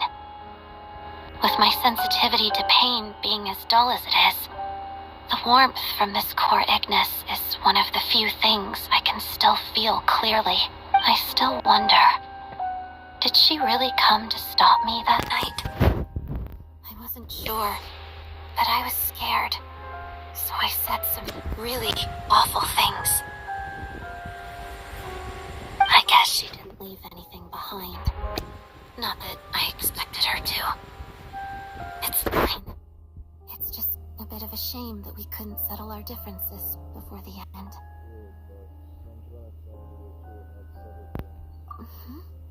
She did. Are you sure she was talking about this event?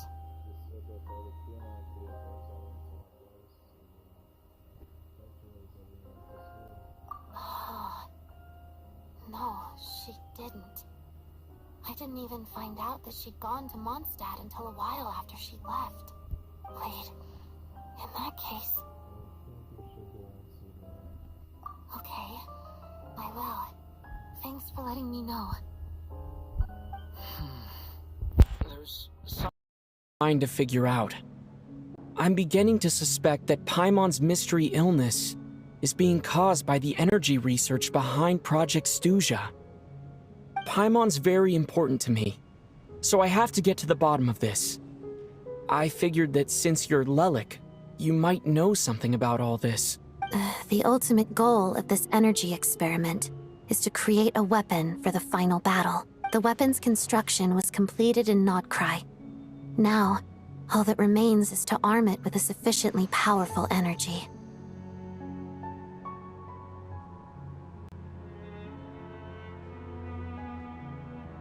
Yes. The weapon's development and all the related experiments are overseen by Lord Piero, the Jester. And the lab is located deep within the Armory Palace. I'm not sure why this experiment would be making Paimon feel unwell, though. The best way to get to the bottom of it would be to go there in person. Once we get out of here, I'll help you apply for an entry permit.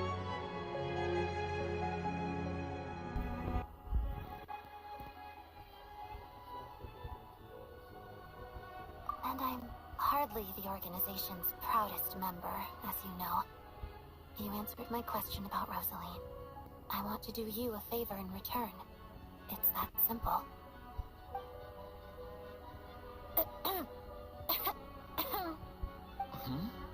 What's wrong? Are you not feeling well? You two seem to be hitting it off.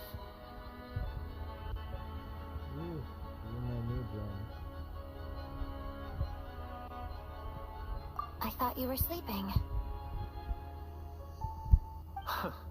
Of course I was. In the military, one learns to fall asleep quickly, even in the most inhospitable environments. It's vital to staying alert and energized. Why? Is something wrong?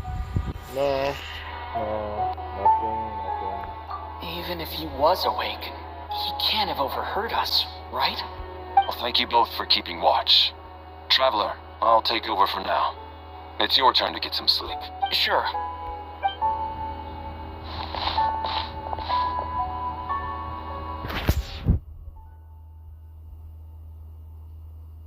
This is our second night here, but at least I found out a little more about Paimon's condition. I hope she's been sleeping well the past couple of days. Why do I feel like I'm being watched? Seriously? Is this payback for when I stared at her earlier? But I thought she was asleep.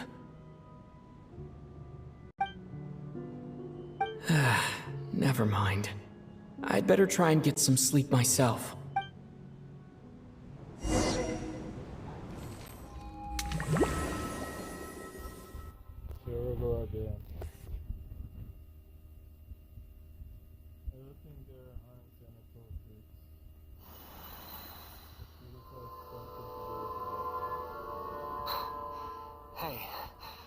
What are you spacing out for? Are you reaching your limit too? I don't know where this is, and yet it feels strangely familiar. How long have we been walking for? Do you remember? Time's lost all meaning. Ever since we noticed that thing above our heads.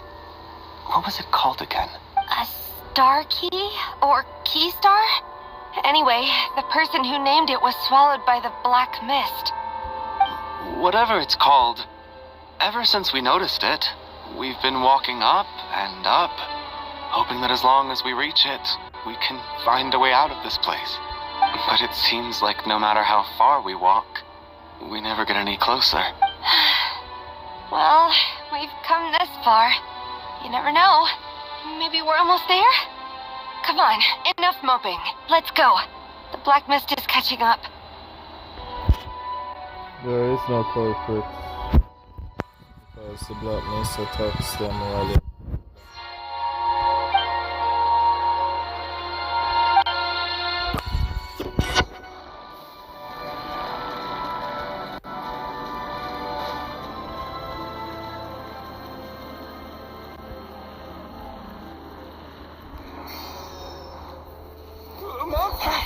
Watch out!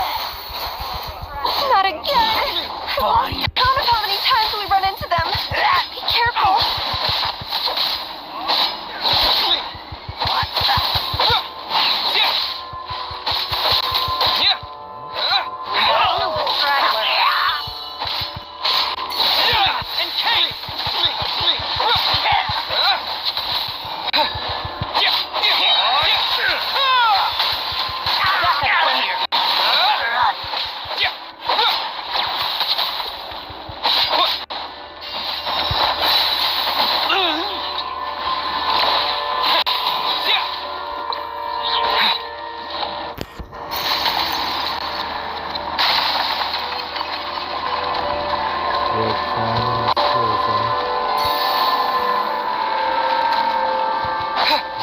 Here they come again! Get ready! You wanna fight? Let's go!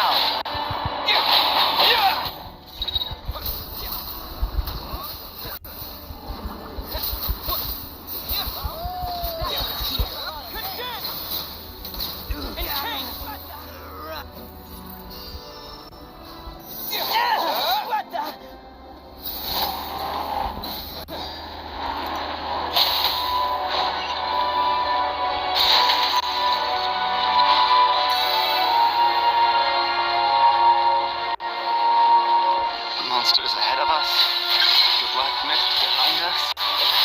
It feels like there's no escape. Fine.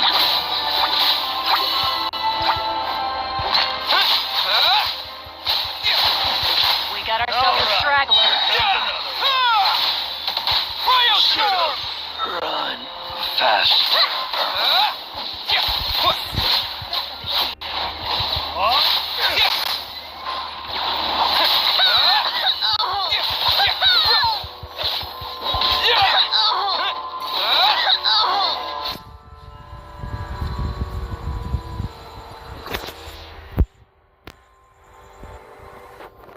Are you hurt, Kulish?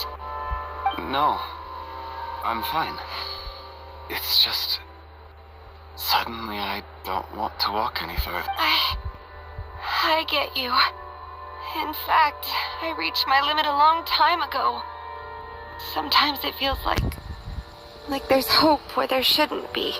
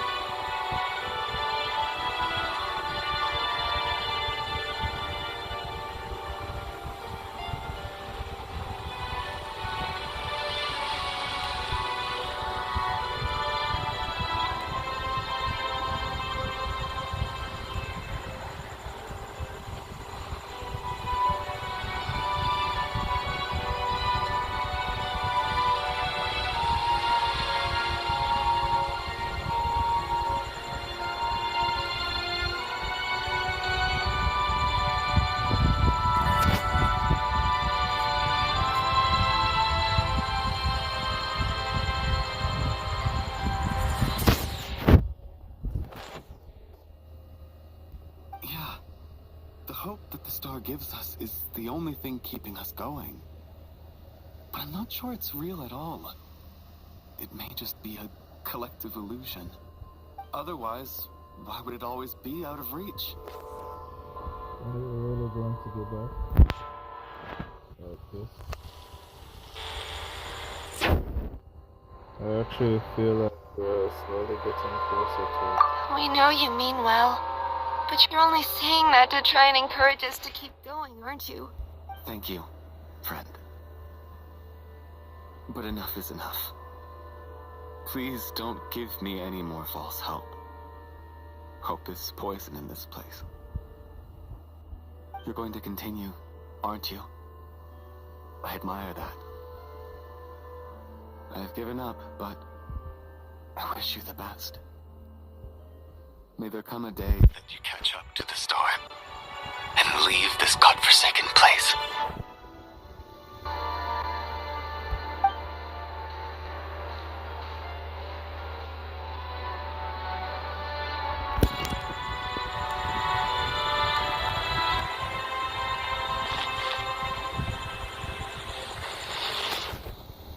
It's not an illusion.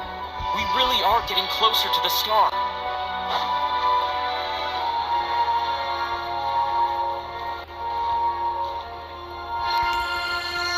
Congratulations.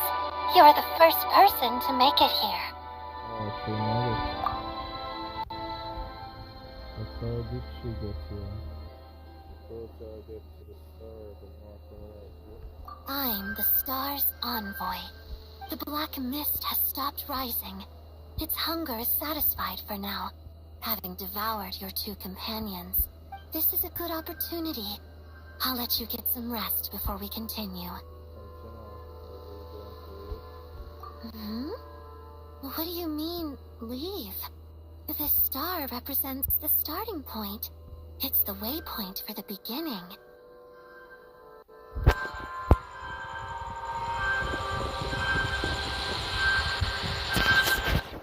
Congratulations on reaching the starting point. Once you are ready, we will head out and walk upwards. I will be right by your side the whole way. I'm sure to get here, this is just a start. Huh? What's wrong? Hey, don't give up before the journey's even begun.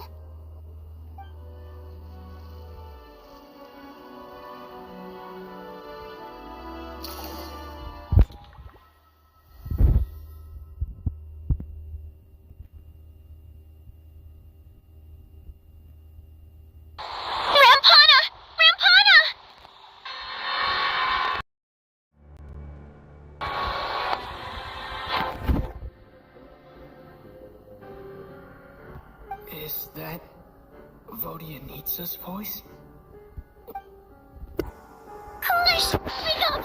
Please wake up!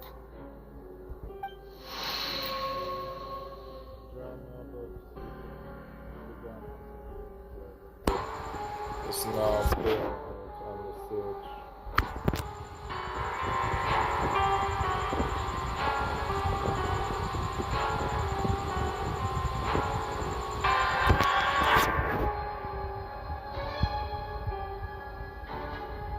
As long as you go there, citizens in the center of the city. Let's even inspecting the museum. More than anything, as the thing. With someone who told you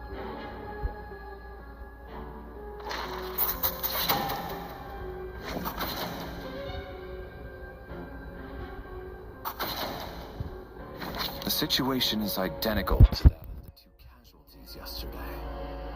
We cannot ascertain the cause of death. At least there are some elements that we can rule out this time. They slept on the stage with everyone else. So I suppose the surrounding environment can't be a relevant variable. Rampana. Coolish. Weren't some of us keeping watch last night? 3 of us, in fact. How could you not notice something was wrong? I'm as confused as you are. Certainly nothing unusual happened on my watch. Likewise, and from what I've observed so far, both Miss Odette and the Traveler can be trusted.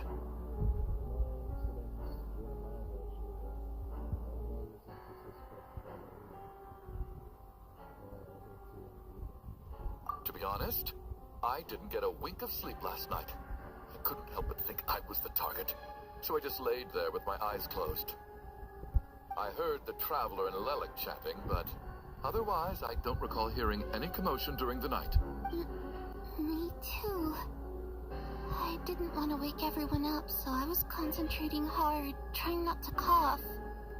I hardly slept at all. If anything had happened, I'm sure I would have noticed. Then, what could possibly be causing this? Once was bad enough. I can't believe it happened again. I worked closely with Rampana and Coolish for so long. I never imagined that one day they'd... And on this stage of all places... Florianitsa... 4 victims in just 2 days. And we still don't have a single lead. I need to get to the bottom of this as soon as possible. And above all, keep Tonya safe. I'd never be able to look Child in the eye again otherwise. Still snowing? Yes, I just checked. Still no sign of anyone outside either. So we only have ourselves to rely on. If you ask me, this killer can clearly strike whenever they please. The Night Watch was a useless endeavor from the start. Lelik must be an expert in poisoning. Clearly she used some poison that can't be detected on the corpse. Here we go again. Listen, I was already thinking to myself last night, was Lelik's reason for revealing her identity the real story? Well, now I have my answer. It most certainly was not. She's been playing us for fools. You get off on this, don't you? Revealing your identity, only to carry on with your killing spree?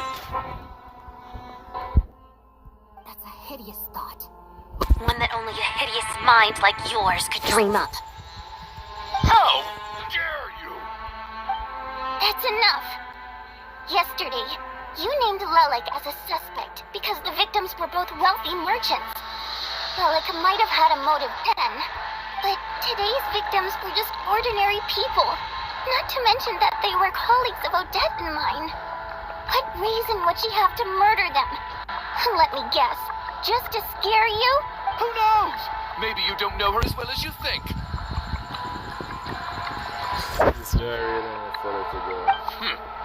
I implore you all to ask yourselves, how many people are there really in this world that have what it takes to kill another person? Not many, I'd wager. Lelik is well known to be a ruthless operator, and now she has revealed her identity. How could it be any more obvious? Everything you've said so far is still just conjecture, which doesn't constitute a concrete lead. You need to back up your claims with some evidence. Yep. How can you defend her, officer? No, What did she say to you while you were on night watch? No evidence means no proof that she was a killer. Maybe I shouldn't be so surprised. You military types are always colluding with criminals to target the rich. It's better that I target everybody. All so you can get your grubby paws on our hard-earned fortunes. Then tell us to fall in line. The Fatui, the Druzhna, and the Rokat. Thugs, the lot of you.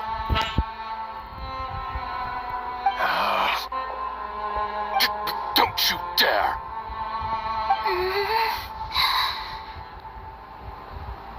Sir, but you were the one who told us not to stop other people from expressing their opinions yesterday. 4 people have already died. Only yesterday I was chatting with Mr. Coolish. Then we woke up in the morning and he's... Turning against one another is the last thing we should be doing right now. Little girl. Even if Mr. Chuganov is a puffed-up, pig-headed windbag who doesn't have a clue what he's talking about, he's still one of the victims here, isn't he?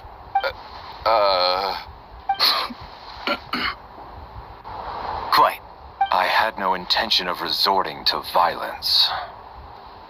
But you're right, Miss Tonya. I ought not prevent him from speaking his mind. In any case, I believe Mr. Chuganov has calmed down a little now. We may resume our discussion. I don't think there's any need for that. What is there to discuss? Nothing about this situation is normal. Did you have an idea, Mitya? You're the brainiac here, right? Come on, clue us in. I've been mulling something over. All the leads we have so far concern things from outside the theater. Miss Odette's alter ego, the threats Mr. Chuganov received. But then there's the 2 double murder crime scenes themselves, which have given us absolutely nothing to go on whatsoever. That's highly unusual. Even with the most careful killers, there's always some evidence left behind. So what are you suggesting? I think this could be a supernatural event. It isn't characteristic of human-on-human homicide at all. Correct me if I'm wrong, but aren't you supposed to be a scientist? That doesn't sound like a conclusion someone like you is supposed to make. I got into scientific research because of my insatiable curiosity. But if the present situation defies all known scientific explanations, I don't mind shifting my curiosity toward the paranormal instead. Now that you mention it, I remember when I first came to the theater. I heard rumors about this place being haunted. Haunted? Yeah, I think I heard the same thing. But I mean, they're only rumors, right? We've worked here for years. Surely we would have noticed any spooky goings-on by now. Well, this has taken an unexpected turn. If Paimon were here, she'd probably be hiding behind me in fear right now. Why don't we take this opportunity to look for clues again with a more open mind? Maybe a different perspective will help us see something different. Very well. Whether it's criminals or ghosts we're looking for, the same rules apply. Everyone needs to tread carefully. I'll move the bodies into the same room for now.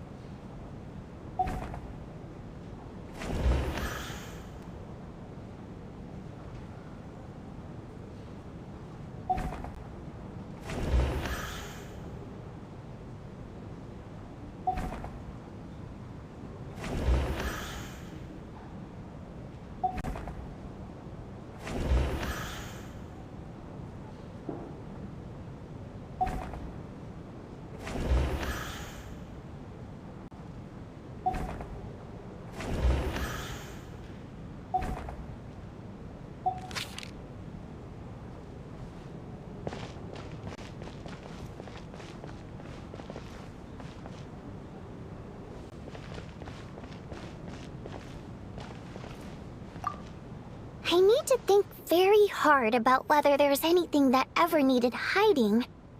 After all these years, there must be some things even I've forgotten about.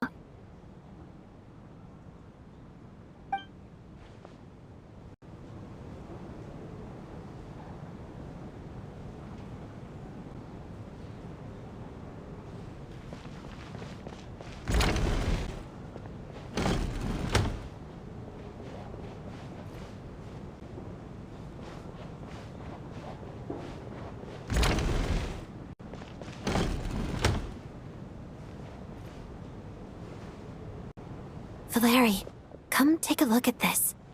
You too, Traveler. Some sort of notebook. What is it for?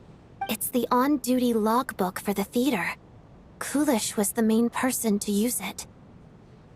He mostly used it to record any unusual incidents during a show, audience numbers, exit times, and so on.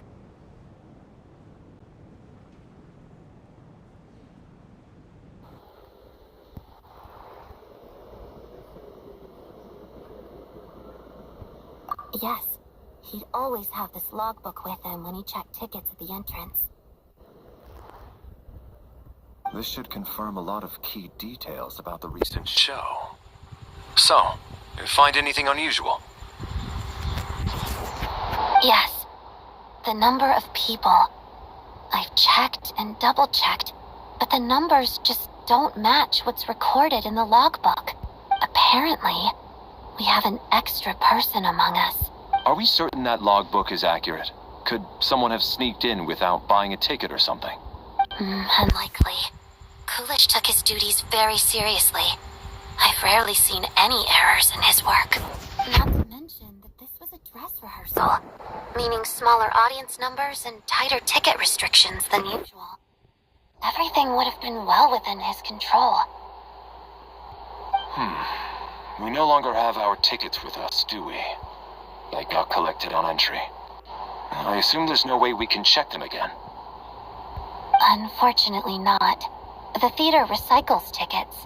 Once people are in the door, they don't tend to leave until the show ends. So we collect the tickets at the point of entry. Too bad the Coolish is dead. If you were still around, we could just ask him.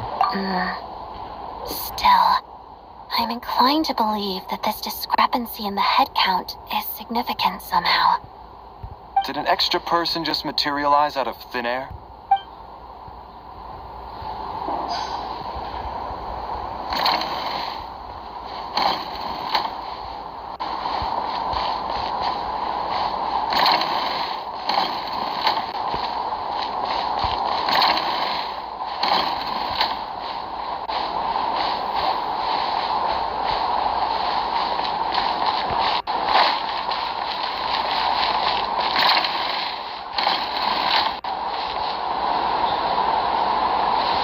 Traveler. Since you're here, come take a look at this. Alosha found it. We're both curious to hear your perspective. It appears to be an investigation report. And the focus of the investigation was the rumors of haunting we heard about earlier.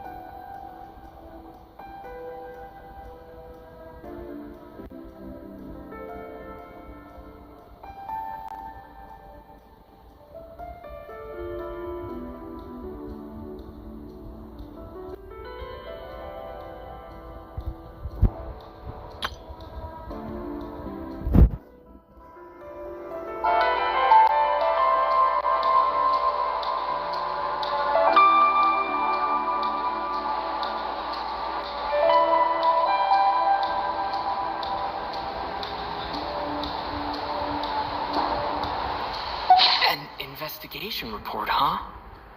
Looks quite old. This person's name looks to be of Sumeru origin to me. Was the investigator...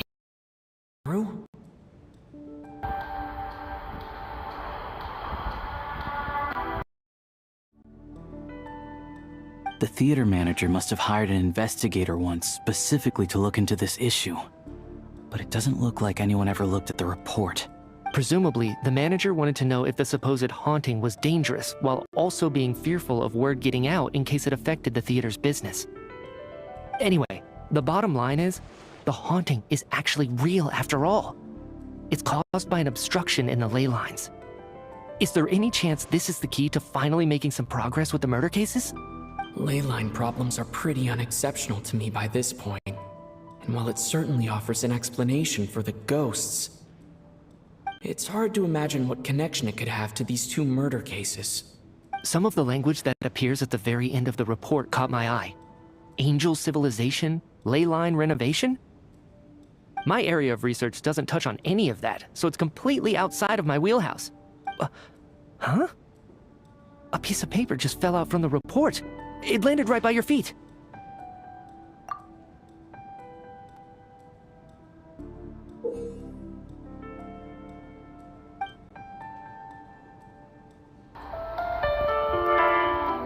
I just got goosebumps. Death is near.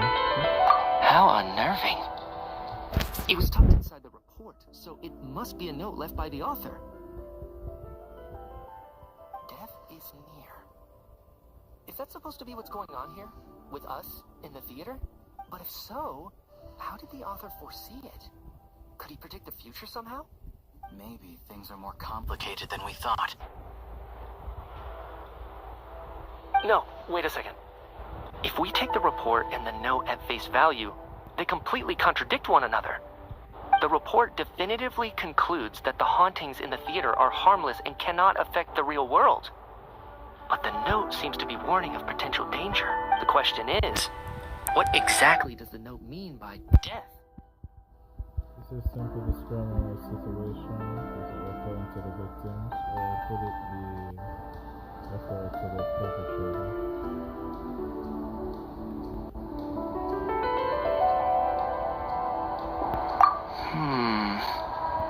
The various ways we could interpret this keyword lead in completely different directions. Let's pause our analysis here for now. I think we need more information.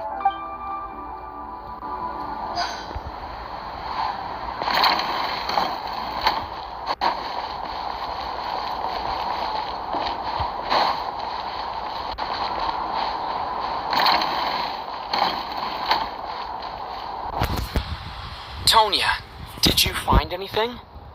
Not yet. Still looking. So...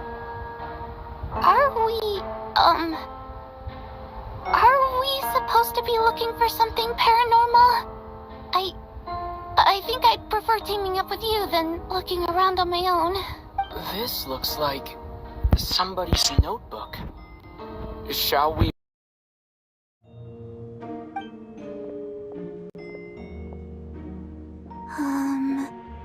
Well, it doesn't look scary or anything, so I guess it should be fine.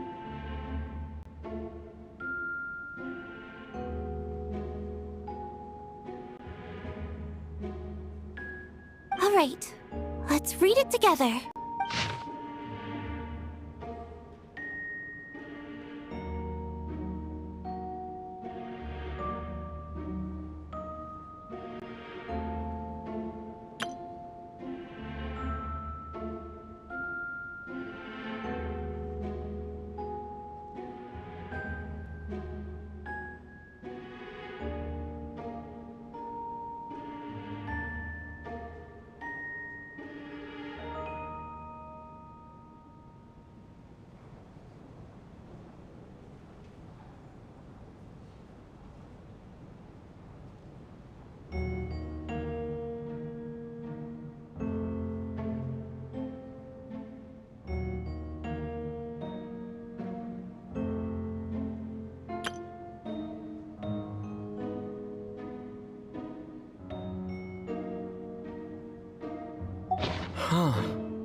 This has to be Vodyanitsa's writing, surely.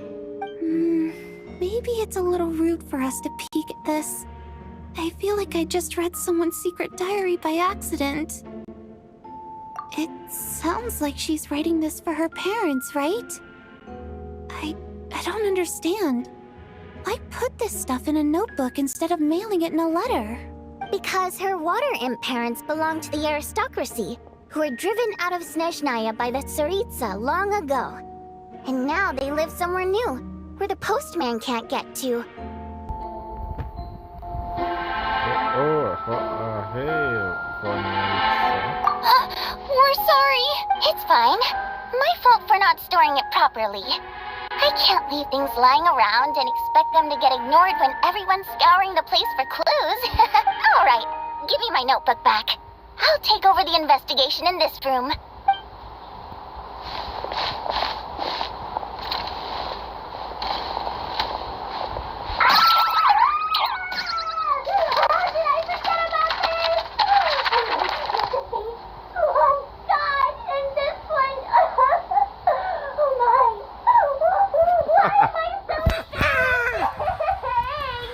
Well, can't say I blame her. When somebody reads it to the diary, it's like the world around you is ending.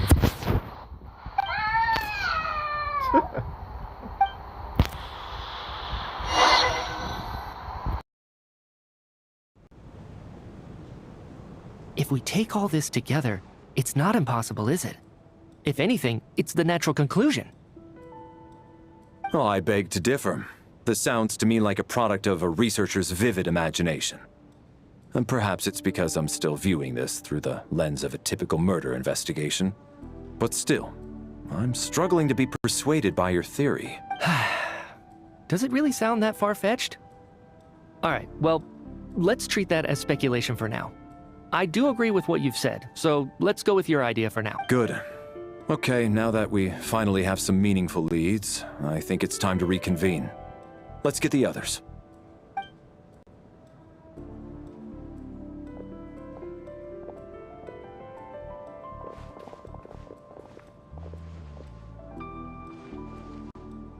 So, that's about everything we've discovered so far. I'll share my theory first. Based on what we've learned from the logbook, I believe the extra person among us is most likely the killer. If the killer had simply bought a ticket, it would have greatly increased the risk of their identity being exposed. I expect he or she either hid in the theater ahead of time, or found a way to slip past the ticket inspection. They then blended in with the group and waited for an opportunity to strike. What about the note found in the investigation report? Any thoughts on how that fits in? The killer may have simply planted it there as some sort of sick joke. I've seen my fair share of psychopathic killers. They love playing cryptic mind games. So, it has nothing to do with the haunting of the theater after all. This theory makes sense to me. If we have an audience member unaccounted for, chances are they didn't come here to watch the show.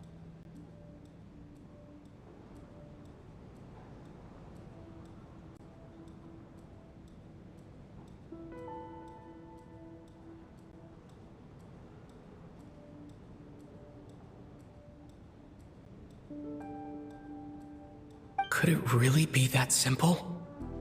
So, in other words, all we have to do is find out who got in here without a ticket, and all our problems will be solved? Then let me make one thing clear. All the theater staff should be well aware that I came here for the rehearsal legitimately, yes? There's no way I'm the one who didn't have a ticket. It's true. I hear you used every trick in the book to get a hold of that ticket, too. Everything short of throwing a temper tantrum and rolling around on the floor at the entrance. I most certainly did not degrade myself in such a way. Probably a stupid question, but I might as well ask. Did anyone here get in without having their ticket checked? Guess it was naive of me to expect them to just admit to it. Especially after the unprompted Lelik reveal. Once was already a miracle. Twice would be unfathomable.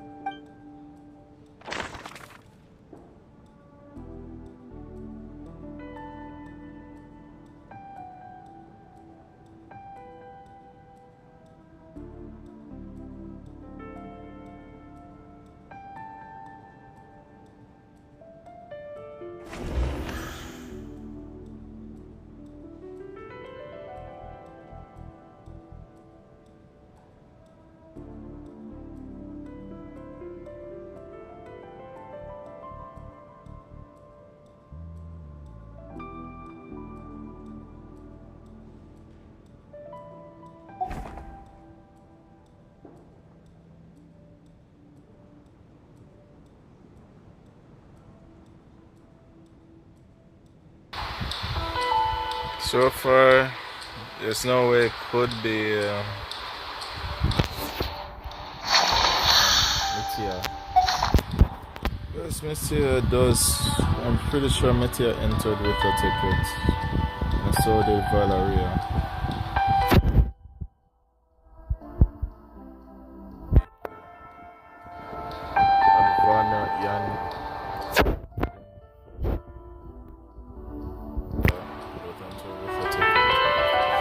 I'm pretty sure Charles,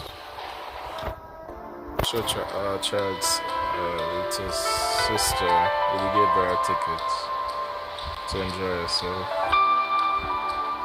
And I really doubt about Alicia. You guys are hard worker. No, I should say he works in there. And that guy already admitted how he got his ticket. So the person is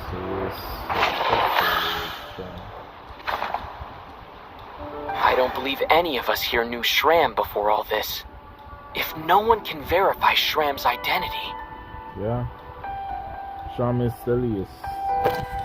Everybody else I know, but nobody does not know anything about that guy. Everybody knows Chocolate.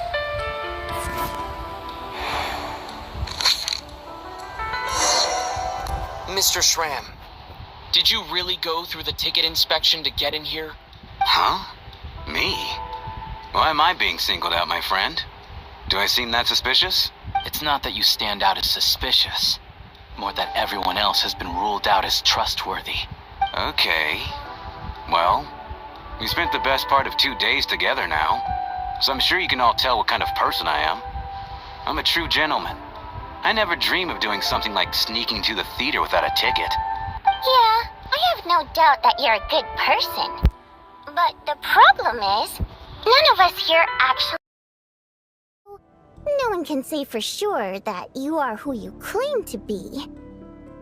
Although, actually, what was it you said last night? Yeah, you're friends with that water imp, which is why you understand our primary mode of expression. Last time I checked, there were barely any of us remaining in Snezhnaya, since most of the water imps left. Could you tell me a little bit more about your friend? There's a good chance I actually know her. And I suppose it's also kind of a way for everyone else to get to know you a little better.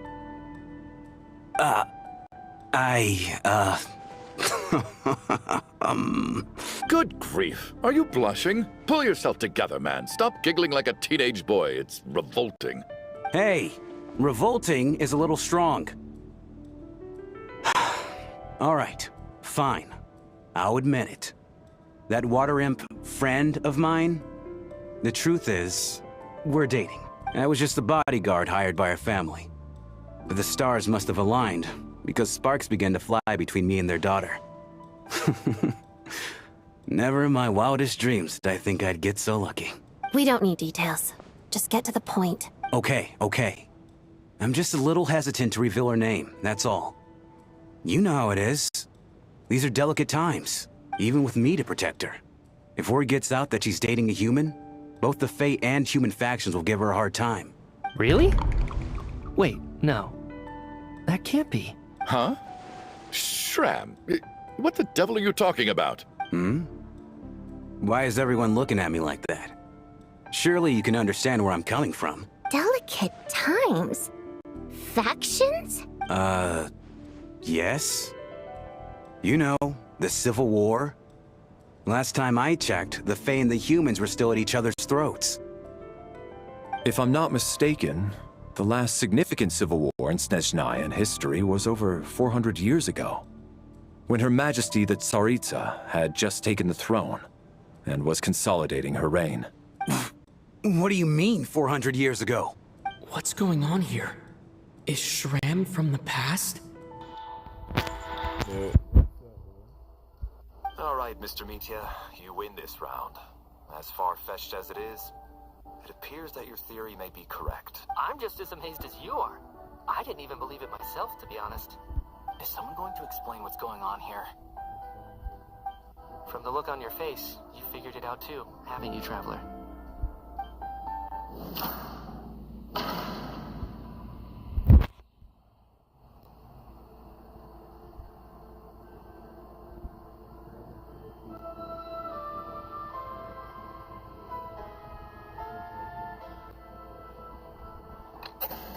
That seems to be the case.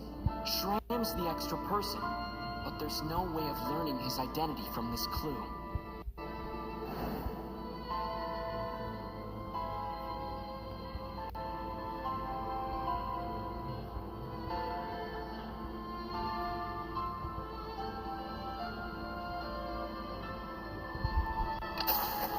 The theater's ley lines have been modified to block souls within its grounds from returning to them. Some souls can even wander this place forever. Mr. Shram's statement proves he is from hundreds of years ago. And according to the investigation report on the theater hauntings, Mr. Shram is very likely a lost soul wandering the theater.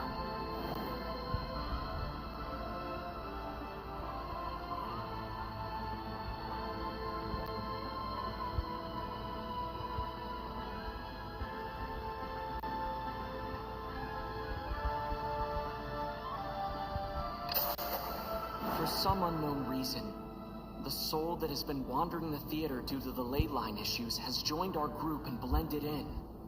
Yeah, that must be the immediate reason why the ticket count doesn't match the number of people present.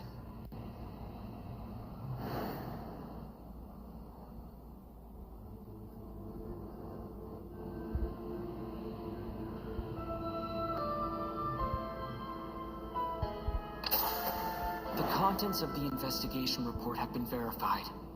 There are indeed ley line issues and wandering souls in the theater. Death likely symbolizes the deceased. Mr. Shram, for instance, death is near. That must mean that there's a dead person in our midst. That's the truth, isn't it?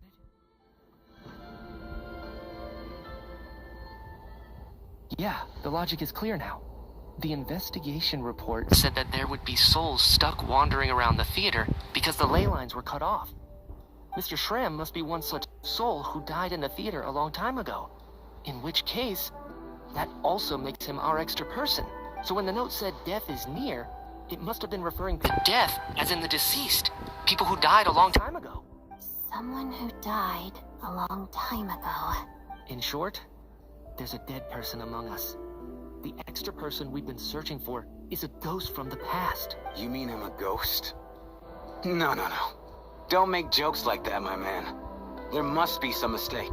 But even if I was dead, I know for a fact I didn't kill anyone these past 2 nights. Yeah, even if all that's true, the report also said the souls inside the theater can't affect reality, right?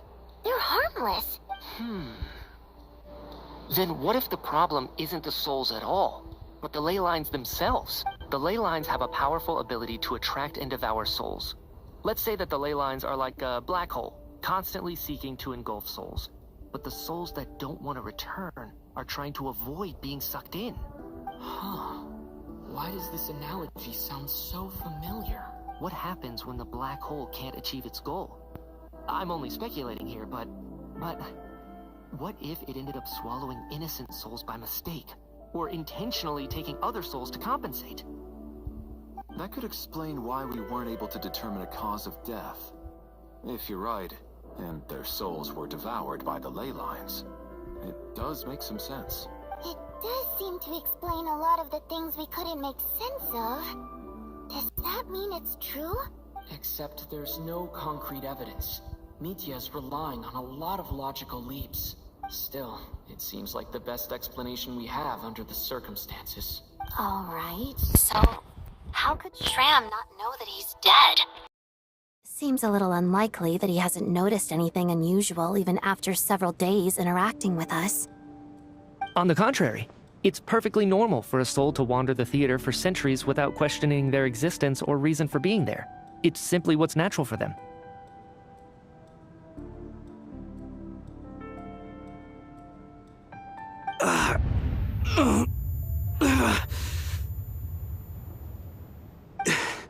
You know what, Mr. Brainiac?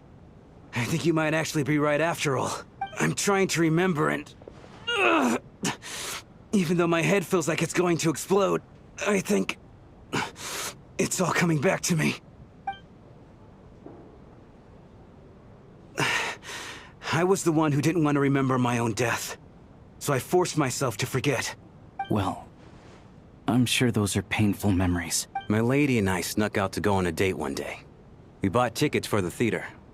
It wasn't really my thing, but I was just happy to be together. All of a sudden, a group of people burst into the theater, shouting for all the water imps to get out. Performers and audience members included. It was clear the conflict between humans and Fae had reached a boiling point. This time, the extremists were even coming after the water imps who had nothing to do with the war. I thought I could pull one over on them. So I took off my jacket, draped it over my lady, and tried to sneak out amid the chaos. But I got caught. They started shouting, calling me a traitor to humanity. But I was going to do whatever it took to buy our chance to escape. No matter how many people stood in my way. I had to. Both as their bodyguard. And out of love. It's all right, friend. You can stop there if you want. You don't need to dig all that up again. It's just... even now, I'm still struggling to accept the truth. How could I be dead? I'm sorry, everyone. If I'd known I was a dead man walking, I wouldn't have dragged you down with me. If I'm the cause of all this death, then punish me however you see fit. But, Mr. Shroom... No. I refuse to be a burden. I know what I have to do. You said I've been wandering the theater for centuries, right? I guess it's high time I got a breath of fresh air. Out there, I mean.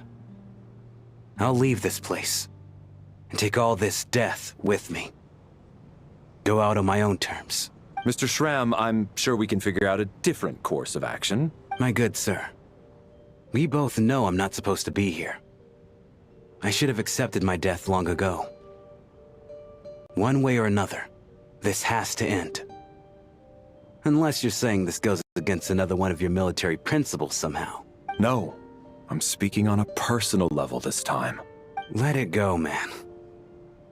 Oh, wait. One last thing. Miss Waterimp. My lover. Her name was Litia. Litia Ozarova. Do you know what happened to her? Ozarova. Oh, Auntie Ozarova. That's what we all called her. I remember her as a very kind elder. She had a bunch of kids, too. I'm so glad she survived. And she had lots of kids? Good. That's... good. I could hardly expect her to stay single just because of what happened to me, right? As long as she went on to be happy. That's all that matters. Besides, I'm dead. My soul's been wandering around here for so long because I was worried about her. But now, I can go without regret. There's no need to see me off, my friends. I've enjoyed our time together over these past few days. Perhaps we'll meet again in the next life.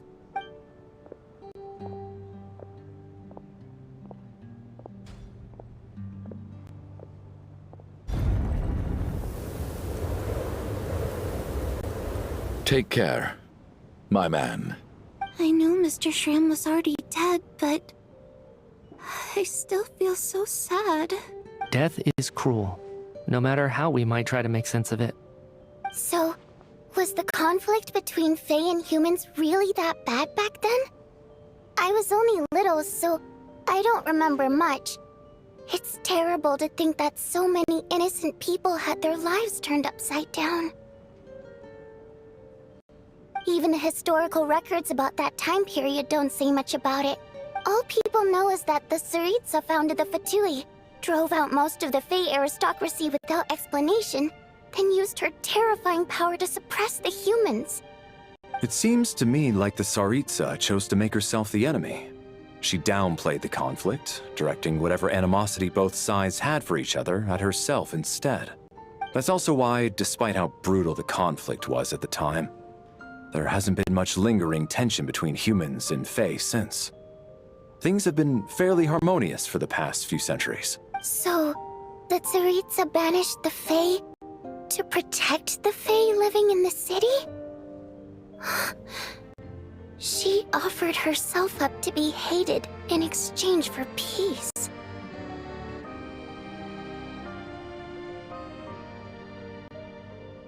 Maybe it's not quite as bad as it sounds. I don't think Her Majesty is too concerned if mortals hate her or not. And besides, there are very few who truly do. All this time, I had no idea. Alright, if Mitia's theory is correct, then I think we can consider this matter settled. Let's all take a break. Ugh, if only this blasted storm wasn't still raging on.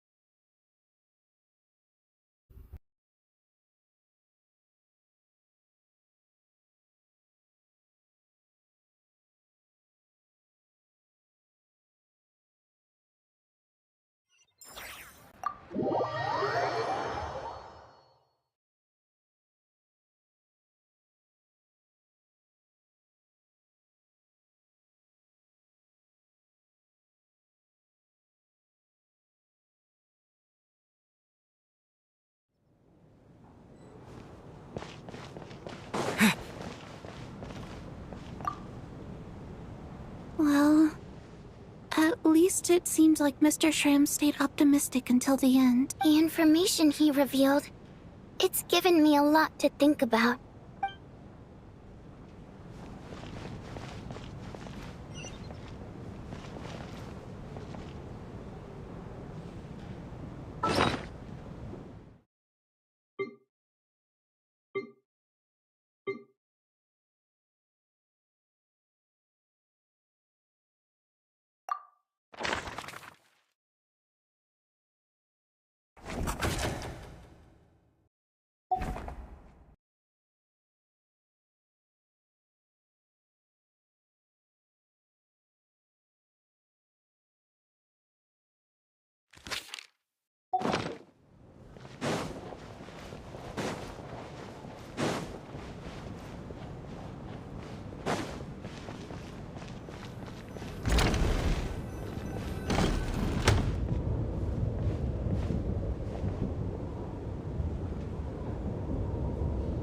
Looks like now we can just rest until the snowstorm stops. I still can't believe Shram turned out to be a ghost who'd been in the theater for hundreds of years. To think he was dead this whole time. What a strange turn of events.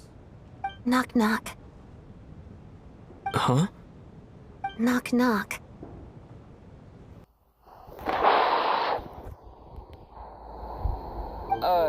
You know the door isn't closed, right?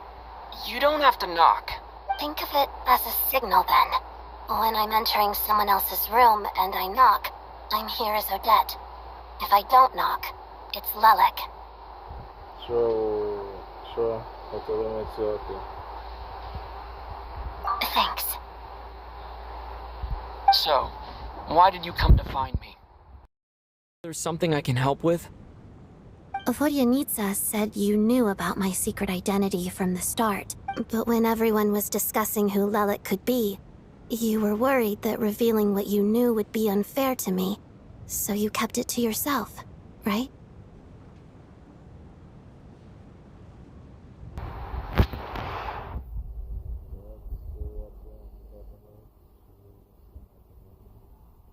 Yes, I'm extremely grateful for that. It's nothing. I mean, you didn't hold what happened with Signora against me, so I should thank you for that as well.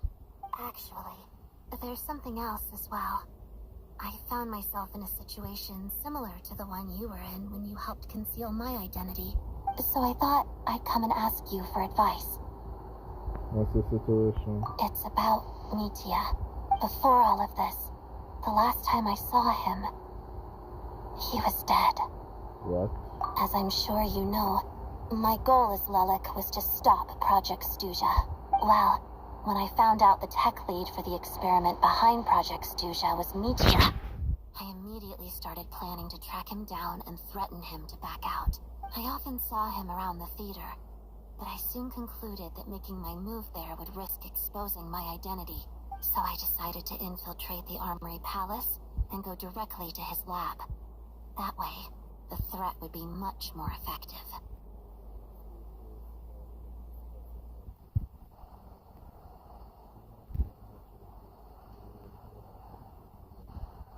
Well, I suppose there was a bit of luck involved, but I am a Fatous, so I already had some familiarity with the building's layout. But when I finally made it to his lab, Mitya seemed to be dead.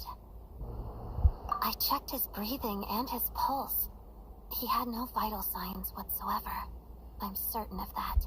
I thought maybe another anti-Project Stuja activist had beaten me to it, and chosen a much more brutal method. So I made myself scarce. That's why you were so on guard around Mitya that first night. Yes. When I saw him sitting in the audience during the performance, I could barely contain the shock. To me, it was a miracle. Somehow, he'd come back from the dead. But then, the murders started happening and things got so complicated that it wasn't really at the front of my mind. That is, until Mitya himself said there must be a dead person among them. Then, I couldn't ignore it any longer. And yet, you thought that bringing it up right away would single Mitya out. Just like when everyone was suspecting Lelik. Exactly. I thought there could be something I was missing. Besides, we soon figured out that Mr. Schramm was a ghost. And we knew there was only one extra person. So we thought he had to be the one. But now, it seems like there's another candidate. I understand why you kept it to yourself. There was so much information being thrown around during that discussion. Bringing up Mitya would have just introduced more confusion. So, what do you think we should do? Let me confirm one thing first. When was it that you found Mitya dead? Around a week ago. Sometime in the afternoon. A week ago? That's earlier than I thought. I saw him just a few days ago at a restaurant. That definitely would have been after you found him dead. He seemed completely normal to me. Chatting with Vodyanitsa, trying to avoid Valeri. So he was definitely alive on that day. Huh. Well, all I can say is I know what I saw. Here's a thought. The reason we even suspected a dead person could be among us was because of the problem with the theater's ley lines. But Mitya's death happened inside the Armory Palace.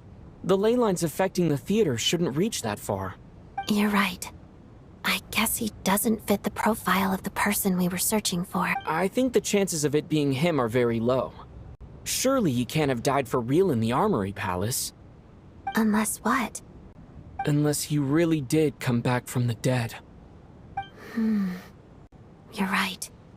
Do you think we need to disclose this to the others? Huh, what's this? A private meet and greet? Where do I line up? That's not what's going on here. Well, I was just making the rounds. Thought I'd try to lighten the mood a bit. Vodyanitsa's handing out food if you're hungry.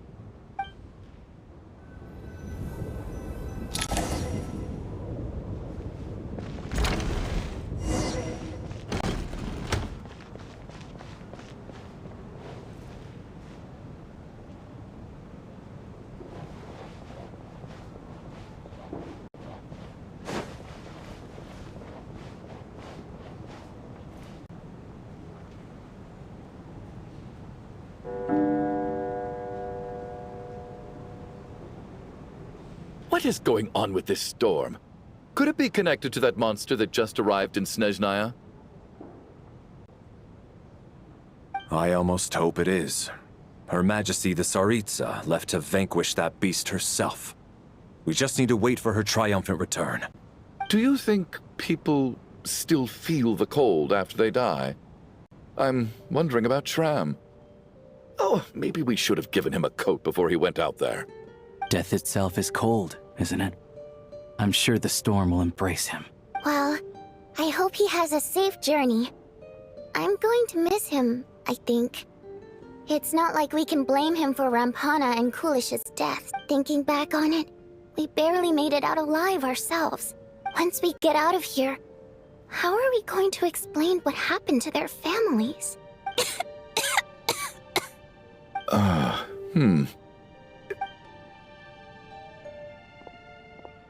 Are you okay? Here, take this. I've never used it. Thanks. Look who's Mr. Nice Guy all of a sudden. Is it because Tonya stood up for you this morning? At least you know how to return a favor. Yeah, without Tonya, who knows how badly he would have been hurt. I told you already, I never intended to resort to violence. Bunch of rascals. Little girl? I was rather surprised when you spoke up for me this morning. I didn't think I had many admirers here, so, thank you. Oh, no need to thank me. I said some bad stuff about you too. I've been, too embarrassed to admit it, but, you remind me a lot of my daughter. So kind to everyone, but never lets her old man off the hook. Unless my wife and I are having a fight, then she's always on my side, especially when she was little. Every time I took her out... All right, easy now. How long have you had that cough, Tonya? I don't know.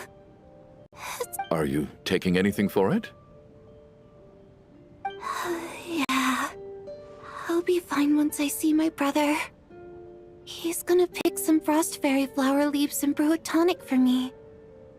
I'll feel much better once I drink that. I see. That's good to hear, then. We should probably discuss arrangements for tonight. Now that the deceased has left our midst, there shouldn't be any more incidents. However, out of an abundance of caution, I'll keep watch. Shouldn't we take shifts? I can take one if needed. No need. I managed to get a nap in earlier, so I have plenty of energy right now. After all the tension of the past few days, everyone else should just focus on getting a good night's sleep.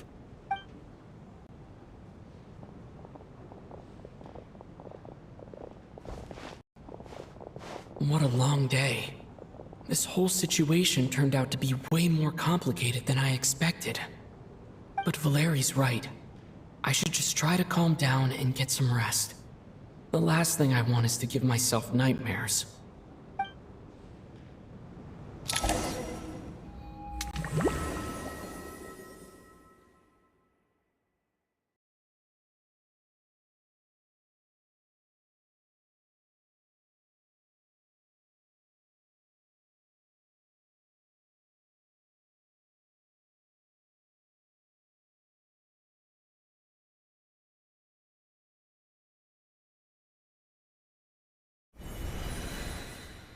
He's awake! He's awake! Get over here, you big lug, and take a look! If you must call me something, call me Mr. Door. The Black Mist is coming. You need to go. It's not over.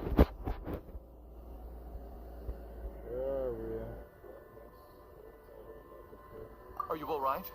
Can you walk? We just got attacked by monsters on our way up. That Mr. Door fellow protected us. He just seemed to come out of nowhere. Not much of a talker, but when it comes to taking down monsters, that man doesn't hold back. Curses! The Black Mist is catching up to us. We need to keep going. Mr. Door, I don't believe I've ever seen you around here before. Why is that? There's no need to try to get to know me. I'm just Mr. Door. I have to find the door that belongs to me. Oh, well, anyway, we're lucky to have you here. Thanks for saving us earlier. No need to thank me.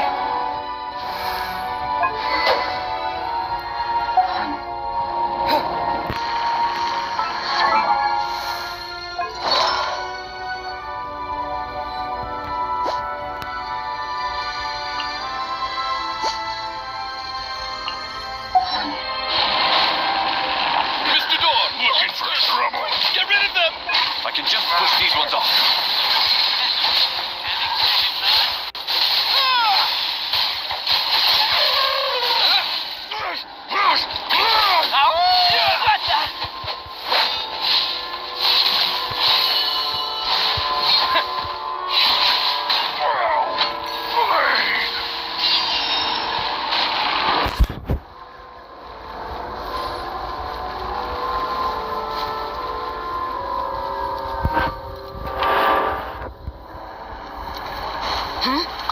So we're doing this the hard way.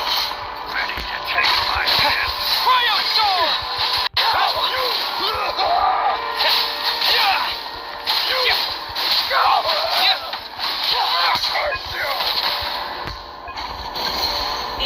You win this one. Encase! Remarkable work, Mr. Door. If I had your muscles, I'd do the same.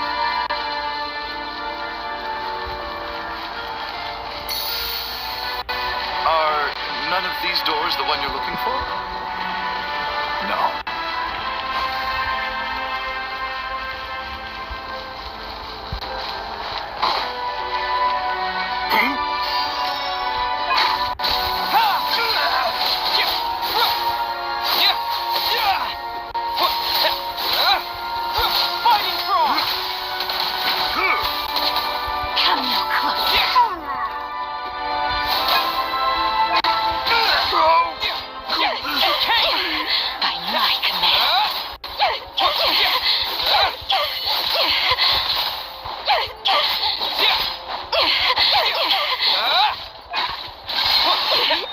Impossible. Impossible.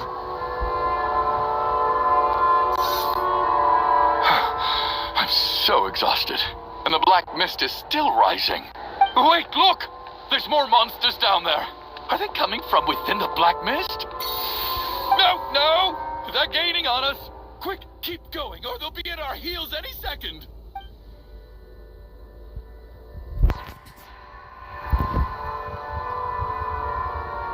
Mr. Door, what are you doing? We need to get out of here. They're coming! Found it. This is my door. What? You mean you're going to stay here? The door. This is where my duty lies.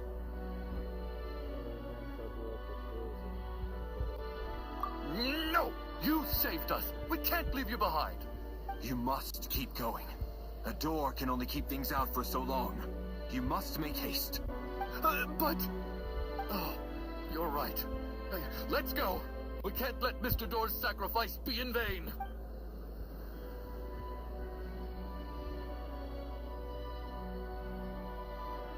The black mist isn't moving anymore. Looks like both the monsters and Mr. Door are gone. I didn't just imagine all that, did I? Surely I wasn't so scared out of my mind that I hallucinated a door as a human being. No, I remember this a bit. Oh, okay, good. There's no way we both hallucinated the same thing. Getting sleepy? Well, looks like we're safe for now. Go ahead. Let's get some rest.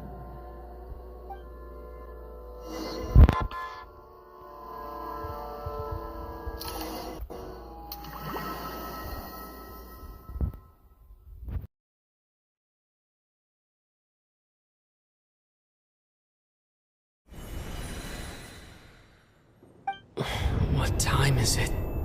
Is it morning? I think I had a nightmare. I guess everyone's still asleep? These past 2 days have been exhausting. Valeri's keeping watch though, so he's probably the only one awake. Valeri?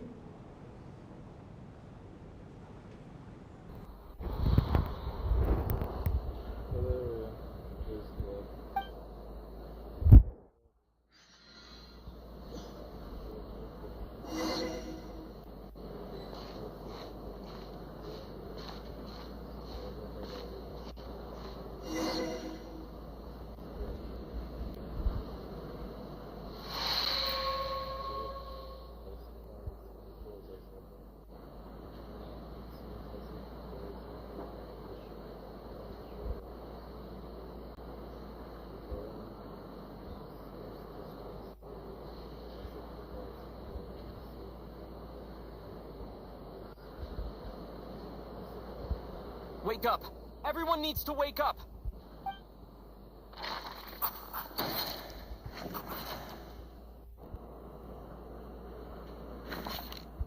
Just like the last 2 nights. No clear cause of death. I've been a real thorn in your side, haven't I, Mr. Valeri? Now you can rest in peace. But for me, life will be all the duller for not having to run away from you, my friend. How's Tonya? Is she okay? I just checked on her, and it doesn't seem like anything serious. She's just exhausted from the past couple of days, and she's still recovering from her illness. We should let her sleep a bit longer. That means Valeri was the only one who died last night. If Valeri was awake and keeping watch, it would have been impossible to kill him without waking everyone else up. That much is certain. This is so frustrating. Why has nothing changed since yesterday? I thought we already dealt with the dead person causing all this. Actually, one thing has changed. There's only one victim this time, not 2. Does that mean...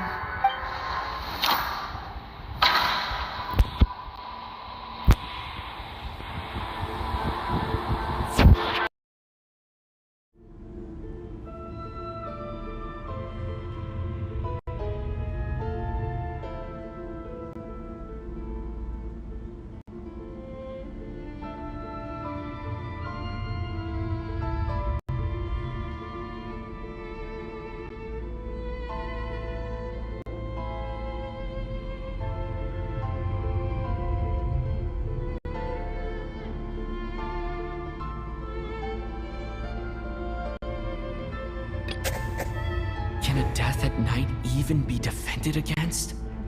This logic seems baseless to me. But Mr. Schramm was already deceased to start with.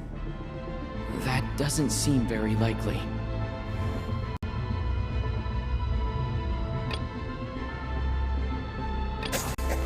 After the deceased Schramm left, there was one less victim last night.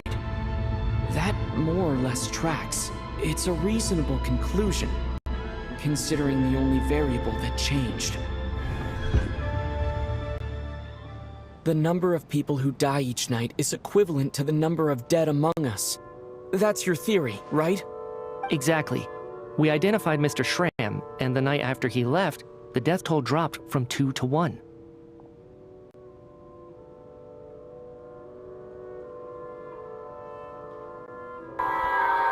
So that means there's another deceased among us. By that logic, there must be one more dead person left among us. Another one? But there was only one person unaccounted for on the ticket checks, right? The head count should match up now. Having an extra person was definitely a cause for alarm. But being one person short isn't nearly as unusual. Someone could have left in the middle of the show, or made it out before the storm hit. One more dead person among us. If Mitya's theory is right, then what Odette told me seems a lot more relevant. It's just, at the time, we had no reason to think there was more than one dead person. If only we'd taken it more seriously. Possibility. Maybe. I'm sorry. This is my fault. I had information that could have been helpful, but I held back. I should have brought it up right away. I'm partly to blame as well. I was too quick to dismiss Odette's concerns. What is this about? What have you two been getting up to behind my back? Sounds like there's some big news you've been keeping from the rest of us. Well, we're all ears.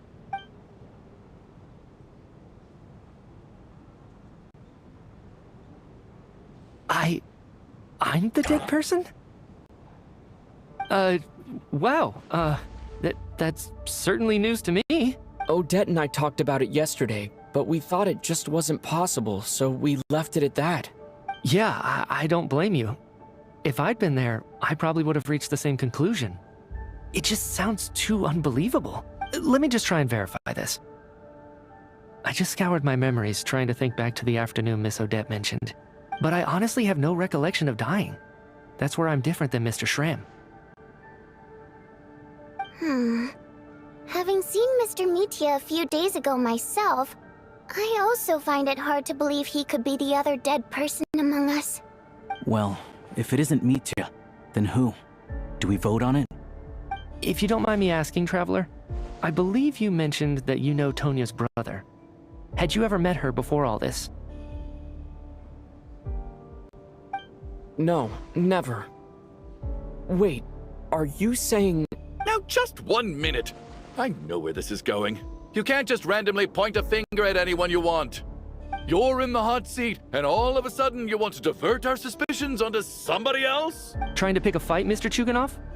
Whenever you open your mouth, all you do is attack people, and I've had enough of it. If you don't want to engage in a civil discussion, you can shut up.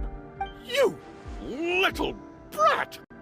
Did Mitya ask about Tonya because he suspects her? I suppose I only identified her by age, and nothing else. Could that mean... I'm just saying, you're going around casting suspicion on people for no reason. How could Tonya be dead? I can vouch for her if nothing else.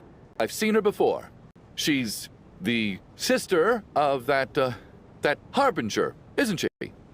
The one called Child. Oh, really? You're telling the truth? Since being here, I don't think I ever mentioned she was Child's sister specifically. Does Chuganov actually know her? If Chuganov can vouch for her, then it can't be Tonya either. In which case, it seems unlikely that there's another dead person among us at all. Miss Odette, could you go over that afternoon with me one more time, when you found me dead? No problem.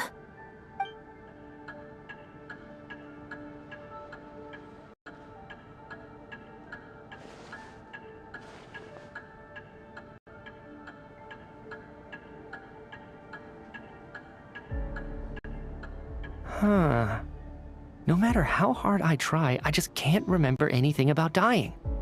But I do... Miss Vojanitsa, during our last meal together, I told you how some of the researchers were suffering from temporary memory loss. Do you remember that? Oh, yeah. You said it was hindering the progress of your experiments. You thought they were just under too much stress or something. Right. And even though I don't remember dying that day, I'm pretty sure I experienced something like amnesia. Some of my memories from that afternoon are missing. Are you suggesting you're missing the memory of your... Of course. How am I only just realizing this? Humans aren't necessarily aware of their own death. You mean being silently assassinated, or dying in your sleep? Situations like that? The researcher's amnesia. Suddenly it all makes sense. I must thank you, Odette. I think your perspective just helped me reach a breakthrough on a series of issues that have been troubling me for quite some time. All right. It's decided then. I'll be the one to leave today. Oh, leave? Hey, wait a minute. Aren't you rushing into this? What if you're wrong? You'll pay with your life. Come on, kid. Aren't you gonna fight for your life? This seems like a rash decision. I have other reasons beyond what's been discussed. In fact, thinking back, I remember during Miss Odette's performance, while I was sitting in the audience stalls, a brilliant new idea for my research popped into my mind. But then, my train of thought suddenly cut off. I can't remember it now at all, and I didn't take any notes. I guess that must be another instance of temporary amnesia. No. Hold on. I see where you're going with this. You're suggesting that each instance of temporary amnesia is a death, right? There's a glaringly obvious flaw in that idea, no? How can one person die so many times? I believe Miss Odette's account. During the period where my memory is blank, I must have been either dead or in a similar state. All it would take is for the same thing to happen in the theater, and I would come under the effect of the ley lines in this vicinity. This increases the likelihood of me being the deceased, does it not? But... There's no evidence to suggest that anyone other than me is a candidate for the deceased. So allow me, as a scientist, to treat this as an experiment. Please relax, everyone. I don't think things are as bad as they may seem. If I really am the deceased, then to leave the theater will be a relief for me. If, on the other hand, I'm still alive right now, well, apparently you've all witnessed my resurrection recently anyway. Who's to say I won't return from the dead again this time? Mitya's right. This is the only thing we can try right now. I think he's deliberately downplaying the gravity of the situation, though. He probably doesn't want to burden everyone. What is a scientist if not someone who gambles on experiment after experiment in an attempt to obtain the truth? With this snowstorm, the ley line phenomenon, ghosts of the dead, and my amnesia, we've been paralyzed by not knowing and powerless to do anything about it. It's a terrible feeling.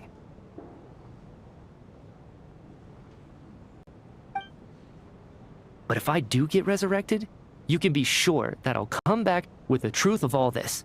Just you wait.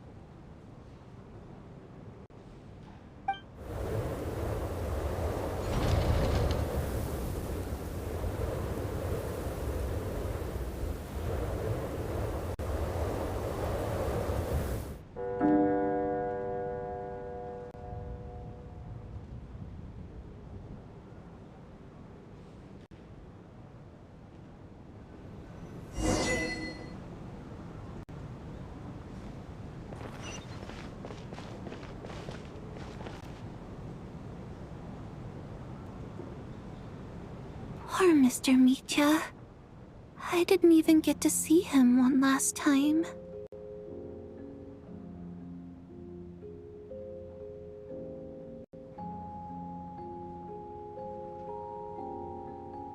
Maybe it's a good thing that you weren't there to see it.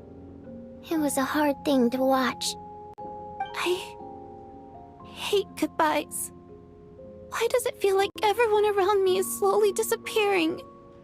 Not just in here, I mean. In the outside world, too. Maybe it's the realization that, at the end of life, everyone has to face it alone.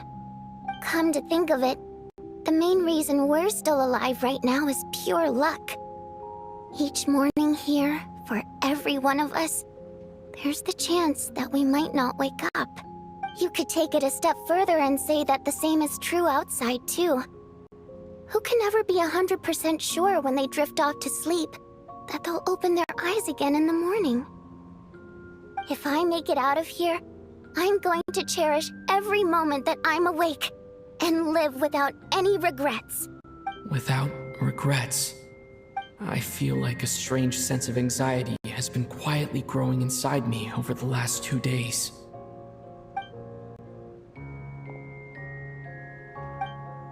Are you okay? You look really glum. If something's bugging you, let's talk about it. There's only a few of us left here now. After everything we've been through, what's the point in keeping things bottled up? I have a travel companion named Paimon. Alosha and Odette have met her before. She's been feeling unwell recently. You're worried about her, aren't you? That makes sense. We've been trapped in here for days. To be honest, I used to feel like I was just a spectator in this world, watching everything that happens from the sidelines. Maybe it's because I'm a descender. A descender? But with Paimon by my side, over time, I slowly felt my connection to this world growing stronger. She loves eating, sleeping, and having fun, but she's also a great guide. It's her authenticity that makes this whole world feel more real for me.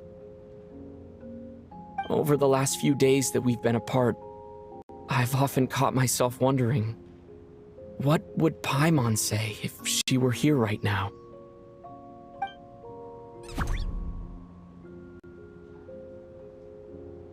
But by the time I snap out of it, the conversation has already moved on, and I'm still in my own little world. I'm trying to overcome this sense of detachment, but I really miss Paimon. I guess, in a way, she means the whole world to me. I bet she misses you when you're not there as well. Maybe you're her entire world too. I don't know if this will make you feel any better, but back when the water imps left Snezhnaya in droves, I also felt like the whole world was suddenly empty. I could be surrounded by people all smiling and having fun, and still feel completely separate from it. So, I totally understand how you feel. Later on, I started to think, maybe accepting the fact that our loved ones won't always be with us is something that takes a lifetime. All we can do is cherish their companionship from moment to moment. So, once we get out of here, you better hurry back to our side as fast as you can. You can't let your story end in regret. That's the trope I hate the most. Thank you. That's exactly what I needed to hear. But Vodyanitsa, if you hate goodbyes too, why didn't you leave with your people? That's just the choice I made. I used to regret it, but I don't anymore. Like I said before, singing is a water imp's primary mode of expression. It's how we convey our emotions.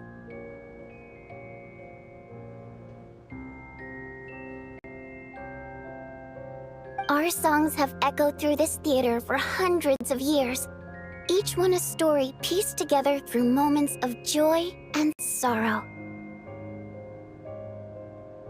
But does a story exist without someone to read it? To me, the answer is no. So I made the choice to stay. That way, there would still be someone left to sing these songs and listen to their stories. Otherwise, they could have been lost forever. Could you teach me how to understand your people's songs sometime? I want to be able to truly hear them, like Mr. Shram. A fan after my own heart. Thank you, Tonya. How about I sing something for you, and you tell me what you hear?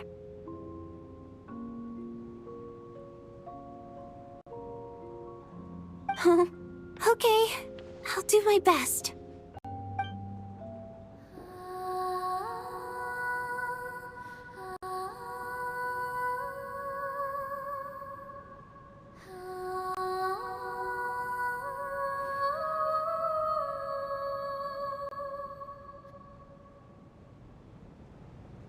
I've never heard that one before. I feel like I can hear a sense of longing somehow. I wonder why that is. Color me impressed, Tonya. You're a keen listener. Most people can only tell if a song is happy or sad. I didn't think you'd be able to pick up on such specific details. So, what's the song about then? Come on, tell me! I've actually never performed this song in the theater before, because it has more of a ceremonial purpose for our people. It's not meant for the stage. It means something like, may those we have lost watch over us, and follow this song back home in the night, so that we might be reunited once more. No wonder I could hear that sense of longing. You sing it for loved ones who have passed away. It's getting late, Tonya, and you're not well. We should all turn in early. I suppose there's no reason to keep watch tonight. Okay. But, before I go to bed, could you sing that song a couple more times for me, Vodyanitsa? Of course. Anything for my #1 fan.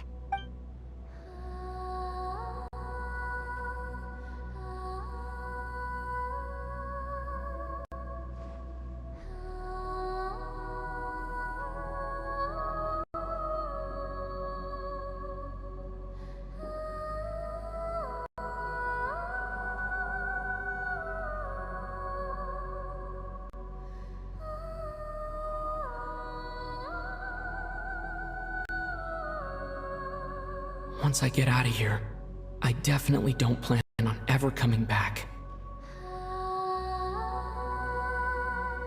But I guess that means I'll never get to hear Vodyanitsa sing again.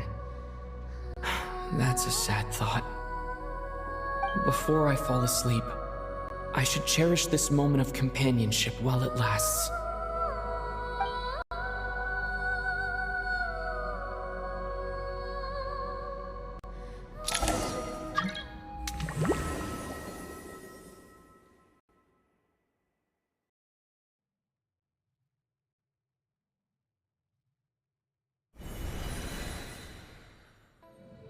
Where am I? It's so dark in here, and I feel kind of dizzy. Am I alone?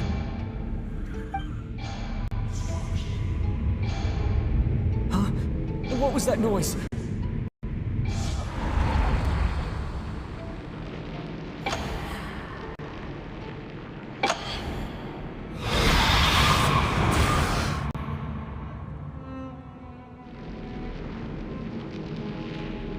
Return, O spirits. Fulfill your oath of protection.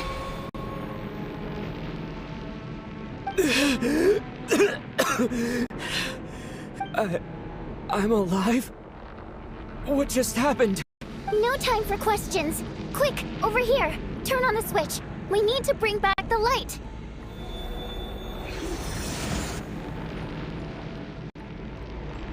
All right, we're safe. The spirit just now is called Night Prayer. The light subdues her, but she'll attack without a second thought in the dark. Sort of. I know it's hard, but you can't let this place go dark, or she'll kill you again. Yep. Luckily, I was here to resurrect you. Otherwise, that'd have been a real bummer. A bit more than a bummer, I'd say.